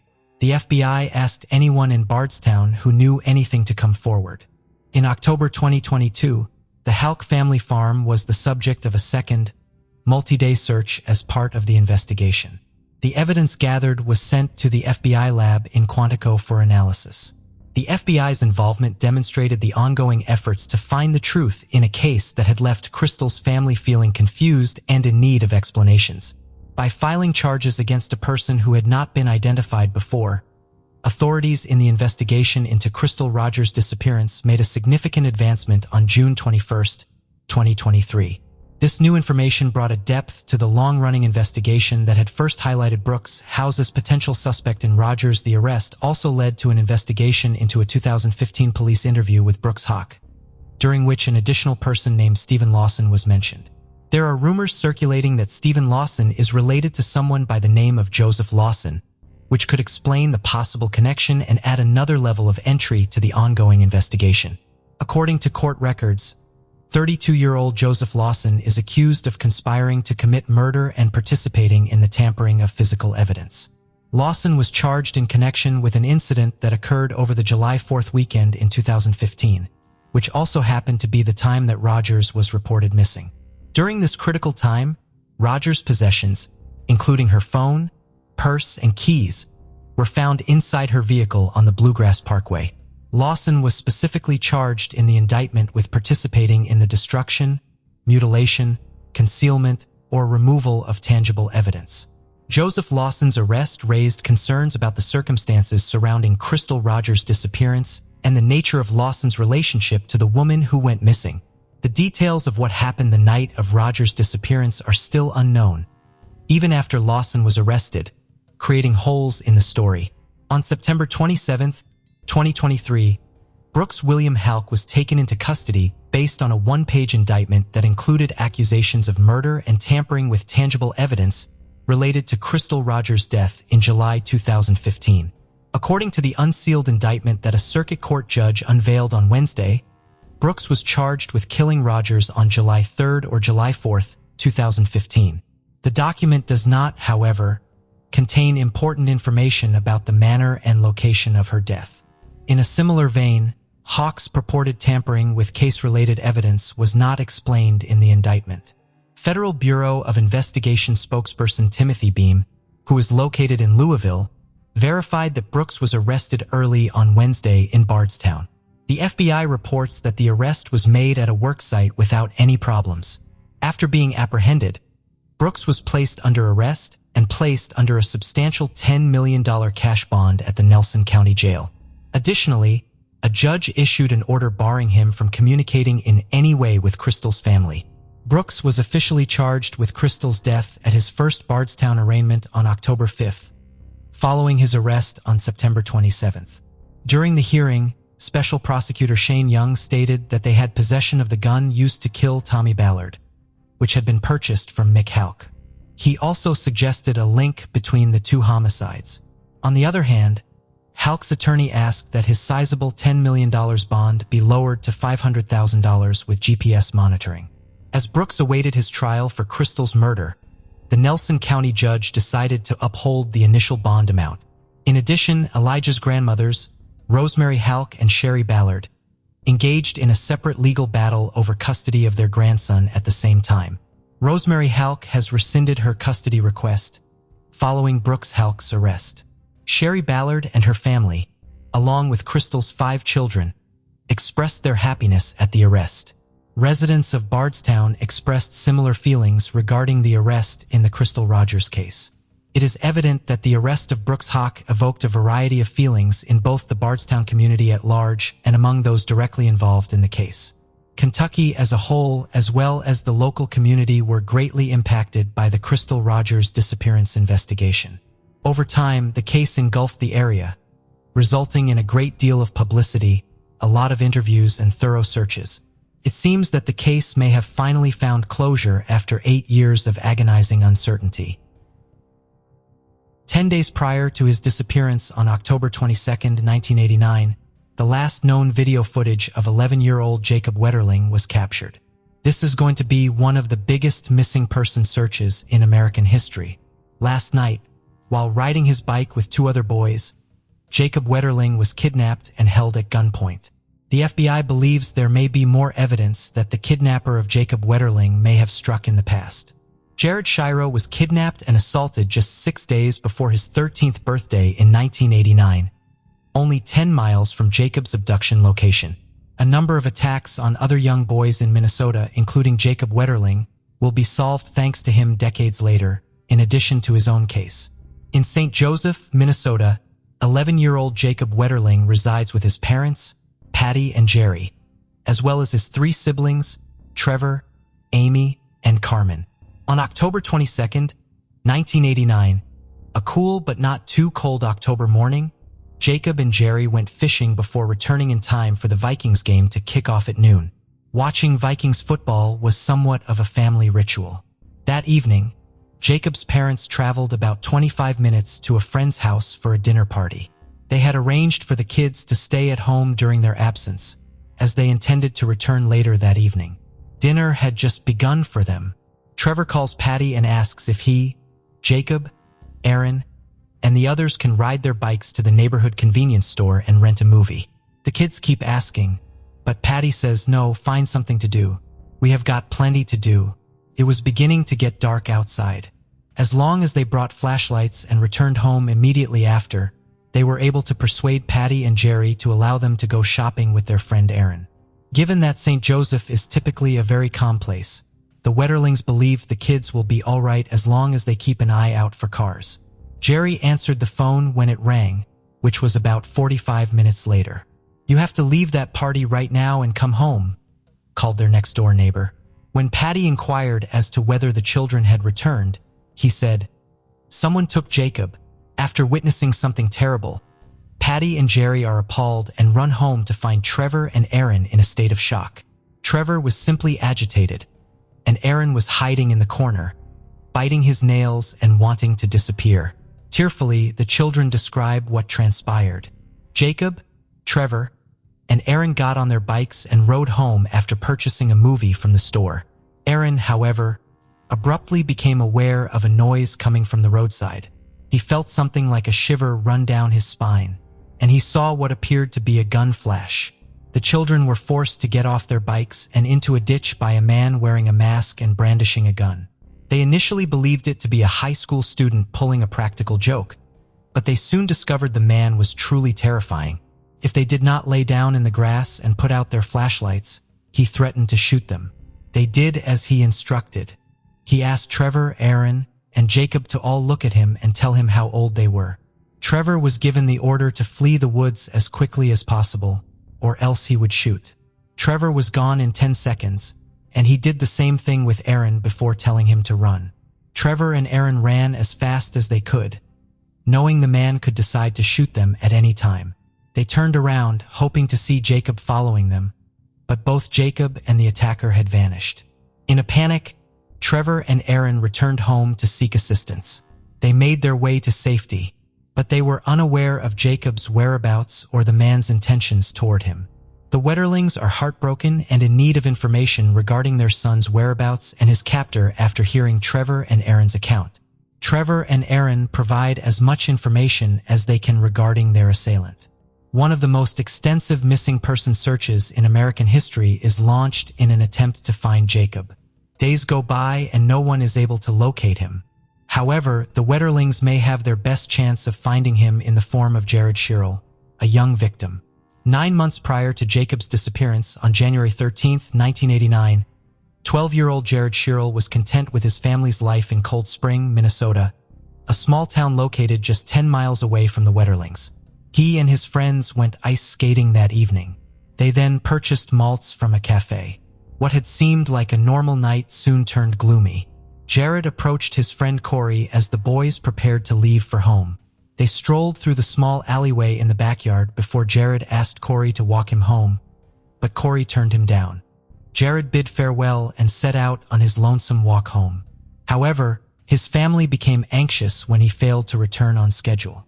Nobody knew where Jared was, but his parents saw him running up to the house, upset, almost 2 hours after he said goodbye to his friends. He immediately claimed that he had been attacked and that the attacker was still at large. In order to have any chance of apprehending the man who had injured him, had to relive this horrific experience after his parents had called the police. Jared probably started walking home at 9 o'clock or 9:30 p.m.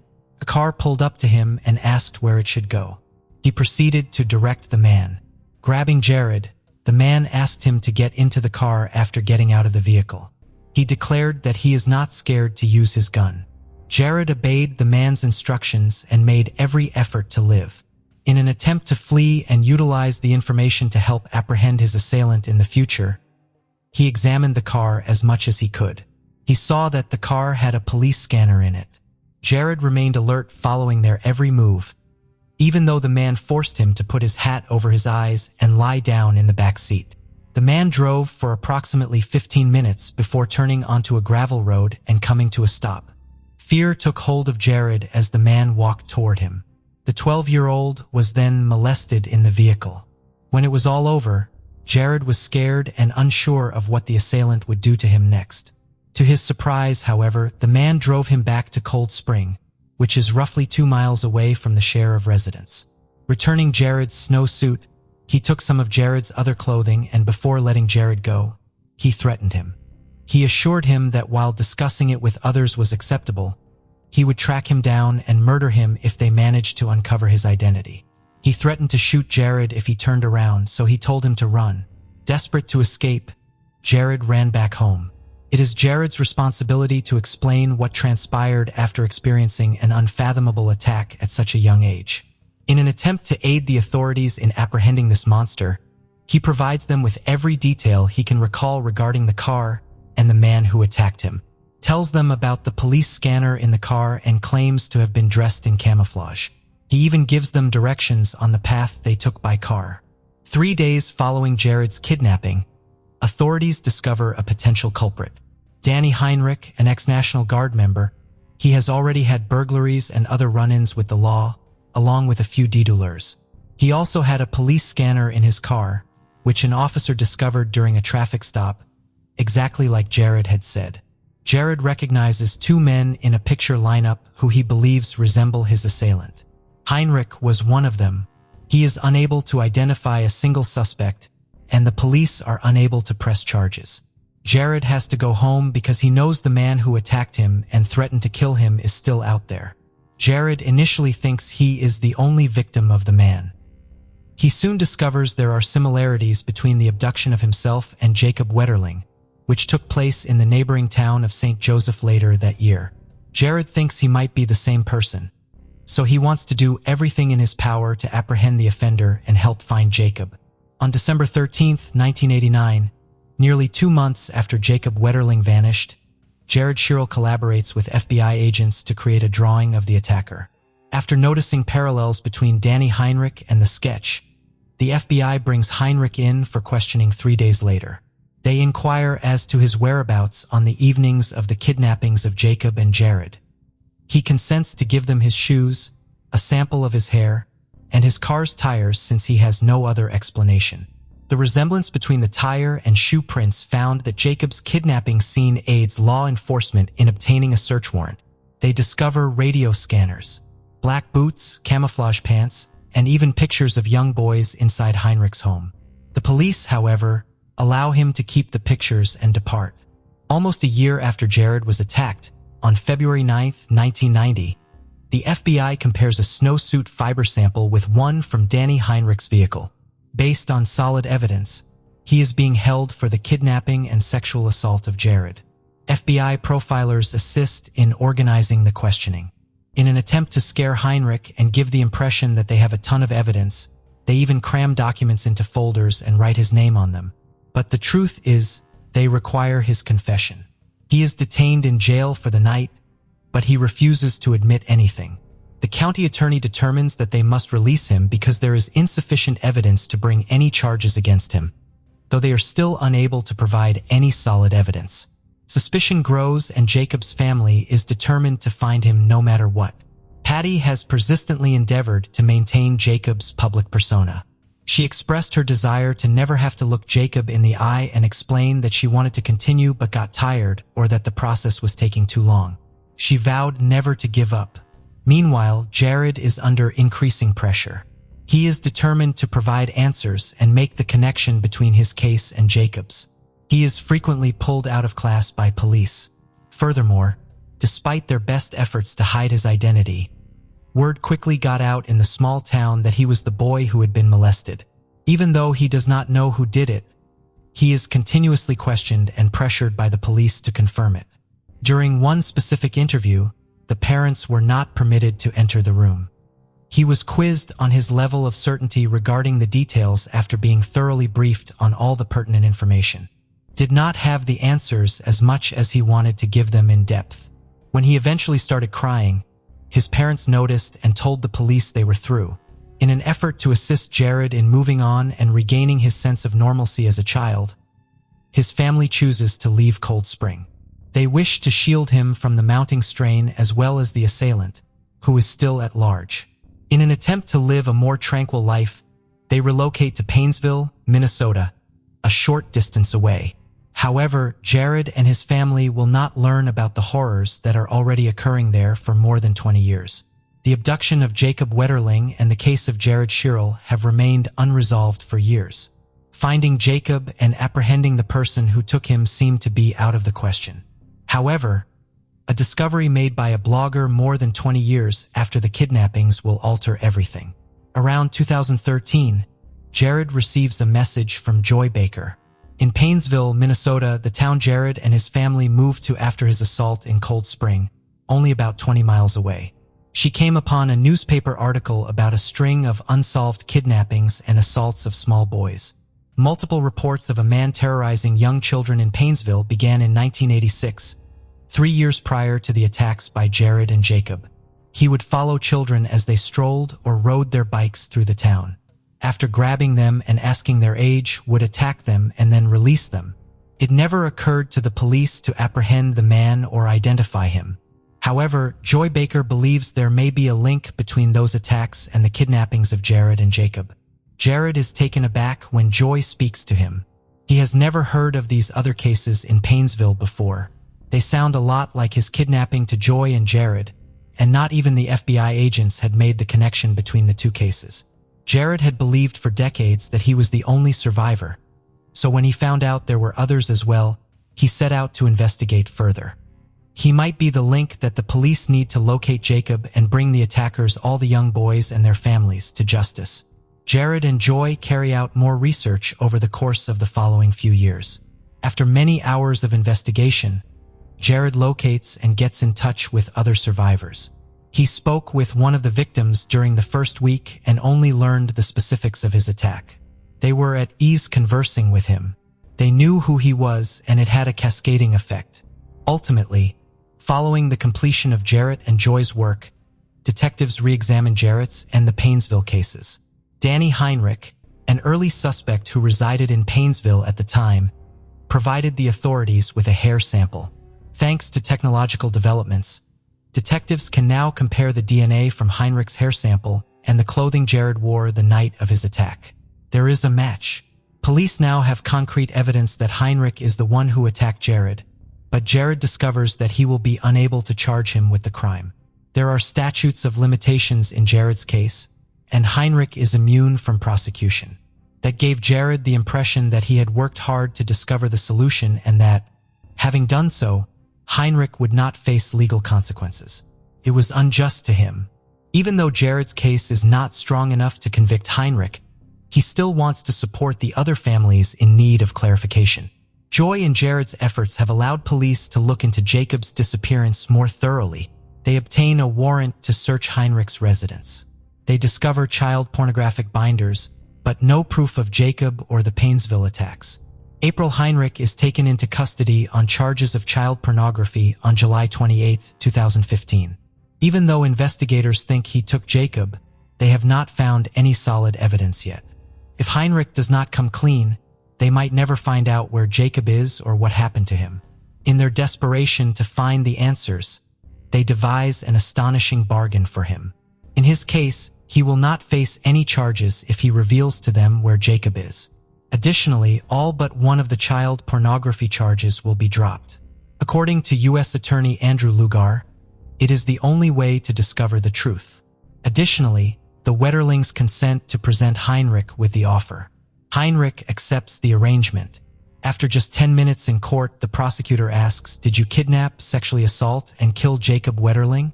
To which he calmly replies, "Yes, I did," and proceeds to describe what transpired when he took Jacob. Heinrich believed that following the assault, he saw a police car in the area. He shot Jacob out of panic. In addition, he admits to kidnapping and sexually abusing Jared. He takes the police to a location just outside of Painesville's downtown, where he buried Jacob's body.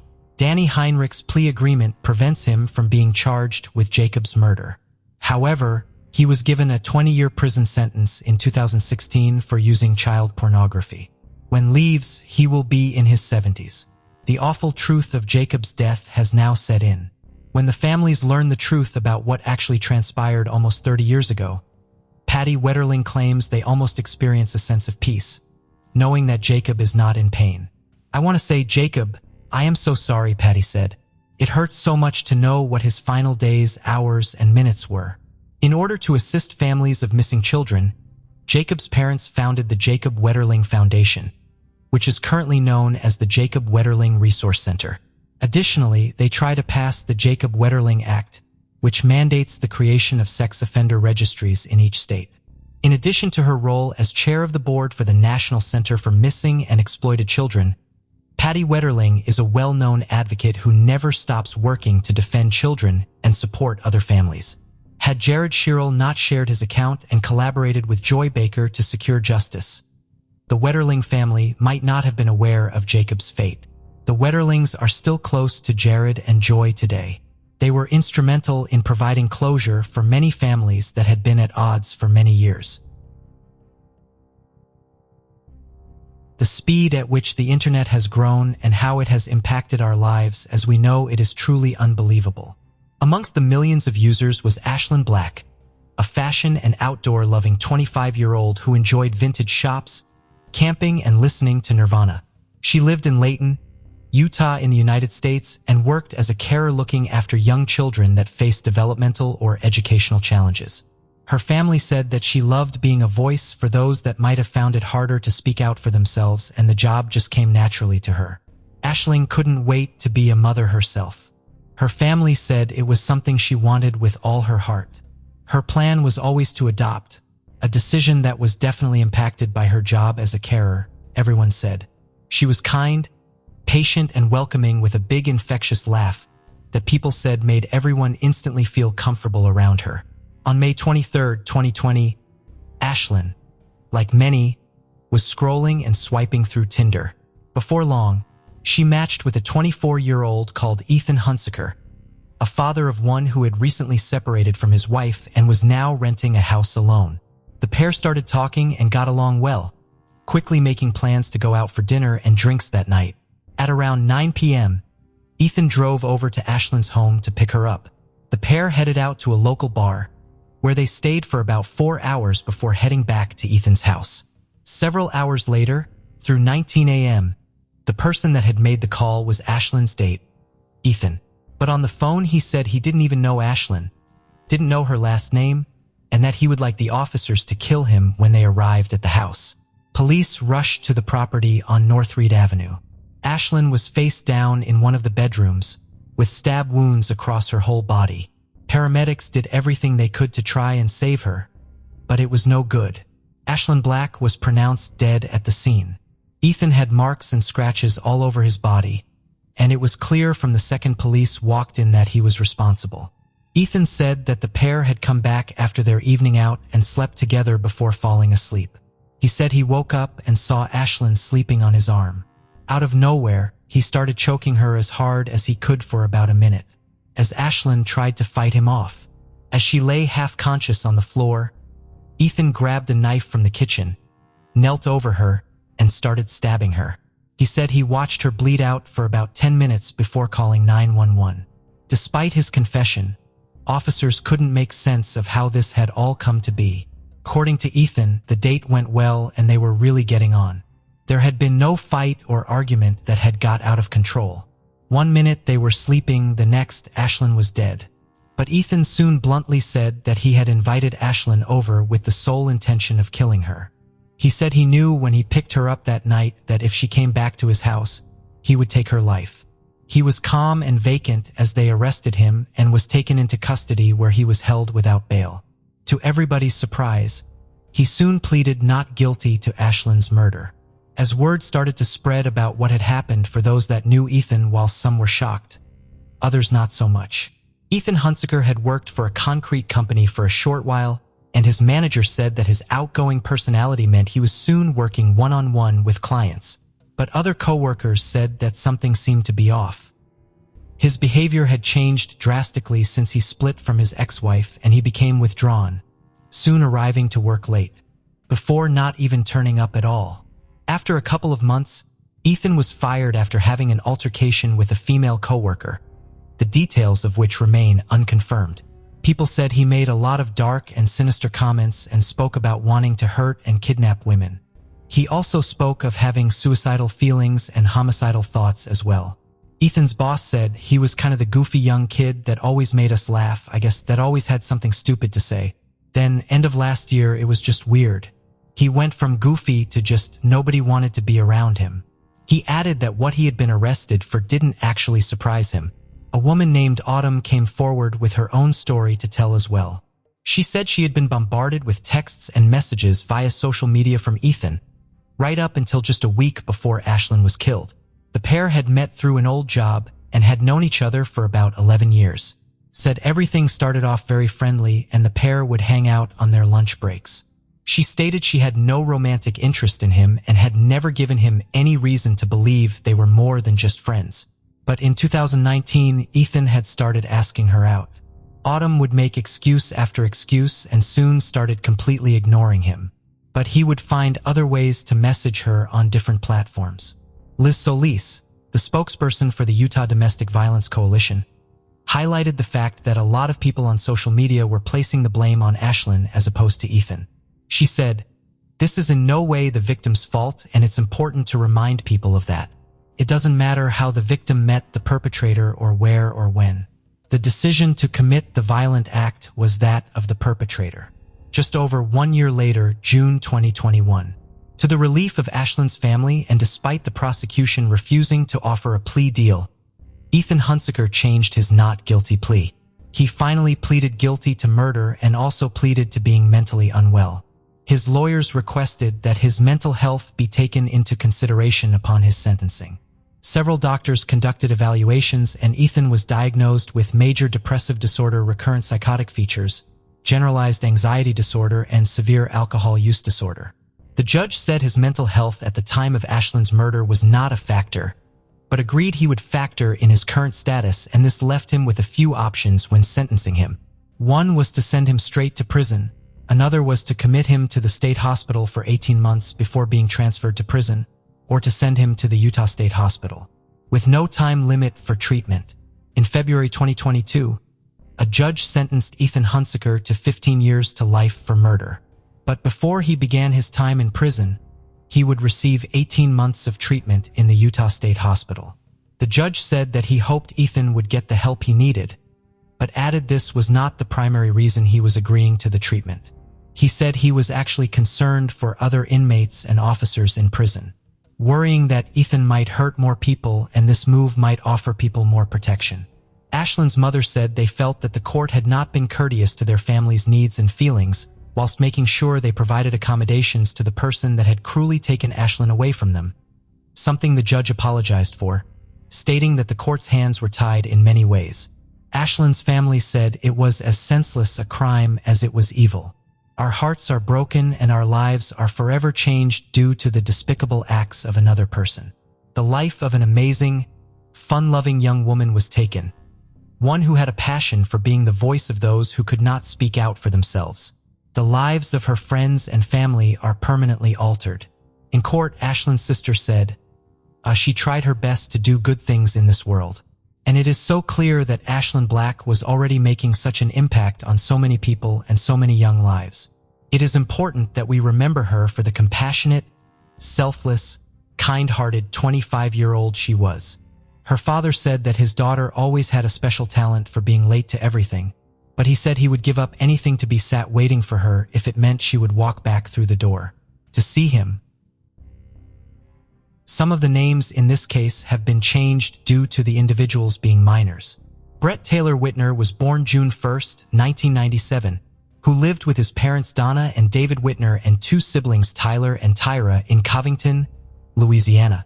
He was described as intelligent, sociable, caring, and fun-loving. On February 24, 2012, Brett, who was now a 14-year-old freshman at Covington High School, had gotten permission to go to a movie and spend the night at a friend's house. However, on that Friday night, 8 teens piled into a vehicle along with 2 adults to commute 45 minutes for a co-ed sleepover party at the home of Rodney Griffith and his girlfriend April Gailey. Brett's mother did not know this couple and only knew one of the teens. April, the homeowner's girlfriend, later said that when her daughter asked if all the kids could stay at her house, she said yes, but they needed to call their parents. The home was located on Louisiana 439 in Franklin, Louisiana. Brett's parents were unaware that Rodney and April were taking their child anywhere because Brett never called for permission like April had requested. As a matter of fact, most of the kids didn't ask for permission that night. Therefore, they were either not told to call their parents or they lied and said that they did. Rodney and April went to bed around midnight, leaving 2 guns by their back door, a .22 caliber rifle and a 20-gauge shotgun. The girls were supposed to sleep out in the camper and the boys in the home. During the testimony given, one kid said Brett kissed another of the boys' girlfriends, who I will call Tommy. Tommy picked up one of the guns by the kitchen door and Brett picked up the other gun, which was a .22 caliber lever-action rifle. At this point, another boy and girl were in the room at the time, who I will call Sarah and Jet. Sarah supposedly turned her head and didn't see what happened after this point. Jet said that he saw Tommy put his gun down and walk away. The next thing the 3 of them knew was that they heard a noise and then Brett fell to the floor. Jet felt something hit his foot, which turned out to be a spent bullet casing. Jet said he picked up the casing and threw it at Brett's head and told him to get up and stop playing, and then he saw the blood and realized it was not a joke. It is of note that later another spent bullet casing was found inside the chamber of the rifle. April, the adult female in the home, then called 911. The 911 call that April made can be heard using the link in the description. The 911 call came in at 6:36 a.m., but the shooting happened at 6 a.m. according to the people in the house at the time. Brett's mother believes that they all took this time to get their story straight before calling. During the 911 call, the caller sounds calm and the kid in the background answering questions sounds very calm as well. Strangely, when April made the 911 call, she stated that the kids came banging on her door to wake her up to tell her that something happened. However, the home they were in is very small, and one would think that a gunshot could be easily heard. She told the 911 dispatcher that the boy shot himself. Rodney, the owner of the home, was a reserve Washington Parish Sheriff's deputy at the time. He was also the owner of the guns and was apparently not questioned after the incident. He was allowed to stay in the home during the investigation while the others went to the police station to give their testimonies. The police said he even moved the gun because Brett was lying on it and put it up against the wall. When emergency services arrived minutes later, Brett was still breathing and moaning. They noted that no one seemed upset or were crying, and it appeared that someone had taken control of the situation and all the children were sitting in one room emotionless. While at the police station, a recorded statement shows that April, when asked by the investigator how she became aware of the shooting, blurted out that the kids pounded on her door and said, "Miss April, Tommy shot him." She then quickly changes that to, not Tommy, he shot himself." Incredibly, the investigators let that statement pass without comment. After arriving at the hospital, Brett's parents were informed by the neurosurgeon that he disagreed with the sheriff deputy's assertion that the shooting was self-inflicted. He said that with the entry angle and projection of the bullet, there is no way Brett could have pulled the trigger even if he was a contortionist. According to his mother, she begged to have his hands tested for gunshot residue, but authorities refused. The guns were also not fingerprinted. Sadly, Brett passed away 2 days later after he was taken off life support and his organs were donated to help others. Strangely, Brett's body was sent to a coroner 3 hours away, despite coroners being closer. The coroner that he was sent to documented that he was with the body on the 25th, but Brett wasn't taken off life support until the 27th. Also, about 2 years later, this same coroner claimed that 22-year-old Victor White committed suicide by shooting himself in the chest while his hands were handcuffed behind his back in 2014. The police determined that Brett inadvertently shot himself primarily based on statements collected at the scene. A Washington Parish grand jury declined to charge anyone in connection with his death, citing they did not see any evidence that anyone other than Brett was involved in his own death. According to the witnesses, Chief Criminal Deputy Scott Blair made repeated false claims. For example, Blair reported to the Daily News in Bogalusa that Brett shot himself in the temple, and he gave the Heat magazine an inaccurate gunpowder residue result. Vincent Molino, a senior piping designer in computer software and friend of the Whitner family, said by using the coroner's report measurements of the entry wound, a model of the victim, the size and centimeters of the .22 caliber rifle, and a computer drafting program, he recreated the incident in a 3D video model. The designer stated, "When I put the model of Donna's boy in the gun, and the angle of trajectory of the wounds, it's not just 99% impossible, it is 100% impossible to be self-inflicted because the gun was in such a backward and upward parallel position behind him." The coroner issued a death certificate in May 2012. It said, "To the measurements of the reported weapon, this could be self-inflicted." Brett's mother, Donna, who is a drafting technician, did not find the report credible, and neither did Terry M. King, member of Concernment Citizens for St. Tammany, a local organization that champions transparent and good governance. Both St. Tammany and Washington parishes are under the auspices of the 22nd Judicial Court, its district attorney, Warren Montgomery, in the coroner's offices. Its former DA, Walter Reed, was convicted by a jury in federal court, New Orleans, in 2016 on 18 counts of political corruption, including mail fraud, wire fraud, money laundering, and making false statements on his income tax returns. He was sentenced to 4 years, but requested release before 1 year due to the COVID-19 concerns. His brother was indicted in 2015 on kidnapping and sexual battery charges. Also, Jack Strain, one of the St. Tammany's parish's most powerful elected officials during 2 decades as sheriff, was recently found guilty and sentenced to life in prison for 8 sex crimes against boys, including 4 counts of aggravated rape, including incest.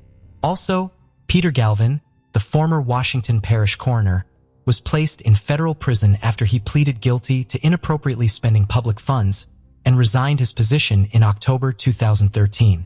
He was then sentenced in 2014 on federal charges after he pleaded guilty to taking money illegally from jail contracts with the city of Slidell. Also, this is not the same coroner involved in Brett's case, but he is part of the judicial circuit where Brett's death occurred and possible corruption. In 2012, Lee Dresselhaus, who is an investigator at a private investigation firm, completed an independent report and finding based on a review of the police reports, the pathologist report, crime scene photos, the first responders report, a crime lab result, and witness statements in Brett's death. Dresselhaus, who is a retired detective with over 20 years of law enforcement experience, said the police acted horrendously negligent. He said evidence was ignored, disregarded, or undiscovered. Witness statements contained numerous contradictions and outright falsehoods. He said 2 spent shell casings were found, yet only 1 bullet was accounted for, the bullet that killed Brett Whitner. Only one of the 8 kids that night was tested for gunshot residue. The result was listed as indeterminate.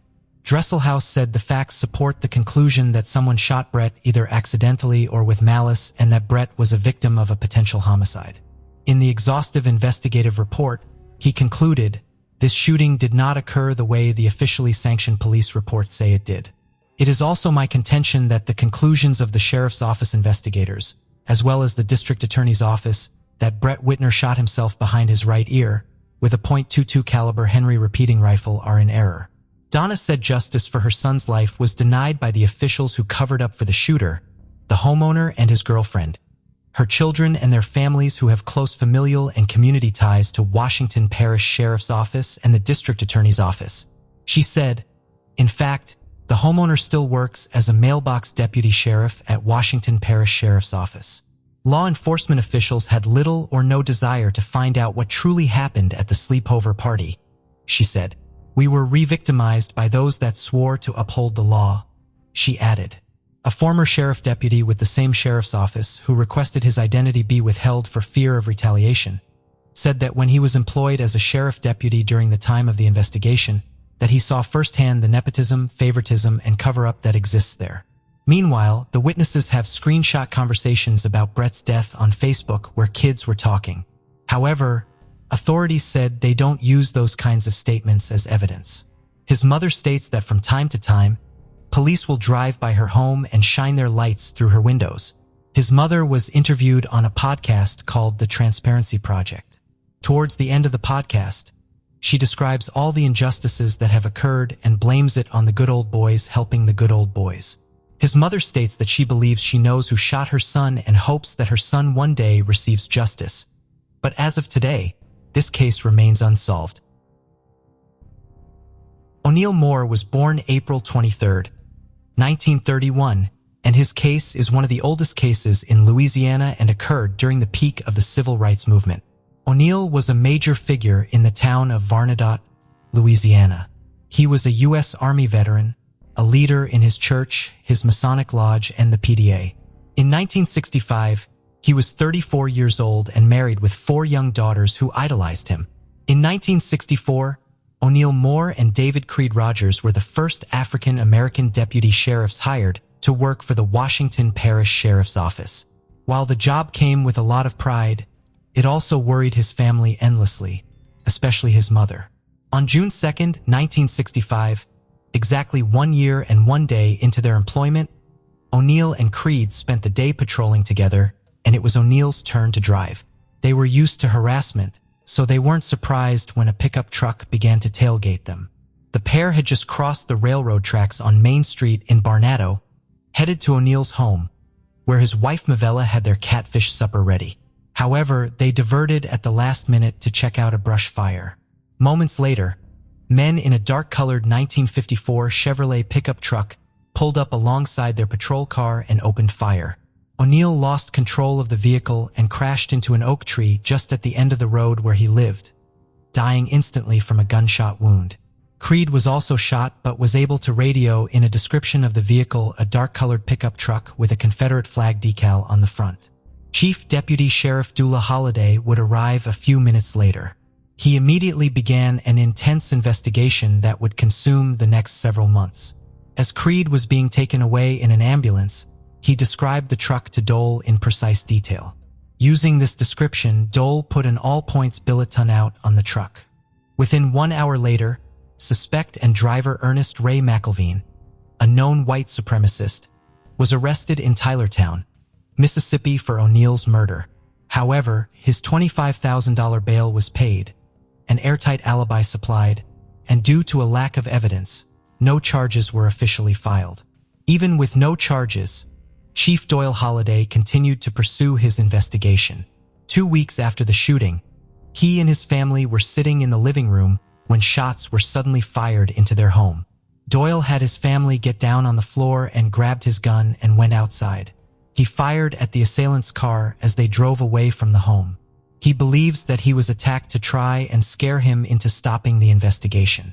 However, he and the others involved in the investigation refused to back down. The FBI investigated the individuals who contributed to McElveen's bail, including the main contributor, Saxon Farmer, who provided over $10,000. Farmer was head of the Klan Bureau of Investigation for Washington Parish and the leader of the reported 5 Klan units in the parish.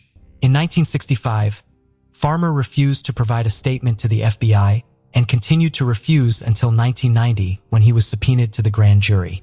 The FBI reopened their investigation in 1990, 2001, and again in 2009 under the Civil Rights Era Cold Case Initiative. However, there would still be no new charges filed against McElveen, nor the other 2 suspects authorities believed were involved in the shooting.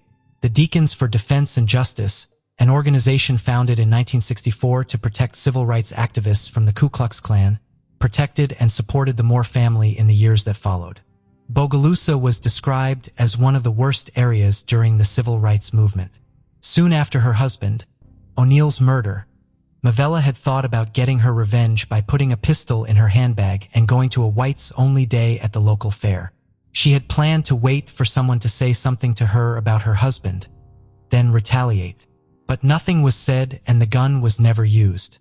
Author Stanley Nelson explores the case in his book, Clan of Devils, The Murder of a Black Louisiana Deputy Sheriff.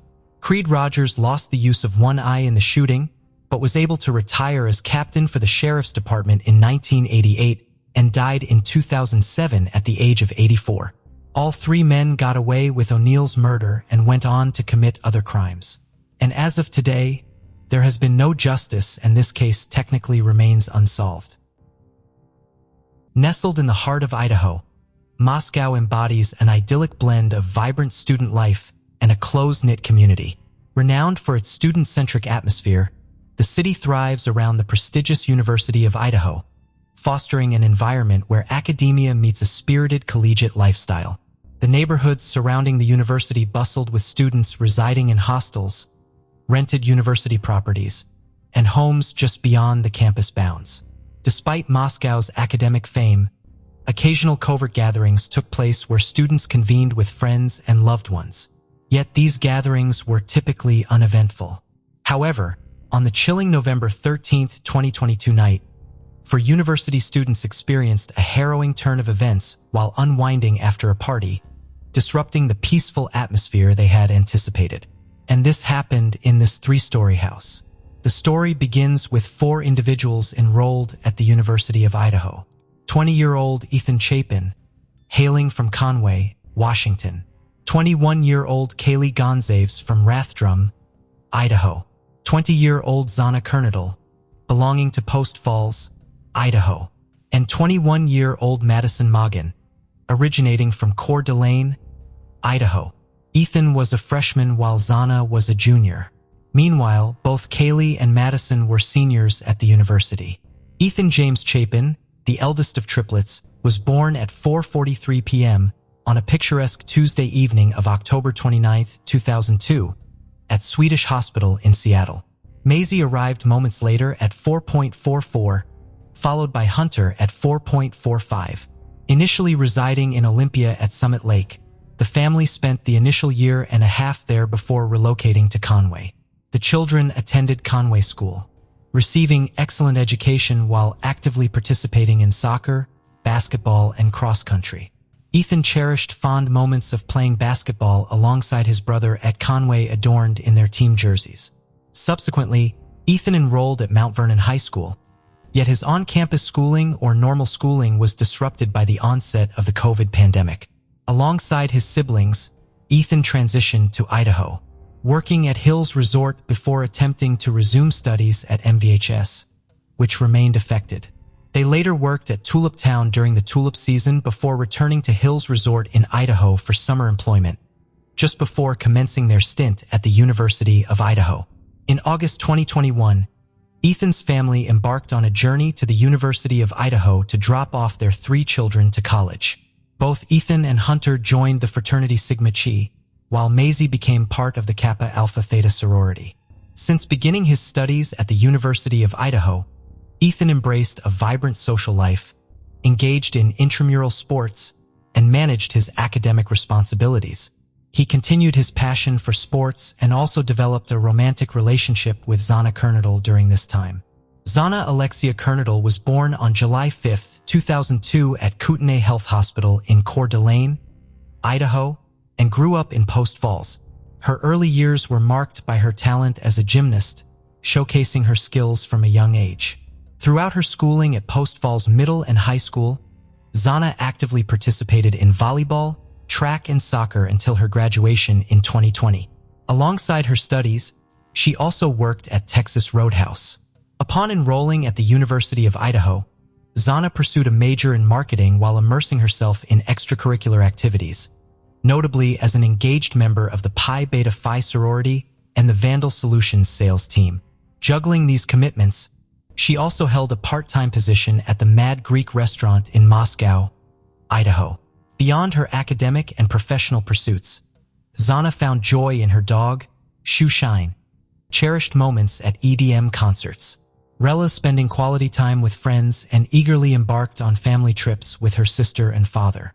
Her childhood was filled with fond memories of her grandparents' farm and summers spent by the river. Zana's vibrant personality made her deeply loved by her family, friends, and classmates. Known for her positive and outgoing nature, she had a special ability to make everyone feel included. Her zest for life, infectious humor, and unwavering enthusiasm made an indelible mark on all who had the privilege of knowing her. Now, Zana's co-occupant during her time at the University of Idaho, Madison May Mogan, was born on May 25, 2001 in Eugene, Oregon. She brought immense joy to her family and all around her from the very beginning. After spending her initial 2 years in Oregon, Madison's family relocated to the North Idaho region where her parents had their roots. Her upbringing in Idaho was nothing short of wonderful. Beginning her education at Winton Elementary, she later transitioned to Coeur d'Alene Charter Academy before ultimately choosing to enroll in LCHS, a decision she made after articulating her reasons in a decisive letter alongside her lifelong friend, who was practically her sister, Kaylee. It was evident to everyone who knew her that Maddie's endearing personality made her feel immensely loved. Her unique offbeat and humorous approach brought smile and laughter to others, and it was a well-known fact that keeping her well-fed was essential. Maddie was respected for her determination and commitment to her future endeavors, excelling in academics and every job she undertook during high school and college. She built a network of friends, colleagues, supervisors, and teachers who admired her work ethic, care, and dedication. Excited about her academic pursuit at the University of Idaho, though a little farther from home, Maddie thrived, consistently earning a spot on the dean's list each semester. Joining Pi Beta Phi, she formed enduring bonds with close friends and also cherished having Kaylee alongside. Additionally, she found love with a boy named Jake, who held a special place in her heart. Now, Maddie's best friend, Kaylee Jade Gonzalez, was born in Concord, California on June 8, 2001. Even before her arrival, she was a radiant spark for her parents, Steve and Christy Gonzalez.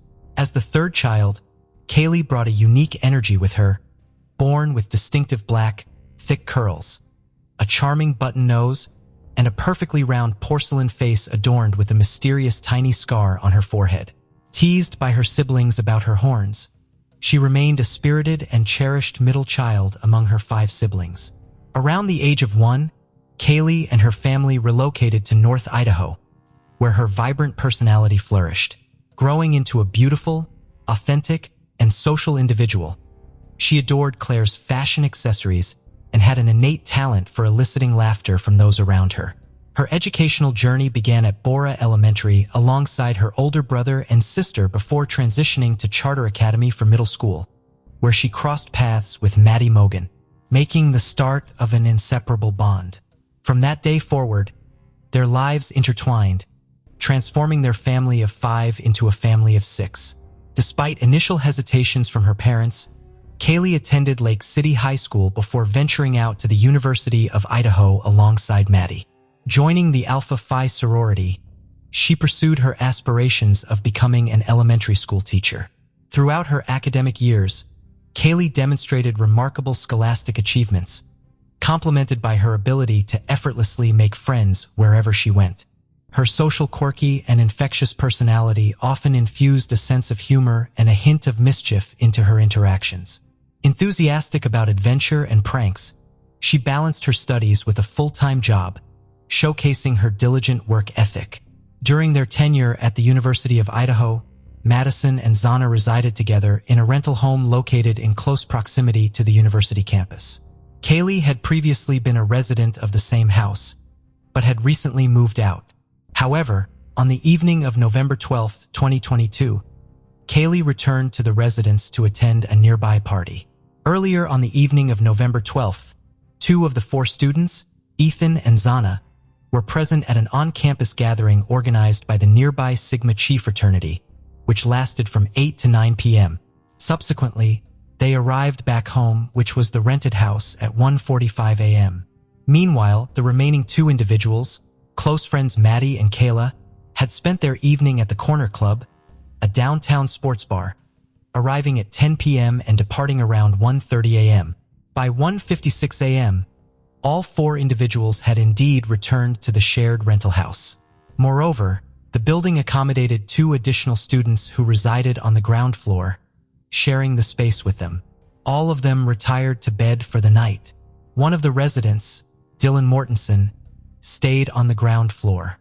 Maddie and Kaylee shared a bed, while the other residents stayed on the same floor, but in a separate room adjacent to theirs, and Zana and Ethan shared Zana's bed. During the early morning hours of November 13, 2022, one of the residents, apart from the 4 mentioned, who was asleep on Maddie and Kaylee's floor, was awakened by sounds resembling Zana and her dog.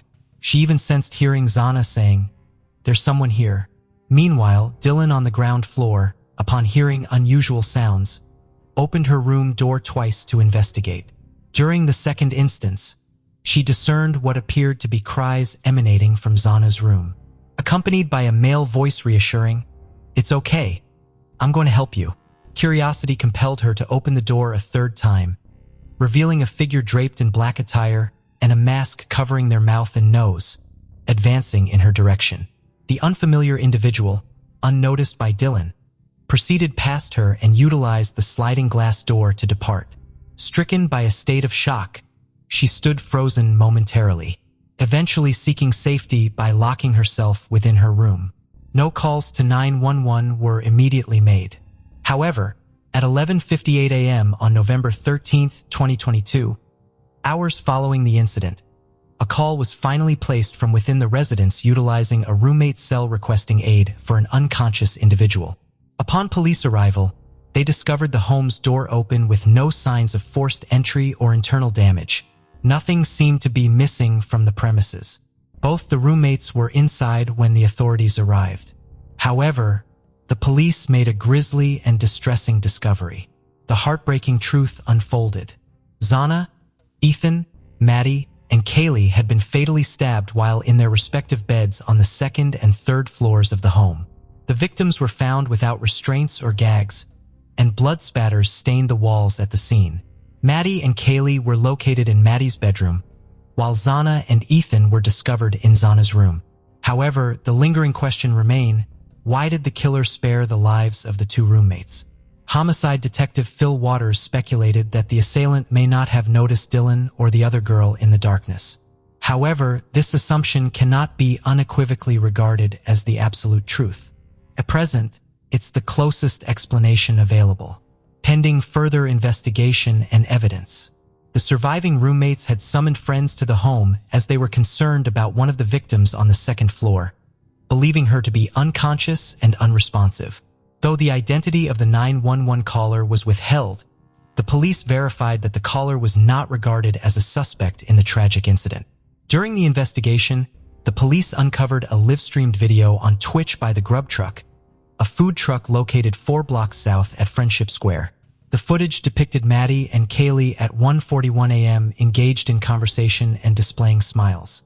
10 minutes later, they acquired their food and departed, initially presumed to have taken an Uber ride home, covering the distance of approximately 1 mile. 7 unsuccessful phone calls were registered from Kaylee's phone to her ex-boyfriend, a fellow student between 2:26 and 2:52 a.m. Additionally, Maddie attempted to contact Kaylee's former boyfriend 3 times during a similar time frame, from 2:44 to 2:52 a.m., all resulting in an unanswered calls. These calls underwent investigation, with police ultimately concluding that they did not consider the recipient of those missed calls to be involved in the crime. Following a forensic examination of Zana's cell phone, records indicated her activity on the TikTok app at 4:12 a.m. Additionally, security cameras positioned near the residence captured audio recordings of whimpering, a notable loud thud, and repeated barking from a dog. Commencing approximately at 4:17 a.m., detectives deduced that the tragic killings took place within a window of time estimated to be between 4 a.m. and 4:25 a.m. On the evening following the tragic events of November 13th, the university made the decision to cancel classes for November 14th. Furthermore, they arranged a candlelight vigil, initially planned to be held on the UI administration building lawn for the evening of November 16th, which was subsequently postponed for 2 weeks. Initially, investigators stated that there appeared to be no immediate risk to the community following the day of the killings. However, 3 days later, Moscow Police Chief James Fry revised the assessment stating, "We cannot definitively assert that there's no threat to the community." Fall break had been planned to commence after November 18th, with classes set to resume on November 28th. However, in response to the initial assurances provided by the police being met with skepticism and concern from many residents and other Moscow residents regarding their safety, an early Thanksgiving holiday exodus from the area began. Some individuals who chose to remain were understandably anxious and exercised caution, leading several professors to cancel their classes during this period. The fathers of Kaylee Gonzalez and Ethan Chapin expressed criticism concerning the restricted information flow from both the police and the university to the families of the victims.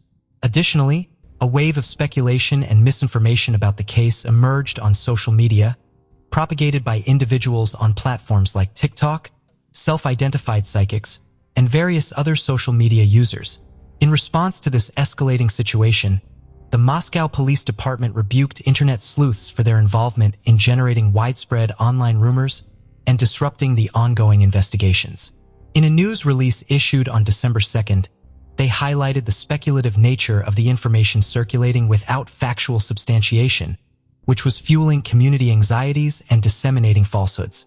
The Ladakh County coroner conducted autopsies on the 4 victims on November 17, 2022, revealing that all had sustained multiple stab wounds, particularly fatal ones inflicted on the chest and upper body.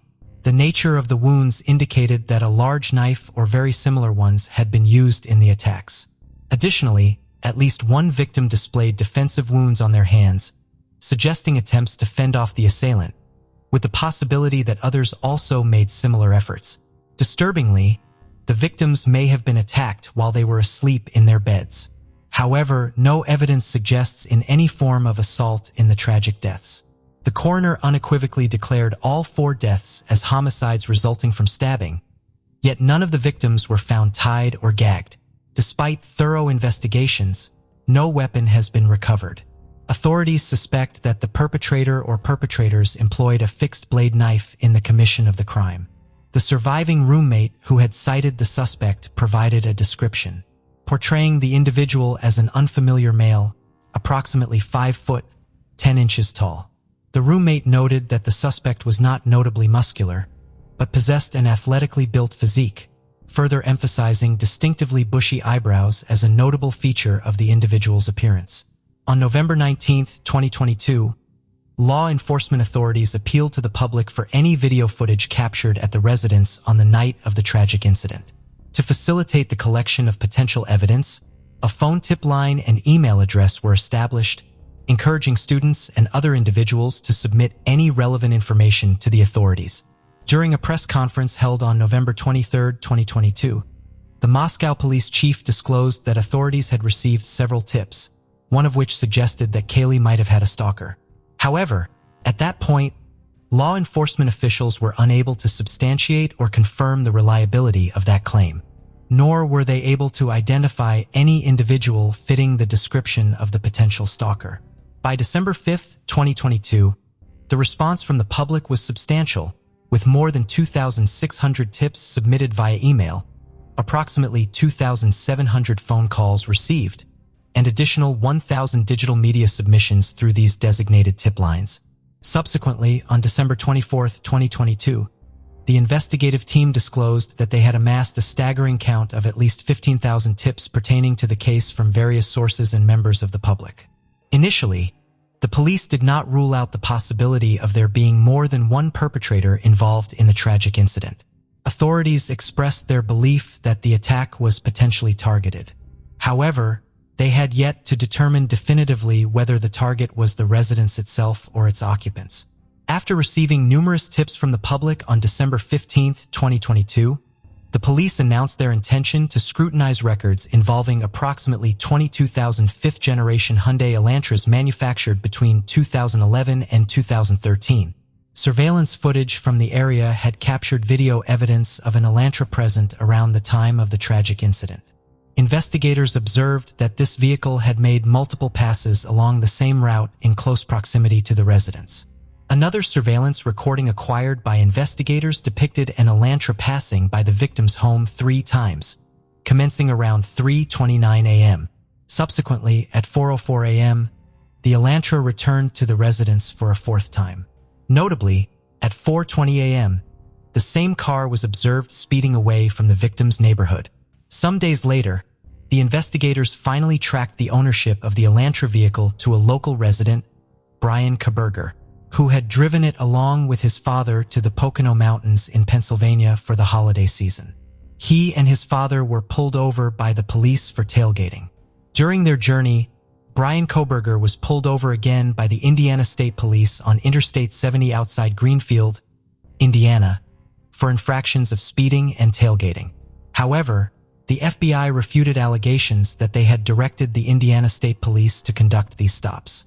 Subsequently, when investigators dug deeper into Kohberger's whereabouts, they acquired cell phone data indicating Kohberger's phone had ceased connecting to the network around 2:47 a.m. in Pullman on November 13, 2022, before reconnecting at approximately 4:48 a.m. near Blaine, Idaho, an area near U.S. Highway 95 south of Moscow.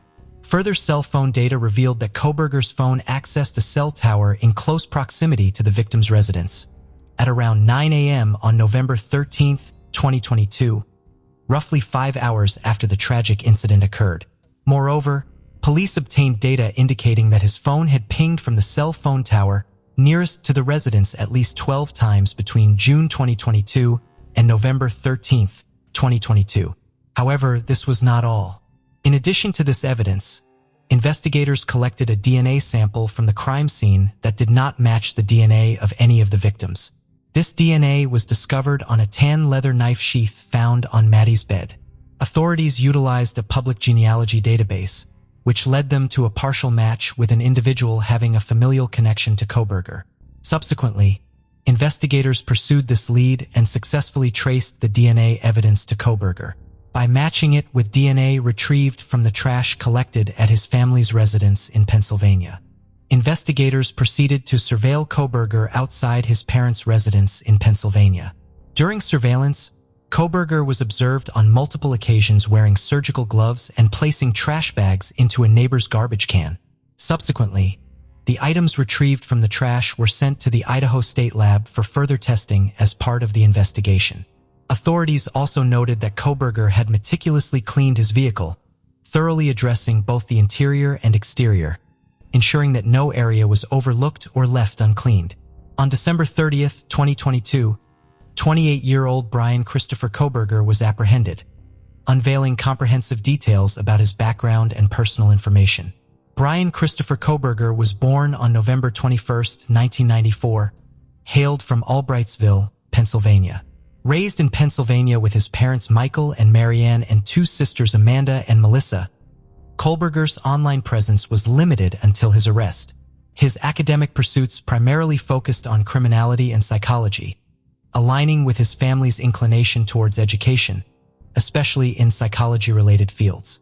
He graduated from Pleasant Valley High School in 2013 and attended Monroe Career and Technical Institute in Bartonsville, but dropped out a year later. Kohberger pursued an associate degree in psychology at Northampton Community College in Bethlehem, which he obtained in 2018. After his graduation, he secured a position as a security guard within the Pleasant Valley School District, where his father had previously held a maintenance role for an extended period and his mother had served as a substitute teacher for a while. While at work, Kohberger's proactive response during a colleague's medical emergency garnered local attention in Pennsylvania. However, before this, his high school years were marked by weight-related bullying. Kohberger underwent a significant weight loss, transforming his appearance and purportedly impacting his demeanor. Friends noted a noticeable shift in his behavior post-weight loss, describing instances of bullying and manipulation within his social circle. Several acquaintances asserted that Kohberger battled drug abuse, allegedly starting with marijuana, to cope with teenage harassment and escalating to a heroin addiction. He reportedly sought rehabilitation after high school, continuing his education with an associate's degree, and later pursuing higher studies at DeSales University in Center City, Pennsylvania, where he excelled academically in psychology and criminology. And finally, in 2022, he received his master's degree in criminal justice. Kohberger ventured to Washington State University for a PhD program in Pullman, Washington, aiming to achieve a career in law enforcement. However, during this time, he encountered disciplinary issues in his teaching assistant role due to behavioral problems and problematic attitudes toward women. Email correspondence between Kohberger and Professor John Snyder revealed repeated warnings about his professionalism and conduct. Ultimately, on December 19, 2022, a month after the tragic murders, Kohberger was terminated from his teaching position at WSU. On December 30, 2022, Brian Kohberger was apprehended at his parents' residence in Monroe County, Pennsylvania, by an FBI SWAT team and Pennsylvania State Police. During the arrest, officials discovered Kohberger in the kitchen, attired in a shirt and shorts, donning examination gloves, and sorting trash into individual Ziploc baggies. He faced charges of 4 counts of first-degree murder and 1 felony count of burglary upon his arrest. Assigned a public defender, he remained incarcerated without bond at the Monroe County Correctional Facility in Stroudsburg, Pennsylvania. Kohberger's legal representatives asserted his innocence and his determination to establish his clean hands. His family issued a statement extending sympathies to the victims and emphasized the importance of presuming their son's purity. Individuals within Kohberger's social circle were stunned by the accusations against him, although some from his past were less surprised by the allegations. Kohberger then consented to extradition during his initial appearance at the county courthouse on January 3, 2023. Subsequently, on January 4th, he was transported by flight to Pullman and then driven to the Ladakh County Jail in Moscow, where he was detained without bail. A week later, on January 12, 2023, he appeared for a status conference in the same courtroom at the courthouse. On May 17, 2023, the Ladakh County District Court disclosed that Kohberger had been formally charged by a grand jury with 5 offenses, 4 counts of first-degree murder, and 1 count of felony burglary. The scheduled preliminary hearing set for June 26 was annulled following the indictment. On Monday, May 22, 2023, in Ladakh County District Court, Kohberger declined to enter a plea. As just seen, the judge, in response to this unconventional stance, proceeded to enter a not guilty plea on behalf of Kohberger, paving the way for a trial where he could potentially face the death penalty. On June 26, 2023, the Ladakh County Prosecutor's Office declared its intent to pursue the death penalty due to the statutorily aggravating circumstances associated with the first-degree murder charges against Kohberger. He remains detained at the Ladakh County Jail without bond, maintaining a plea of not guilty to all charges. The judge scheduled Kohberger's trial for October 2, 2023, accommodating requests from both Kohberger's attorney and the state. As of now, no further updates have been disclosed to the public regarding the case. However, it's speculated that prosecutors have requested to schedule Kohberger's trial for the summer of 2024. As for the question regarding Kohberger's motive for committing this heinous act, the answer remains elusive. Law enforcement authorities believe that the intended target of his attack was either Madison or Kaylee. Nevertheless, no substantial clues or evidence have been discovered thus far to confirm this statement, keeping the case still a mystery, waiting to be unraveled. California is a state that needs little introduction. With a population of almost 40 million people, many travel from far and wide to visit the Golden State. Home to glitz and glamour, golden beaches and gorgeous scenery, Silicon Valley and the Hollywood elite. But like most places, California is definitely not without a darker side. Today, we are looking at a series of appalling crimes spanning across 15 years, and only reaching a conclusion in 2021. This is the story of the Hollywood Ripper. This story covers almost 2 decades and actually begins in 1993. But sometimes you first must go forwards in order to work backwards. We'll begin today's episode in 2001 in Los Angeles, California. One person that called this place home was 22-year-old Ashley Ellerin, an up-and-coming fashion student, finding her way in the hustle and bustle of LA. She was feisty and fearless, and everybody said she was career-focused and determined to be a success. After gaining a place at the Los Angeles Fashion Institute of Design and Merchandising, she started taking extra classes at UCLA and got a part-time job as a dancer out in Vegas. Ashley was working long hours every single day, carving out her own path in the busy city. She was sharing a bungalow with some friends on a nice little street in an idyllic location, just a short walk away from the Hollywood Walk of Fame. Given her job and the social circle she was running in because of her fashion work, Ashley soon started catching the eye of big Hollywood stars. She briefly dated Vin Diesel and was also romantically linked to Law and Order's Jeremy Sisto, who even flew Ashley over to one of his film sets. In December 2000, she started talking to an actor whose star was rapidly rising in Hollywood, 23-year-old Ashton Kutcher. currently starring in the hit TV program That 70s Show and having just wrapped on the movie Dude, Where's My Car? He and Ashley had met through mutual friends and hit it off right away. February 21st, 2001 was the night of the Grammys, and Ashley was going to an after party at a friend's house. Ashley and Ashton spoke on the phone, and the pair made plans to hang out after the party. Ashton said he would meet her at her bungalow and they could go for dinner and drinks. Ashley spent her day catching up with her dad, who was visiting from out of town. After this, Ashley's landlord, Mark, came over to see her. It would later come out that the pair had been seeing each other on and off for a while and slept together that evening. At around 8:30 p.m., Ashton called Ashley to confirm their plans. He told her he was running behind and maybe they should just grab some drinks and pass on dinner. She said that was fine, as she was just out of the shower anyway and would slowly start getting ready. At around 10:15 p.m., Ashton called Ashley again, but her phone rang out. He headed over to her bungalow anyway. The lights were on and her car was parked outside. After knocking on the door several times and getting no answer, he peered through a gap in a side window. It looked messy inside, but Ashley had told him she was in the middle of remodeling, so the mess didn't seem too out of place. He could see some red on the floor and assumed it was a glass of wine that she had spilled. As he was later than he initially told her he would be, he thought that she was simply mad at him and had either gone out or gone to bed. With this, he left. The next morning, Ashley's roommate walked into a frightening scene. Ashley was on the floor outside her bedroom in a pool of blood. She had been stabbed 47 times, with some of the wounds being almost 6 inches deep, and her head was almost severed. Her body was already turning blue, and it was clear that she had been dead for hours. The relatively quiet community was completely stunned. Ashley's death was shocking and on everybody's minds. Her family and friends gave police all the contacts and information they could, but for somebody who was as busy and popular as Ashley, detectives had a lot of names to get through. The only neighbor that could offer them anything said they thought they heard something that sounded like shouting just after 8:30 p.m., but they put it down to a party or a gathering. They hadn't seen anyone coming or going, and apart from the noise, there was nothing else that seemed noteworthy.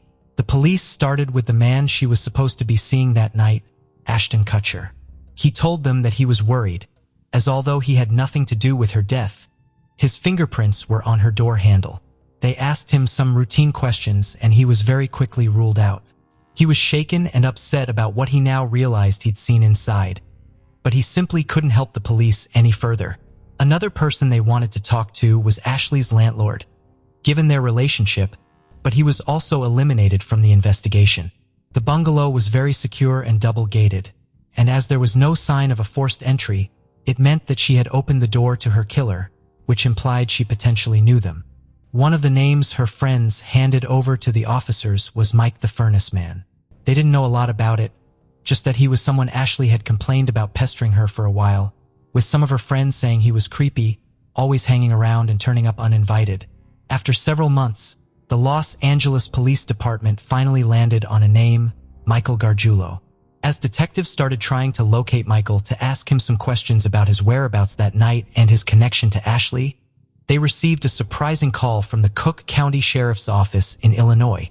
They had recently opened up a cold case from 1993 and were looking for someone currently living in Los Angeles that might be able to help them. None other than Michael Gargiulo. The LAPD could not believe what they were hearing and knew this was no coincidence.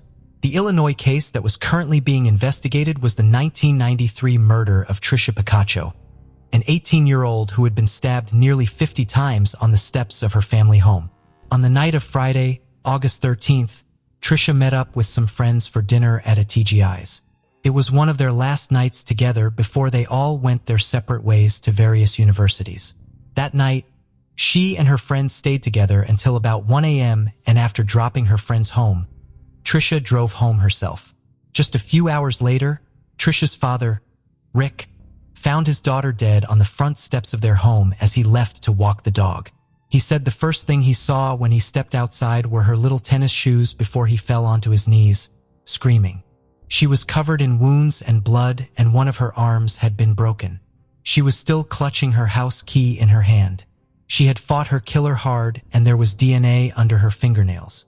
But these samples would lie dormant for many years, given the fact that forensic technology was in its infancy. Trisha's parents said that she was a dream child, a straight-A student, a debate team champion, and one of the hardest working and kindest people they knew.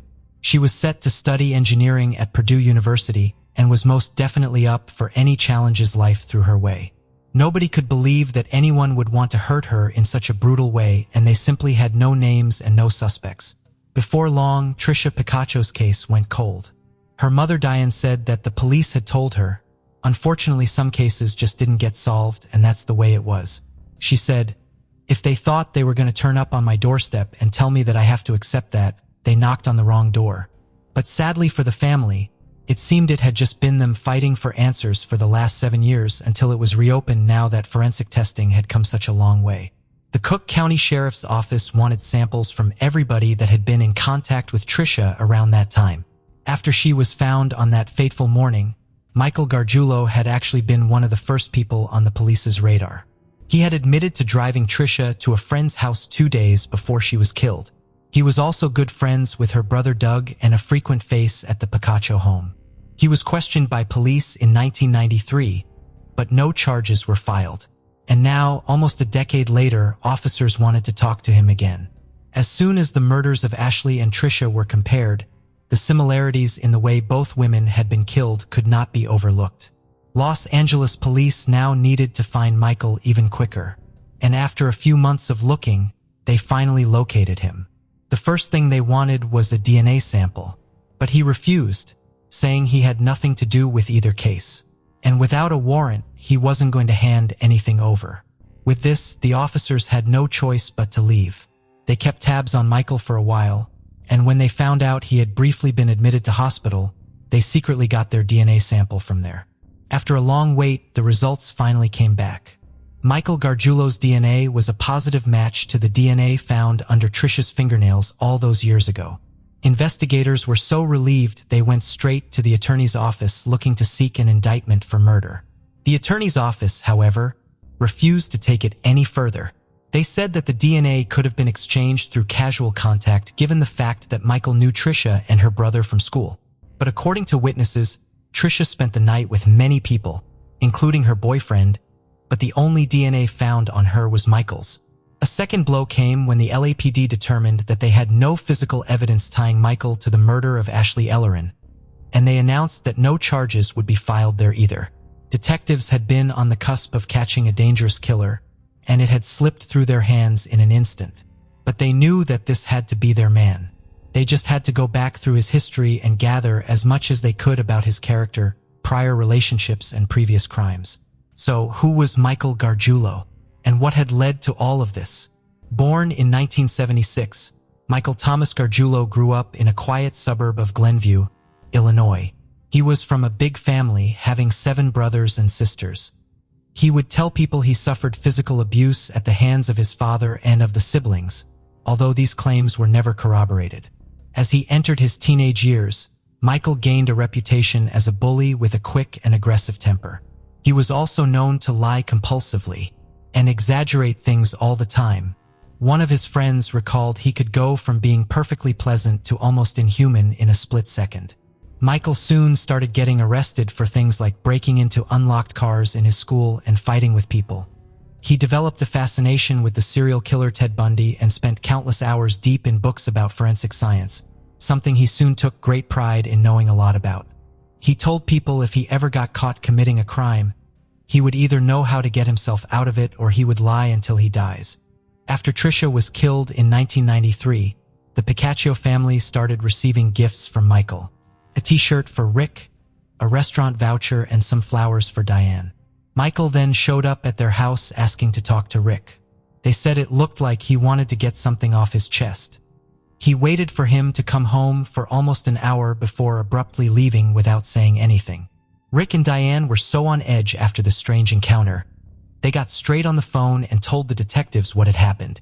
The police did log it, but it was never followed up on. In 1997, officers saw another chance to try and get Michael to talk about Trisha.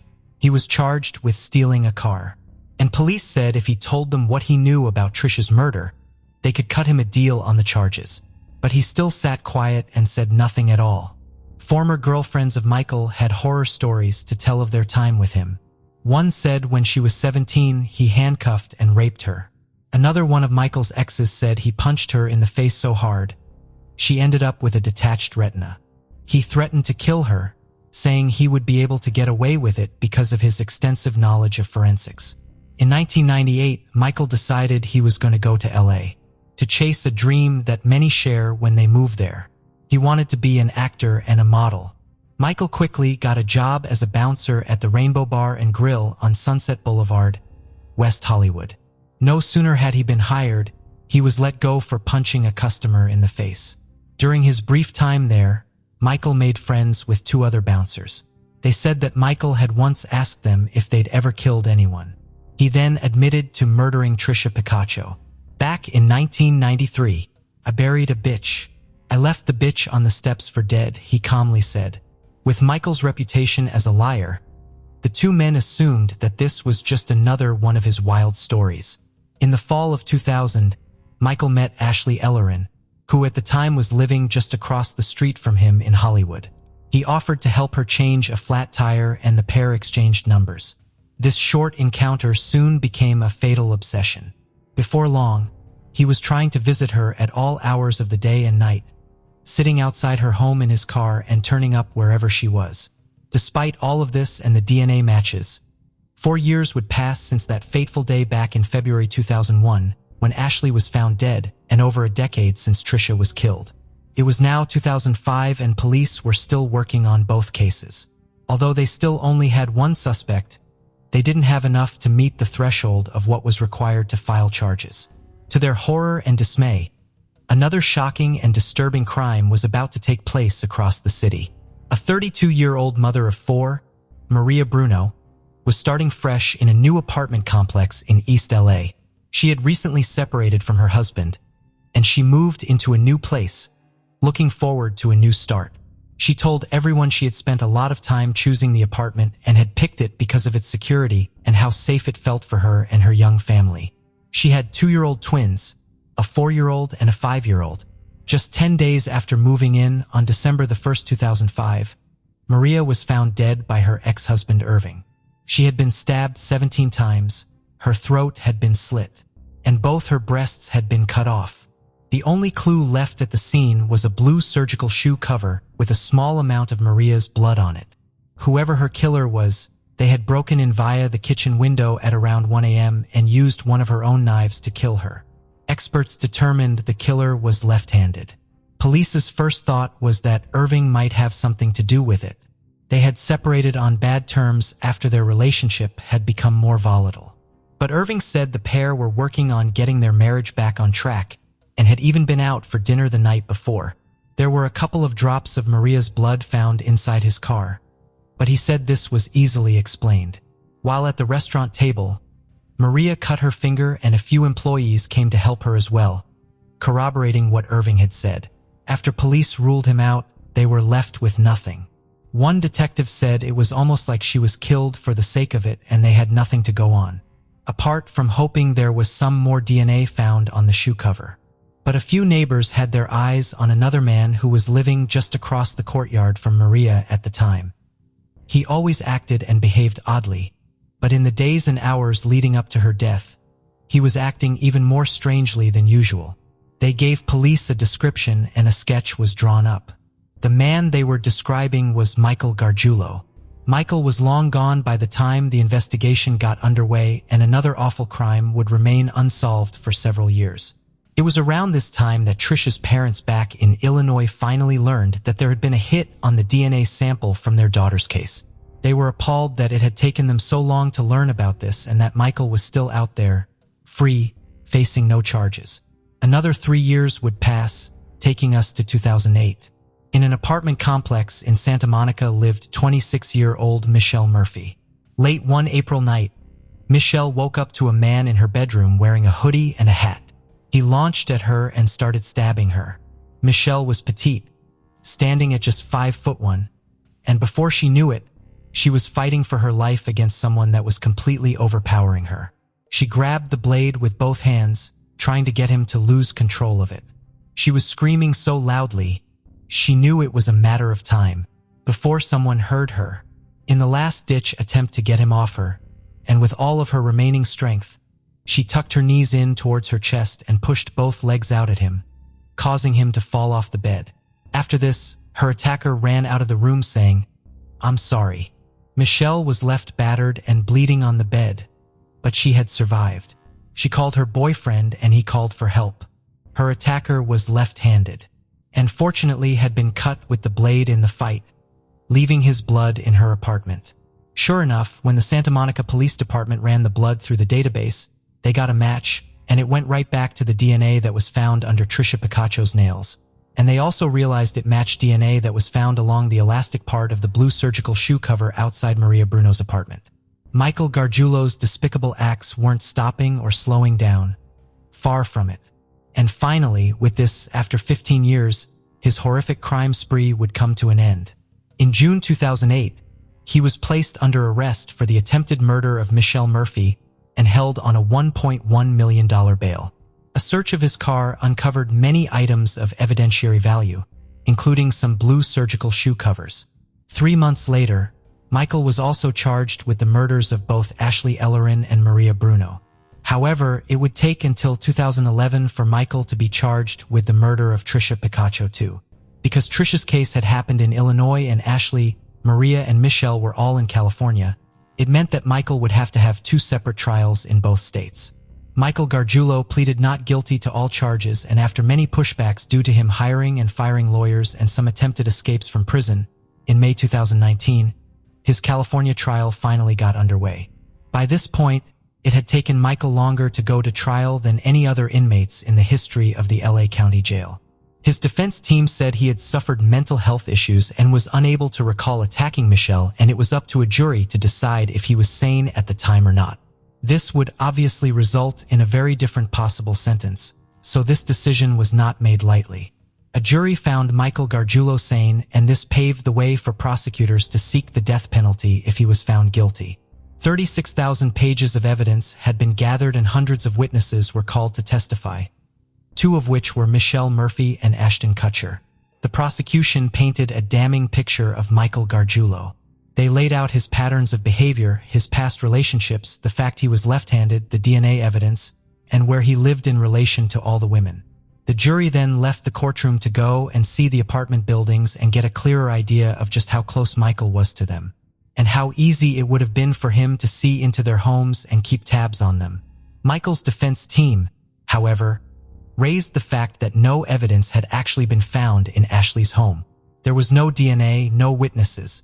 It was purely circumstantial evidence, which they argued threw into question the entire trial. Ashley Ellerin's landlord, Mark, then became the defense's focus, and they argued it was entirely possible. After they had slept together that evening, he had killed her. They said this was further corroborated by the fact that when Ashton called her, she told him she was just getting out of the shower, and Mark had already admitted to being there at that time.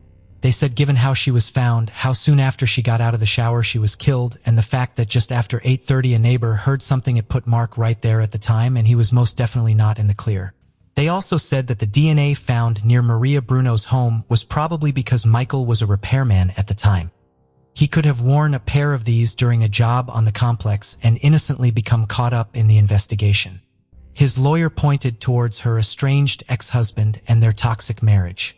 The prosecution, however, said that this was nothing more than a desperate attempt to point the finger at innocent people that had already been cleared by police many years ago. Given Michael's obsession with Ashley Ellerin, he was likely watching her bungalow all evening.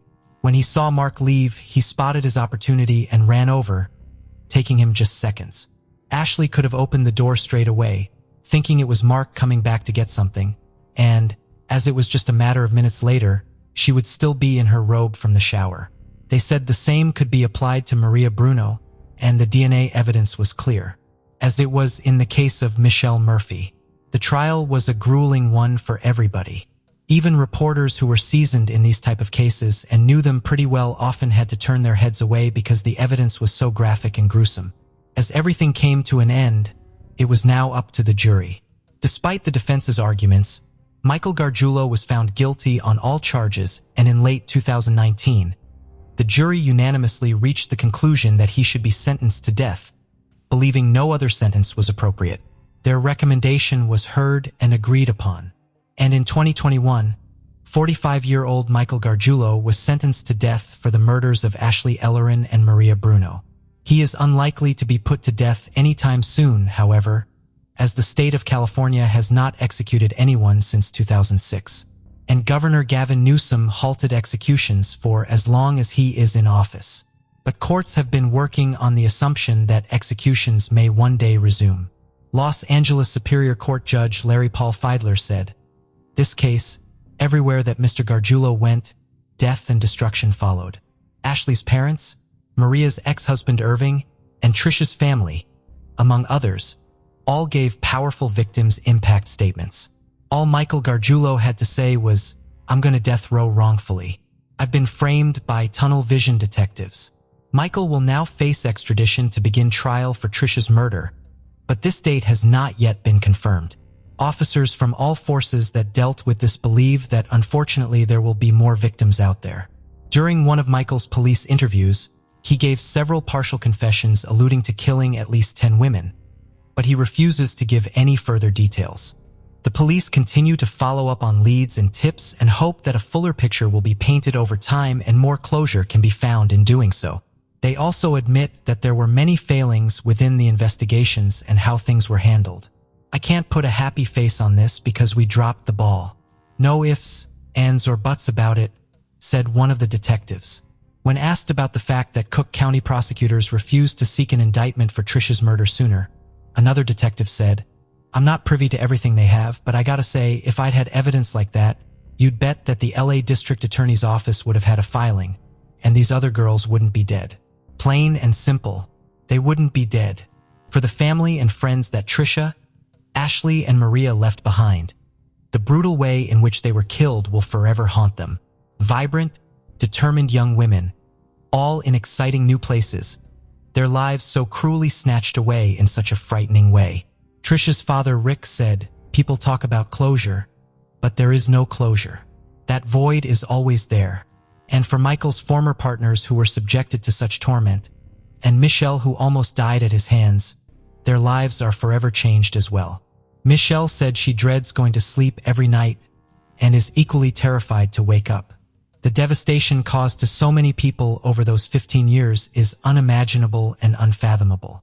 It is safe to assume that Michael's crimes would have continued had it not been for his capture. The lengths he had already gone to prove he had no limits and knew no bounds. And it is terrifying to think about what could have happened next and to potentially so many more people. On September 24, 2021, the tantrums of 3-year-old Arlie Doe took a dark turn when she was put through an exorcism by her family. Her wailing and screaming was heard only within the walls of a small Pentecostal church, Iglesia Apostles y Profetas in San Jose, California. Arlie Doe took her last breath during a terrifying exorcism attempt to cast out a demon, orchestrated by her own mother, Claudia Hernandez Santos, Uncle Rene Aaron Hernandez Santos, and grandfather Rene Trigueros Hernandez. As prosecutors delve into this heart-wrenching case, they reveal the harrowing details of a fatal church exorcism that shook the community. Now, with the accusation firmly pointing at all 3 family members, the legal proceedings aim to bring justice for little Arlie. The investigators' painstaking efforts over several months unraveled the roles of each family member, mother, uncle, and grandfather, equally contributing to the tragedy that claimed the life of this innocent child. She didn't get to live because of the very family that should have protected her. Did Arlie Doe receive the justice that she deserves? Let's find out. San Jose, California is special for its museums, gardens, and historic architecture. It stands tall at the heart of California. As of the population census of 2023, San Jose is home to 930,862 people from different walks of life. Over the past 5 years, the crime rate has gone up by several folds. Despite being known as one of the safest big cities in America, the crime rate per 100,000 people is currently higher than the average rate of 316.3. However, this was an isolated incident. In the name of religion, a young soul had to depart so soon. Nestled within its quiet streets, the Iglesia Apostolici Prophetess, a seemingly ordinary and small Pentecostal church, became the epicenter of a chilling crime that unfolded in September 2021. Inside the confines of this unassuming church, a harrowing exorcism took place, forever staining its walls with the dark echoes of 3-year-old Arlie Doe's tragic demise. The Hernandez family members included 25-year-old Claudia Alicia Hernandez, the mother of the victim, 3-year-old Arlie Doe. Alongside Claudia, the family circle extends to Arlie's uncle, Rene Hernandez Santos, and grandfather, Rene Hernandez Sr., both implicated in the horrifying exorcism that led to the child's untimely demise. Not much is known about the victim's uncle or father. The family's spiritual journey unfolded within the confines of Iglesia Apostles y Prophetas, a small Pentecostal church where Arlie's grandfather, identified as the leader of the church and a certified pastor, played a prominent role. This one is very difficult to stomach. The victim in this case was particularly vulnerable. She was a 3-year-old girl, and these were people that she trusts. It was her mother, her uncle, and her grandfather. The family's occupations beyond their religious roles remain undisclosed. Claudia, the mother, handled a YouTube channel where she shared her live videos. But one fact that was certain was that they were extremely religious. It was their religious affiliations that led them to the tragic belief that the child was possessed that resulted in such an end. On September 24, 2021, a dark chapter unfolded in the life of this 3-year-old child as her family's misguided attempt to exorcise what they believed to be an evil spirit led to a day of unimaginable horror. The events that transpired on this fateful day would later become the focal point of legal proceedings and public scrutiny. It all started when Arlie woke the night before and began screaming periodically. Arlie's mother, Claudia Alicia Hernandez Santos, believed that the tantrum of her child was the work of evil forces and took her to the church to perform an exorcism. Claudia, in an attempt to perform an exorcism, put her finger down Arlie's throat several times. Even though Arlie was being subjected to so much pain, she fell asleep several times in between out of exhaustion. She was being held down by her uncle and grandfather. They held her by the neck, resulting in asphyxiation. According to Claudia, Arlie's vomit was purple in color. The 2-hour-long ceremony ended in tragedy. However, the family didn't attempt to seek any medical help for almost 2 hours after she had passed away. After almost 2 hours, Claudia called the police shortly after 8 p.m. to report her daughter's lifeless state.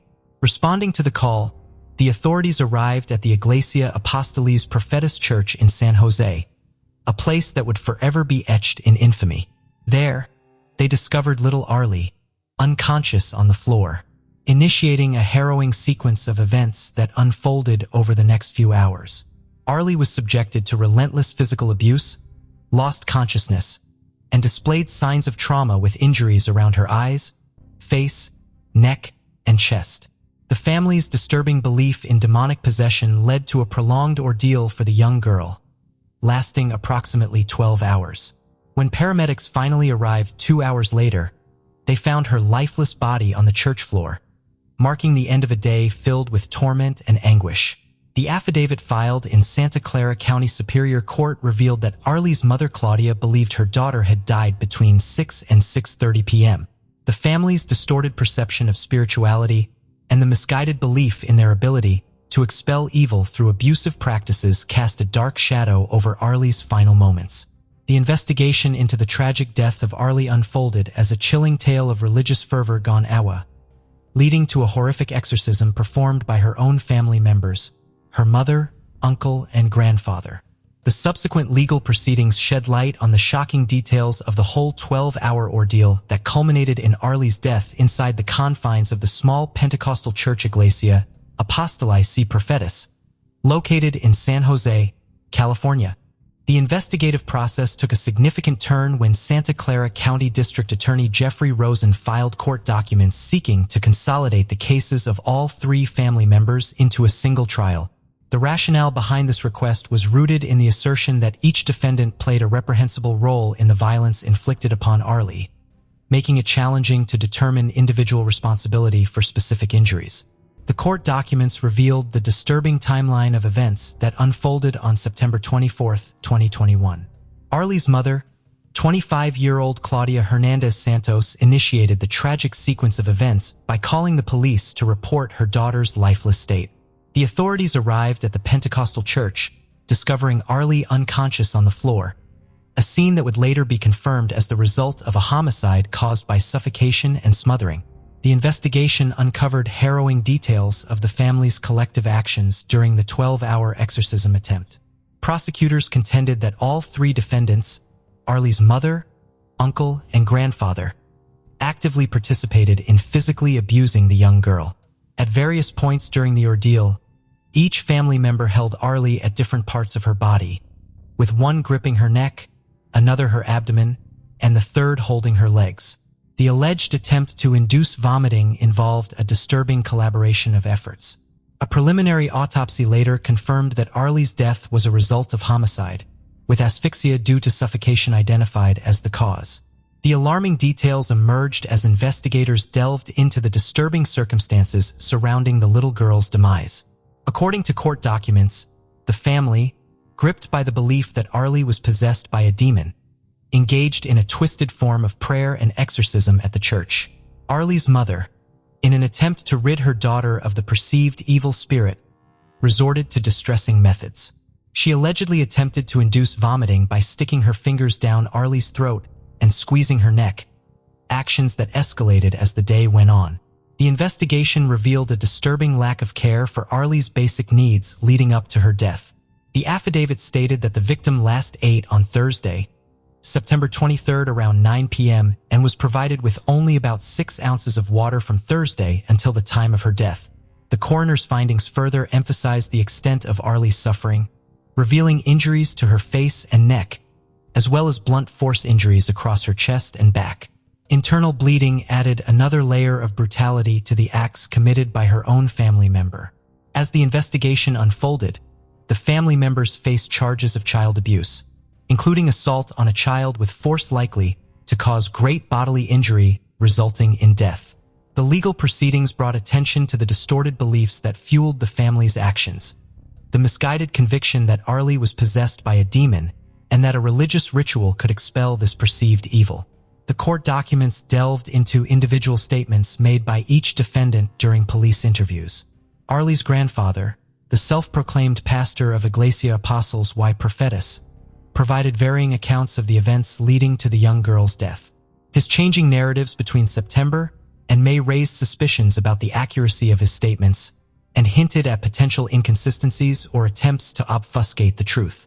Similarly, Arlie's uncle, Rene Aaron Hernandez Santos, significantly altered his initial account during subsequent interviews with the police. The evolving nature of his statements suggested a lack of transparency and prompted further scrutiny of the circumstances surrounding the exorcism. If convicted, Claudia Alicia Hernandez faces an exceptionally severe sentence of 25 years to life in prison. The investigation unfolded against the backdrop of a disturbing trend. Increased demand for exorcisms, driven by a confluence of factors such as poverty, anxiety, and a lack of trust in conventional institutions. The tragic case of Arlie Doe served as a stark reminder of the dangers inherent in the intersection of religious fervor and unchecked beliefs. As the legal proceedings progressed, the call for a consolidated trial underscored the complexity of assigning individual culpability for a crime committed collaboratively.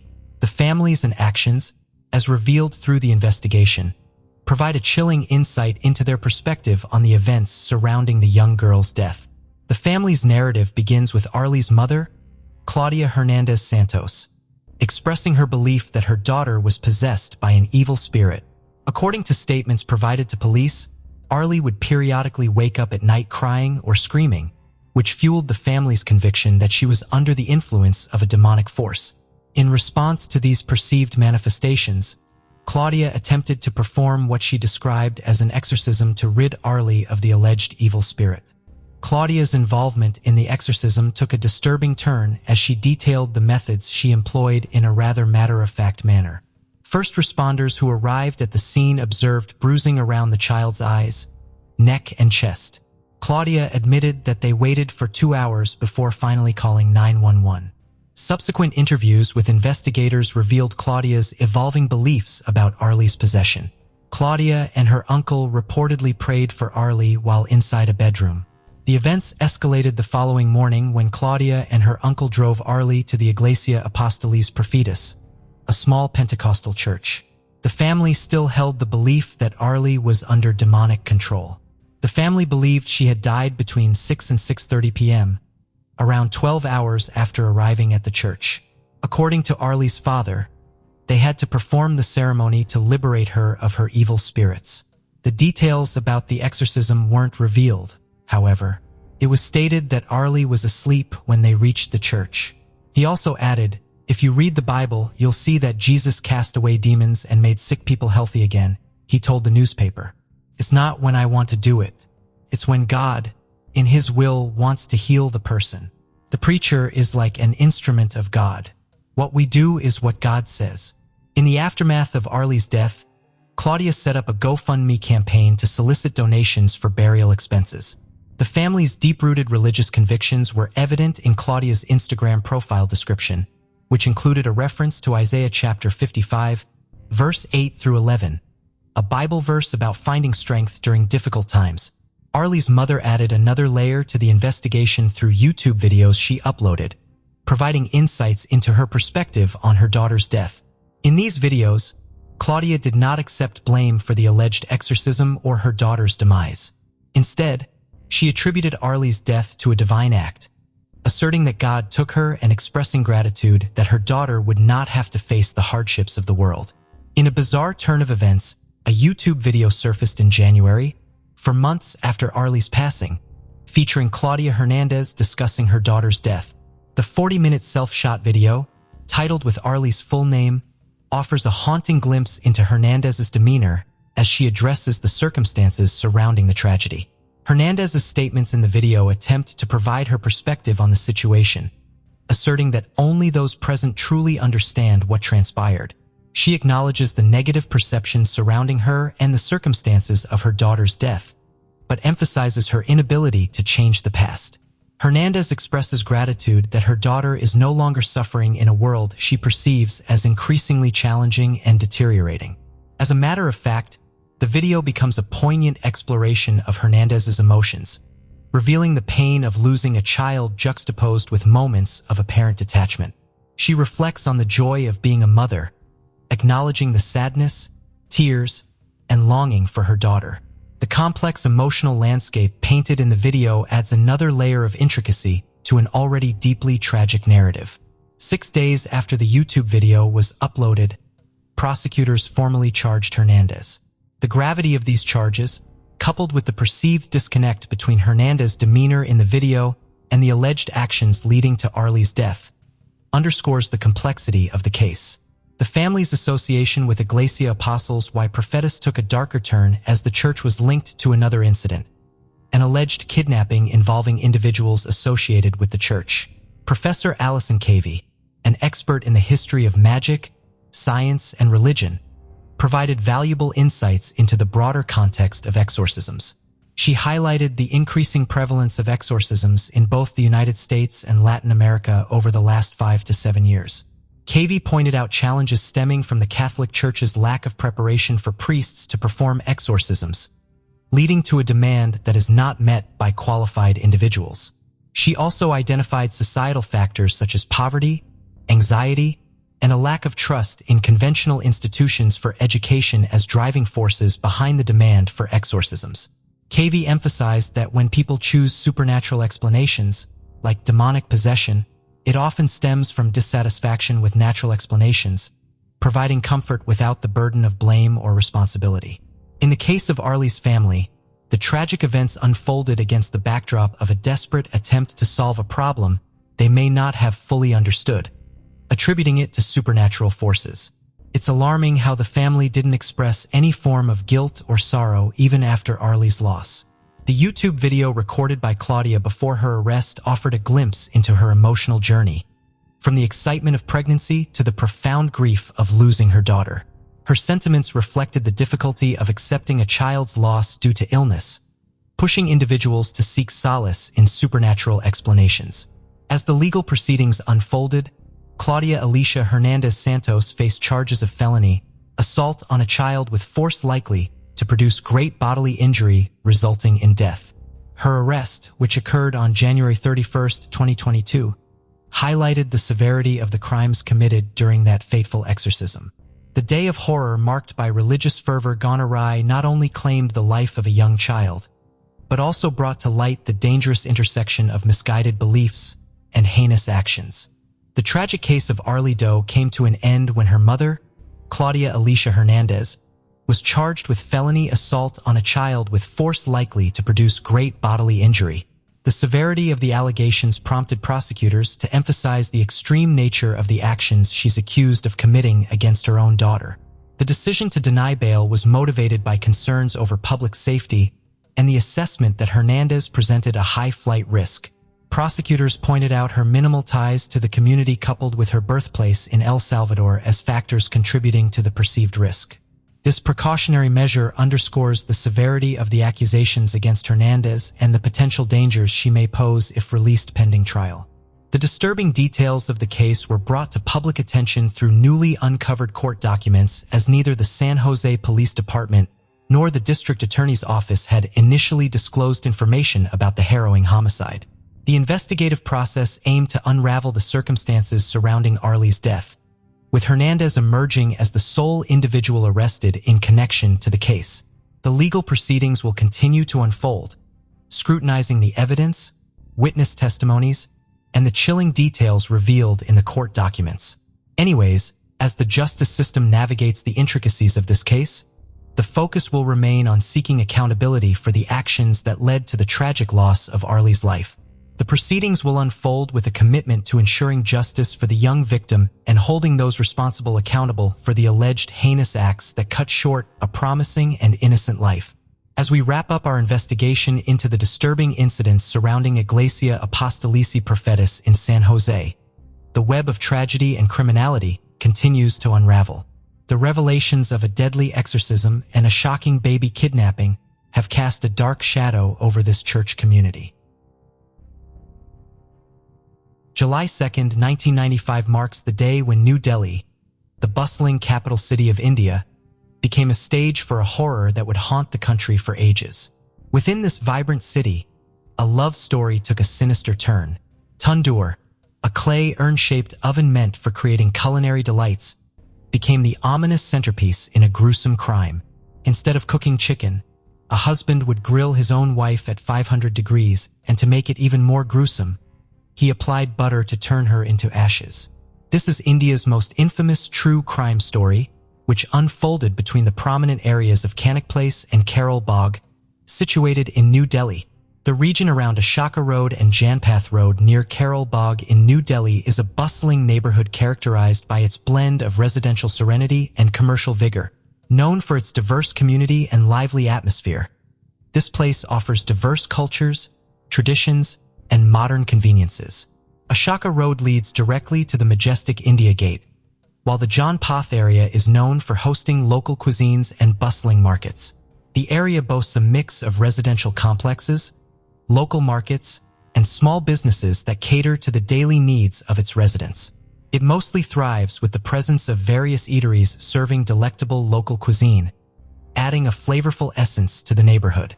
And one such famous place was Bhajia Barbecue Restaurant in Hotel Ashok Yatri Niwas, which later became the Hotel Indraprastha. However, this renowned restaurant was soon to become the center stage for a chilling incident that would later be recognized as the Tandoor Kund or the Tandoor case. Around 11:25 p.m. on July 2, 1995, Ashoka Road in Janpath, New Delhi was getting quieter. Two policemen, Constable Abdul Nazir Kunju and Home Guard Chandler Paul, were patrolling the area. As they got closer to the Ashok Yatri Niwas Hotel, Kunju noticed flames coming from some nearby buildings. Concerned about a potential fire outbreak, the duo swiftly embarked on an investigation. Kunju made his way towards the main entry gate of Yatri Niwas, making a beeline for the front of the Bhajia Barbecue Restaurant situated on the left, just inside the hotel's main entryway. From this vantage point, he observed flames emanating from the rear kitchen area of Bhajia. As he approached, a uniformed security guard intercepted him, already briefed about the situation. The guard explained that the fire originated from ignited waste paper and cardboard near the outdoor tandoor, reassuring Kunju that everything was under control and there was no cause for alarm. Satisfied with the explanation, policeman Kunju and Chanderpal proceeded to walk away towards John Patha Lane. As they began to move, Inara Devi, a middle-aged vegetable vendor often seen showcasing her produce beside the Mother Dairy Milk booth at the lane's entrance from Ashaka Road, hurriedly approached them. With her voice trembling in fear, Inaru exclaimed about the hotel being on fire. Her panicked outcry had attracted the attention of several men nearby, who also began to raise the alarm. Kunju realized how serious the situation had become upon seeing the size of the fire. The flames were already clearly visible from the lane, showing that it was more than just a small fire with thick smoke soaring high, reaching to about 30 to 35 feet above Bejia's outer wall on John Path Lane. Kunju and Chander hurried back to the closed restaurant's entrance. By that time, Kunju started quietly cursing as he expressed his frustration, mentioning that those involved were attempting to burn the entire hotel down. Kunju then moved beyond the hotel entrance and approached the canvas screen situated in front of the Bejia barbecue. Upon lifting the screen and gazing into the dimly lit restaurant, he encountered a slender man, approximately in his late 20s or early 30s, standing about 5 foot 10 inches tall and attired in a white kurta, a traditional Indian garment. This man casually informed Kunju that they were just burning some old posters and reassured him that the fire was under control. He mentioned that they had taken adequate precautionary measures and there was no reason to worry. Despite the man's reassurance, Constable Kunju remained unconvinced. He left Chanderpal near the hotel and quickly made his way to a nearby phone booth, only to find it closed. He then jogged towards the police picket situated at the rear of the Western Court complex, located a couple of 100 meters away. Once there, he urgently relayed a wireless report of the fire to the Conant Place police station, and made calls to the police control room and the fire brigade requesting immediate assistance. Upon his return to the hotel, Kunju was dismayed to witness that the blaze had escalated during his absence, with thick smoke rising high above the hotel complex. With Chander accompanying him, they marched towards the entrance of the restaurant and assertively demanded entry to inspect the fire. Once more, the men at the restaurant refused to allow him entry. Determined, Kunju wouldn't be discouraged this time. Pretending to retreat from the Bagya, he and Chanderpal exchanged secretive words as they walked away together from the front of the hotel. Rushing down John Path Lane, they swiftly scaled the 7-foot-high wall at the restaurant's rear without hesitation. Clearing the bamboo screen fencing, Kunju managed to enter the covered rear area of the garden restaurant. Without delay, they headed straight for the fire. The fire presented an alarming and disproportionate scene within the kitchen. Fueled by a heap of wooden logs, planks, and assorted materials piled atop the tandoor, it blazed with ferocity. One slender man, the same individual who had earlier dismissed Kunju at the front of the Bagya, was actively fueling the flames using wooden beams and bamboo poles. Another man dressed in a blue-printed shirt and a muscular young man stood nearby. At a distance, adjacent to the canvas screen by the hotel's entrance, stood a robustly built man wearing white. Curiously, these individuals appeared entirely indifferent to the foul smell emanating from the inferno. Kunju warned the man stoking the flames, cautioning him about the potential risk of causing a fire that could engulf the entire hotel. Upon being informed by the individual tending to the fire about his affiliation as a Congress Party worker engaged in burning old materials, including posters and waste paper, Kunju remained composed. Instead of being deterred by the political association, he immediately looked around for a bucket. This marked a moment where the young constable truly showcased his determination. Some individuals might have hesitated upon hearing about the political connection, particularly with the influential Congress Party. They might have offered a mild caution about fire safety before ultimately withdrawing. However, Kunju stood firm. He was alarmed by the considerable blaze before him and, alongside Chanderpal, swiftly gathered any available buckets and containers. They filled these from a nearby kitchen tap and promptly began extinguishing the flames. Soon, Sub-Inspector Rajesh Kumar arrived at the scene just as Kunju and Chanderpal were diligently working to suppress the fire. Interestingly, unlike the attempt to dismiss a constable earlier, no one dared to send a sub-inspector away. Accompanied by 2 security guards from the main hotel, Rajesh and his constables entered the restaurant and joined Kunju in combating the blaze. Working together, they successfully extinguished the fire within a matter of minutes. The intense flames had ignited certain plastic-coated overhead cables, causing further damage. Carrying along the person seemingly responsible for the mischief, Kunju, Sub-Inspector Rajesh Kumar, and the hotel guards proceeded to investigate the extent of the cable damage. Their objective was to determine whether the fire had spread to the building's first floor. They advanced towards the main lobby of Yatri Niwas, which led to the Coconut Grove restaurant. Ascending 2 flights of stairs, they reached the lower split-level first-floor terrace, overlooking the Bajia complex. Constable Kunju leaned over the edge of the mezzanine roof in search of the wires that had caught fire. Instead, he was met with a rush of hot air and foul-smelling smoke billowing upwards. To his surprise, he noticed that the fire above the tandoor, which they had previously extinguished, had reignited. The man he had observed earlier in the Bajia, the sturdy individual clad in white, was once again fueling the flames.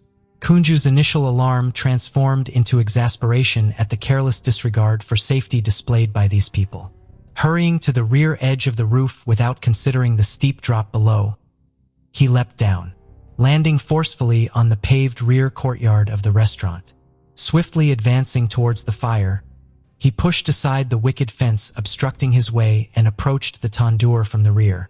Upon reaching the kitchen area, Kunju discovered that the man in the kurta pajama and his 2 companions had vanished. Yet the fire continued to rage. It was at this moment that Kunju noticed a peculiar scent. Amidst the pungent and unpleasant odor, a distinct smell of roasted meat filled the air. However, this scent was not of ordinary food cook. Rather, it carried the unmistakable and haunting odor of burning flesh. When he examined the oven, instead of finding chicken meat being prepared, they came across something profoundly disturbing. The oven contained a human body, dismembered and partially burnt. This unsettling discovery reverberated throughout the city, leaving its residents deeply disturbed and shocked. Now 2 key questions surfaced. Who might the body have belonged to, and who could have been responsible for this gruesome deed? And so began the quest for information regarding the disturbing tandoor kund. The dismembered and burned body parts underwent testing, and upon receiving the results, the victim's identity was unveiled. She was 29-year-old Naina Sahini. Naina, a Congress worker in New Delhi, was married to 34-year-old Sushil Sharma, who was also a youth Congress leader. The initial postmortem, conducted at Lady Hardinge Medical College in Delhi, concluded that the cause of death was burn injuries. Subsequently, a second postmortem was ordered by the Lieutenant Governor of Delhi. This examination was carried out by a team of 3 doctors from different hospitals, led by T. Dogra. During this examination, 2 bullets were discovered in the head and neck region, leading the conclusion that the cause of death was due to firearm injuries. Now, as per protocol, the police intended to meet with Sushil Sharma, but he was nowhere to be located. However, the same fate did not befall the man who was involved in burning the remains at the hotel. The individual responsible for burning the remains was apprehended and identified as Kishiv Kumar, the restaurant manager of the Bajia Hotel. It didn't take long for him to disclose the identity of the other person involved, who indeed turned out to be Naina's husband, Sushil Kumar. The case seemed close to resolution almost immediately upon the initial disclosures. Yet the grim and sinister nature of this case cast a long shadow over the city, leaving a haunting impact for a prolonged period. A few days later, on July 10, 1995, Sushil Sharma surrendered. Now all that remained was to uncover the events that transpired on the day Naina was killed and ensure that justice was served. During the interrogation, it was disclosed that Sushil and his wife, Naina, had a friend named Matlaub Karim. Matlaub and Naina had been classmates and were colleagues in the Congress Party, sharing a close bond. However, Sushil disapproved of Naina's friendship with Matlaub. Arguments frequently arose between the couple over this issue, but his possessiveness took a much darker turn on the night of July 2nd, 1995. On that tragic night, upon returning home, Sushil encountered Naina conversing on the phone while consuming alcohol. As Naina noticed Sushil's presence, she ended the call abruptly. In a fit of anger, Sushil redialed the phone and discovered Matlaub on the other end of the line. Enraged beyond control and despite Naina's attempts to explain, Sushil fatally shot her. Subsequently, he wrapped the body in a plastic bag, placed it in the trunk of his Maruti 800 car, and proceeded to transport it to the Bajia barbecue restaurant and conspired with the restaurant manager, Keshav Kumar, to dispose of it. Naina's body was dismembered and then incinerated in a tandoor oven. With this information gathered, along with a few DNA tests to confirm the killer's identity, Sushil Sharma was soon to face the legal proceedings in court. The Delhi police conducted an investigation into the case and submitted a charge sheet on July 27, 1995 in a sessions court. Subsequently, on November 7, 2003, Sushil Sharma was sentenced to death while the restaurant manager, Keshav Kumar, received 7 years of rigorous imprisonment. Sushil appealed against the district court's verdict in the Delhi High Court, yet the High Court upheld the decisions made by the lower courts. His death sentence was subsequently confirmed by the Delhi High Court in 2007. However, in 2013, the Supreme Court commuted his death sentence, citing the absence of evidence that Sushil had dismembered his wife's body. On October 8, 2013, a three-judge bench consisting of Chief Justice Setha Sivam and Justices Ranjana Desai and Ranjan Gogoi upheld Sharma's conviction. The court reduced his death sentence to life imprisonment, due to Sushil's lack of a prior criminal record and the nature of the crime. Although both the trial court and the High Court had ordered Sushil Sharma's execution, the Supreme Court modified the sentence stating, "It is not a crime against society, but a crime committed due to his strained relationship with his wife." On December 21, 2018, the Delhi High Court issued an order for the immediate release of Sushil Sharma. The court questioned whether a person could be detained indefinitely for a murder offense even after completing a designated sentence. However, by that time, Sushil had already been released after serving 23 years in jail. According to Sushil, if he hadn't committed the crime, he believed he could have potentially become a union minister. After his release from jail, Sushil appeared to have changed as a person. Yet one cannot really know the truth that lurks beneath the superficial demeanor. When questioned about the dismemberment of Naina's body after the murder and the events of that night, here's what Sushil had to say. Regarding his future plans, despite once being a full-fledged politician, he stated that he would not pursue his career in that direction anymore and instead had different ideas in mind. On the other hand, the hero who made justice possible, policeman Kunju's life, had taken a turn. Kunju, speaking to Times of India, mentioned that he had received only 5 rupees as his reward for his brave actions. Despite making headlines in various media outlets, he now sees the incident as a brief moment of attention. Kunju claimed that the Delhi police did not acknowledge or value his policing abilities, quick response, and vigilance. He opted for voluntary retirement in 2012 and relocated to Kerala to care for his unwell mother. The 51-year-old retired officer shared that while he received an out-of-turn promotion, he was deprived of all the accompanying benefits associated with it. He mentioned being denied a salary increase under the 6th Pay Commission, highlighting that even lower-rank constables who joined after him were earning more. Despite holding the position of head constable, Kunju stated that his requests were consistently rejected. On the night of the discovery, Kunju discovered a blood-stained plastic bag nearby containing the remaining parts of Naina's body and was threatened by Sushil and Keshav Kumar. Despite this threat, Kunju remained steadfast and fulfilled his duties, including attending court proceedings even after his retirement. His story shows that sometimes even the just are treated poorly when they go against those in power. October 19, 2021, Evansville, Indiana. Just before 11 p.m., a frantic woman flagged down an Indiana State Police trooper with a frightening story to tell. Her name was Cynthia, and she was hysterical, having just escaped from a house. She said that police needed to go straight over to Evansville's west side. 1801 Stinson Avenue. Cynthia had been called to the house by one of her friends, Heidi, asking for her to help clean up as they were waiting on a landlord's inspection. They ordered a pizza and cleaned a couple of the downstairs rooms before a noise could be heard coming from one of the upstairs bedrooms. Cynthia then noticed some blood on Heidi's shoes and a concealed gun that was in her possession.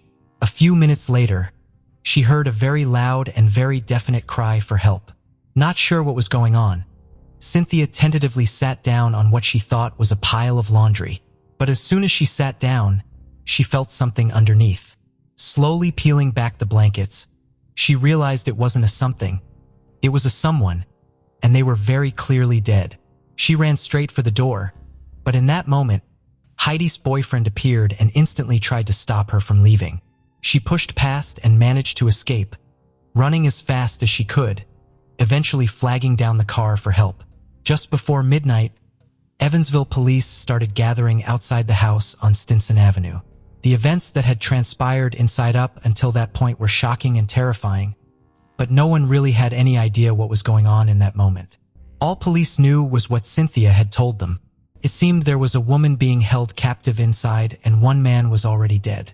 But how many people were involved and or lived there and what actually was happening remained unclear. Body cam footage from outside the house picked up everything happening minute by minute. Before long, a man hurried out with his hands above his head.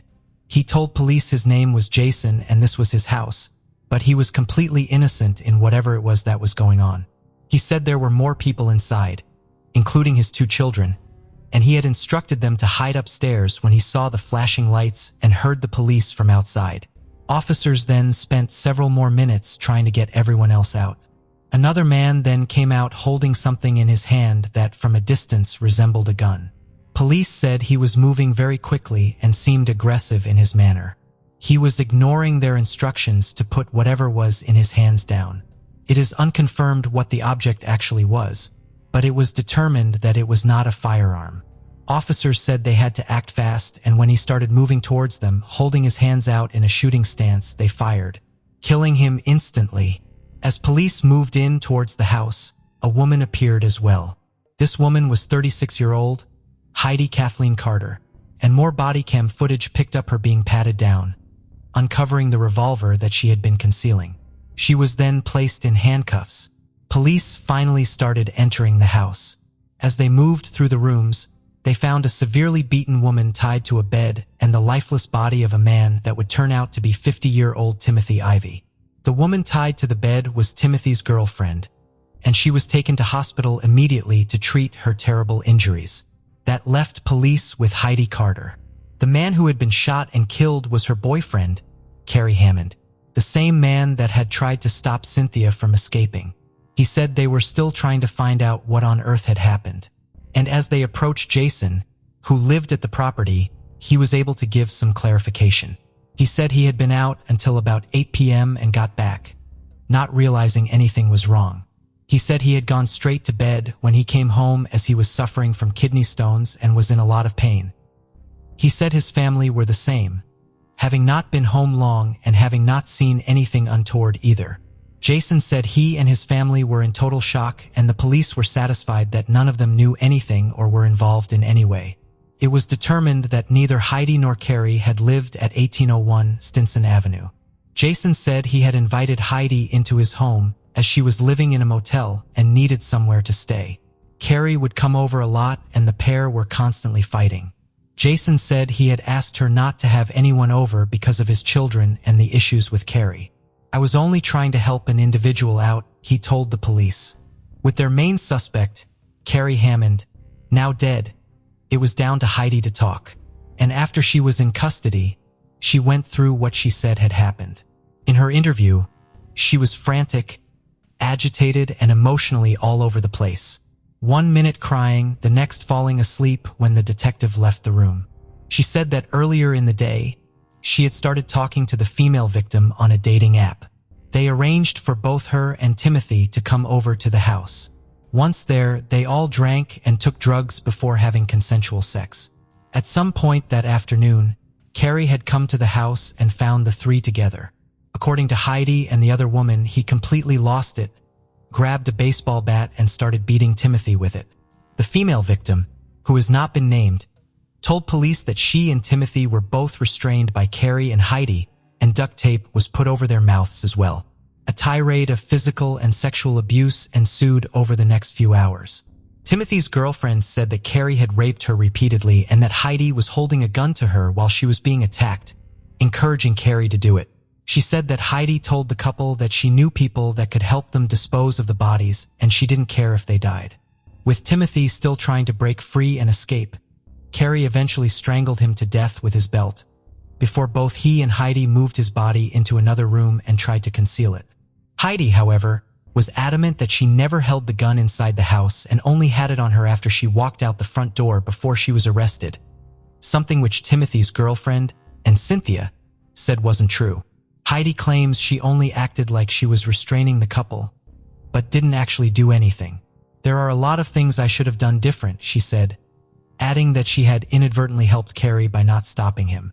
She also admitted to the interviewing officer that she had told the pair she would be able to get rid of their bodies if they died, but she was still maintaining she was just going along with Carrie for her own safety. Given what both she and the female victim were saying to the detectives, Heidi's story just wasn't making sense. Heidi had even left the house temporarily, and instead of running for help, she came back and carried on with Carrie. Police said that both she and Carrie had long rap sheets with past arrests including battery, breaking and entering, giving false police statements, theft, disorderly conduct, and criminal mischief. In 2022, Heidi's trial began, and at the recommendation of her lawyer, she did not testify. The jury watched hours of video, including the entire interrogation of Heidi after she was taken into custody. That video alone was over 2 hours long. In court, Heidi sat looking at the floor the whole time. Timothy's girlfriend also gave her testimony as well. After just 2 days, in November 2022, the state of Indiana rested its case. In December, after 12 hours of deliberations, Heidi Carter was found guilty of just one of the charges, which was possession of a handgun without a permit. The jury couldn't make a decision on her other charges, and the judge declared a mistrial.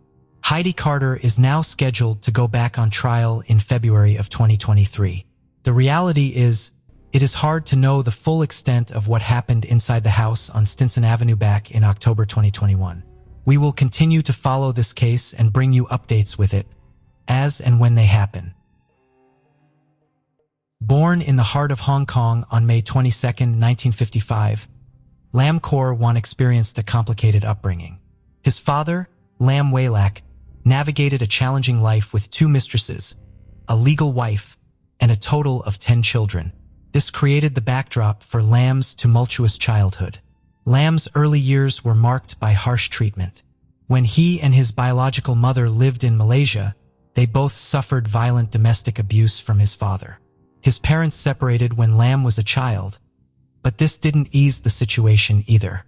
His father's temper was ferocious, related to a horrifying incident which left 2-year-old Lam unconscious with periorbital bruising and a skull fracture when his father slammed his head against a wall. After a stint in Brunei from 1957 to 1962, where Lam lived in the company's dormitory alongside his father's mistresses and half-siblings, he returned to Hong Kong. Despite excelling academically in primary school, the shift to junior high school in 1968 at Ritchie Middle School in Sham Shui brought challenges. Having juggled dual shifts in schooling due to his father's job had impacted Lam's performance, especially in mathematics. By 1970, the demands of overseeing his father's motorcycle shop after school resulted in a downturn in Lam's academic standing. His connection with his father further crumbled, and this was characterized by severe treatment. This also prompted Lam to frequently escape from home. It had become a pattern in his life that persisted until his middle school years. After finishing secondary school, Lam had officially started working in his dad's motorcycle shop. Later, he moved on to learn air conditioning servicing through a relative. This whole experience, filled with family problems and tough times, had set the stage for the mysterious person Lam Seor Wan would eventually become. In early 1973, he had been kicked out of his home following an argument with his father. Near a public toilet on Hakuin Street in Hung Home, He used a knife to coerce a woman into the restroom, where he inappropriately touched her lower body. This incident led to his arrest. Upon examination, a doctor diagnosed Lam with mental issues, deeming him unfit for trial or imprisonment. Consequently, he was sentenced to treatment at King Shan Mental Hospital. After 102 days of treatment, he was discharged from the hospital and opted to change his name to Lam Jiaokon. By the age of 19, his family noticed his peculiar fascination with the female body, along with his collection of locked-away pornography stored in a metal ammunition box. His family did try to help him, but despite their efforts, nothing seemed to make a difference. When these actions failed to satisfy him, his behavior took a more disturbing turn. He purchased a Polaroid camera and began taking illicit pictures of women from under toilet cubicle doors, prompting the women to chase him down the street. Later, he had been caught peeking at his sister while she was undressed outside the bathroom at their Guangdong residence. Following this, the family made a decision to relocate to another place in Takuan.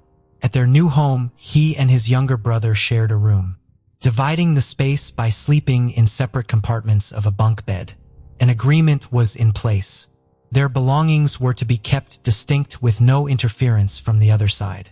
By 1978, he had obtained a taxi license and adopted the name Lam Corwin upon officially starting his career as a taxi driver. Around 1980, he had been shifted to the night schedule, causing his family to only see him every 14 to 15 days. Then in 1981, a sudden interest in photography sparked within him, prompting him to delve into the study of this art form.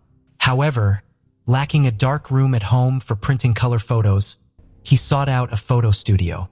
To evade suspicion, he joined a photography class hosted by the Chinese YMCA of Hong Kong at the Waterloo Road Association. One of his fellow students worked in a Tim Shasway photo shop. Lam concocted a story claiming to work in a mortuary and, as a part-time photographer, needed assistance with autopsy images. Remarkably, his story was accepted and the fellow student developed Lam's photos to avoid causing alarm among colleagues. After a year of working as a night taxi driver, his mother noticed a drastic change in his behavior. He started neglecting personal hygiene, refusing to change clothes or shower. His demeanor became forlorn, and his mother even witnessed him wandering home like a sleepwalker in the dead of night. On a gloomy night of February 3, 1982, at the age of 27, Lam transformed into something more sinister than a mere peeping Tom. During his stint as a taxi driver in the Tsim Sha Tsui district, one day he was seeking customers who were returning home after a night out, and here is where things took a dark turn. At around 4 a.m., a visibly intoxicated woman named Chan Fenglan came out from a restaurant, and she desperately needed a ride. Looking at the state she was in, many taxi drivers turned her down. Despite seeing this, Lam, seemingly unaffected, welcomed her into his taxi and agreed to take her home. Midway through the journey, the drunk woman requested a stop, and as Lam braked near a gas station, she opened the door to vomit. After this unsettling episode, she asked Lam to go back in the opposite direction, unsure of her location. Lam later confessed that he had hesitated to kill her initially, repulsed by her vomiting. But something within him snapped, and he decided he had had enough. He entered a garage, still in the Tsim Sha Tsui district, walked around to the passenger door, and used an electric cable to strangle the young woman. At 5 a.m., the time he normally finished his work, he drove to his house and parked as usual in front of the building. The street was deserted, so he hid the corpse in a large bag and carried it across the pavement into his apartment building. The night watchman slept on a cot in the entrance hall and did not wake up when Lam passed. He entered the apartment as silently as possible and hid the body under the sofa. For several hours, Lam pretended to be asleep in his bed, waiting for his family to leave after breakfast. Once his parents and brother left the apartment, he woke up and started to get his room ready. Lam took 500 yuan from the victim's wallet and used that to buy a power saw from the street. He covered the floor with plastic to make sure that even the baseboards were well protected. He laid the body of the innocent woman on the plastic and started to dismember it. He was very careful to not leave any trace of blood behind, but that was an impossible task, and some of it splashed on the walls. Hours passed as he was still dismembering the body of the victim, during which he took photographs and videos of the whole process, after which he named the videotape Serious Secret. He cut her body into 7 pieces, wrapped the head, limbs and torso with paper, and sealed it in a plastic bag. The most disturbing part was that he put the private parts into a Tupperware container with rice wine for preservation. He methodically cleaned the crime scene, rolled up the plastic sheet, and scrubbed the floor and walls, leaving no trace of the horror that had unfolded. Making several trips to transport the body parts to his taxi, he remained unnoticed by passers-by. Satisfied that he'd erased any evidence of the disturbing act, he drove to the new territories. He was determined to find a secluded place to dump the body, and stopped when he found a deserted spot on the banks of the Xinguan River near Shaten. Making sure no one saw him, he took the packages out of his trunk, one after the other, and threw them into the river. The muddy waters carried the bundles to the sea. The limbs were washed down by the heavy rain and floated from Lucky Plaza to the Bel Air Gardens area. More than a week after the heinous act, Lam had heard a chilling revelation on the radio. A limb had been discovered on the bank of the Xingmen River. Subsequent days brought the unsettling discoveries of more body parts, leaving the police to reconstruct the tragic puzzle. Investigators used tidal patterns to estimate the approximate time the body was disposed into the river. Notably, one of the arms bore a rare tattoo, a heart with a knife through it, an unusual marking for women at the time. This is what led them to identifying the victim. It was 21-year-old Chan Fenglan. Despite launching a public appeal for witnesses, the police faced unfortunate challenges. The taxi driver didn't come forward, and Chan Fenglan's friends hadn't noticed the license plate. It took more than a week for Lam to hear about the discovery of the body parts. The police had identified the body as that of Chan Fenglan, a mother of 2 and a nightclub hostess in Sim Sha Sui. The grim details revealed Chan's night out with her sister and friends, her taxi rides home, and the tragic fate she met at the hands of Lam Soerwan. Lam Soerwan's first murder had been opportunistic, but the next one was meticulously planned. He, being a perfectionist, was resolute in being better prepared. He aimed for surgical precision, hence he opted for professional equipment instead of a power saw. He had extensively studied knives, blades, and scissors, and ultimately purchasing specialized surgical instruments along with several bottles of formaldehyde. Formaldehyde was a strong-smelling, colorless chemical used for preserving and disinfecting. On May 29, 1982, 3 days after purchasing his equipment, Lamid claimed another victim. His second target, also a bar worker, fell prey to him. This time he calmly chose Chan Wan Kit and strangled her with an electric cable before taking her home. As before, he waited in bed for his family to leave work and then commenced the gruesome task of dismembering the body. Lam had spent days contemplating his actions and meticulously prepared the room according to his plan. He had placed a large tray under the body to prevent blood from staining the floor, and then he had retrieved his video camera. Upon later inspection of the video, investigators discovered that he had placed the tray under the family's parakeet cage.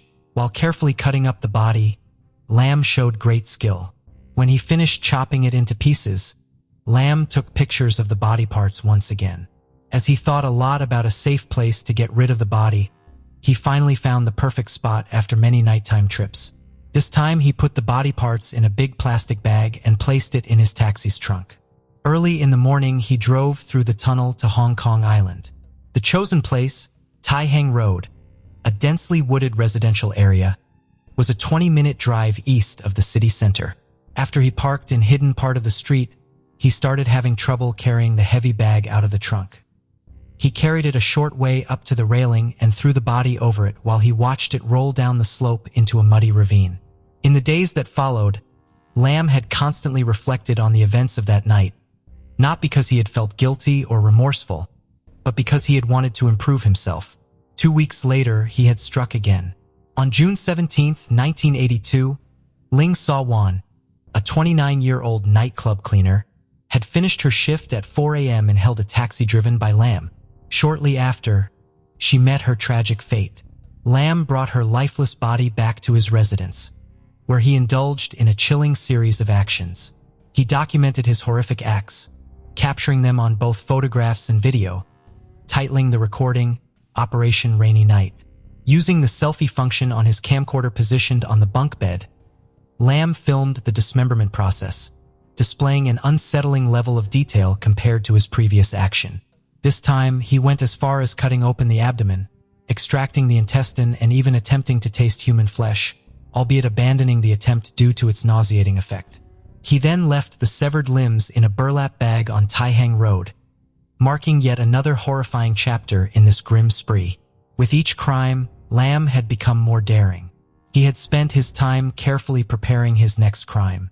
Being familiar with the bars and Tsim Sha Tsui neighborhood, he knew the places where women often waited alone for his taxi. His first 3 victims had been what he had called bad girls, but he had wanted the next victim to be a woman of a higher social class. Deliberately, he opted to choose a young woman who appeared innocent, and this time it was 17-year-old Ling Wai-sum. Lamb had found her outside the hotel in Tsim Sha Tsui on July 2, 1982. She had attended a party at her high school before the final exams, but had decided to leave after dinner. Her friends from high school had put her in a taxi to ensure she would get home safely. Lamb led her to a secluded road and parked his car. The teenager was terrified when he grabbed her wrist and handcuffed her to the front seat. It was only 9:30 p.m., which was too early for him to return home. But that wasn't the only reason he wanted to keep her in his taxi. He surprisingly wanted company. He wanted to talk to her. Without any friends and desperate for a companion, he kept Ling tied up for hours, asking questions about her family, religion, and life in general. Lamb was generally enjoying her company. That wasn't enough to hinder his macabre plan. The teenager fell asleep at around 4 a.m. This is when Lamb started to strangle her with the electric cable. After this, he took the lifeless body of the innocent girl home and waited as usual for his family to leave the apartment. Once no one was at home, he attached his video camera to a high shelf to record. This was the video that would end up being later shown in court by the police. The video was more than disturbing. In the video, Lamb was engaging in inappropriate acts with the dead body, an act of necrophilia. Something important to be noted was that when he was earlier setting up the lighting equipment to film his activities, a lamp had fallen on the young victim's thighs and had burnt her skin. He also took pictures of her and videotaped it to subsequently name it as Fourth Operation. Then he cut the body into pieces as he had done with the previous victims, which would later come back to haunt him. Later, he abandoned the corpse on Tai Hang Road. On August 10, 1982, Lamb sought to enlarge the dismembered photo of his 4th victim. Coincidentally, the enlarger at his friend's photo shop was faulty, so Lamb's friend transferred Lamb's negatives to the Meng Kok branch for magnification. During the manual enlargement process, the branch's photo editors noticed unsettling details in the developed photos, indicating a potential connection to a human body's dismemberment. Suspicious as he was, the shop's supervisor alerted the police due to features like a burn mark on the victim's thigh and a picture of a severed breast. Upon receiving the report, the police assigned the case to the Kowloon Regional Homicide Squad. Sergeant Lee Kwan led detectives to gather statements from the clerks at the Tsim Sha Tsui and Meng Kok branches, securing the photos and negatives. The forensic officer from the Scientific Forensics Department conducted detailed examinations. Analysis of the flesh and blood color inferred that the photographed corpse had been deceased for less than 3 hours. The manner of dismemberment suggested that the perpetrator lacked medical anatomical knowledge, eliminating the possibility of them being teaching pictures. Notably absent was the usual green sheet used in autopsies. Forensic experts also confirmed that the photos were not printed matter, but direct photographs from a real corpse. Additionally, a small water droplet captured in one photo reflected half the face of a girl resembling Ling Wai-sum, who had vanished on July 2nd. Based on the findings of the medical examiner and scientific forensics division, the police concluded that Ling had been murdered and decided to proceed with an arrest. On the morning of August 17th, Sergeant Lee had led the team in an ambush at the photo shop. He instructed the clerk to mix several other photos in with Lamb's set of 13 photos and urged him to engage Lamb in discussions about the photos, their locations, and the purpose of the enlargement. The aim was to record the conversation and gather evidence. Around 6 o'clock in the evening, Lamb arrived by taxi to collect the photos. He meticulously inspected each photo as requested by his friend and explained that the enlarged photos would be used for courtroom presentations, particularly for jurors to view the contents more clearly. Lamb claimed he frequently worked in different mortuaries. After confirming the photos and settling the payment, Sergeant Lee disclosed his identity and promptly arrested Lamb. Initially, Lamb concocted a fabricated story, attributing the photos to a supposed four-eyed guy from the Oriental Daily, whom he had planned to meet in Kwa. However, investigations revealed that no such person existed. Consequently, the authorities swiftly applied for a warrant to search Lamb's residence within the 48-hour legal time frame to obtain physical evidence. Otherwise, they would have been required to release him. During the search, they discovered severed body parts, including breasts and vaginas belonging to the deceased women, personal items, preservatives, anatomy books, and surgical tools in Lamb's cupboards. The police also seized and searched his taxi, leaving a note on the windshield that indicated its involvement in a crime and said that it was not to be towed. Further examination of the vehicle revealed evidence such as handcuffs and wire in the glove compartment, along with 2 holes in the back of the front seat, likely caused by one of the deceased women's high heels during a struggle. Reportedly, investigators retrieved an extensive collection, including 696 negatives, 1,500 color slides, and 1,900 meticulously coded photographs documenting Corwin's victims across various stages of his crimes. His meticulous record-keeping significantly aided the police investigation. Ultimately, authorities successfully located the body parts belonging to all of his victims, enabling their identification and subsequent return to their respective families. Lam Seorwan, alongside his younger brother and father, were brought to the police station to aid the investigation. Given the cramped living space and the volume of evidence discovered in the bedroom shared by Lam and his brother, authorities suspected that the taxi driver hadn't acted alone. Lin was released after 3 days of intensive questioning and custody. The younger Lam maintained that due to their different schedules, he rarely encountered his brother and had no involvement or knowledge of the incidents. To hasten their release, their father and younger brother urged Corwin to clarify that they were not involved. In an attempt to persuade her son to confess, Lam's mother also visited the police station. Corwin cooperated with authorities in locating the victims' body parts. However, despite their cooperation, the police still believed that the younger Lam might have been implicated. Consequently, both brothers were charged with 4 counts of murder and presented at Sampokong Magistrates' Courts. They were later transferred to the Su Lam Psychiatric Center for assessment. Supporting the younger brother's consistent denial of involvement, he was eventually released due to insufficient evidence after the 6th hearing. Meanwhile, a medical evaluation confirmed that Corwin was of sound mind, exhibiting a remarkably high IQ, reportedly over 130, and was deemed fit to stand trial. With prima facie evidence established, the case was referred to the Supreme Court for trial. The trial started on March 3, 1983, and many people gathered outside the court to see how Lam would behave. Authorities stated the case's details were too distressing for women. Hence, 7 male jurors were carefully selected to ensure a fair trial. To prevent shock, only the lawyers, judges, and jurors were allowed to view Lam's videotapes. Additionally, the victims' organs were kept out of the courtroom. Throughout the trial, the prosecution presented police office, Photoshop staff, forensic and scientific experts, and even Lam's family as witnesses. Realizing the weight of the evidence against him, Lam sought a deal, admitting to manslaughter in exchange for a reduced sentence. However, this plea was rejected. The judge directed the jury not to debate Lam's guilt, but to decide between murder or manslaughter charges. The trial delved into debates over Lam's mental state, involving testimonies from 5 psychiatrists. 3 suggested an obsession with women, while 2 questioned his self-control. After 18 days, on April 8th of the same year, the judge instructed the jury to deliver a verdict, based on whether they believed Lam had control over his actions during the crimes. After over 3 hours of deliberation, the jury unanimously found Lam sane, driven by abnormal desires and guilty of murder.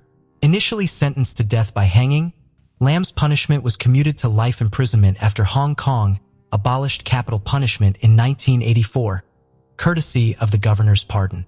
After his conviction, was sent to Stanley Prison and later transferred to Shek Pik Prison, where inmates referred to him as Lam. He maintained a quiet demeanor, avoiding discussions about his past and preferring solitude. Reports indicated that he earned a small salary, remained reserved, and didn't engage much with others. He spent time reading newspaper, medical, and religious texts, and participated in Catholic and Christian classes within the prison. Although he received occasional visits from church volunteers, he had no family visits. His cell was filled with newspapers and books, and he developed a reputation among inmates for his knowledge of purple star astrology, a form of Chinese fortune-telling. Even prison officers sought his advice. In 2018, at 62 years old and having served more than 34 years, Lam applied for parole, which sparked public concern. Despite the parole board's periodic review every 5 years, concerns about the potential for repeated offenses led them to decide against changes or parole at that time. Reports also suggested that Lam was seen by some prisoners dissecting cockroaches in prison and creating intricate displays out of them as stored in a matchbox. During the 1983 trial, Lam's mother testified about the abuse her eldest son endured as a child, detailing how Corwin's father had been physically violent, even causing severe head trauma when the boy was just 2 years old, resulting in 2 black eyes. She herself had also experienced abuse within the family. Experts have linked severe childhood head injuries with later psychological issues, such as necrophilia. It was reported that Lam mentioned to a psychiatrist that he believed he received instructions from God to commit the killings. Throughout the investigation, Lam's actions remained shrouded in mystery. His choice of a Kodak shop for developing films, despite owning the necessary equipment, left investigators puzzled. Some speculated that he might have subconsciously desired arrest, having nearly faced it before. The autopsy's grim findings, coupled with the way the bodies were dismembered, raised suspicions of a professional killer at work. Yet amidst these chilling details, Lam's family faced challenges due to the case's attention. They attempted to sell their apartment, but struggled due to its notoriety, leaving them with no option but to continue residing there. Following the case's conclusion, the police, wary of potential media exploitation, destroyed all tapes and photos captured by Lam. However, some of the victims' organs found a different fate. They're housed at the Wan Chai Forensic Medicine Headquarters for educational purposes. On November 16, 1986, Lam's father sought a form of redemption for his son's sins by dedicating a memorial tablet at Yuanjing College, a somber acknowledgement of the lives lost to his son's malevolence. As our journey through Lam Cor Wan's haunting saga draws to a close, it's crucial to honor the memory of these 4 innocent women whose lives were tragically taken. Lam Cor Wan's tale is a haunting reminder of the complexities within the human mind and the tragic consequences they can lead to. Such stories serve as a stark call for deeper understanding, awareness, and a spotlight on mental health. Lam Cor Wan, now 68, serves a life sentence in the maximum security Shek Pik prison on Lantau Island for the grisly murders that shook Hong Kong in the early 1980s. His name was etched into history as the city's first serial killer. His reign of terror finally halted on that fateful day of his arrest, August 17, 1982, when he was just 27. His disturbing post-crime rituals, hiding victims beneath the family couch, preserving body parts in jars earned him chilling names as the Jar's Murderer and the Rainy Night Butcher. Such disturbing actions paint a chilling portrait of a disturbed mind. Thank you for joining us on this journey into the depths of unsolved mysteries. Cold cases not only challenge our understanding of the past, but also ignite our curiosity and determination for answers. Remember to subscribe to stay updated on our latest investigations. And if you have any information regarding the cases we've covered, don't hesitate to reach out. Together, we can shed light on the shadows of the past and bring closure to those who seek it. Until next time, stay vigilant, stay curious, and never stop seeking the truth.